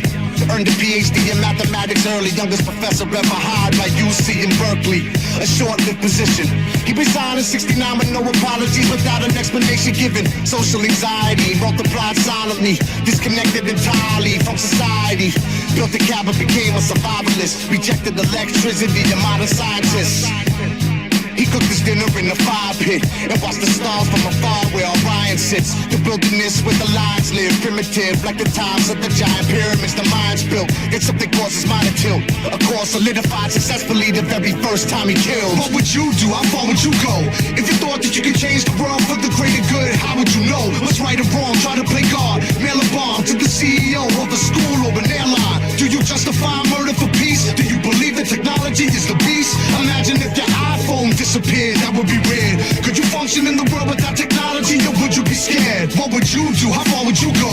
If you thought that you could change the world for the greater good, how would you know what's right or wrong? Try to play God, mail a bomb to the CEO of a school or an airline. Do you justify murder for peace? Do you believe that technology is the beast? Imagine if your iPhone disappeared, that would be weird. Could you function in the world without technology, or would you be scared? Exploding octopus, blockbuster in the six-finger hand. But we drop a box and shock the populace with wishful plans, initially ignored. Industrial society and its future, the manifesto of Kaczynski's war.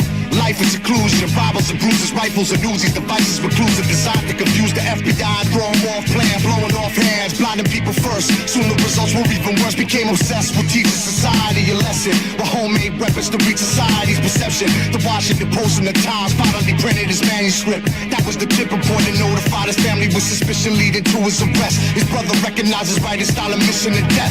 Ran up in his cabin and discovered undeniable proof of his guilt. 16 bombs, 23 injured and 3 killed. What would you do? How far would you go? If you thought that you could change the world for the greater good, how would you know what's right or wrong? Try to play God, mail a bomb to the CEO of a school or an airline. Do you justify murder for peace? Do you believe that technology is the beast? Imagine if your iPhone disappeared, that would be weird. Could you function in the world without technology, or would you be scared? What would you do? How far would you go?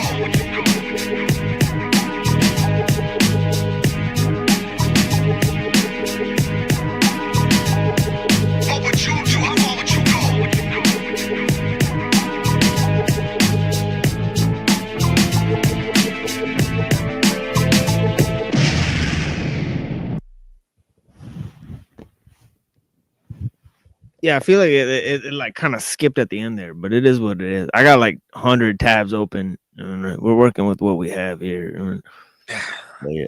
That's the truth, though, man.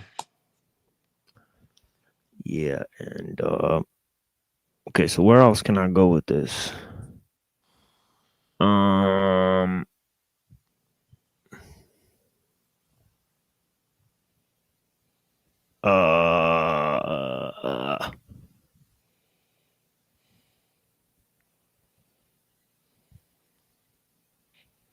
Oh yeah, let me play this this little thing I made, death rap, or whatever.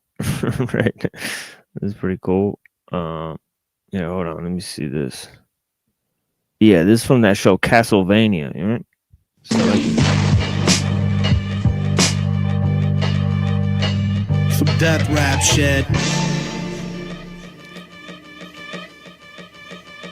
Word up.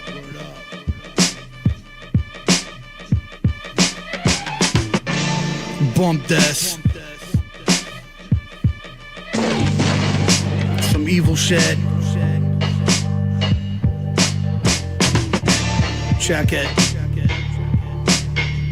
You fucking faggot. It starts with your intestines and germs. Next you're a cadaver infested with worms. Man's destiny, it's best that he learns. My axe intervenes, hacking through your veins like you're in between the railroad track and the train. A bullet in the back of your brain, simple and plain, like back in the days when cats didn't play. They'd whack you and not explain to meaning Jesus. You're ripped to pieces by hyenas with teeth like tweezers. You see death like seniors with diseases. Pack insane guns, dead you like Hussein's sons. Don't fuck with me, I only say it once. Like the end of Casino, 2 bats leave your spine gory. Every bone in your body broken like you dropped 9 stories. Insane like a brainless convict. You're dead after we buck you in the head like that famous Vietnam pick. Honored you hate this, God couldn't save us. Perform an autopsy on you with Chris Reefret and Jonathan Davis. Death rap, that's the rap I kick. Don't ever confuse it with others, there ain't nothing like this. Death rap, it be the most morbid. After we finish with you, kid, you'll need a closed coffin. Death rap, not just on this track, it's a movement I represent, much more rugged than you. Death rap, I'm the last of a dying breed. This be you must be dying to bleed. I walk with the living dead, witness the ditches and bitches dipped in red. Description is the pictures of witches and women giving head. I think ahead and analyze minds like a psychologist, regardless if the topic's necrodamus or subocalypse. The logic is a blade or a shot through your esophagus, remove you from the earth, you get hurt for popping shit. Rock flips, it ain't basic, slap the shit out of racists, crack their teeth on the curb, spit and piss in their faces. I got clips in the basement, guns and plenty ammunition. If you push the wrong buttons, you gon' send me on a mission. And if that's the case, I'ma bash your face, then reverse a positive, become a basket case. I blast for days, come and burn down your house. That's the way I get down when you take food out my mouth. I got my revolutionary ways, fighting to eat, for being poor back in the days and surviving the streets. Death rap,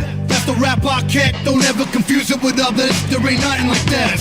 Death rap, it be the most morbid. After we finish with you, kid, you'll need a closed coffin. Death rap, not just on this track, it's a movement I represent, much more rugged than you. Death rap, I'm the last of a dying breed. This be you must be dying to bleed.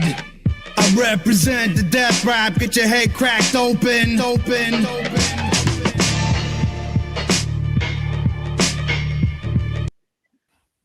Okay, now a very special presentation that I have, and I'm sad if you left. I mean, you know, your loss, really. But this is really the magnum opus of musical presentations that I will do for the day, and it is a video made by Lorp, Emperor Lorp, our very own Emperor Lorp, with AI, combining just techno music from the 80s. Right, from Detroit, right? So yeah, so it is just and California, right? So so we're doing a little bit of thing, you know, so we're going all over the map with techno music. All right, two of my favorites, R9 and Professor X, right? Just some fucking just really good songs, all right? But yeah, blessings. Right? So let's see what you guys think of this. Right? I told Lorp he should go independent. Yeah, Lorp's videos are crazy. I haven't seen AI videos like Lorp makes anywhere on the internet. So yeah, it's crazy. He knows how to use the machine, as it were. Right? So yeah, blessings. Yeah, he knows how to manipulate he it. He just needs to have more faith in himself. Yeah, dude. Yeah, definitely. He's way more talented than he gives himself credit for. But that's a lot of really smart people are like that, sadly. So it just most happens. man, most. Yeah. So yeah. Yeah, it's good people, man. Wait, am I frozen? Oh no, there I am.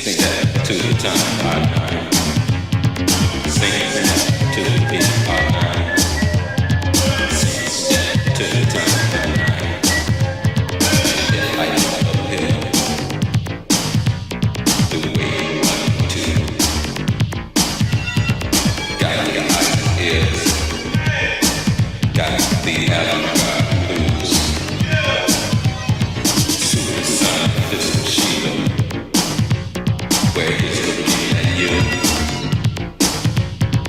Got the eyes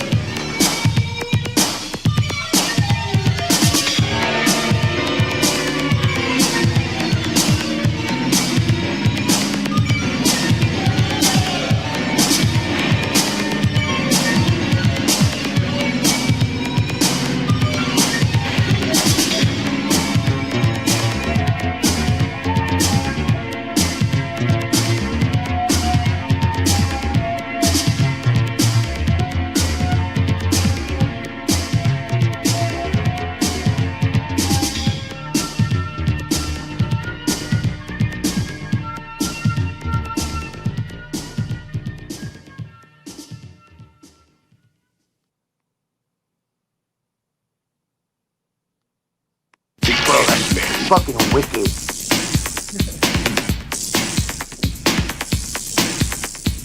The X-Men.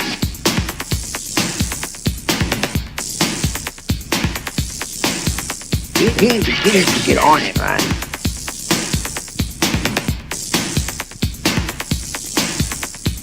The X-Men. Professor X.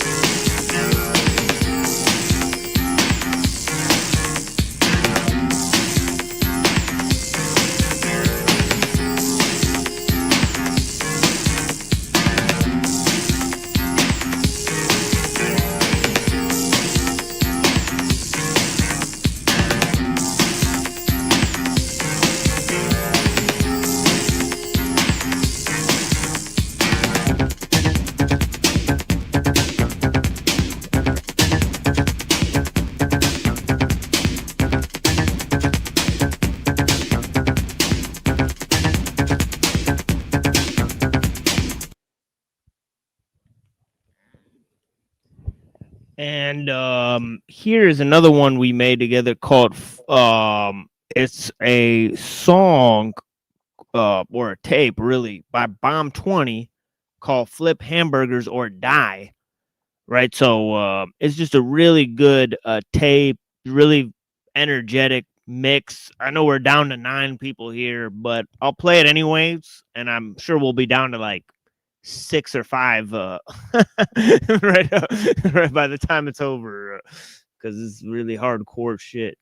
But bro, if you, me, Avian, Hyperborean, Red, Lorp, Neurojack, I'm probably Frank, I'm probably forgetting a couple others, but there's yeah, not we too got a good many. group going here for sure. Dude, if we all came together and like did a project, like we would just like shut down the fucking internet. That was Yeah, I agree. that was masterful, bro. Oh yeah. And I do not like blow wind. Like I like some of his other videos. I like them, but that was fucking crazy, dude. Yeah. Yeah, this one's pretty cool too. That was wild. He made a few. Did you watch the Juiceable video? I still gotta send you this Juiceable video. I'm not sure. Me and Zephyr made it together. It's Like pretty he damn he has some good ones, but the visuals on that was like some fucking like professional level shit. Yeah, the visuals I used for the Juiceable episode, man, they were wild. He put some crazy visuals to that. But yeah, these ones are pretty wild too, honestly. But yeah, this is a sort of a longish one. So yeah, buckle your seatbelts, ladies and gentlemen. Then we'll be signing off. I'll play a replay. Blessings. That's the American dream. That's what my mother and father worked like dogs all their lives for. Get him up. Who the hell is this guy? This is Paul. 20. And now, he's here. Look at us, man. Look at you. Everybody out there's getting paid but us. I'm gonna change this. I'm gonna change it. You're gonna go out there and you're gonna do something stupid? Somebody is getting fucking shot. I got a plan to get us out of here. I know you want out for your family. You're just going about it the wrong way. There is no wrong way. There's no wrong way out of here. The blood our family spilled marked the beginning of the most violent century the world has ever known. Mama, why did they hate us so much?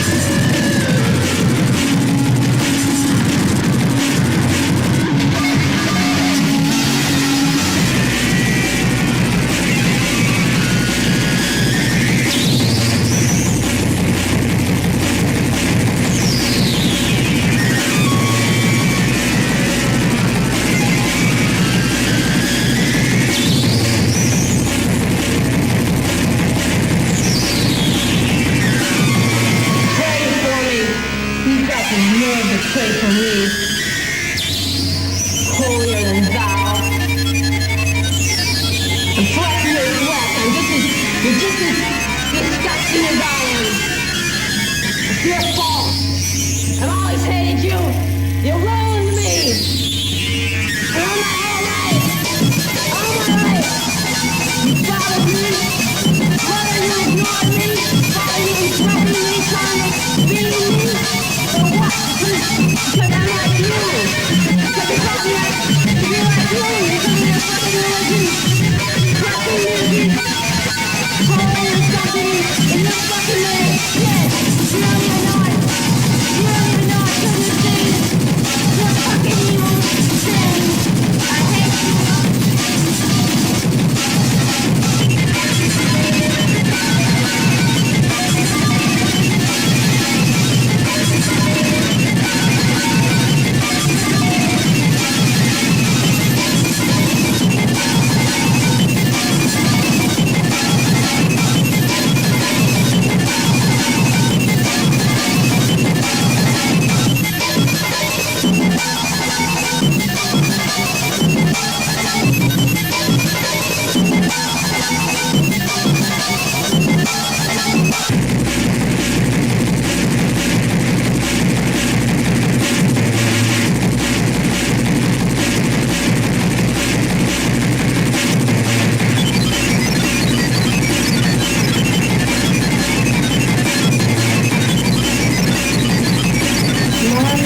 here, shall we? Down here, now we're here.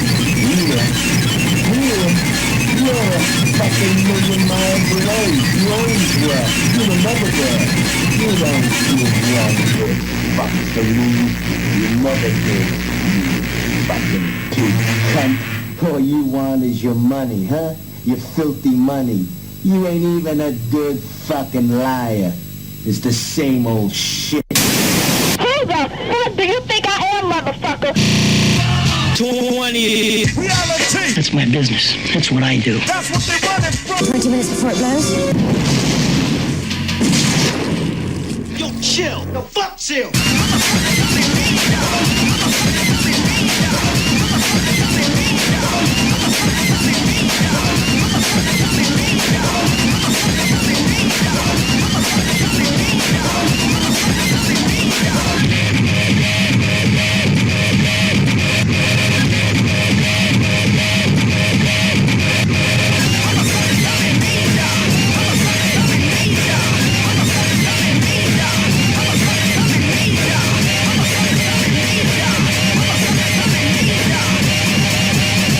Sleeping with the enemy.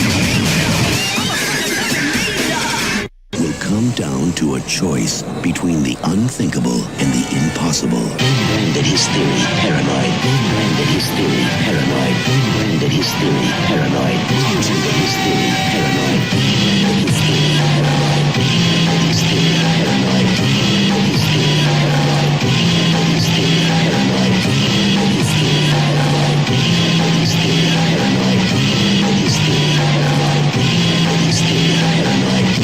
These motherfuckers can't stop it. These motherfuckers can't stop it.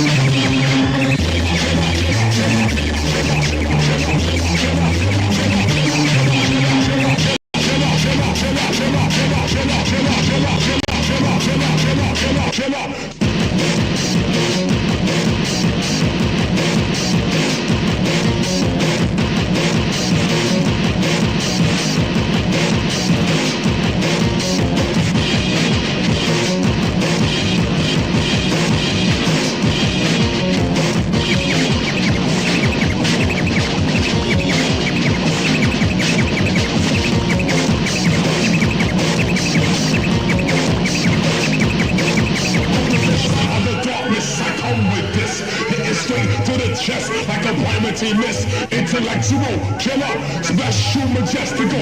Open up the devil's hell, I'm hanging from my testicles.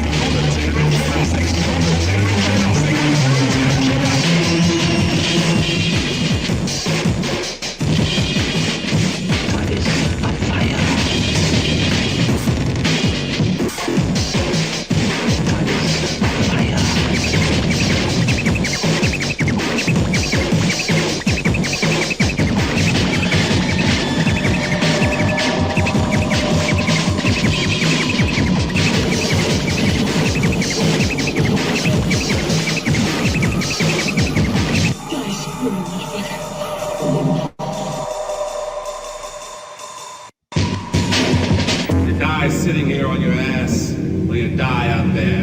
At least we take a shot. We owe it one. What the fuck are you talking about? I'm talking about killing that big motherfucker. Still doesn't mean we should go out and fight him. Jesus Christ, give us a break. You guys are gonna be fucking nuts. Look, I've got a wife and a Nobody kid. gives a shit about you. You're not one of us. You're not a believer. You're a fucking company man.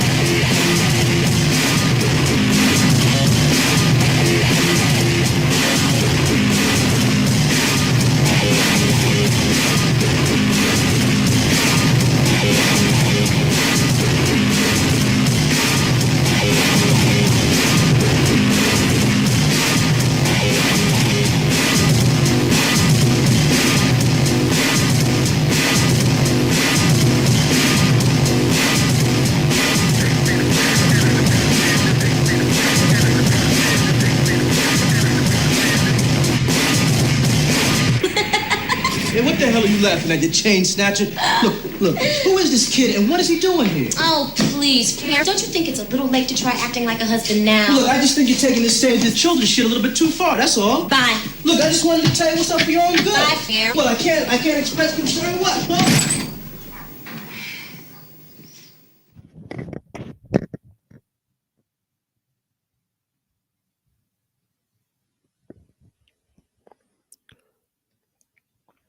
Lorp. All right, that's all we had. Blessings. I'll talk to Twilight soon. Blessings.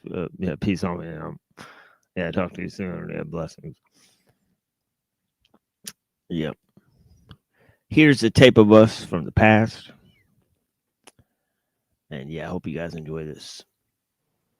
Future primitive, man. Exactly. Yeah, Twilight comes into this at some point. It's me, Unseen, and Neuro, and then Avian comes in and Twilight comes in. But yeah, blessings. Talk to you guys later. Peace.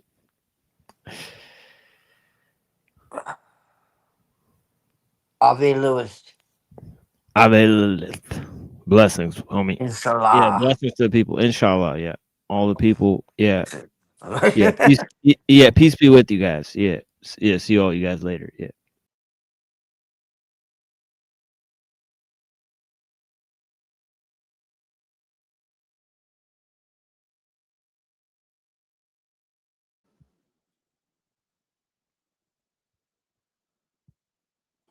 Okay, jump into it. We're live.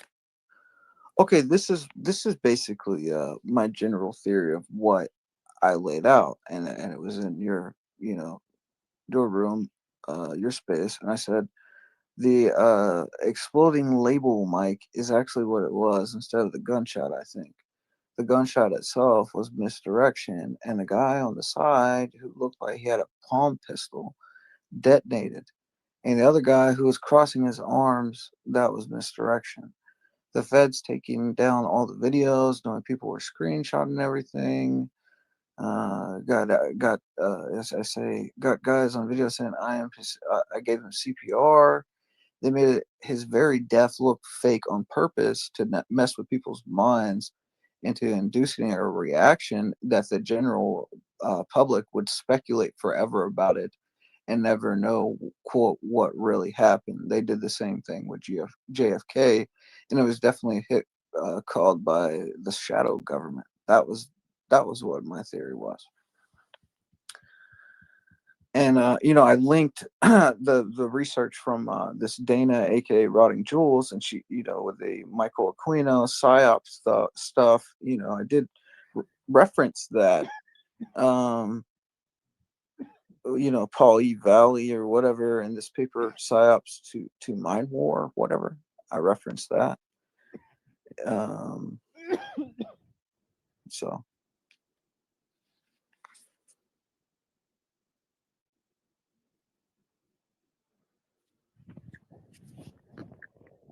Yeah.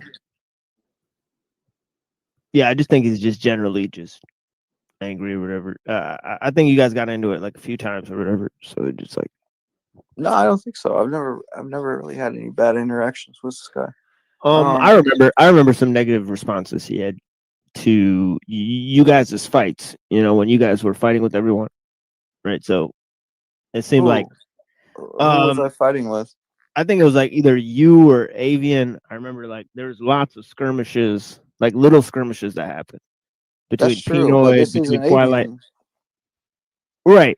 No, I'm just saying like during that time, I remember that Che started like he negatively responded to you a couple times. I don't know if you caught that. Why do you think it is? Do you think it like because his point is why would a PSYOP department waste resources and coordinate an elaborate misdirection just for the death to be real? Death by a lapel mic, really? LOL. Like that to me just sounds like, I guess, like dismissal or something like that. Or like, it seems diluted from my perspective, because I clearly think that's like what I'm saying is the most likely thing. You know what I mean? And like people can argue that or whatever, but I mean that seems, I don't see another way around it, really. And I think from my perspective is like, yeah, they're trying to make it look fake. so people, it's a part of the misdirection. That's the real psyop, I think. Is even questioning it, even questioning the existence of the thing that they do now.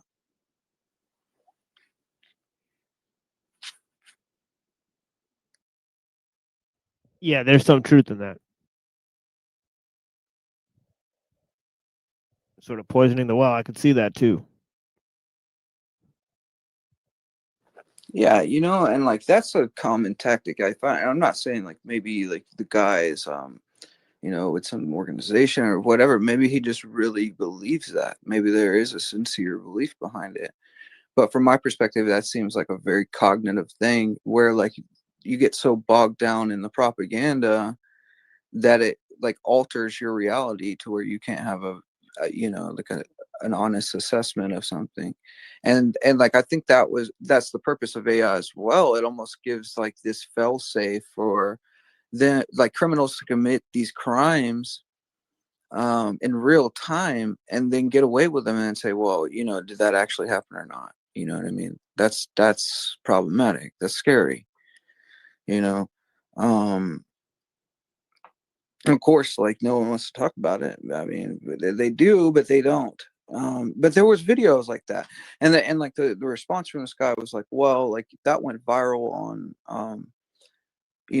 I think he said it went viral on TikTok. And my response to that was, it's like it's kind of that's a fallacy, and the fallacy is the same fallacy that it was like I knew that dictator fallacy, which was like, oh, because I knew this person, there's no way they did that thing that everybody says they did, even though there's documented evidence for it. It's almost like the closer a person gets to something, or like the more it's covered, the less reliable it becomes in their own mind if they want to do like either it's intellectual dishonesty or outright shilling. And like either way, it's like if it's straight intellectual dishonesty, this is my mindset on it. It's like you've been literally brainwashed to the point where you can't discern the truth enough, where like you pick the absurd thing, so I don't know.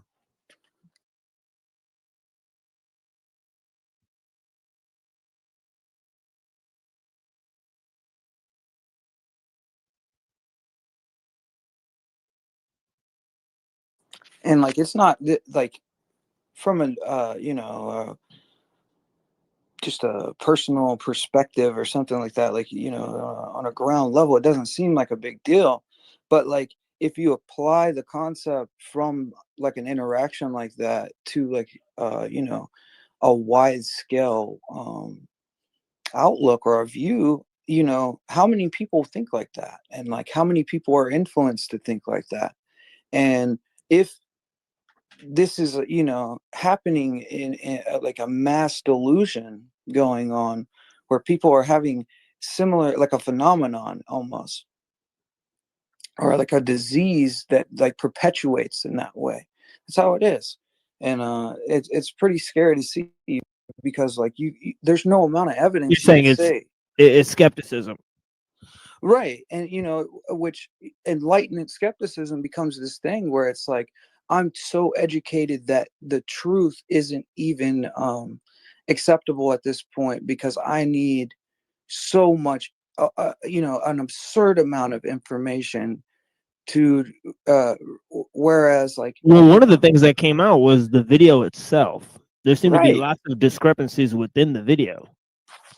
Well, there was an analysis within the video when it first dropped. This was very early on in the analysis, and the analysis, what I analyzed from it, and the person, I wasn't influenced by what they were saying by any means, because I could physically see the evidence about what they were saying. So let me give you an example. If a person shows me a video and they're like, well, we took, thermal, like a thermal camera to this image, and we could see from the lapel mic, this that's where the initial shock is coming from, right? And then you're seeing the body whip in a certain way. You're seeing you know, the explosion of it, where, and then you're seeing one side of the neck, you know, open up, and another side almost as if like something has burst through this, you know, in a very particular way.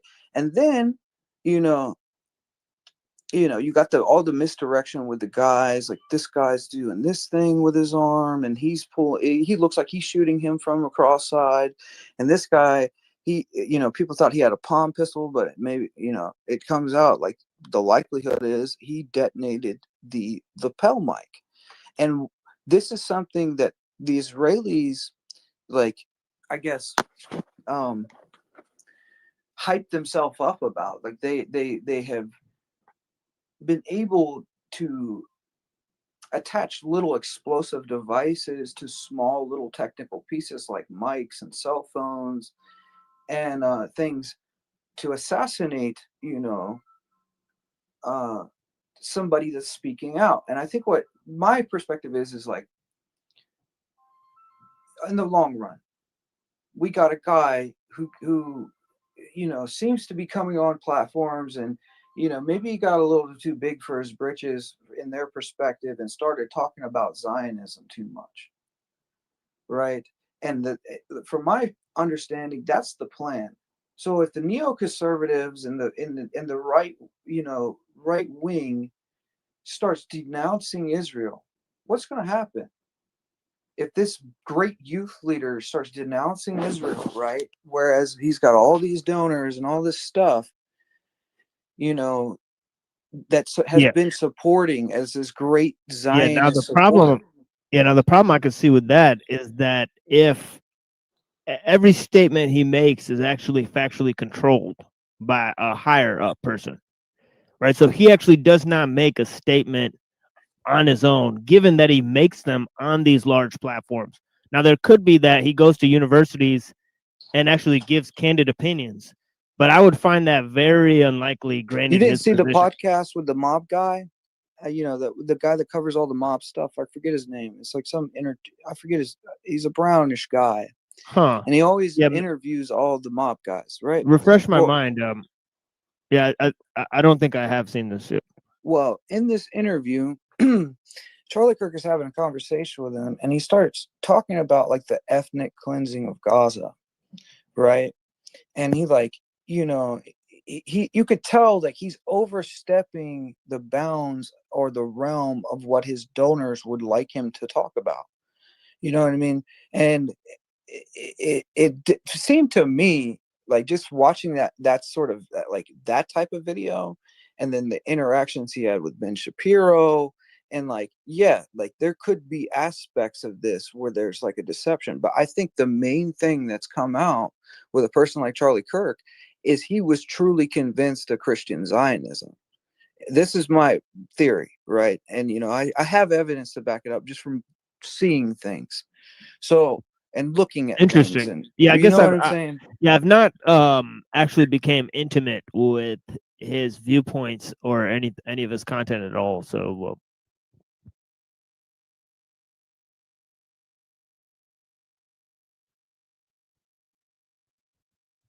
Yeah, well, there was a guy named Bill Federer, and Bill Federer like covers kind of like geopolitics and history, like a historian.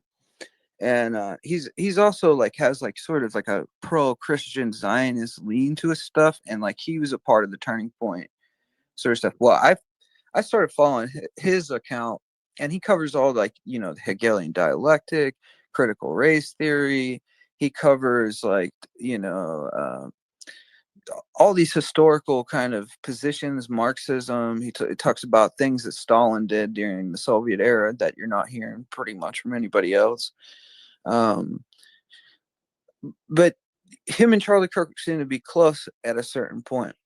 And with a guy like that, like, it's hard not to sort of find the sources that would lead you out. Let's say if you were a true diehard Zionist, if you look deeply at those type of topics, like you're going to come in contact with material that might open your eyes, especially if it's like, okay, like an Orthodox Christian's perspective on Christian Zionism.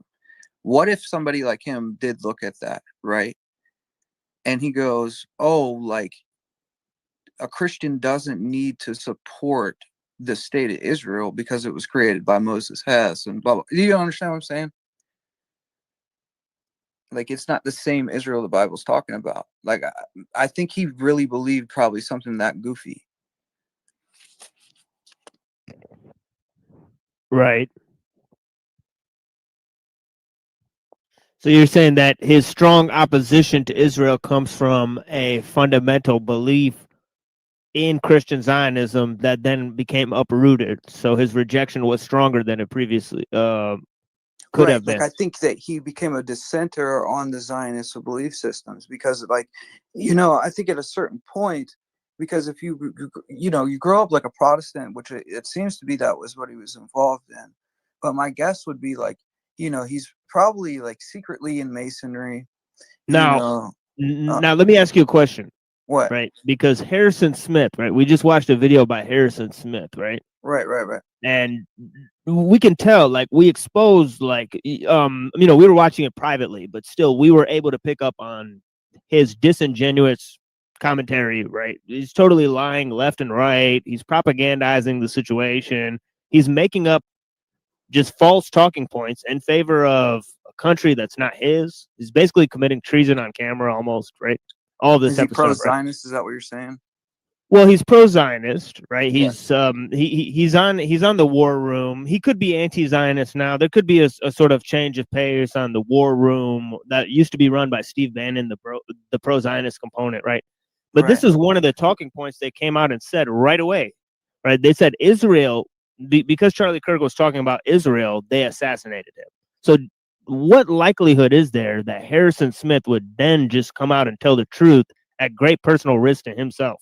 Well, this is my thing with it, is like, they could say it was Israel. But you see what I'm saying, though?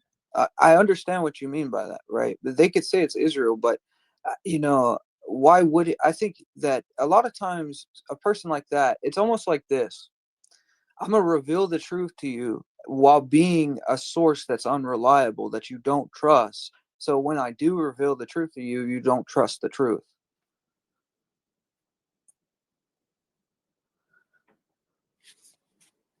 So this is like the Onion News or something like that. Well, I mean, that's what these people do. Like, we see it all the time where they reveal like true things. Now, is it like, outsourced in some way? Probably. I believe so, because that's what they do. They hand off money to people. You know what I mean? It could be clean through a couple of hands. It might not necessarily be exactly Israel, but somebody else with Zionist belief systems, or another belief system that sort of got under his radar. It's something about a belief system. Now, that's my, my take. Now, if it's not true, that I'm willing to, look at other information. But when I look at it, I'm not seeing that, it's just like a fake death or something. I don't see that, and when I'm looking at this other material that adds to it, it's like, well, yeah, like, of course, someone like him would say that when it's the obvious, like, because everybody who would look at the information objectively would come to that same conclusion. Now, why he would say it and be a shill in other instances is beyond me. I'm not familiar with it.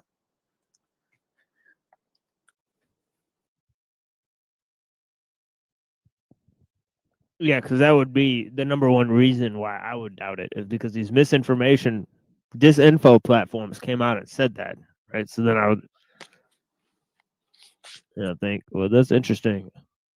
So then I would reserve judgment to see if they got that from from either Israeli intelligence or somebody else.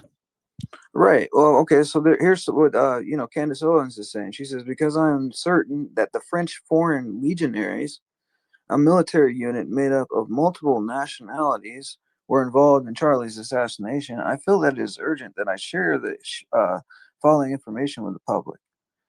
We'll start with a question. What is it about Brigitte Macron that required Charlie Kirk, followed by Sergio Guillaume, and then President Donald Trump, to personally call me and ask me not to further investigate her?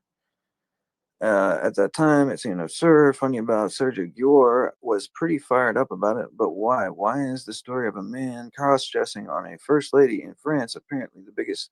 See, this is nonsense. Well, that's what I see. More misinformation. That's a misinformation, poison the well. But I guess here's the other thing. Why is Turning Point USA going for like a huge pro-Zionist push then? Right? That's an indication. If he's speaking out the last month of his life against these topics, and then you got a giant shift in direction from the organization that he established and is known to be a psyop thing, why are they going with pro-Zionist talking points? So that's strange, don't you think? Like, what's going on with that?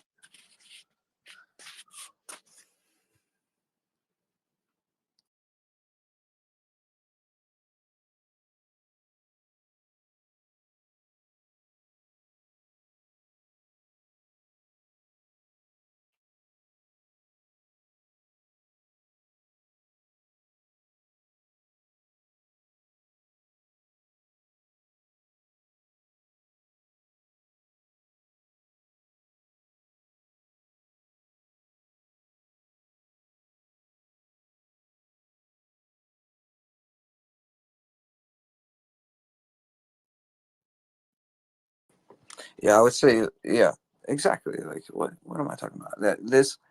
If an organization goes against everything the last guy that stood up and said anything goes with, all right, it's kind of that leads me to believe like maybe that's not just a conspiracy. Maybe that is, or it was like, I think that what most people would say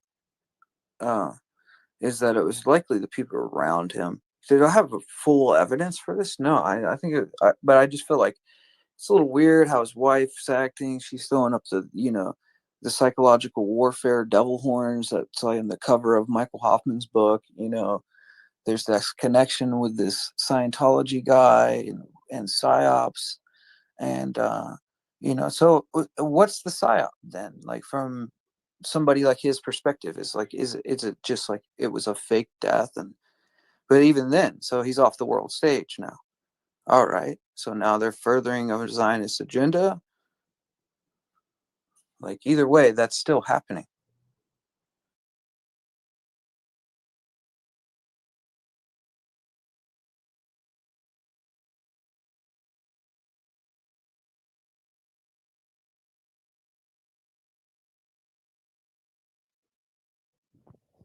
Yeah, I mean, it makes sense if it's a distraction.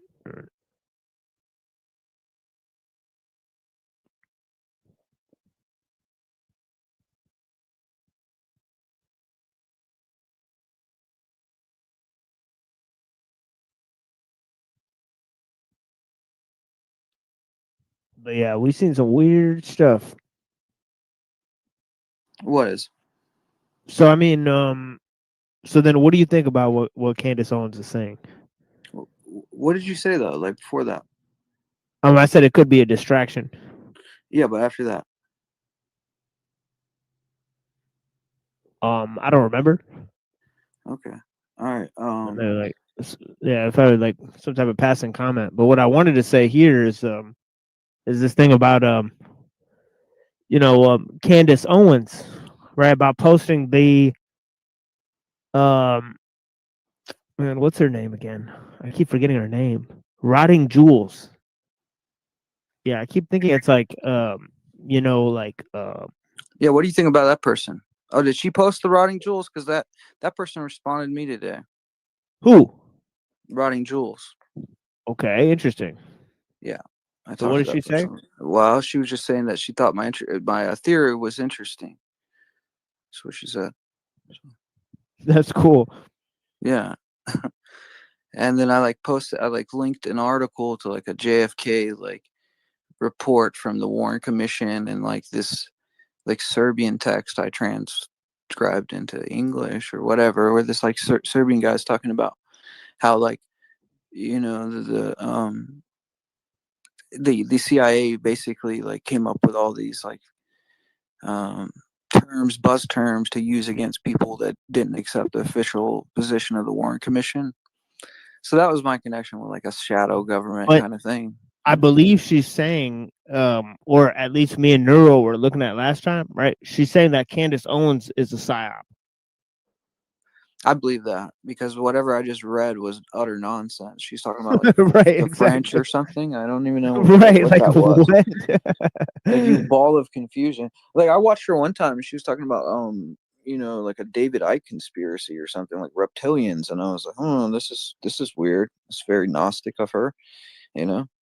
But like, So this is the thing, is like, if, you know, Charlie Kirk, right? Because Candace Owens started with Charlie Kirk, right? And now she's spreading misinformation about his assassination, even though she's linked to some pretty weird entities. And so is Charlie Kirk. yeah, well, that's what I was saying. I asked in the original post. I said, why is it that, you know, the alternative media is like Carlson, you know, Fuentes and Candace Owens and like all these people, is like I said they always control the opposition, which is true. You know what I mean? I know that's happening, but I'm trying to like keep up with all the twisted knots. It's like I'm not denying like a guy like Harrison, whatever his name is like a Zionist shield, you know, or like that Candace Owens is a liar. That's not my position. I guess it's like more like, what are they trying to cover up, and what, like, how many turns are they twisting to misdirect like something that Right. sometimes could be obvious? You know what I mean? It could be the obvious thing. They don't want it to be obvious or something. That's what I was trying to figure out.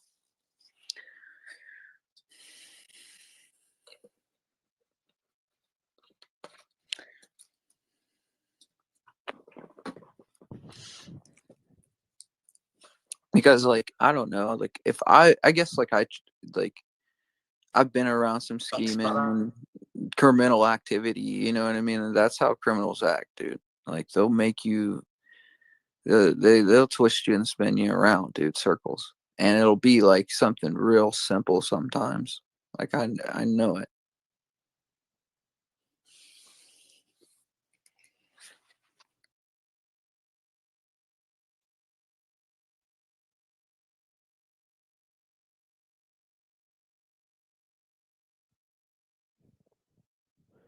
So I guess I'll put this on. Let's see what this is about. And Neuro sent me this. I have no idea where to take this thing. Yeah, Neuro just started this. I'm gonna do another show at 7:30. So so it's different things. I have a bunch of stuff stored up in my head for that show. So I'm kind of like, what are you covering? The panel stuff. So a bunch of the people on the panel, they seem to admit that they're actors. So I have recordings of all of them. And so I'm just gonna play those recordings. I'm gonna play the gatekeeping that the smaller groups do and who they're involved with on the larger level, right? And a bunch of weird stuff. So like a bunch of these weird groups that are around. Yeah. I mean, obviously Wilson's interaction with the Powder Dusty guy, right? That's very, very strange, right? So I've never heard of him. Who's Powder Dusty? That was the guy that was reviewing the panel. He's like, "Oh, I have so many cars and stuff." Remember? Oh yeah, I remember. Yeah. That guy. Yeah, that guy's like, he's like saying that all these people cuck to Wilson, but he's the one who cucks. I see. So that's the main thing we're exposing. And then going off of that, bunch of the people that they collude with on the panels that just claim, "Oh yeah, we're just actors, we're just entertainers, we're just doing this for money. We just play characters for money." Online. Have you ever heard of Ryan Upchurch? No. So he's this guy from Tennessee, and he's been like independent, like making music for like 10 years or whatever. And he does like kind of like outlaw country rap type stuff. And he's like was talking about in a video like how like the record labels are trying to force him to sign, and like since he won't sign, they're like kind of worried. Like the idea is like this is like one of the only people in America who kind of broke the system, you know, out of Tennessee in this way. And it's like he's pretty big. Like he's like the underground, and he's underground to extent, but he's like breaking into the mainstream without the label. You get what I'm saying? And like people like Jelly Roll, and like I don't know, they like there's a couple other people who were trying to like get him to sign contracts and do all this stuff. And because he wouldn't, he's like, they're like, everybody's like coming after him, like, oh, this guy's on drugs and he's like crazy, he's schizophrenic. And it's like, what's it really rooted in? Because he wouldn't sign to your label. Yeah, dude. That's know? that's what's going on with these panels. Exactly. Like they'll go around, they'll say, well, the machine lies, like he's a crazy Muslim, he supports radicalism, and like beat his wife, and, like he did all this crazy stuff. He's like a wild man, you know, he wants to shut down technology, he wants to shut down civilization. He wants civilization to end. I heard that one yesterday. I want civilization to end. I want the world to end right now. You know, all this stuff. So yeah, so it's Yeah. like yeah. You don't join the group and you get, you know. Also, you're a fake intellectual. You don't. You read from a teleprompter. You didn't really write your book. You know, the Slander, haters, bro. Like they're all there. I mean, there's a lot of them, man. And like, dude, I deal with that. I deal with that too. And sometimes, bro, like I try not to respond to it, but sometimes like certain things, it's like they hit the right nerve. You know what I mean? And I'm gonna say something, and I try to say something like that exposes them. Because usually, man, you give a person enough rope, they'll hang themselves with it. Like you're not gonna clown me, man. Like you know, yeah, I just like record a bunch of them. So we're up to like the 6th show, right? So if people start like making up stuff or whatever, like we'll start recording them. You know, so until we find a narrative where we could really like say like, oh, this is what these guys do. Like, look, this is what their show's about. You know, and then we'll make a show about it and be like, look at this channel, look at these fools. This is what they do. And this is their channel. You know, they talk about us, but this is what they do. Now, this is their exactly. Thing. So yeah. So this is so I like to do that. You know, so we're up to like episode 6 now. So we've done it like 5 other times. So, you know, periodically we'll just save up shit. Now this time Brown's boy got a bunch of good stuff. You know, he actually saved up a bunch of these guys admitting to a bunch of shit. So that they're actors, right?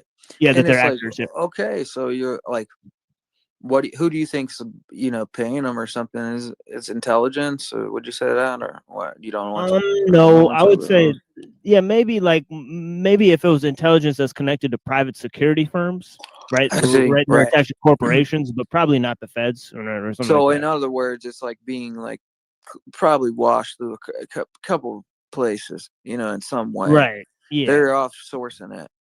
Yeah. Yeah, it seemed that way. Or the audiences look fake too. The chats look fake. You know, well, here's something interesting that I'm gonna read something to you that you might find interesting. So I found this from you know, this really good account that I've been following. The same guy who wrote, remember that Alex Jones article I sent you? With the guy like Fritz something, I don't know. His name was Fritz. Springmaker. Talking about Fritz Springmaker. Fitzpatrick Informer. You know what I'm talking about? Oh no, wait. Yeah, I think I do remember this. Yeah. Okay, so Fitzpatrick Informer posts this today. He's like, Trump's isolationism hatched in Russia. Soviet Russian strategist Alexander Dugin in 1997 says, quote, Russia should introduce geopolitical disorder into the internal American activity, encouraging all kinds of separatism and ethnic, social, and racial conflicts, actively supporting all dissident movements, extremist, racist, sectarian groups, thus destabilizing internal political processes in the United States. It would also make simultaneously to support isolationist tendencies in American politics. Quote, isolationism fundamentally advocates neutrality and opposes entanglement in military allegiances and mutual defense pacts. In its purest form, isolationism opposes all commitments to foreign countries, including treaties and trade agreements. Now, I thought that what he says is President Krasnov's isolationism hatched by Duginus in the Kremlin. Okay. So I got to thinking about that. So, of course, we know the situation with Tim Pool. It's like getting this money, and he's like pushing like neoconservative kind of Trotskyite ideas. He's low-key a skateboarder, you know what I mean? So it like appeals to like a youthfulness in the culture, and there's like trying to appeal to that subset almost. But that's also kind of like backwoods and country-ish or something. But this guy's kind of a dweeb. But then, like, if they pay somebody like that, right? Like a guy like that, who just, I don't know. I don't take him that seriously as a political commentator. Who else are they willing to pay? And like, as he's saying, he's like extremist movements, racist movements, sectarian groups. So how many groups are we talking about that they're willing to like throw money into to push like weird narratives, or like even their own narratives? Yeah, well, this is the weird connection because Paul Vallely, right? He's like talking about how he knew like Michael Murphy, who started the Esalen Institute or whatever, right? And Michael Murphy like wrote this book, right? Where he's like talking about communists infiltrating the U.S. government or some shit. Right. And then then Vallely's talking to Michael Murphy about this book, and he's like, this has already happened or whatever. Yeah. Right. Or and all this shit. So yeah, so this is a weird fucking, like, I'll send you this video because this is a weird fucking video of the connection between the Esalen Institute and Michael Murphy, right? And Paul Vallely, right? So that's interesting because, right, when the Tim Pool guy was first there, right, he appeared on Joe Rogan Experience, right? So that's how he got blasted, because he talked to the Twitter CEO or whatever before Elon Musk owned Twitter. There was a different dude who owned it. Yeah, Jack Dorsey, and some people say Jack Dorsey, and some people say Jack Dorsey, and some people say Jack Dorsey invented Bitcoin too. By the way, so He was a Scientologist too, right? I don't know. He might be. I feel like I've read that somewhere, man. Yeah. So this guy Jack Dorsey, yeah, but he was like a cypherpunk back in the '90s, and like could have invented Bitcoin. So go ahead, sir. No, so he's definitely like a part of this. Like, if I'm not mistaken, there was a magazine that came out of like the spy magazines, which is like, it's like the most fed magazine of out there. The spy, the spy magazines. There was an old spy magazine where it talked about Bitcoin.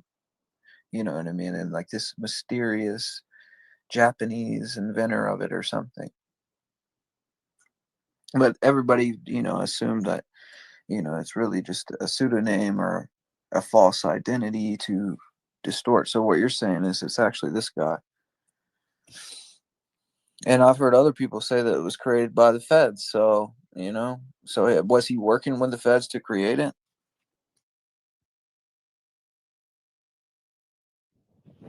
Well, it's just interesting how the people who run that would mean that everybody who runs a platform is connected to the Bitcoin in some way, right? Because the Jack Dorsey guy, he was heavily promoting Bitcoin on Twitter before the Elon Musk guy took it over, right? Yeah.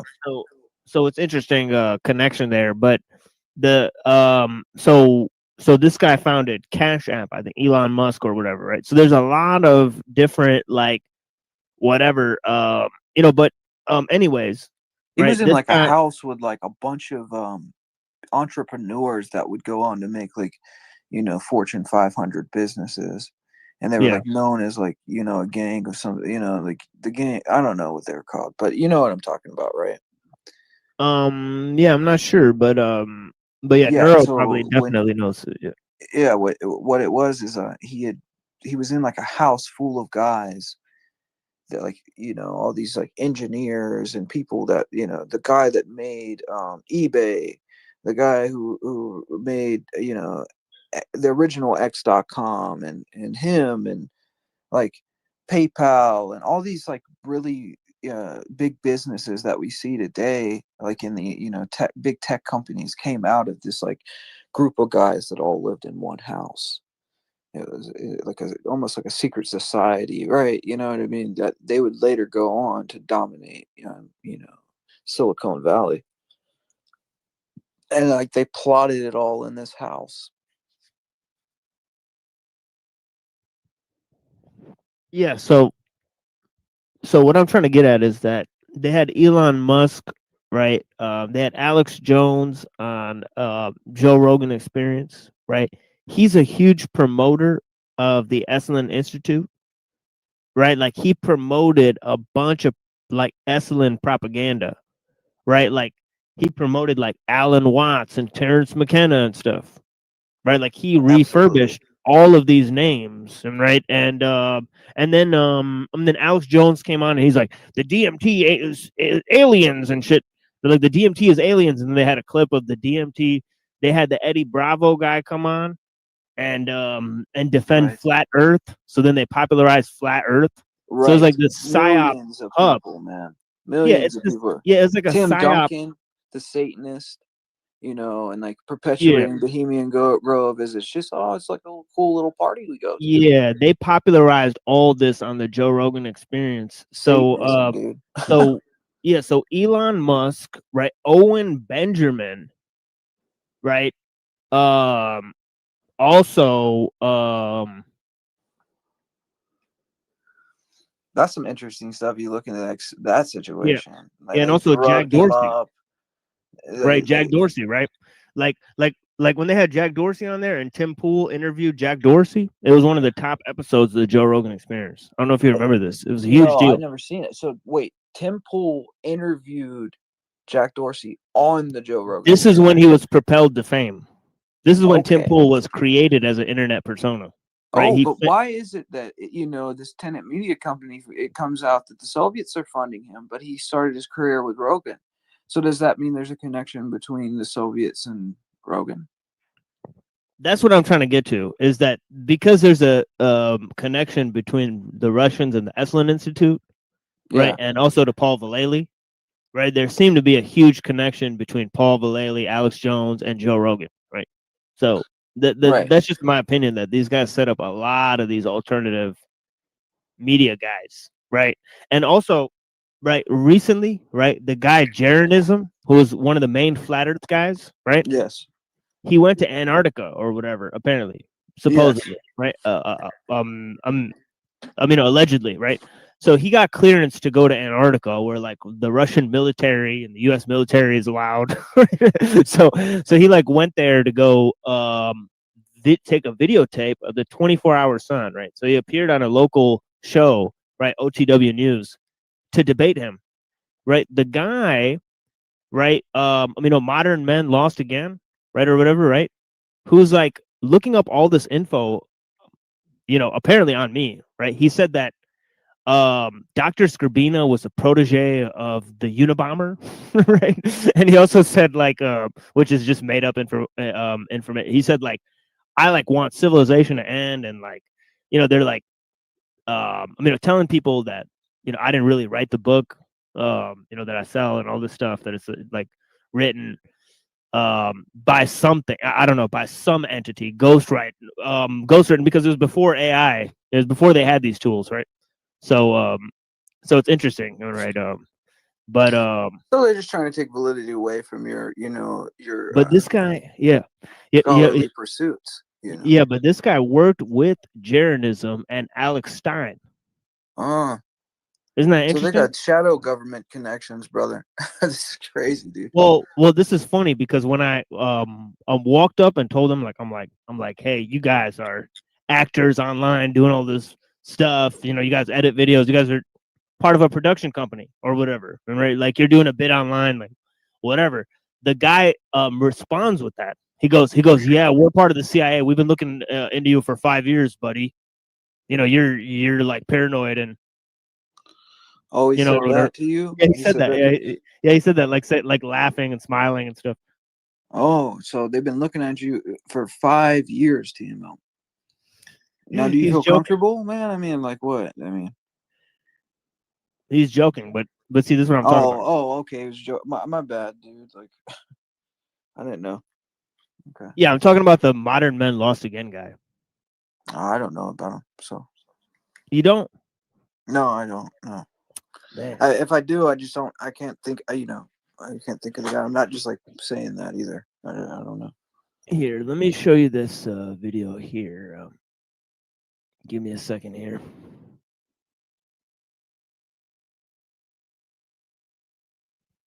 Yeah, because it seemed like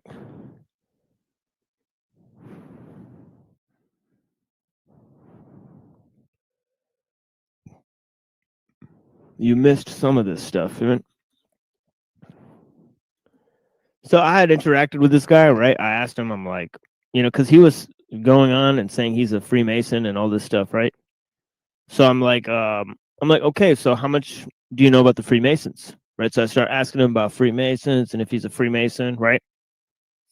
And then I asked him, I said, did you work for the Rose 777 lady, right? Who worked for Owen Benjamin and stuff, right? I said, did you work for this lady, right? And he said no, but then later he said that she sends him a bunch of messages and she told him to work with Jack Talcott and all this other stuff, right? So I'm like, okay, so he lied about that one, right? And then we find out that he was editing shows for Alex Stein and Jaronism, right? Called the Baby Truther Show, right? So we found the show online, right? Right, and we were watching this show. There's like a tranny on the show, right? It's like a bunch of weird stuff going on this fucking show, right? So it looked like, and it's called the Baby Truther Show. So they're like making fun of people who believe in conspiracy theories. Like, you get what I'm saying? Right. So very, CIA like. It just seems like it's just very interesting setup, right? So then, so I'm like, okay, what have we stumbled upon here, right? And then I asked the guy about technology and AI and stuff, right? And this is where he loses his mind, right? He starts telling me I don't know what I'm talking about, and the Right. technology is going to benefit us, and that one, yeah. Yeah, you remember this guy now, huh?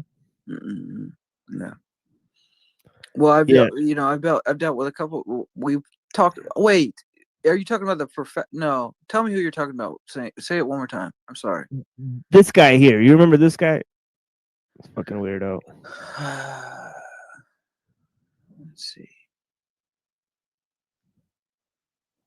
Not really. I really don't. Yeah, well, they made this show, TML, Landry, Crash Out, whatever. Like, he tried to feign like some sort of debate with me about technology, right? Mm-hmm. Where he like clearly like lost the debate, and then he like went around like doing shows saying that he won a debate against me or whatever, right? And I'm like, that's really weird, right? So then I invited them on my show, right? Yeah. So they like came on the show, right? Like he wanted to do a show to grift, and then I let them come on this show, right? So this is the show, YouTube Municipal Trash Department, right? This is a random show we did, one day because this guy wanted to debate me, so I had him walk up and debate the entire panel, right? So That's they funny. debated like Rant, Pinoid, like Avian Buddha, like they all told them their views, like they got destroyed like 19 times, right? So.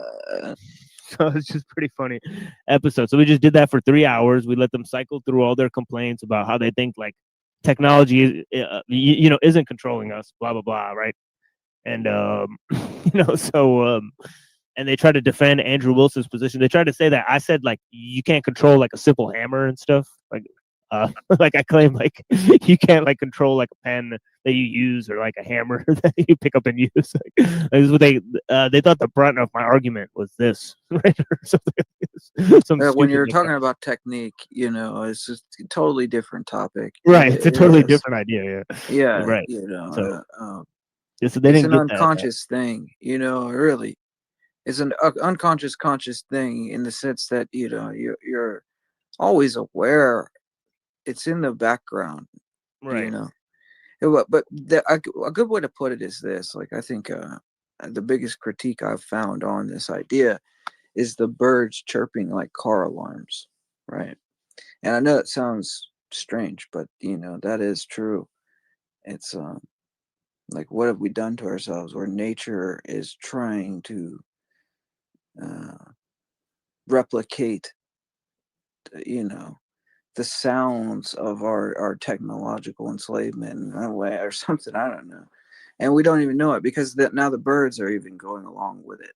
Or like a man stops his car at a stoplight and there's no one there. You know, you wait. Why? Because, you know, the system's telling you when to go, and that's not. You know, some people can take it some way, like, you know, this is impeding on my freedom in some way, and it is in a lot of ways because, you know, it's kind of the Huxley type idea. You're enslaved to, you know, the things that you possess, right? Begin to be, you know, start possessing you. Um, which, yeah, we all experience that, I think. Um,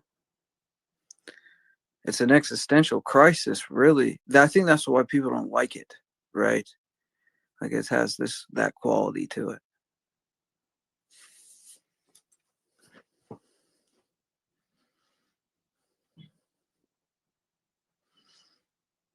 But I mean, still, from my perspective, it's like, yeah, that's happening.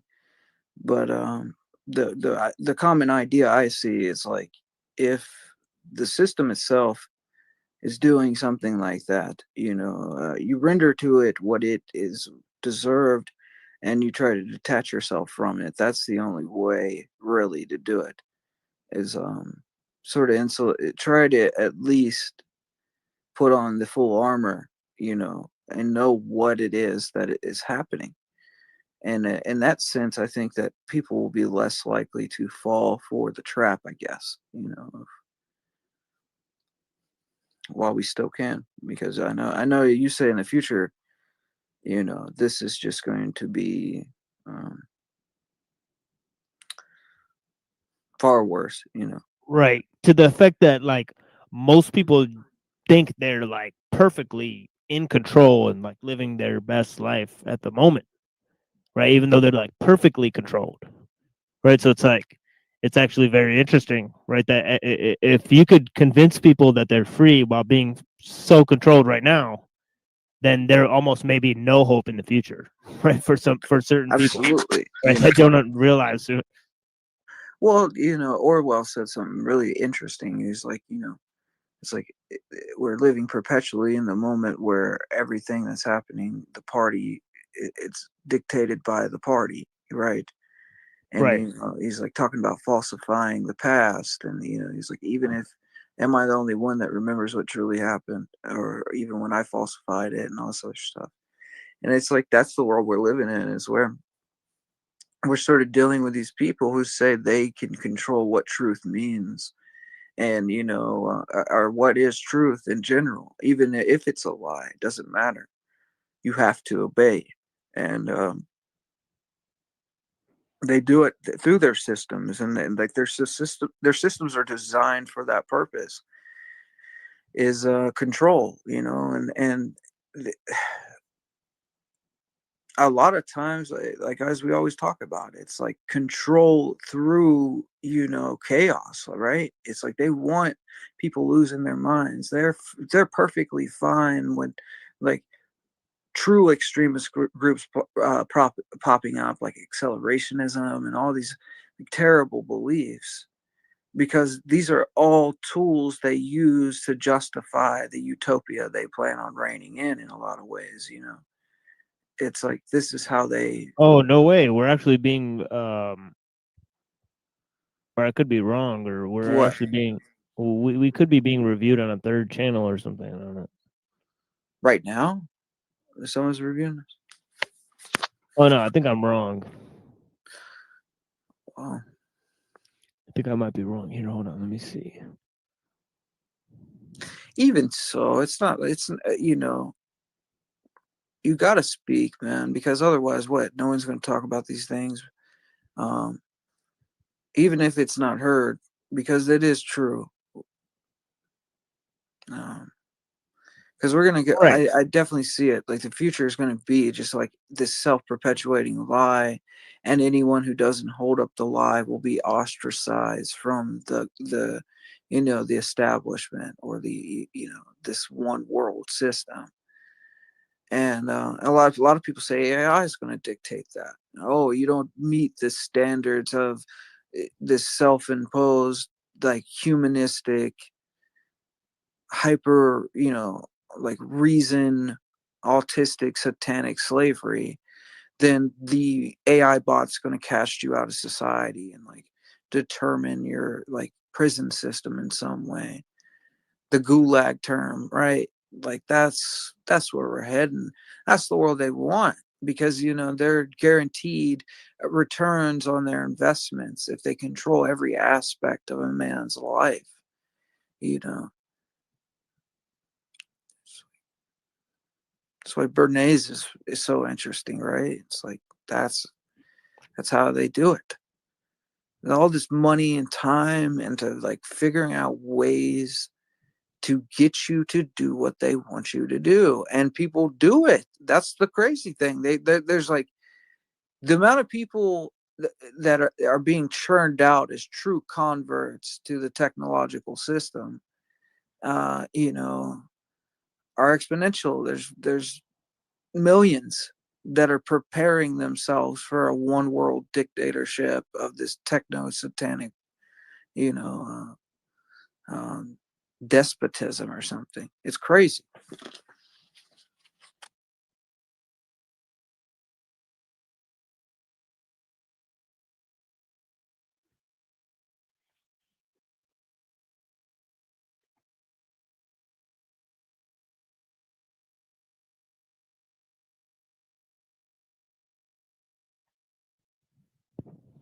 Absolutely.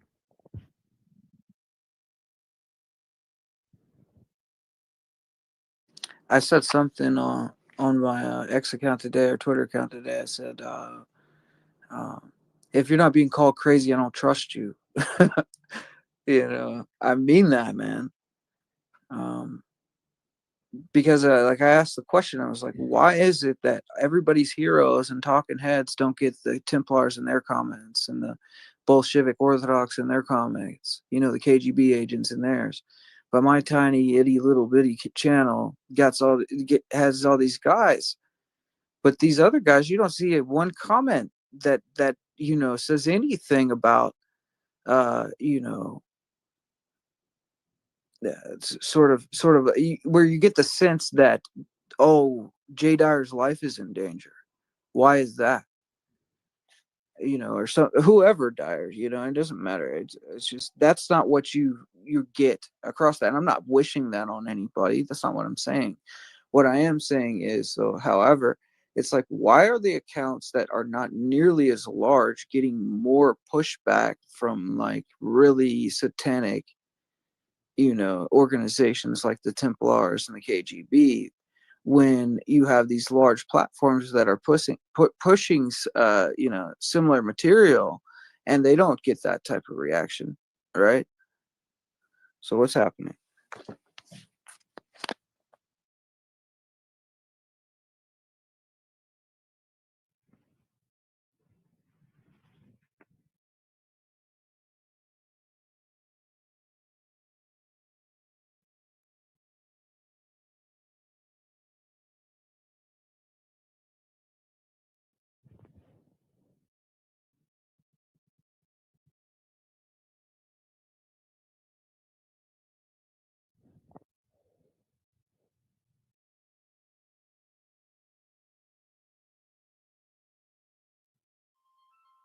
Oh my god, man!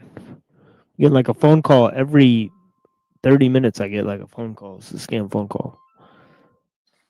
Yeah, I don't know. We get a lot of them too. I feel like that's almost like, nah, I don't know. I'm not gonna say.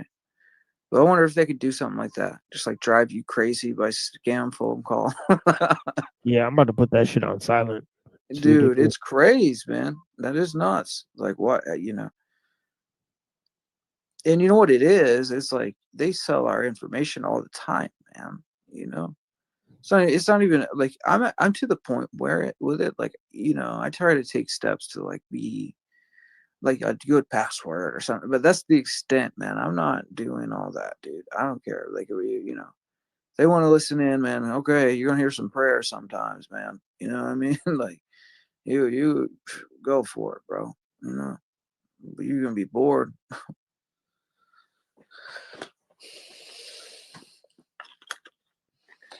That's where I'm at with my life personally, because it's like I don't feel like none of these people that, like, you know, want you to fear them or whatever. Man, I'm not scared of nothing. Go bring it. You know, my whole life I've dealt with some really crazy things, man, to the point where it's like, okay, you think there's anything that I won't say? You know what I mean? Do you think I grew up in where we grew up? I know that, I don't know if you're like this, but man, as an American, like, that's our right. We're supposed to be the one people in the world that say the things you can't. You know what I mean? Like, what happened to that?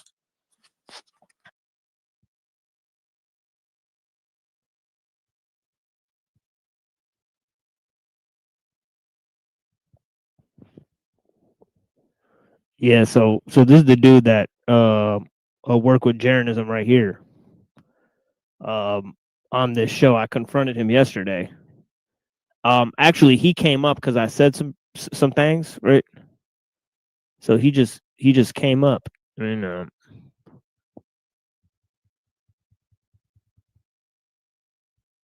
so hold on, let me get to the part of this.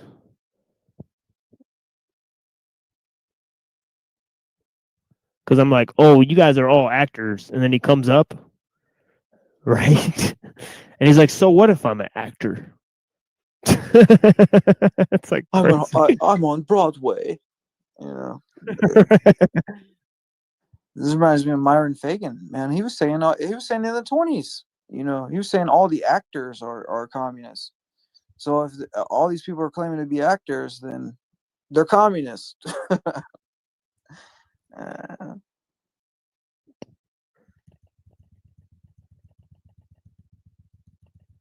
But this is like the second or third time I point out, I'm like, these guys are part of some kind of improv show, and this dude comes up right on demand. He's like, so why are you fake? He's like, you have a problem, you're insecure. Like, he'll make up all these things. You're schizophrenic. You're Right. perpetually this. You're perpetually online. You do this. You walk funny. You know what I mean? They'll say anything, man. Okay. Yeah, but I mean, I'm doing it for the most part. We do most of our stuff, at least I do, anonymously. So what are you gonna say? Like, what can you say about me, man? You don't know nothing about me. So when Andrew Wilson was reviewing like the Panelverse stuff, right? He was apparently reviewing my show, according to Zephyr, and then he was reviewing me reviewing them, and then he started reviewing them reviewing Rob Noah or whatever, sending trolls in or whatever. So one of the trolls they sent in was this dude. Modern Men Lost Again or whatever, right? And the name really says it all. You know what I'm saying? It's like it's like, what Modern the fuck? men lost together. Yeah, it's pretty much blind leading the yeah. blind. Right.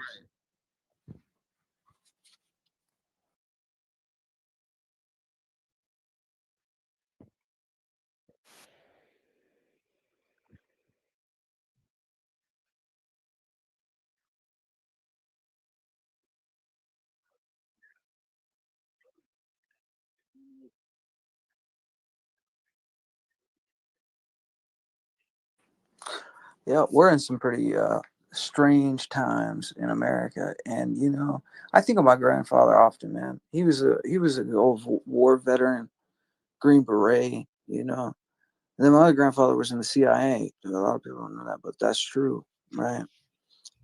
But I came from two pretty intelligent old men, and they say it skips a generation. I feel like I got both sides, a little bit. I'm ready for war with it.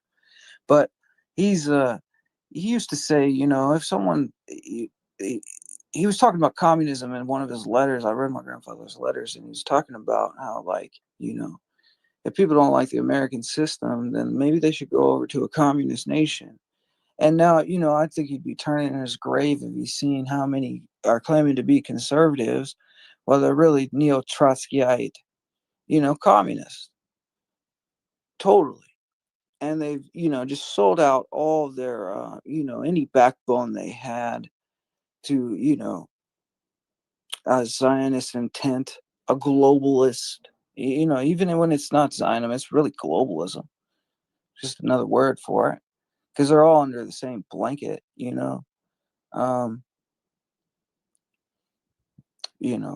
we could survive with a basic form of capitalism where it's like, okay, a man can start his own business and a man can feed his family from this business that he started. Capitalism. That's beautiful, right? You can live and do what you think is right for your family on your own land, and no one can do anything, and you have your own business. That's beautiful. Here's the issue. It's the big business guy who's like, well, I don't want the small business guy to have anything. I want to control the whole world. You know what I mean? So it's like this greed head mentality where it's like, I don't want anybody to own anything but me. And you've got a whole lot of those people, man, and they're running our society. Like, they're the guys in the banks, and like they're literally having speeches where it's like, we'd like to thank the the New York Times for shutting up for 15 years so we can institute our plan. We paid you well and you did your job. You know what I mean? That's what? And people let it happen, man, because we're so busy. They keep you busy, man. When you're a debt slave to the privately owned bank that prints its own money and creates an indefinite amount of debt that has to be paid off with bodies, feeding the whole American people to Moloch, while these people fly around on jet planes, old men in air conditioned rooms sending young men out to die. It's crazy.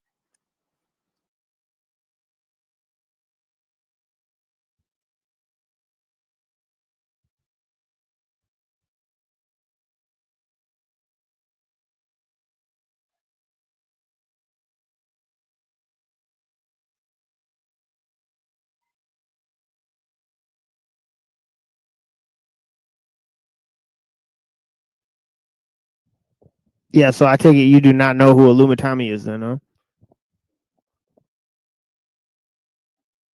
I've had interactions with him, I seen him on Oh a yeah, you bus went one on his time. show. I actually Yeah, forgot about that. Oh yeah, I forgot about that. Right. yeah. I don't know anything really about him. He was all right to me, Yeah, but he's not all right. Yeah, he's not all right. I don't know him. You know what I mean? He Yeah. was. I mean, we had a conversation about. I think it was just Christ, really. You know what I mean? But then Right. But he he's wanted me out of he's there. I could tell he was trying to get me off of there because he didn't want to go. He yeah. didn't want to go in that direction. He wanted to go somewhere He else. I don't LARPs as know. a Christian Zionist online. This guy. Oh, I didn't know that. See. Yeah, he does. Yeah. Yeah, he LARPs as that, but also he does a bunch of other stuff too. Like he's like oh, so I wasn't actually playing that. Whoops. Sorry about that, dude. So what if that's the case, I think what that is like we had a decent conversation because we were like talking about very basic Christian concepts, right? But then I think what it is like at a certain point he didn't want me up there because maybe something like that, but I didn't pay attention, you know what I mean? So maybe it was like, oh, this guy knows his stuff and he's gonna call me out if I say something crazy. I don't know. Because I'm gonna keep it real. I don't care, dude. Whatever. Get offended, you know? Right. Yeah, but he'll like pretend like he's like this guy's like an actor. You know, so I'm just pointing out like that this dude comes on, he like plays different characters. You know what I mean, right? Like I think he like came up on Neurojack one day, and then Neurojack was just entertaining him for some reason. So you might have went to go check out a show or whatever, but we noted that you were on there, and it was really funny to us because you know the dude's not serious or whatever. You know what I'm saying, right up. Oh, So okay. So yeah, so all right. Well, I don't know. Like yeah, this, so I tried to, when I have a conversation, it doesn't matter who it's with. right. No, My yeah, intention is no, like you're yeah, I get it. human, I'm human. Let me Yeah, I had try him to up get tons to of you. times. Yeah, I had him up tons of times. It's like I try to treat every human being. It doesn't matter who they are. Even if I was to come in contact with a Zionist, I would at least try to figure out what their mindset would. I think that would be interesting. Yeah, like back then I thought they were like playing all these characters because they're trying to like build up to something. But then these guys started their own show, and I'm like, oh, this is it. This is all they do. You know, so then I got really confused and a little bit like,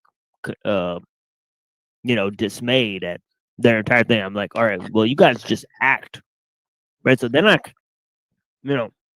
ever since then, me and Brown's boy have just been like hammering them, in terms of, telling them that nothing they do or say actually matters, right? Because their opinions are fabricated. They're, it's all a LARP, right? So it's hard to take it seriously. But I don't know. Do you think? Let me ask you a serious question, because I was just thinking about this.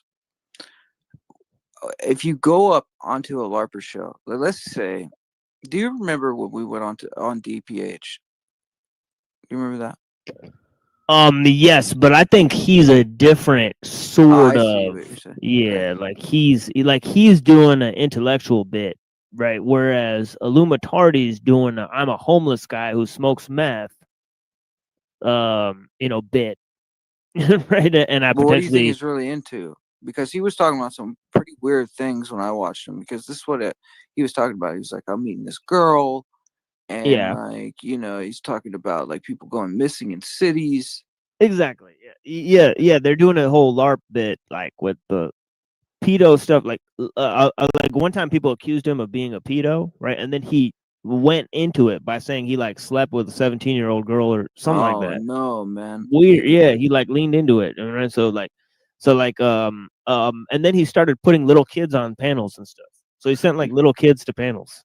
Man, So it's like, how does he have contact with sick. little kids that he sends to like panels and stuff that are That's crazy, dude. Yeah, so it's like some weird groups and stuff that they're involved with. Or Did whatever. you see that thing with AP recently? Not to change the subject, but it reminded me of this. Apostate Prophets on the guy's show that used to be close with the white guy that used to be close with Sam Schumann. And the guy like admits that he went to prison for like doing some pretty strange things, dude. And he was like, yeah, I was a bad guy in the past or something. And he's like, all like saying it like, oh yeah, you think I don't know they're going to come and attack me about this thing? You know what I mean? What show is this? This was a apostate prophet, and then this white guy that used to back Sam Schumann, or whatever his name is. The Muslim of like apologetics send me the guy. clip. Yeah, I know him. Yeah. All right, let's see if I can find it, man. It was crazy, dude. Like, this guy said some absolutely absurd thing that he did, and like, I would understand it. Like, if you're sincere and you like moved on from this thing. But it's kind of crazy to like say that on a panel. You understand what I'm saying? Like, I don't know. You're just gonna have to see it. What I'm talking about. Yeah, I was on Jack Talcott's panel, right? And this lady who's like pretty much an actor, right? Like she walked up on Landry's show, and she goes, "Hey, I could send you nudes, and then you could try to exploit the nudes, right? Like they wanted to do this bit that they did on the Flow State show, right? About like exploiting these nudes that she would send him, and then they'd make a drama LARP about it online." That sounds about their level of consciousness, bro. Bless you. Yeah. So I forget what I was gonna say about her, but What did you just say on scene? You were just talking about a highly specific thing I was gonna comment on. Shit. I lost my train of thought. I'm frazzled. I feel like I got hit with the energy weapon, honestly. They're doing that. I'm frazzled, bro. Like,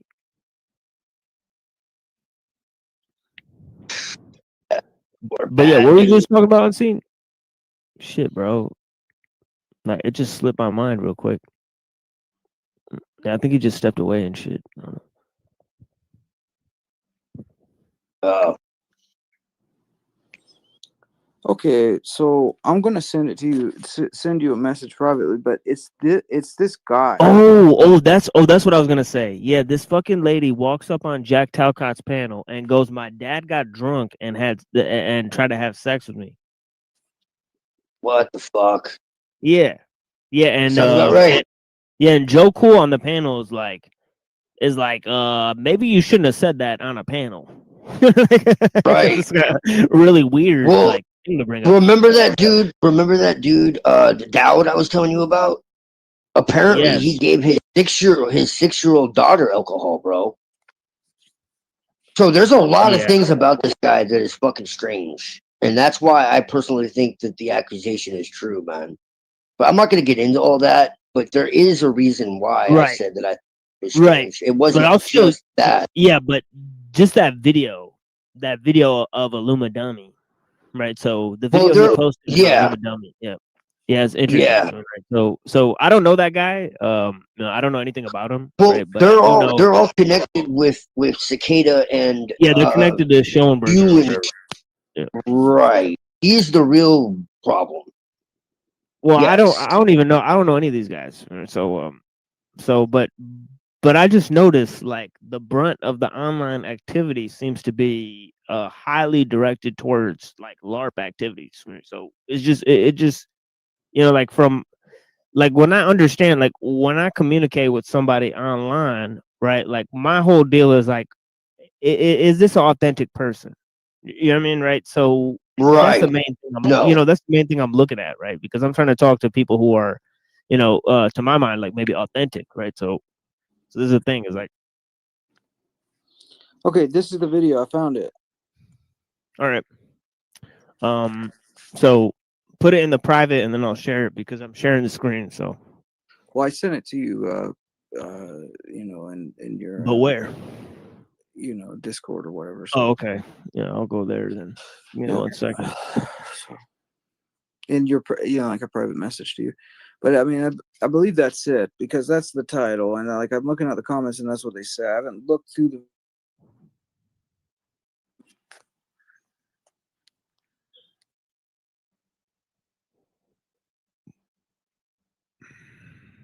All right.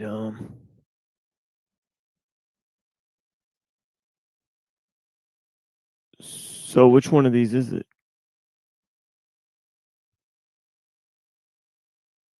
The first one or the second one?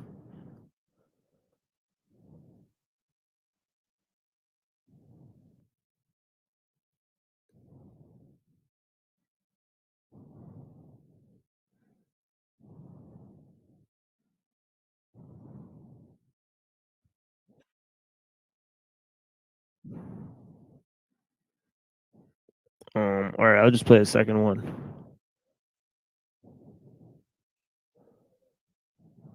Well, I don't know. What am I looking at here? It's a 6-hour show. So where do you want me to go to on scene? Okay, this one's 7 minutes long. All right, I'll just go ahead and play this one. His mother become 18 and then give birth to himself. I leave the answer to this question. What?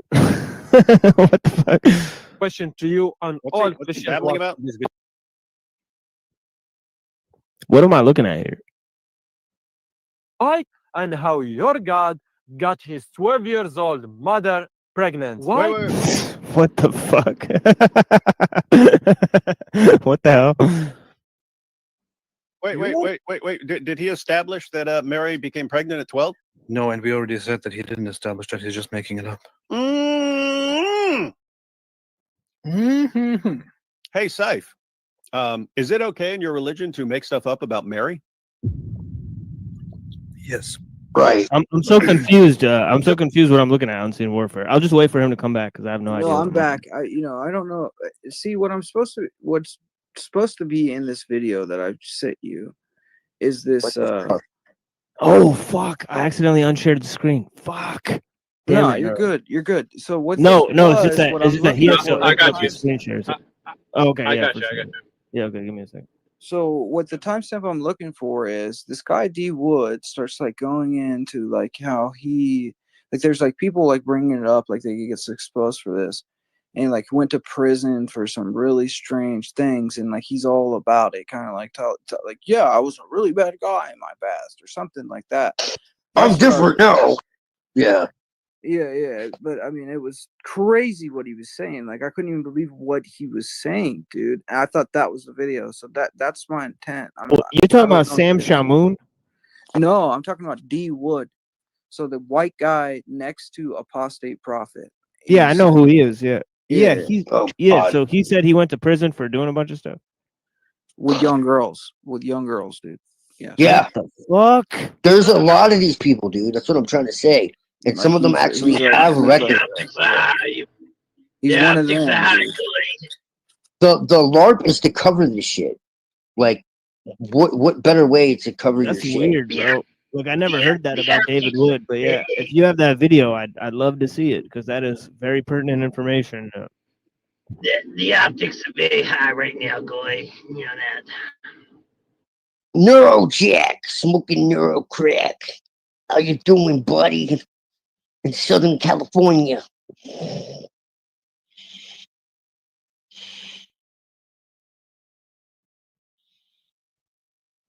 Give your rabbi my blessings.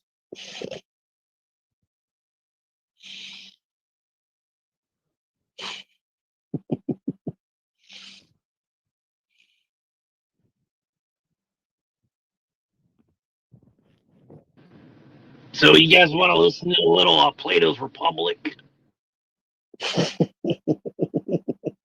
Yeah, I got that too.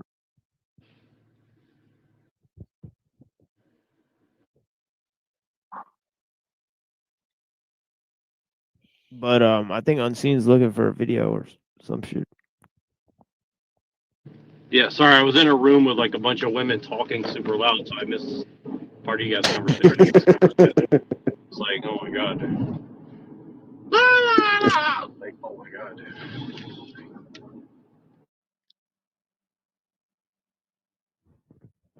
Well, there he goes. Cut and run. He's cutting and running. Maybe his mic's messing up. I feel like I can't hear everybody clearly or something. But that would be very interesting because I think Apostate Poopit he does a full-time show with D Wood, right? Yeah, he he's does. Supposed to be like this shiny. Yeah, he's a weird dude. No, they're he's a both weird very dude. creepy. I can tell you, they're both very Yeah. creepy. I don't know anything about them For other sure. than that. I mean, yeah. He's a weird dude. And Sam Shimon, too, is a very strange dude.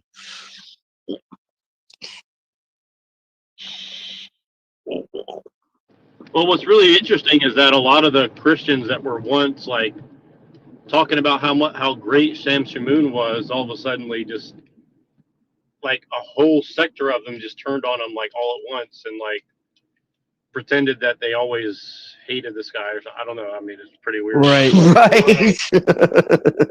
I've never really watched Sam Shamoon. I just saw him say like the N-word and some other like funny Right. things, and I thought it was funny. But other than that, like I don't know much about him. He's Yeah, never really, well- he was never interesting to me, really. Other than saying some naughty words on the internet was kind of funny, but other than that, it's like, it's all I know. Right. Yeah.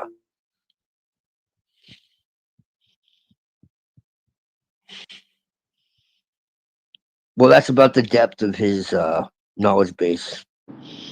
Well, that would make sense. Hopefully, Unseen will come back because I wanted to get his take on Plato's Republic and stuff. You know what I'm saying? But that might be like a full time like show or something. But I got a feeling it'll be hard to get like deep into that. But I was watching this last night before I went to sleep, and holy shit, man! Like you start looking at the Plato's Republic, and it's like so much of like the rhetoric that people do. It's like a really, really, really, really, really bad version of Plato's Republic, where it's like it's not even intended, but it's like the same. It's like the same debate has happened for 2,000 years, and nobody's ever like just quoted Plato's, because I've never read it really, but I've definitely read like parts of it here and there. But I can see why, people like nobody ever wants to go back to that source material because it's so much smarter than like anything else you read, Right. or about like ethics or something now. Because if you just read that versus like what everybody's trying to make up off the top of their head about ethics, it's like, it's so much more retarded than that shit. So I don't know, but it's just interesting because I think a lot of it overlaps with like Christianity, a lot of it overlaps probably with Islam, a lot of it overlaps with Judaism or whatever. Careful. You're going to piss some people off, white man. No, frankly, I think a lot of it overlaps with your Luciferianism as well, so that's why I wanted to. Whoa! Uh-oh. I would agree with you, actually. There was some influences on both sides, for sure. There was the Pythagorean Illuminati, which is no relation to the Bavarian Illuminati. Nerd alert! Yeah, for sure. Oh, for sure, yeah. Nerds! Most definitely. It's only one side of my personality, but most definitely I am a nerd, yes.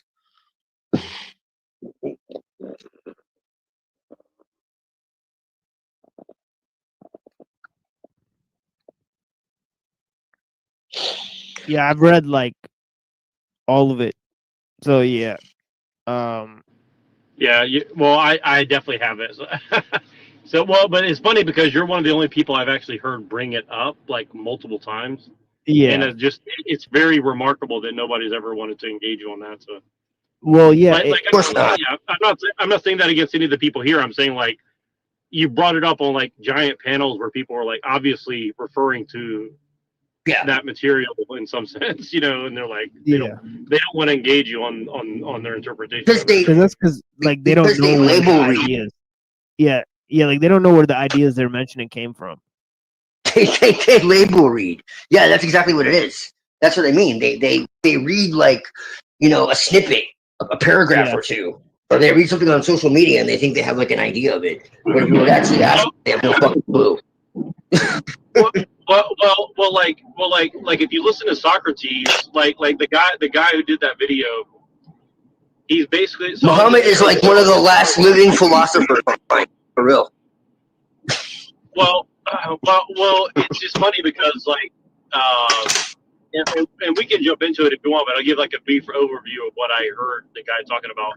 He said like basically you have like Socrates and he's out there walking around with like one of his brothers and with another guy, and then they're kind of talking about like, well, what does it mean to be good, or what does it mean to have justice? And they're all kind of going back and forth. And Socrates doesn't really give an exact answer. He's kind of trolling, and it just reminds me of why I love Socrates so much. But he's kind of like trolling them. He's kind of like, so what does that mean exactly? And so they all give different definitions, and then this other dude comes up and basically like makes like the might is right argument, and he's like, well, if that's the case, then and he just starts trolling them harder, and the guy gets pissed off and runs off. And then another brother comes and starts like saying, well, I think it means this, and whatever gives me the most resources. And then they go and like define like intrinsic goods and like I can't remember all the other ones, but it's like instrumental good, intrinsic good, and then like personal good or something like that. So it's like, and it just go, and then he finally gives a definition that like justice is like everybody kind of doing what's best for themselves and a part of a whole or something like that. But it's just interesting because like, and then by the end of it, he kind of like, they go into like, what's a good city? And he says like, basically like, you don't really need much. It's like a city could basically be like, far, like you just have like a farm and a place to sleep and, a wife and some kids, and you feed them and you just kind of like go about your day, and that most people would be pretty happy with that. And then immediately everybody starts saying, well, what about this? I need this. And I want music, and I want this. Yes. So it's like, okay. And he just kind of goes with their definition of like what good is. And then he just lets them all like destroy themselves essentially and say, but he doesn't tell them that they're wrong. He just lets them keep going. And it's like, okay. So I don't know. I just think that's really interesting because if you really listen to what's being said, it's like so much of what we hear in common language about like justice is basically like all the bad arguments that were completely eviscerated by Socrates in this thing. So I don't know. I just think it's really funny. So what you're saying like is the more we change, the more we stay the same.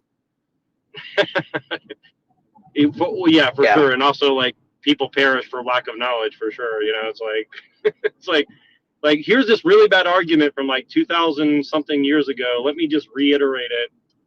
And then you refer to them back to it, like, go read this. And they're like, yeah, but I still want this thing that doesn't make any sense. And it's like, okay. Right. It's like, people I love chase your after argument. pleasures they do not understand. They seek after, this is like where Buddhism comes in, like the original understanding of what Buddhism was when it says life is suffering. It's not like life inherently is suffering. It's that people chase after things that they don't need to fill holes that don't exist. And chasing after more and more and filling themselves more and more, they instead of like actually filling the hole, they make it wider. So you're feeding emptiness with more emptiness, and So this is actually a thing. So Unseen sent me two sources. It says Christian apologist David Wood confesses he raped girls. Two of them. Yeah. So yeah, this is insane. He's saved now. Oh, it's okay. And then well, here's what I don't understand is like, why like even if that happened, like why would you go on camera and like say that openly? Like, I don't understand that. Because Jesus washed, and some Christians believe. He also said like when he was a kid, he like smashed his dad's head with a hammer. What? Yeah. It's okay. He has he got like into his mad at heart. him.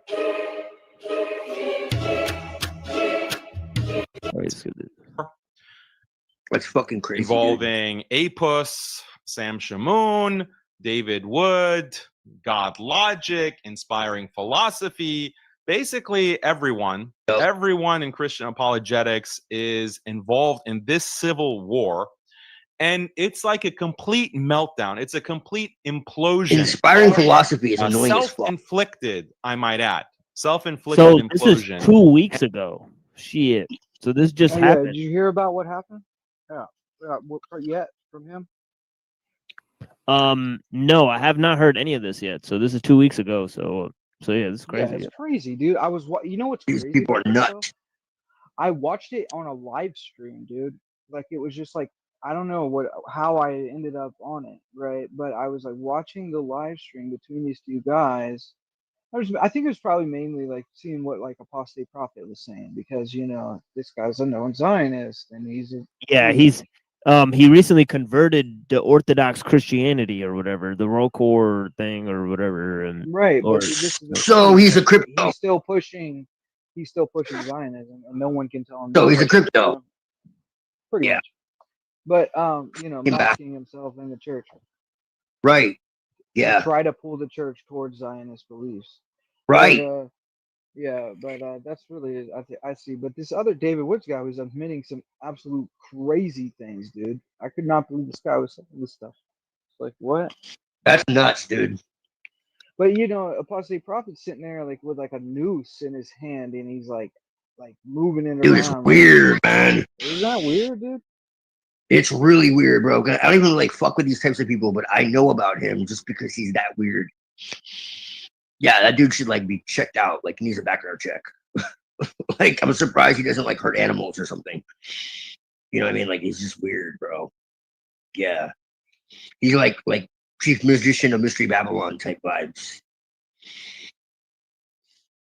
Yeah, that They guy. always have fucking discords with kids and shit, bro. Like, it's disturbing. Dude, I mean, you know, that's usually like my limit. I don't even want to hear it. You know what I mean? It Right. Trust so bad, dude. But you But know, that's what it is, Unseen.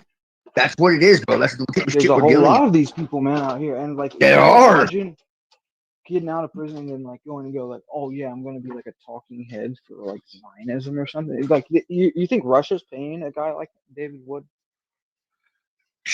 Bro, it could very well be. Someone's paying the dude, man. For sure. And these are like the type of people like. There's a lot of people that follow a guy like that too, man. Like a lot. Well, look how many people love Putin, bro. You know? Have no idea what his history is. No idea. Yeah, I've been trying. I don't know his that on history. Wi-Fi. What wrong with Putin? Oh, well, he poisoned. You're a guy. joking, right? He poisons the guy with some crazy chemical, and he's like bald and like in a sick bed for the rest of his life. I think he might have died. He's like Chabad too, bro. He'd be well. And so is Dugan. He's Dugan, right? Walls. Yeah. And he's Dugan's like mouthpiece. Everything he says is like from Dugan. And Dugan actually did like an interview basically talking about like openly. And Dugan is Chabad too. Hey, and Chabad is yeah. I got photographs of Putin with Chabad. I got photographs of him like doing a handshake with Rothschild, having private meetings with Netanyahu. You know what I mean? Like, come on, dude, what's going on, man? You heard what Netanyahu said about Epstein? No. He said, yeah. He said, yeah. He said, yeah, Epstein worked for us. So what? No way. They can't. That's why they can't release the Epstein files, bro. You can't make this shit up. That's why they can't release the Epstein files, because it's under fucking the authority of Israel. Right. Israel blackmailed the entire fucking country, bro. Pretty much. Yeah, yeah, Netanyahu said it. He's like, yeah, do some news. shit. He's like, yeah, do some shit, and what? What you gonna do? Catch me outside. Catch me outside. Bro, he called America the golden calf, and he said that he cut it up as many times as he needs to. I direct America where it needs to go. You know, I direct it. I make sure the American people pay the debts. Yeah. Oh yes, Israel. Where's this Shabbos play? Bow to the Israelis. Yeah. Hey man, you don't. You gonna bow to the Israeli naked boy.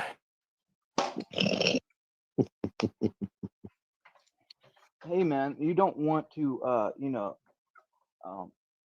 hold them up on thrones.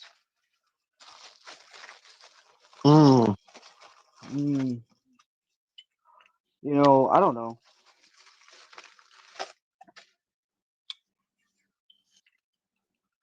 There's that book by Hoffman. He says that the Jays or whatever think they should only work 1 day a week, while the Gentiles work every day of the week to support the J.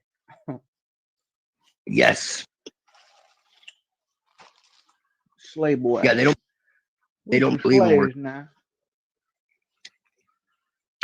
Well, you know, in the whole Federal Reserve System, it's controlled. They've made it up based on the Kabbalah, from what I heard. This whole thing is Kabbalistico. I looked at lo Kabbalistico.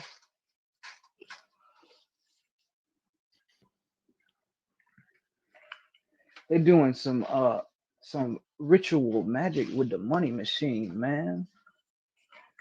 Mm-hmm.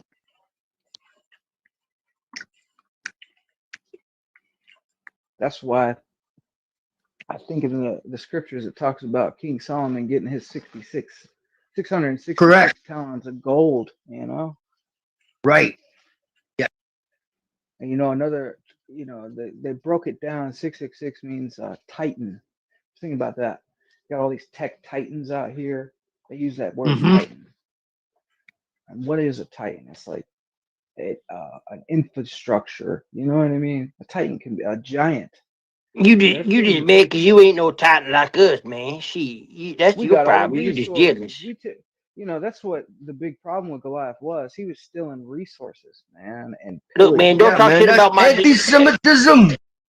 Don't talk shit about Anti-Semitism is outrageous. Don't talk shit about P Diddy. Jealous of us. Don't talk shit about P Diddy just because you ain't got no baby oil. Hey, man, so David cut the head off Goliath, bro. He did that, right? And you know why he did that, man? Because that old boy right there was taking all his bread, dog, and enslaving his people, dog, having them working for him, dog.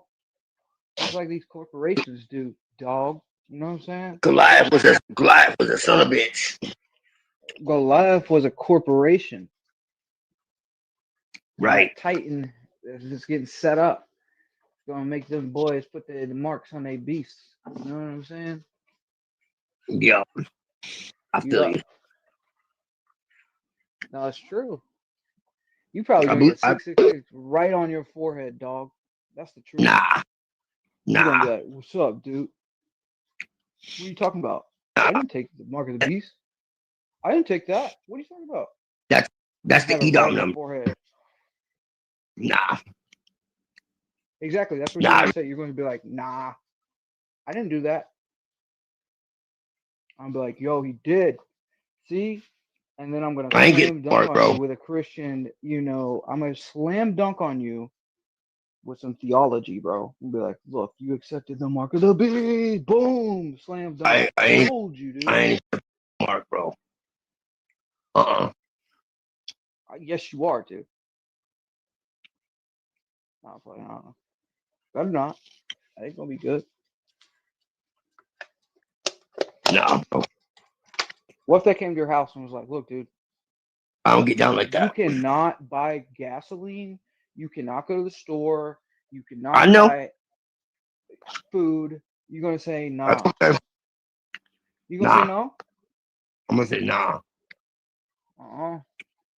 They can kill me, bro. It ain't happening. Dude, I bet you're gonna get the mark of the beast and start twerking for him. That's how into it you're gonna be. Nah, bro. Nah.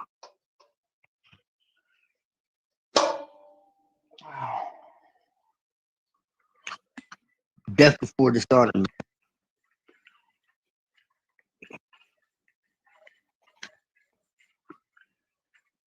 No, I do believe that though. I kind of seen it happen in real time before. I think. If they have the Noahide laws, it's definitely going to happen. If they have the Noahide laws. Do you think that we Christians are slaves to the Noahide laws? I mean, if they have their way, we all will be. Neurojack. If you don't worship Hashem, and you worship an idol, and they consider Jesus an idol, then yeah. Oh, you must worship Hashem. Worship the great architect of the universe in the future. Right. Me and my sage. Yeah, man. We see Aleph separates Mim from Shin. These are Hebrew letters. And this means air separates, water from fire. But backwards it means water separates air from fire. And when you take out a sword, that's your sheath. And when you sin, it's your some other word. Well, that's just logical. I mean, do you have a better argument? Yes, dude. Yes. Right. You know what? The world is a vampire. You know what I mean? I'm sold. I'm sold on that one. Yeah, I bet you would be sold on that one. You're gonna sell that soul and get that 666 on your forehead if you don't realize the world is a vampire. Are you saying that? Are you saying that bitches better recognize? True, true. No. It's a good song. No, you got to say it like he says it. I suppose. He says all like weird like that. Hey, No, but you know what is that's cool? terrible, Which man. one's the song where like he uses the feedback in between the song? You know what I'm talking about? Spite on my rage, I'm still No, just it's riding. mayonnaise. That's what it is. That song mayonnaise. That song mayonnaise. That's my shit. Yeah, that's a good song. It's a good song. And That's you know, yeah, good yeah. song, bruh. You white boy crackers would be into some shit that said mayonnaise on it. yeah. That's a good song, bro. That's a good song. You crackers be loving that mayonnaise. Hey, man, Them smashing pumpkins. you have a perverted retribute mind, okay? I'm gonna pray for you. Exactly, man. What's wrong with mayonnaise? Dave Chappelle. Man. What was it? Undercover Brother? That movie will ruin mayonnaise for a man. It will, dude. How about Right. that? How about that Larry the Cable Guy joke? Let me teach you this redneck version of mayonnaise. Mayonnaise a lot of crazy people up in some bitch.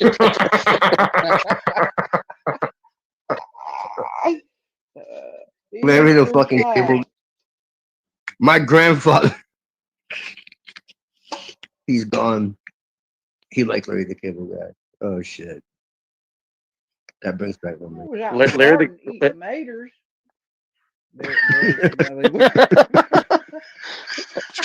Well, legit, Larry the Cable Guy might have That's been. funny right there. I don't care who you are. Yep. See, there you go. Right there's your sign. Oh, There's wrong my sign. redneck. I was out there in the garden eating maters the other day. And Jim Bob, Bill Bob. That's how them folks be. Meemaw people. Hey man, I had a Meemaw. I was drunk in Talk about my Meemaw. a bar. I was thrown into public. I want to be drunk in a bar. Wrong way. Oh shit. Yeah, man. That's a trip, man. That's a deep cut there. I was wearing you know what kind of shoes I was wearing at that time when I was watching that type of stuff, man, with family? I was wearing Airwalks, bro. Had some big puffy Airwalks, you know what I'm saying? You're right. You out there wearing the Walmart hunting boots. You wish, dude. I had 100 pair of Bobo! Etnies, bro. Bobo Yeah, they were represent, bro. Etnies. They were Etnies. You got them dude. Bobos You know on. about Etnies. You ain't got them. You didn't even get no Etnies. Bobo. About 7.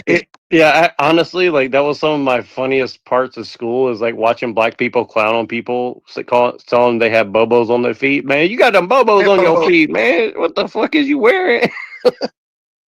Yeah, and they're the ones wearing like fake chains and shit. Hoping you didn't notice. Hey, dude, you know they were probably calling out your bobos, bro. That's why you're mad about it. Shit, I wore my bobos proud. Yeah, sir.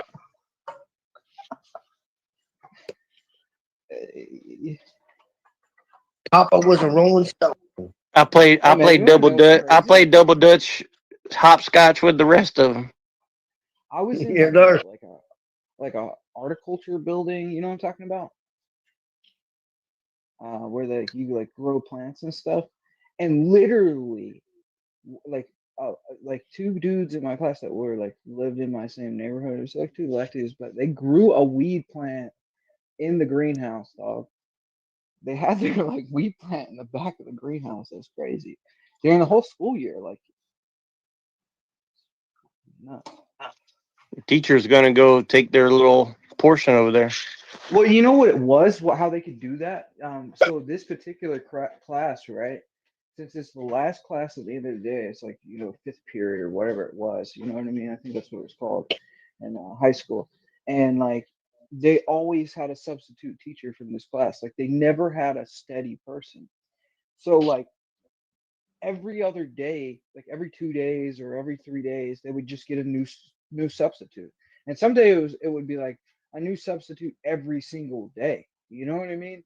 Like there was never a like solid teacher. So I used to skip to go to that class. I would skip my computer class and then go to that class because I had like a girlfriend in there. You know what I mean? But no one ever noticed. You could just like the kid that doesn't go to school. You know, oh, the kid that doesn't go to school. I had a friend that didn't go to school. He had that class, and I just said I was him. And there was a substitute always there, so they never knew.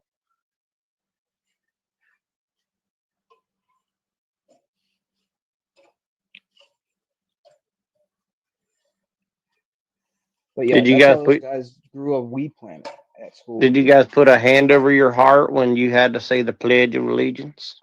Yes, sir. Yeah, of course. I was You know, I a bet red-blooded I bet American. kids nowadays, man, they gotta sing the Soviet anthem when they go. You know what I mean, or something. No, they got to sing the transgender anthem. Oh, yeah. Proud to cut my genitals off right here in the USA. Going to Ain't cut nothing off ding-a-ling. wrong in being gay. Oh, you guys are laughing at people's misfortune. Oh, you know, those poor human beings. But I mean, truly it is because it's demonic delusion for one, you know, but at the same time, it's quite the goofiest one. I mean, this is the last one I'd fall for. So, it's hard to be a little too sympathetic to their cause. But if you're not, they got a gang, dude. Well, what about sympathetic, as in SIMPATH something, or I can't spell too good because I grew up down there with Larry the cable guy didn't teach me how to read on TV, so I forgot. Right. You just sound the words out. Oh, you guys are hearing the ticking of the doomsday clock right now. I like to speed read phonetically.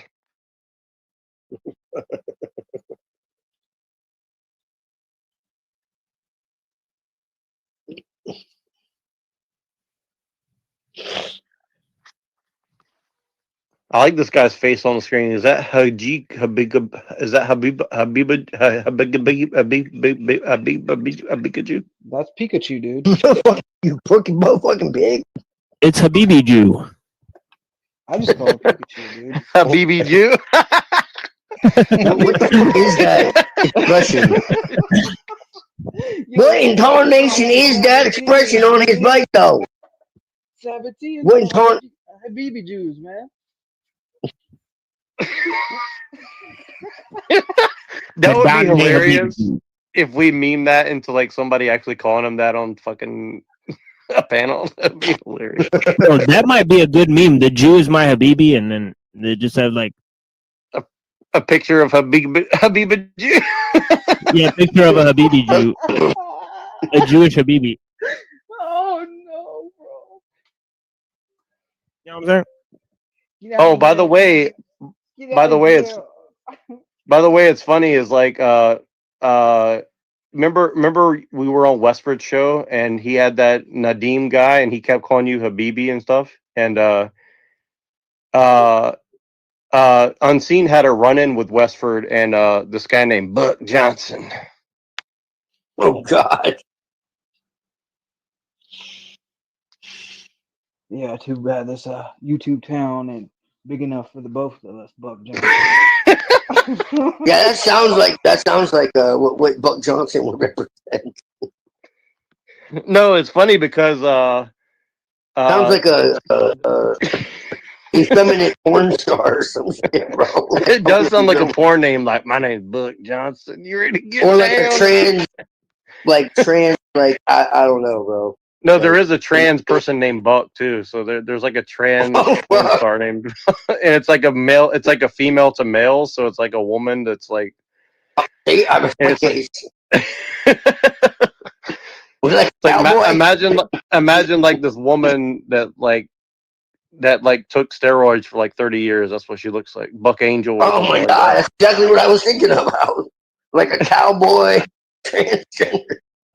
Well, but it's funny because me and Machine had interacted with Westford, and he's a strange character. But Unseen, Unseen, do you want to convey with that experience you had? Because that was actually really weird and funny. So what happened was they were like having a conversation about the New World Order or whatever on their show, and they're like, yeah, but all this crazy stuff's going on in the world with the New World Order, but at least we have the church.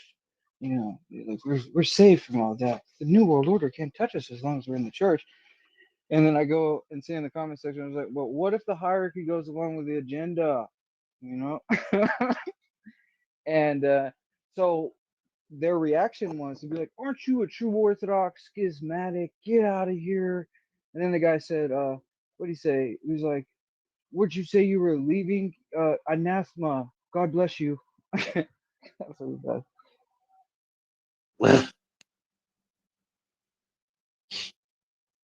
But yeah, the whole point I'm telling this story is because these guys like to delude themselves and say, like, the New World Order's out there and we're the last, defense against the New World Order. Right. All the while their hierarchy is like the New World Order. Right. Yeah.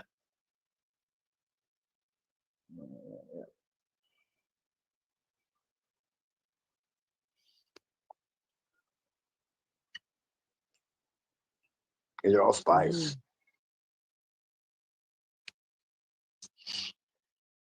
Spivers. Yeah, this dude made a video about Shahid Bolson. You guys know about Shahid Bolson? No.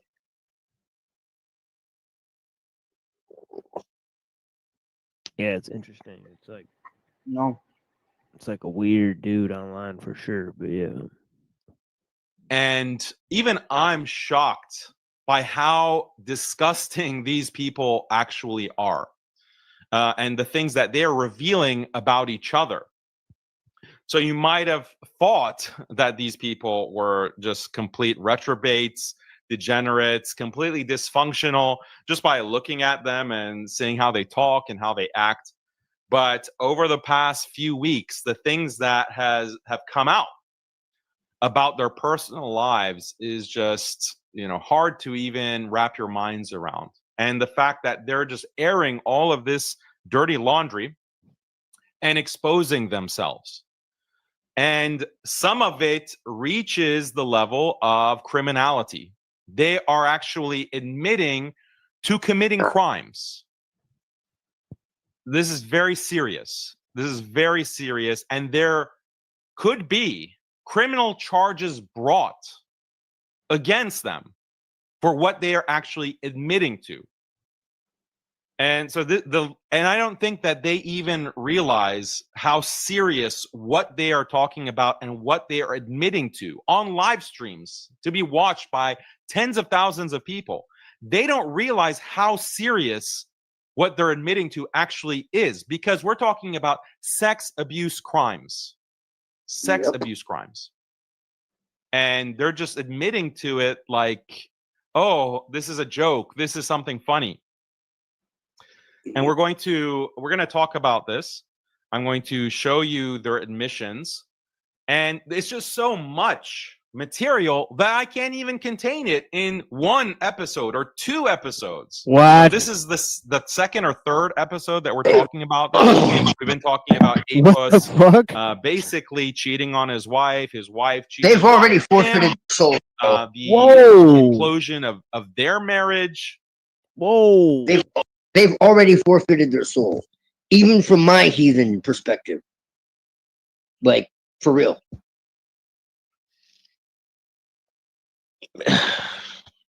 Yeah, that's some like. And this shit is way more common than you think, bro. Like, I'll take a spider out of the house, and, like, not kill that. Right. But I'll definitely. Right, exactly. Like these people should be stoned to death at the very least. Exactly. Bro, you know what? In this case, I fucking agree with you, man. In this case, I agree with you. Like, But I yeah, I'm think not that saying that. public. Yeah. Go ahead. No, just saying that for YouTube purposes, I don't think that you know Right. anybody should do Hypothetically that. speaking. Yeah, in a perfect world. Right. Yeah. Right. Yeah. I think for crimes against children, like we should bring back like public, Yeah, that's as a thought experiment. As a thought experiment, Right, exactly, Unseen. Like, I'm a very peaceful person, but when you attack people, that are literally harmless or Right, animals and shit, like there's something fucking wrong with you, dude. Yeah, like Like yeah, you're not let's fully say human anymore. Yeah, like let's say they tried a few times and then assess the psychological value of that as a deterrent. I think it would be effective for it. So yeah. We need street justice for that type of shit, man. Like, fuck the courts, dude. Like, the community just gets together and decides what they want to do. Like, I think that's what it should be. and these Epsteins and people like that would disappear real fucking quick. The Yeah, hypothetically, allegedly, yeah. I can't even say it. Right. Habiba Jews. Right. Yeah. Okay. This is all for entertainment purposes only, and a thought experiment. Yeah. Most definitely.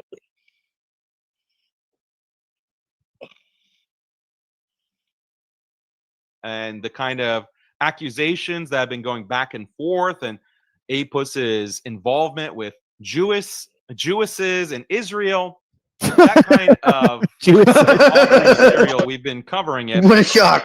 But I like how he said that. You already allegedly know, like, the conspiracy theories about Israel being like a haven for that type of thing. Like, boy, like you embroiled with Jewesses, boy. Like, like you might as well get on a broomstick and fly away. Like, what's going on?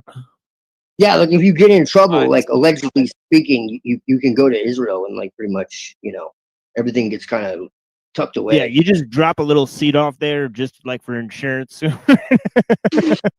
Yeah, you just went with the wall a few times. I got an insurance just child disappears. I got an insurance child in Israel with my Jewess, so that's my insurance just in case shit gets heavy. All right, we could all run away. Rage quit. That's the ultimate rage quit. Right.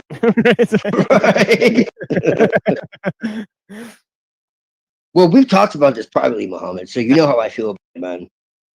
And we agree on that. Like, it's just, yeah. Whoa, what's this, bro? There's there's another video right next to it that says Rabbi Tovia Singer, stop blessing Satan and devils. I could definitely save that Dude, one. He gives me a run for my money in being satanic. I'll tell you what. Yeah, I know. That dude is fucking crazy, Yeah, bro. I don't think that's wine. Yeah, I don't think that's wine in his glass. Let's just put it that way. The way he twists shit, bro. Yeah, man. And what did he do to Gnostic Informant? We were talking about that. Like, he calls him like sweetie and shit. Yeah, he called him bro, sweetie and shit. What the fuck, bro? The shit is disturbing to the max. Ugh.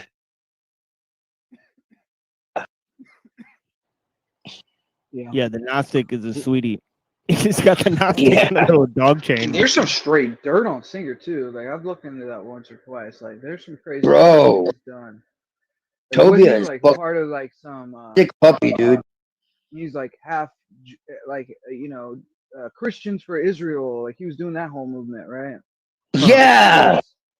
And then he got caught up with some weirdness, bro, and then moved to Israel or something, man. Like, something happened like that, dude, with him. So. Yep. Him and Justin Sledge was like part of like the satanic panic and shit. And he's like, oh, anti-Semitism. Oh no, you're anti-Semitic if you don't agree with our Lord Clip of Kabbalah, or whatever. Right. No, exactly. We're nuts. we're summoning straight Satan right now, dog, and we're gonna make a tornado go through your house if you don't comply. But dude, right? You heard about that? Yeah. Shit's Yeah. crazy. Homie made a tome, sent it to a dude's house. A tornado took out his like shed when the book showed up. Yeah, yeah, yeah. These people are dark, man. Yeah, well, and they're like close, like home. That dude, Restoration of the Breach. He's like associated with Tobias Singer, and so Yeah, I know. which tripped me out. So I was No. like, oh, so these are hardcore Kabbalistic dudes. Like they're like Yeah, at the high, like they're having contact with, because that's pretty much like, you know, their geopolitical guy. That's the Zionist geopolitical guy or something, right? Like, would you say hmm that? Yeah.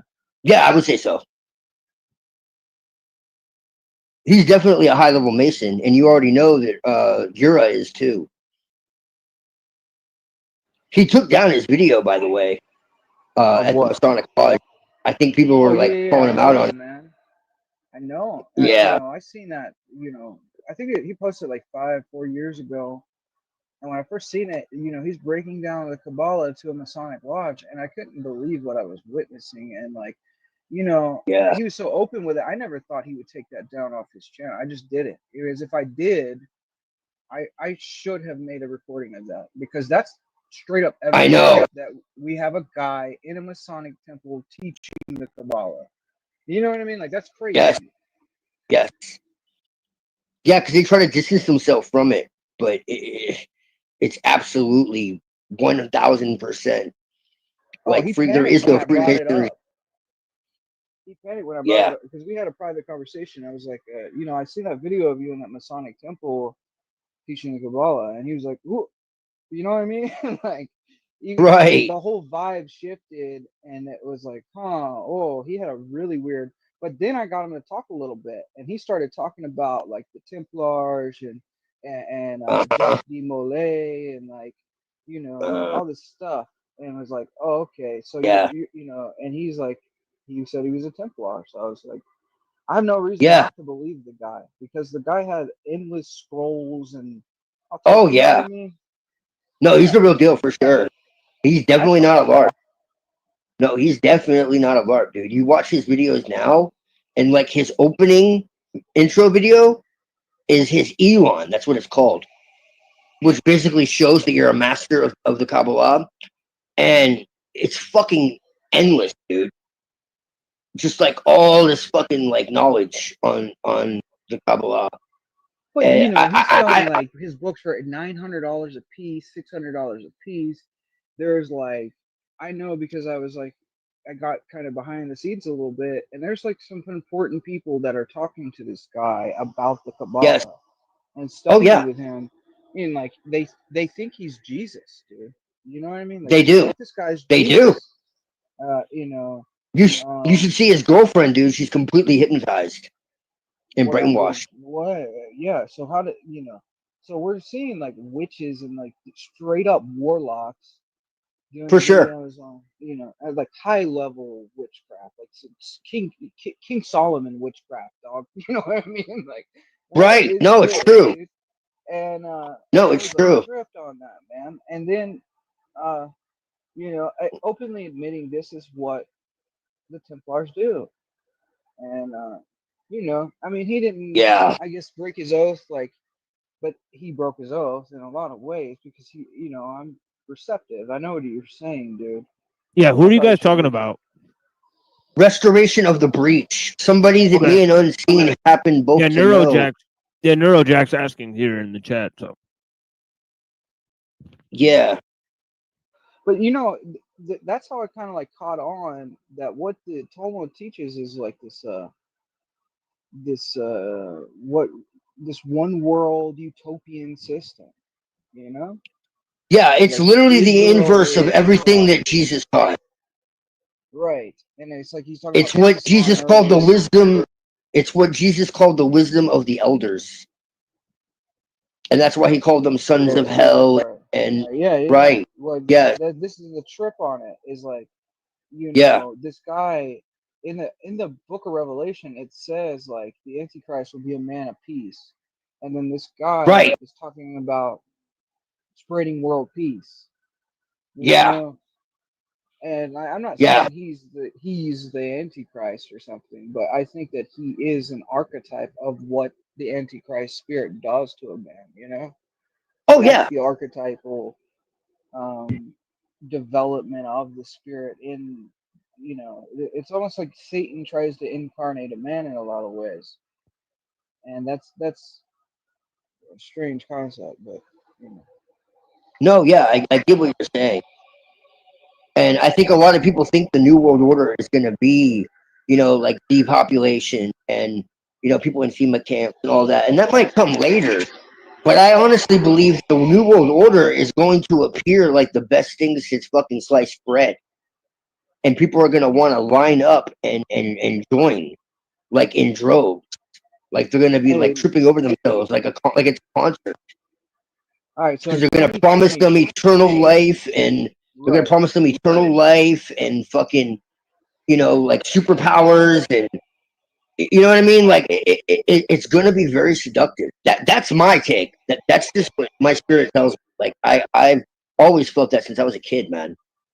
You know what it was? It was 2018. So listen to what happened to me in 2018. So like I got accused of a crime I didn't commit, right? Like it was like I was driving a truck and like some people went into a Walmart and kind of stole some stuff, but I didn't know that they were stealing. Straight up. Like I was just driving Right. this car and like they got in the car and they had some stolen goods or whatever on them and like they locked me up in Virginia because of this. So I went to jail and like they held me for like 56 days or whatever. And then I went to Right. court and like they came to the conclusion like, oh, this guy didn't have anything to do with it. Like he's not on camera doing anything. We can't prove like he was in on it or something. Like, you know what I mean? He seems oblivious. You know what I mean? So Yeah. that's how it went. And they just kind of like let me out with 56 good days, which would mean like time served. And like if I ever, I don't know, it's a complex thing in Virginia. But anyways, so when I got out, like I sort of just like went on this journey because I was like locked up for 56 days waiting for this court date, and I was on a trip, Fuck. so no one could get me out. No one knew where I was. You know what I mean? I didn't have anything, man. So, Mm-hmm. anyways, I get out and like I'm like going through the woods at this a certain point, and I was just like, that's how I am. I grew up in the country, right? So I'm Right. like going through these woods, dude, and I found Stonewall Jackson's grave. Okay, like where the you know his own soldiers like from North Carolina shot him or something. Like Oh, the okay. Virginian regiment and the North Carolina regiment didn't like, you know, it's like a friendly fire kind of thing. That's what it says. And then they move this giant boulder out in the middle of the woods where he was shot. And I found that boulder, right? So what just happened? So happens that a museum was really close to that, and there's like this like, you know, like a Civil War museum, and like I watched a movie at it and stuff. It was kind of interesting. It's like, well, so, but anyways, when I left there, there was like this house out in the woods, right? It was like all blacked out, like painted, everything black. There was like straight up black, like over this gate, like a fence with like nothing but like a black tarp over it. And there was this like barn, and it just had nothing but coffins stacked to the top, like black coffins.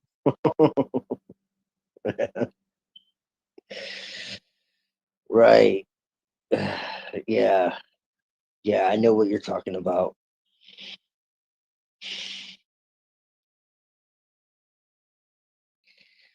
Who knows, man?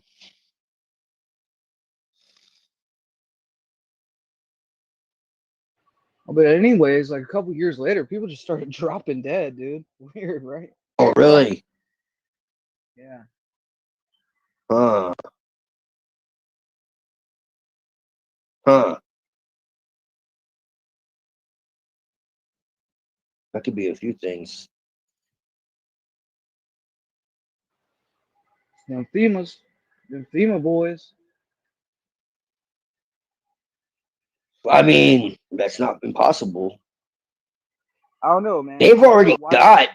expanded the FEMA shit. Like it's way worse than that. I'm not saying that's not like part of their plan, but I think there's like infighting, honestly. You know, everybody thinks like it's all like one plan, and I mean, I think ultimately they have the same goals, but there is kind of like an infighting on who's at the top and also like how they're going to do it. And I think there's some people that like want to do it like boot to the face, you know, like uh Try to Trotsky you. Right, yeah, like that style, like active measures, Right. I can't remember his name right now, but you know who I'm talking about. Talked about, and then there's like the very slow drip, technological Right, imprisonment. like the Frankfurt School style kind of thing. Right. Like, we're gonna do it Yeah. more through subliminally, through stochastic means or something. Yeah, like the Aldous Huxley, like, tyranny without tears type deal, where it's like we'll make them love their servitude. Well, they'll have no freedom, but they'll love it, Yeah. Well, Adorno Like- too, man. Adorno's so trip, and it's like he's the guy, the psychologist of the oligarch. You know what I mean? He's like the Right. Rhodes Scholar, Yes. psychologist. That's like, how do we induce schizophrenia on the population through music? Well, they're working. I have a documentary called Synthetic Schizophrenia. It's like 4 hours long. I could never put it on YouTube. Oh, really? I share it. Yeah, bro. About how they legitimately, check this out, Unseen. They can sequence someone's DNA. Okay? Try to follow me on this. They can sequence someone's DNA, okay, in a fucking supercomputer, and get it to where, how they have targeted individuals, right? Well, this takes the shit to a whole new level. Okay? And then they can use the information from their DNA to apply certain targeted fucking audio and visual that only they can see, and legitimately drive them fucking insane, to where Like- they're seeing and hearing things that are not there. Right. And it appears like You're it's talking about coming from voice their own control mind. type stuff, man. Like V2K. Yes, or but whatever? it's advanced though. Yes. Okay. Visual and auditory stimulus. Oh, so how? Like nanos? What? Yeah, they just sequence your fucking Yeah, I'll be right DNA, back. and you become like a fucking. Hold on, let me see if I can. I have the video, man. I could play the audio. Like, it's fucking crazy, dude. Like, this Silent dude. weapons, quiet wars, brother. You know what This I mean? dude, right? Yeah. But this is like the the improved version of it. It's really wild. This guy who used to work with some of these companies, I can't remember what his job was. I got so much in my head right now. But he found out what was going on, and he didn't even speak on it. And he started being attacked, and he realized, after a while, that's what would happen. And the thing is he wasn't even doing anything wrong. And he kept going to the doctor, and the doctor is like, we don't know what the fuck is going on with you. This doesn't make sense, and, he found out, like, he's being targeted. And then he found out, like, what's actually behind it. And the shit is terrifying, man. I'm not going to lie. So what was behind it? They have this technology that they're able to target people Now, through what is sequencing it? their DNA. Like, fucking, hold on 1 second. I have it right here. If I can send a video. So wait, are you saying like, is that connected with like something they're spraying or something in the atmosphere? No, Or it's more convoluted. I don't want to tell you and get the shit wrong. I like to be very precise. I have it right here. Hold on. I'm getting. Yeah, I like to be very precise with shit. Source. Right. No. Yeah. Exactly. Yeah. No. I do like to have it though, because some of the shit is wild and it sounds crazy, but then when you actually look, like, there's declassified information about this shit, and it's just like, what the fuck, dude? Yeah. Well, most of the stuff we see in media is predictive programming. Like they're 15 years or at least way more than what we see right now ahead. I had the video rollout theory. They have stuff like quantum carbon dots, like nanotech that can go into your body. It's called quantum carbon dot.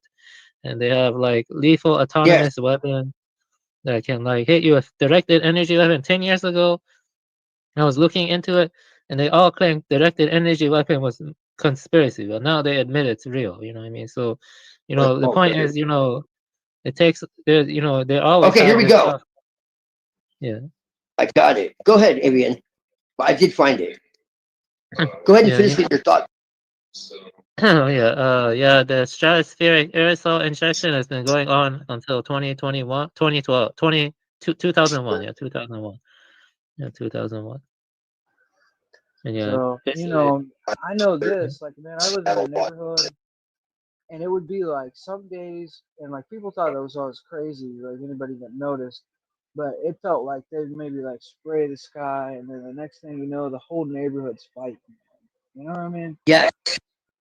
What's up with that? Yeah, That's crazy. exactly. Exactly. No, that's what I'm talking about, man. Can you guys hear this? Tell me if it's clear. So it's on my TV. So, yeah, I'm in school most industry specialist who worked for a private security company in Seattle, Washington. I am no longer employed by this company. I chose to leave because I could no longer in good conscience work for a corrupt company that is involved in a highly illegal federal program that is blatantly violating the constitutional rights of American citizens on a daily basis. The military, you know, they pioneered the internet. DARPA? This is Steve Hoffman right here speaking. But there's multiple sources. That's why it's kind of hard to tell you, because there's multiple sources and there's multiple angles. And when you put it all together, it basically ends up being what I'm telling you. DARPA? And now they are pioneering our interface to our brain.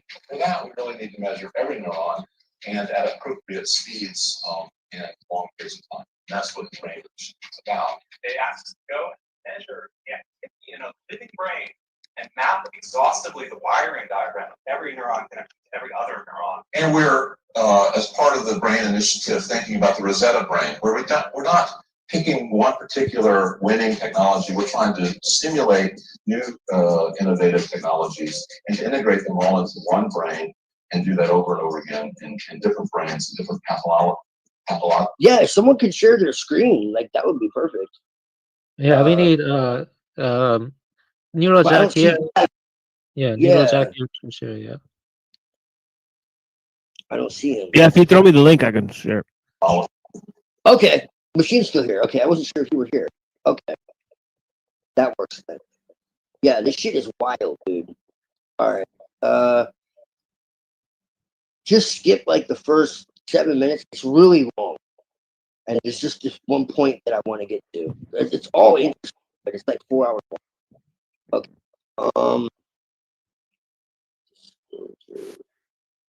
Is anyone else the screen is in the vertical frame like the phone, because it's very small for me using my computer. Yeah, it's very small. Yeah.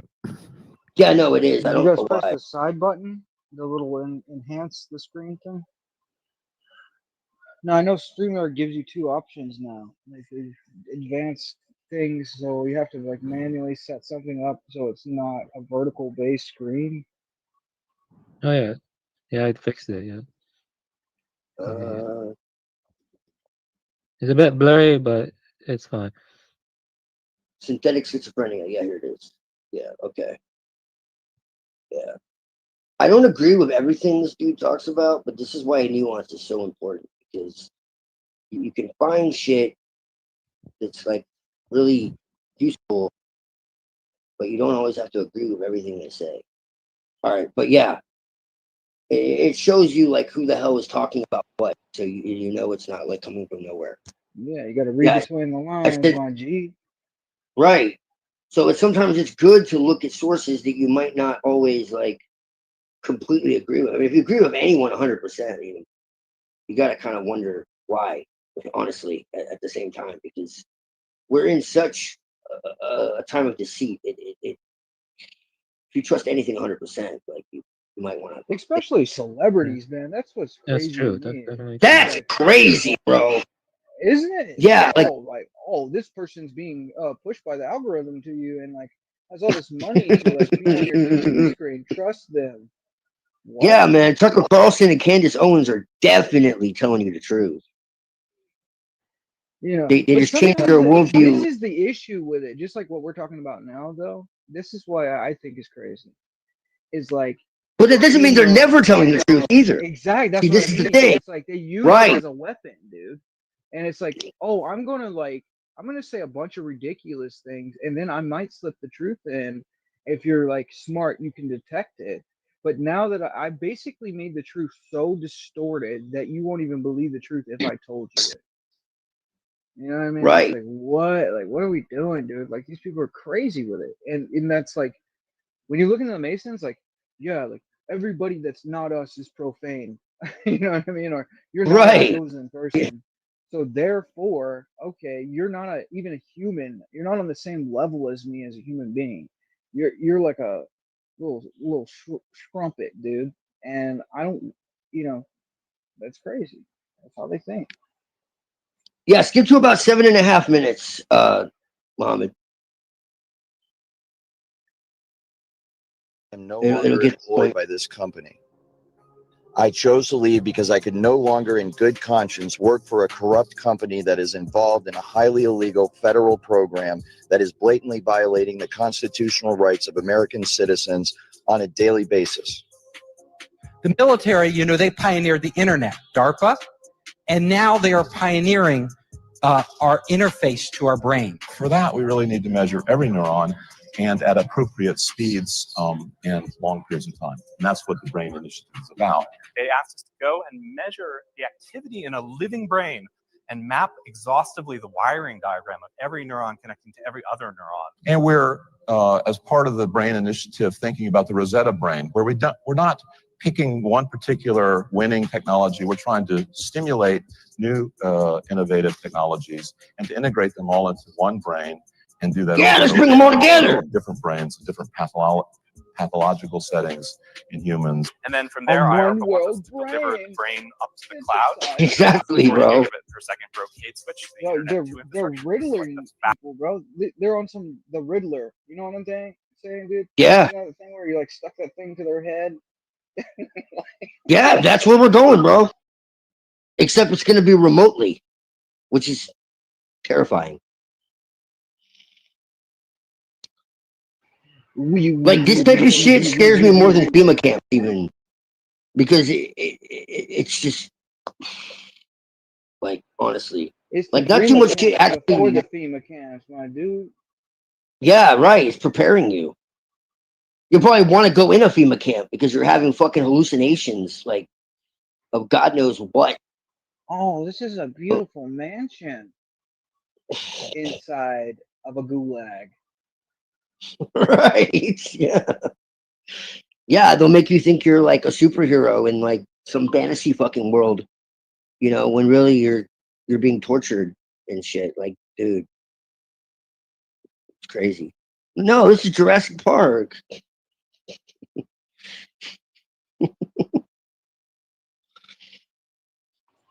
Jurassic Fast Park. internet. Don't you want to bring back the dinosaurs? You know, they were talking about that, bro, at one point. I don't know if you know about that.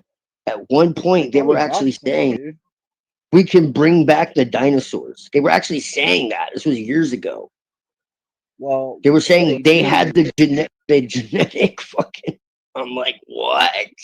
If they do, can you imagine someone like getting one right? They got like a Tyrannosaurus Rex, right?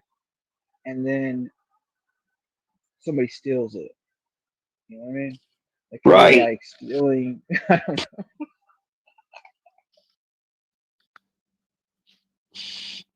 Israel's like, worship our Messiah. Do you think we'll like get rid it'd of be it. possible to ride like a Tyrannosaurus Rex in the future for people? Like, do you think that's where we're heading? Yeah, man. I think we're gonna. I think we're gonna ride those things from Avatar. Those fucking dragon things. Little velociraptors, dude. Everybody's gonna have. We're gonna retire cars, and then Yeah. we're gonna do war on dinosaurs. That's gonna be the end times. That's it, man. That's it.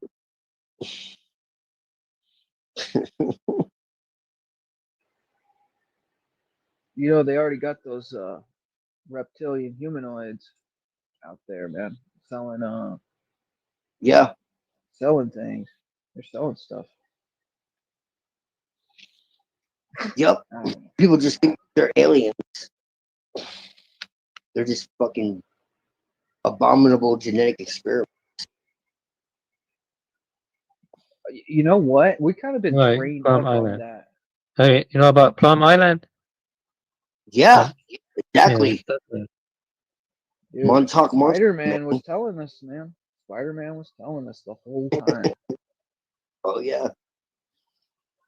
X-Men too. Yeah, exactly. Whatever.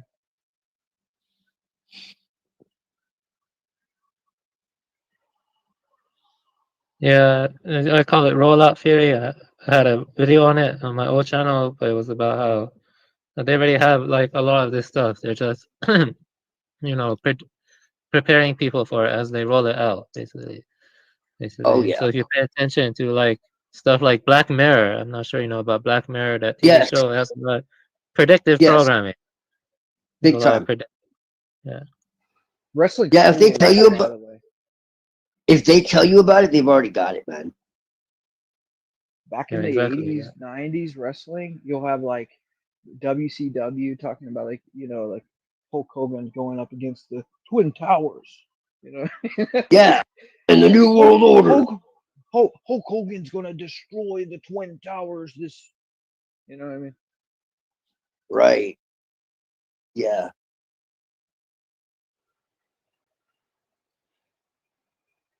The All right, weapons let's of see mass how these. destruction against the Twin Towers tonight. WCW Tag Team Wrestling. You can Whoa! but I mean, you know, what that tells me is it's like, okay, we got, you know, Ted Turner, the guy who built the Georgia Guidestone, Right. relaying some subliminal messages in his wrestling show. Wow. That's crazy. Snap it to a Slim Jim. Yeah. Yeah. And they just make it look like it's ridiculous. Yeah. Mm-hmm. The whole thing is Get your goy programming. meat. Get your goy meat. Snap into a Slim Jim. Yeah. And Vince McMahon is dumb. Like, they're all fucking. Yeah. Yeah. Oh, you know, Vince got some demons coming out on, you know, on that situation. That was crazy. You know, Ron Now Jeremy. he's like he's Walt Disney. Vince McMahon Ron dressed as Walt Disney. Right. Ron Jeremy did an interview and he said, you know, the whole reason he got into porn was so that he could have sex with you know, Catholic and Christian young girls. You know. Homie, chill. But that's disturbing. And you know, Ron Jeremy probably needs never mind. I probably shouldn't say what Ron Jeremy needs, but Right. you know. Well, this is just for entertainment and crazy conspiracy theory. Yeah. We're exposing and mocking those that believe in such anti-Semitic conspiracy theories. Yeah. The terrible anti-Semitic conspiracy theories promoted by some of these channels around. They say things Yeah. like the Jews are dominating the world through Zionism. How dare them? Right. Yeah. Yeah. How We dare they support. say that? We You know, support. the ADL is my favorite thing in the world. I sent money last week. Yeah. Well, you know, they sent me a Christmas card. Right. It wasn't even Christmas. Right. Yeah, I know. Me too. Or no, a Hanukkah They're really card, rather. generous. Sorry. Really generous.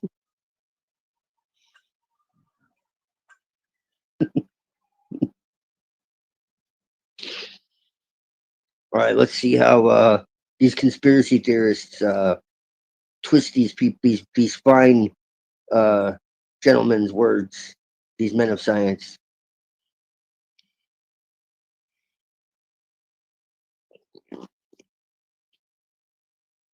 Who only want to understand the brain to better serve us Yeah, in our anything that's trans. telling you that they want to help you, it's for your protection. We want to save Right. you. Yes. So we have to map out your brain to every single small little, neuron. It's not to control you. Why would we want to do that? Who wants slaves? Play it out, dude. Right. Get with the Right. times. Slavery is. Well, see, no. This is an anti-Semitic misunderstanding, though. You need to read the book, the anti-Semitic imagination.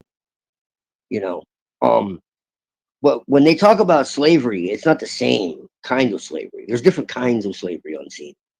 Okay, Jewish slavery is different. You want to be a Jewish slave because they take care of their slaves, right? Absolutely. And The so ADL when you takes care serve, of their slaves. The Zionists take care of their slaves. They're the best slave masters in history, really. If you really think about right? Yeah, like if you go to Israel, like they spit on Christians. That's great. That's beautiful. Who wouldn't want to do that? I mean, I'd go there. Maybe I can wear a little hat and spit on Christians and pump walls or whatever it is. right. But they say that you'll want to serve them because they're so righteous, and you'll want to be righteous too. And yeah, there's a lot of righteousness in spitting on people that clearly think that they found this Messiah. How stupid, dude. How stupid. well, I mean, come on. Look how God, righteous the Talmud. well, I'll tell you what's righteous is Isaiah 53. I mean, did I say that? You may have. Can you call Tovia and tell her I'm sorry? Yeah, I told you I'll forgive you. He's a good guy. Cut me a break, Tovi. He's on the up and up. Yeah. He loves Christians.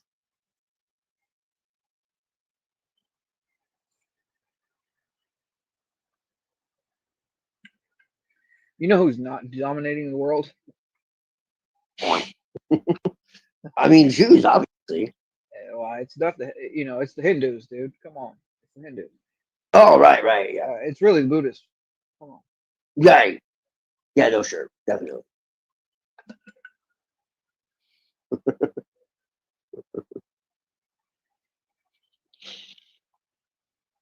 Yeah, I know. Blaming the Jews, that's not nice.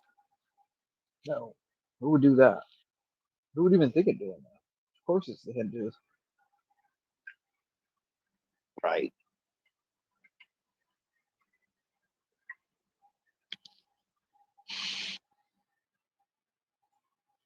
But anyways, would you say the percent? What would be the percentage of the people mapping the brain that way that are Jewish, like us?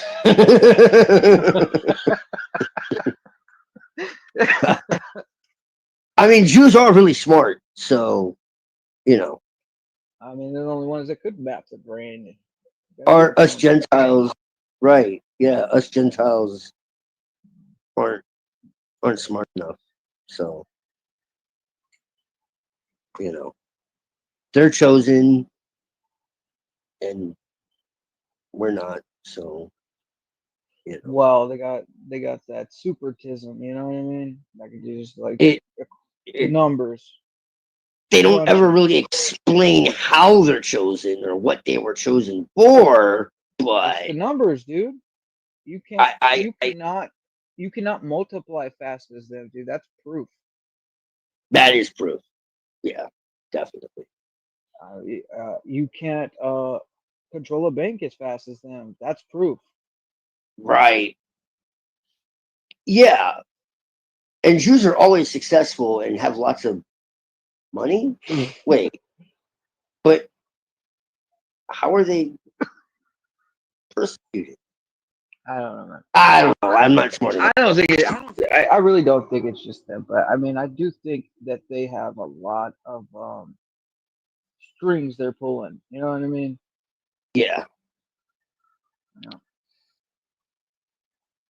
Well, they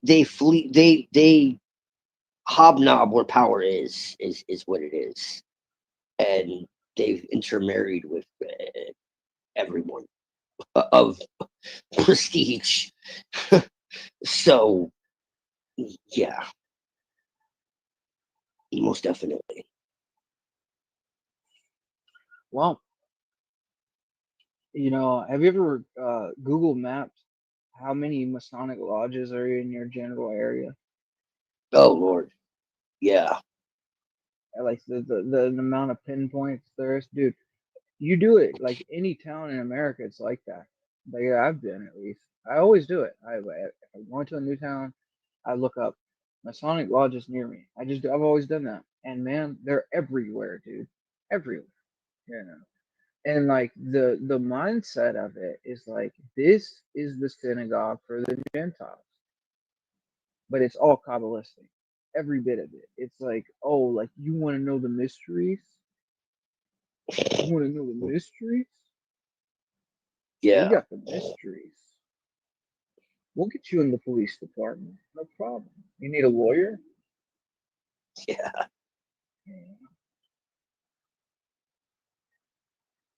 Oh, Damien Apple. Oh, dude, we'll get you out of prison, bro. We know you didn't do it. And even if you did, who cares, man? That's our thing. Yeah, man, criminal justice. I don't know. I think what we're going to see in the future is just like a demonic hierarchy where like the president's like openly like practicing Satanism in the White House, and everybody's like, yeah. I mean, what problem do you have with Moloch? Well, Clinton loves her. yeah, she do. Clinton loves her. She do. I don't like Moloch so much. Podesta, that guy, man, that's a creepy man, dude. There's guys in Brooklyn that were like taking videos of him like walking through like the city, you know what I mean? And they're like just like talking crazy to this guy, man. Like they're telling him to his face what what he's into, and he's like making veiled threats. You know what I mean? But the guy like walks around New York City, no like bodyguards, no nothing, dude. Like the brazenness of these people.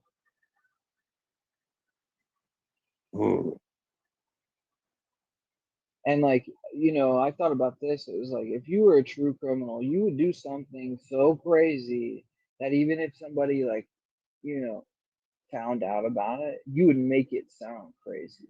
Like you would make that person sound crazy at the fact that that's how crazy the act is. They're the type of people who are like, no one's gonna believe you. You know what I mean?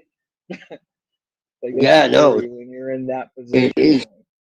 Yeah, dude. It is Because true too. now they think like that. They think like, oh, if I get to this position of power and then I get on this news network, they'll never imagine that I'm a mass murdering like cannibal Satanist.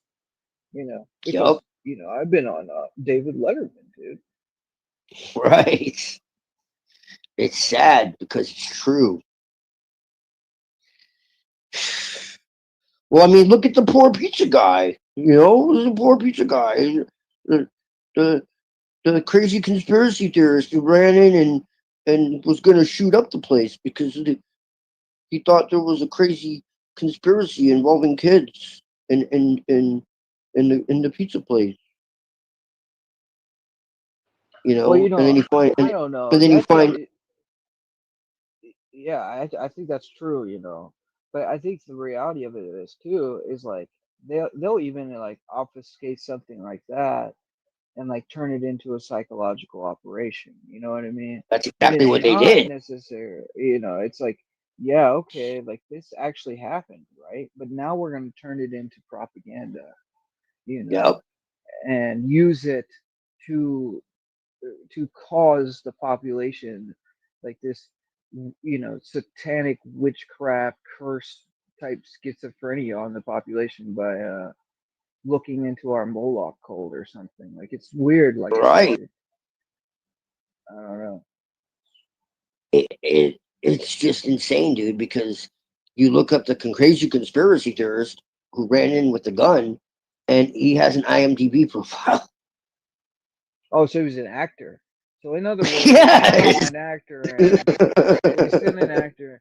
Just like they Yeah. sent those guys into the the Capitol building that were dressed up like like Norse gods. They celebrate in Right. Freemasonry, and yeah, the god of thunder. It's Thor, the god of thunder. Look, he's missing his hand, and he's holding a staff, just exactly as the Masonic depiction depicts. And he's doing the thing with his feet. You know what I mean? Like, oh, we're not noticing that. This guy has an IMDb profile. He's an actor. Yes. Like, Yeah, come they on, did dude. it because people were starting to get too close to the truth of what was going on. And so they created a paper tiger version of the story. And they're just like, it's all crazy conspiracy theory. And then Megyn Kelly interviewed like James Alefonte. And they're like, it's all completely preposterous.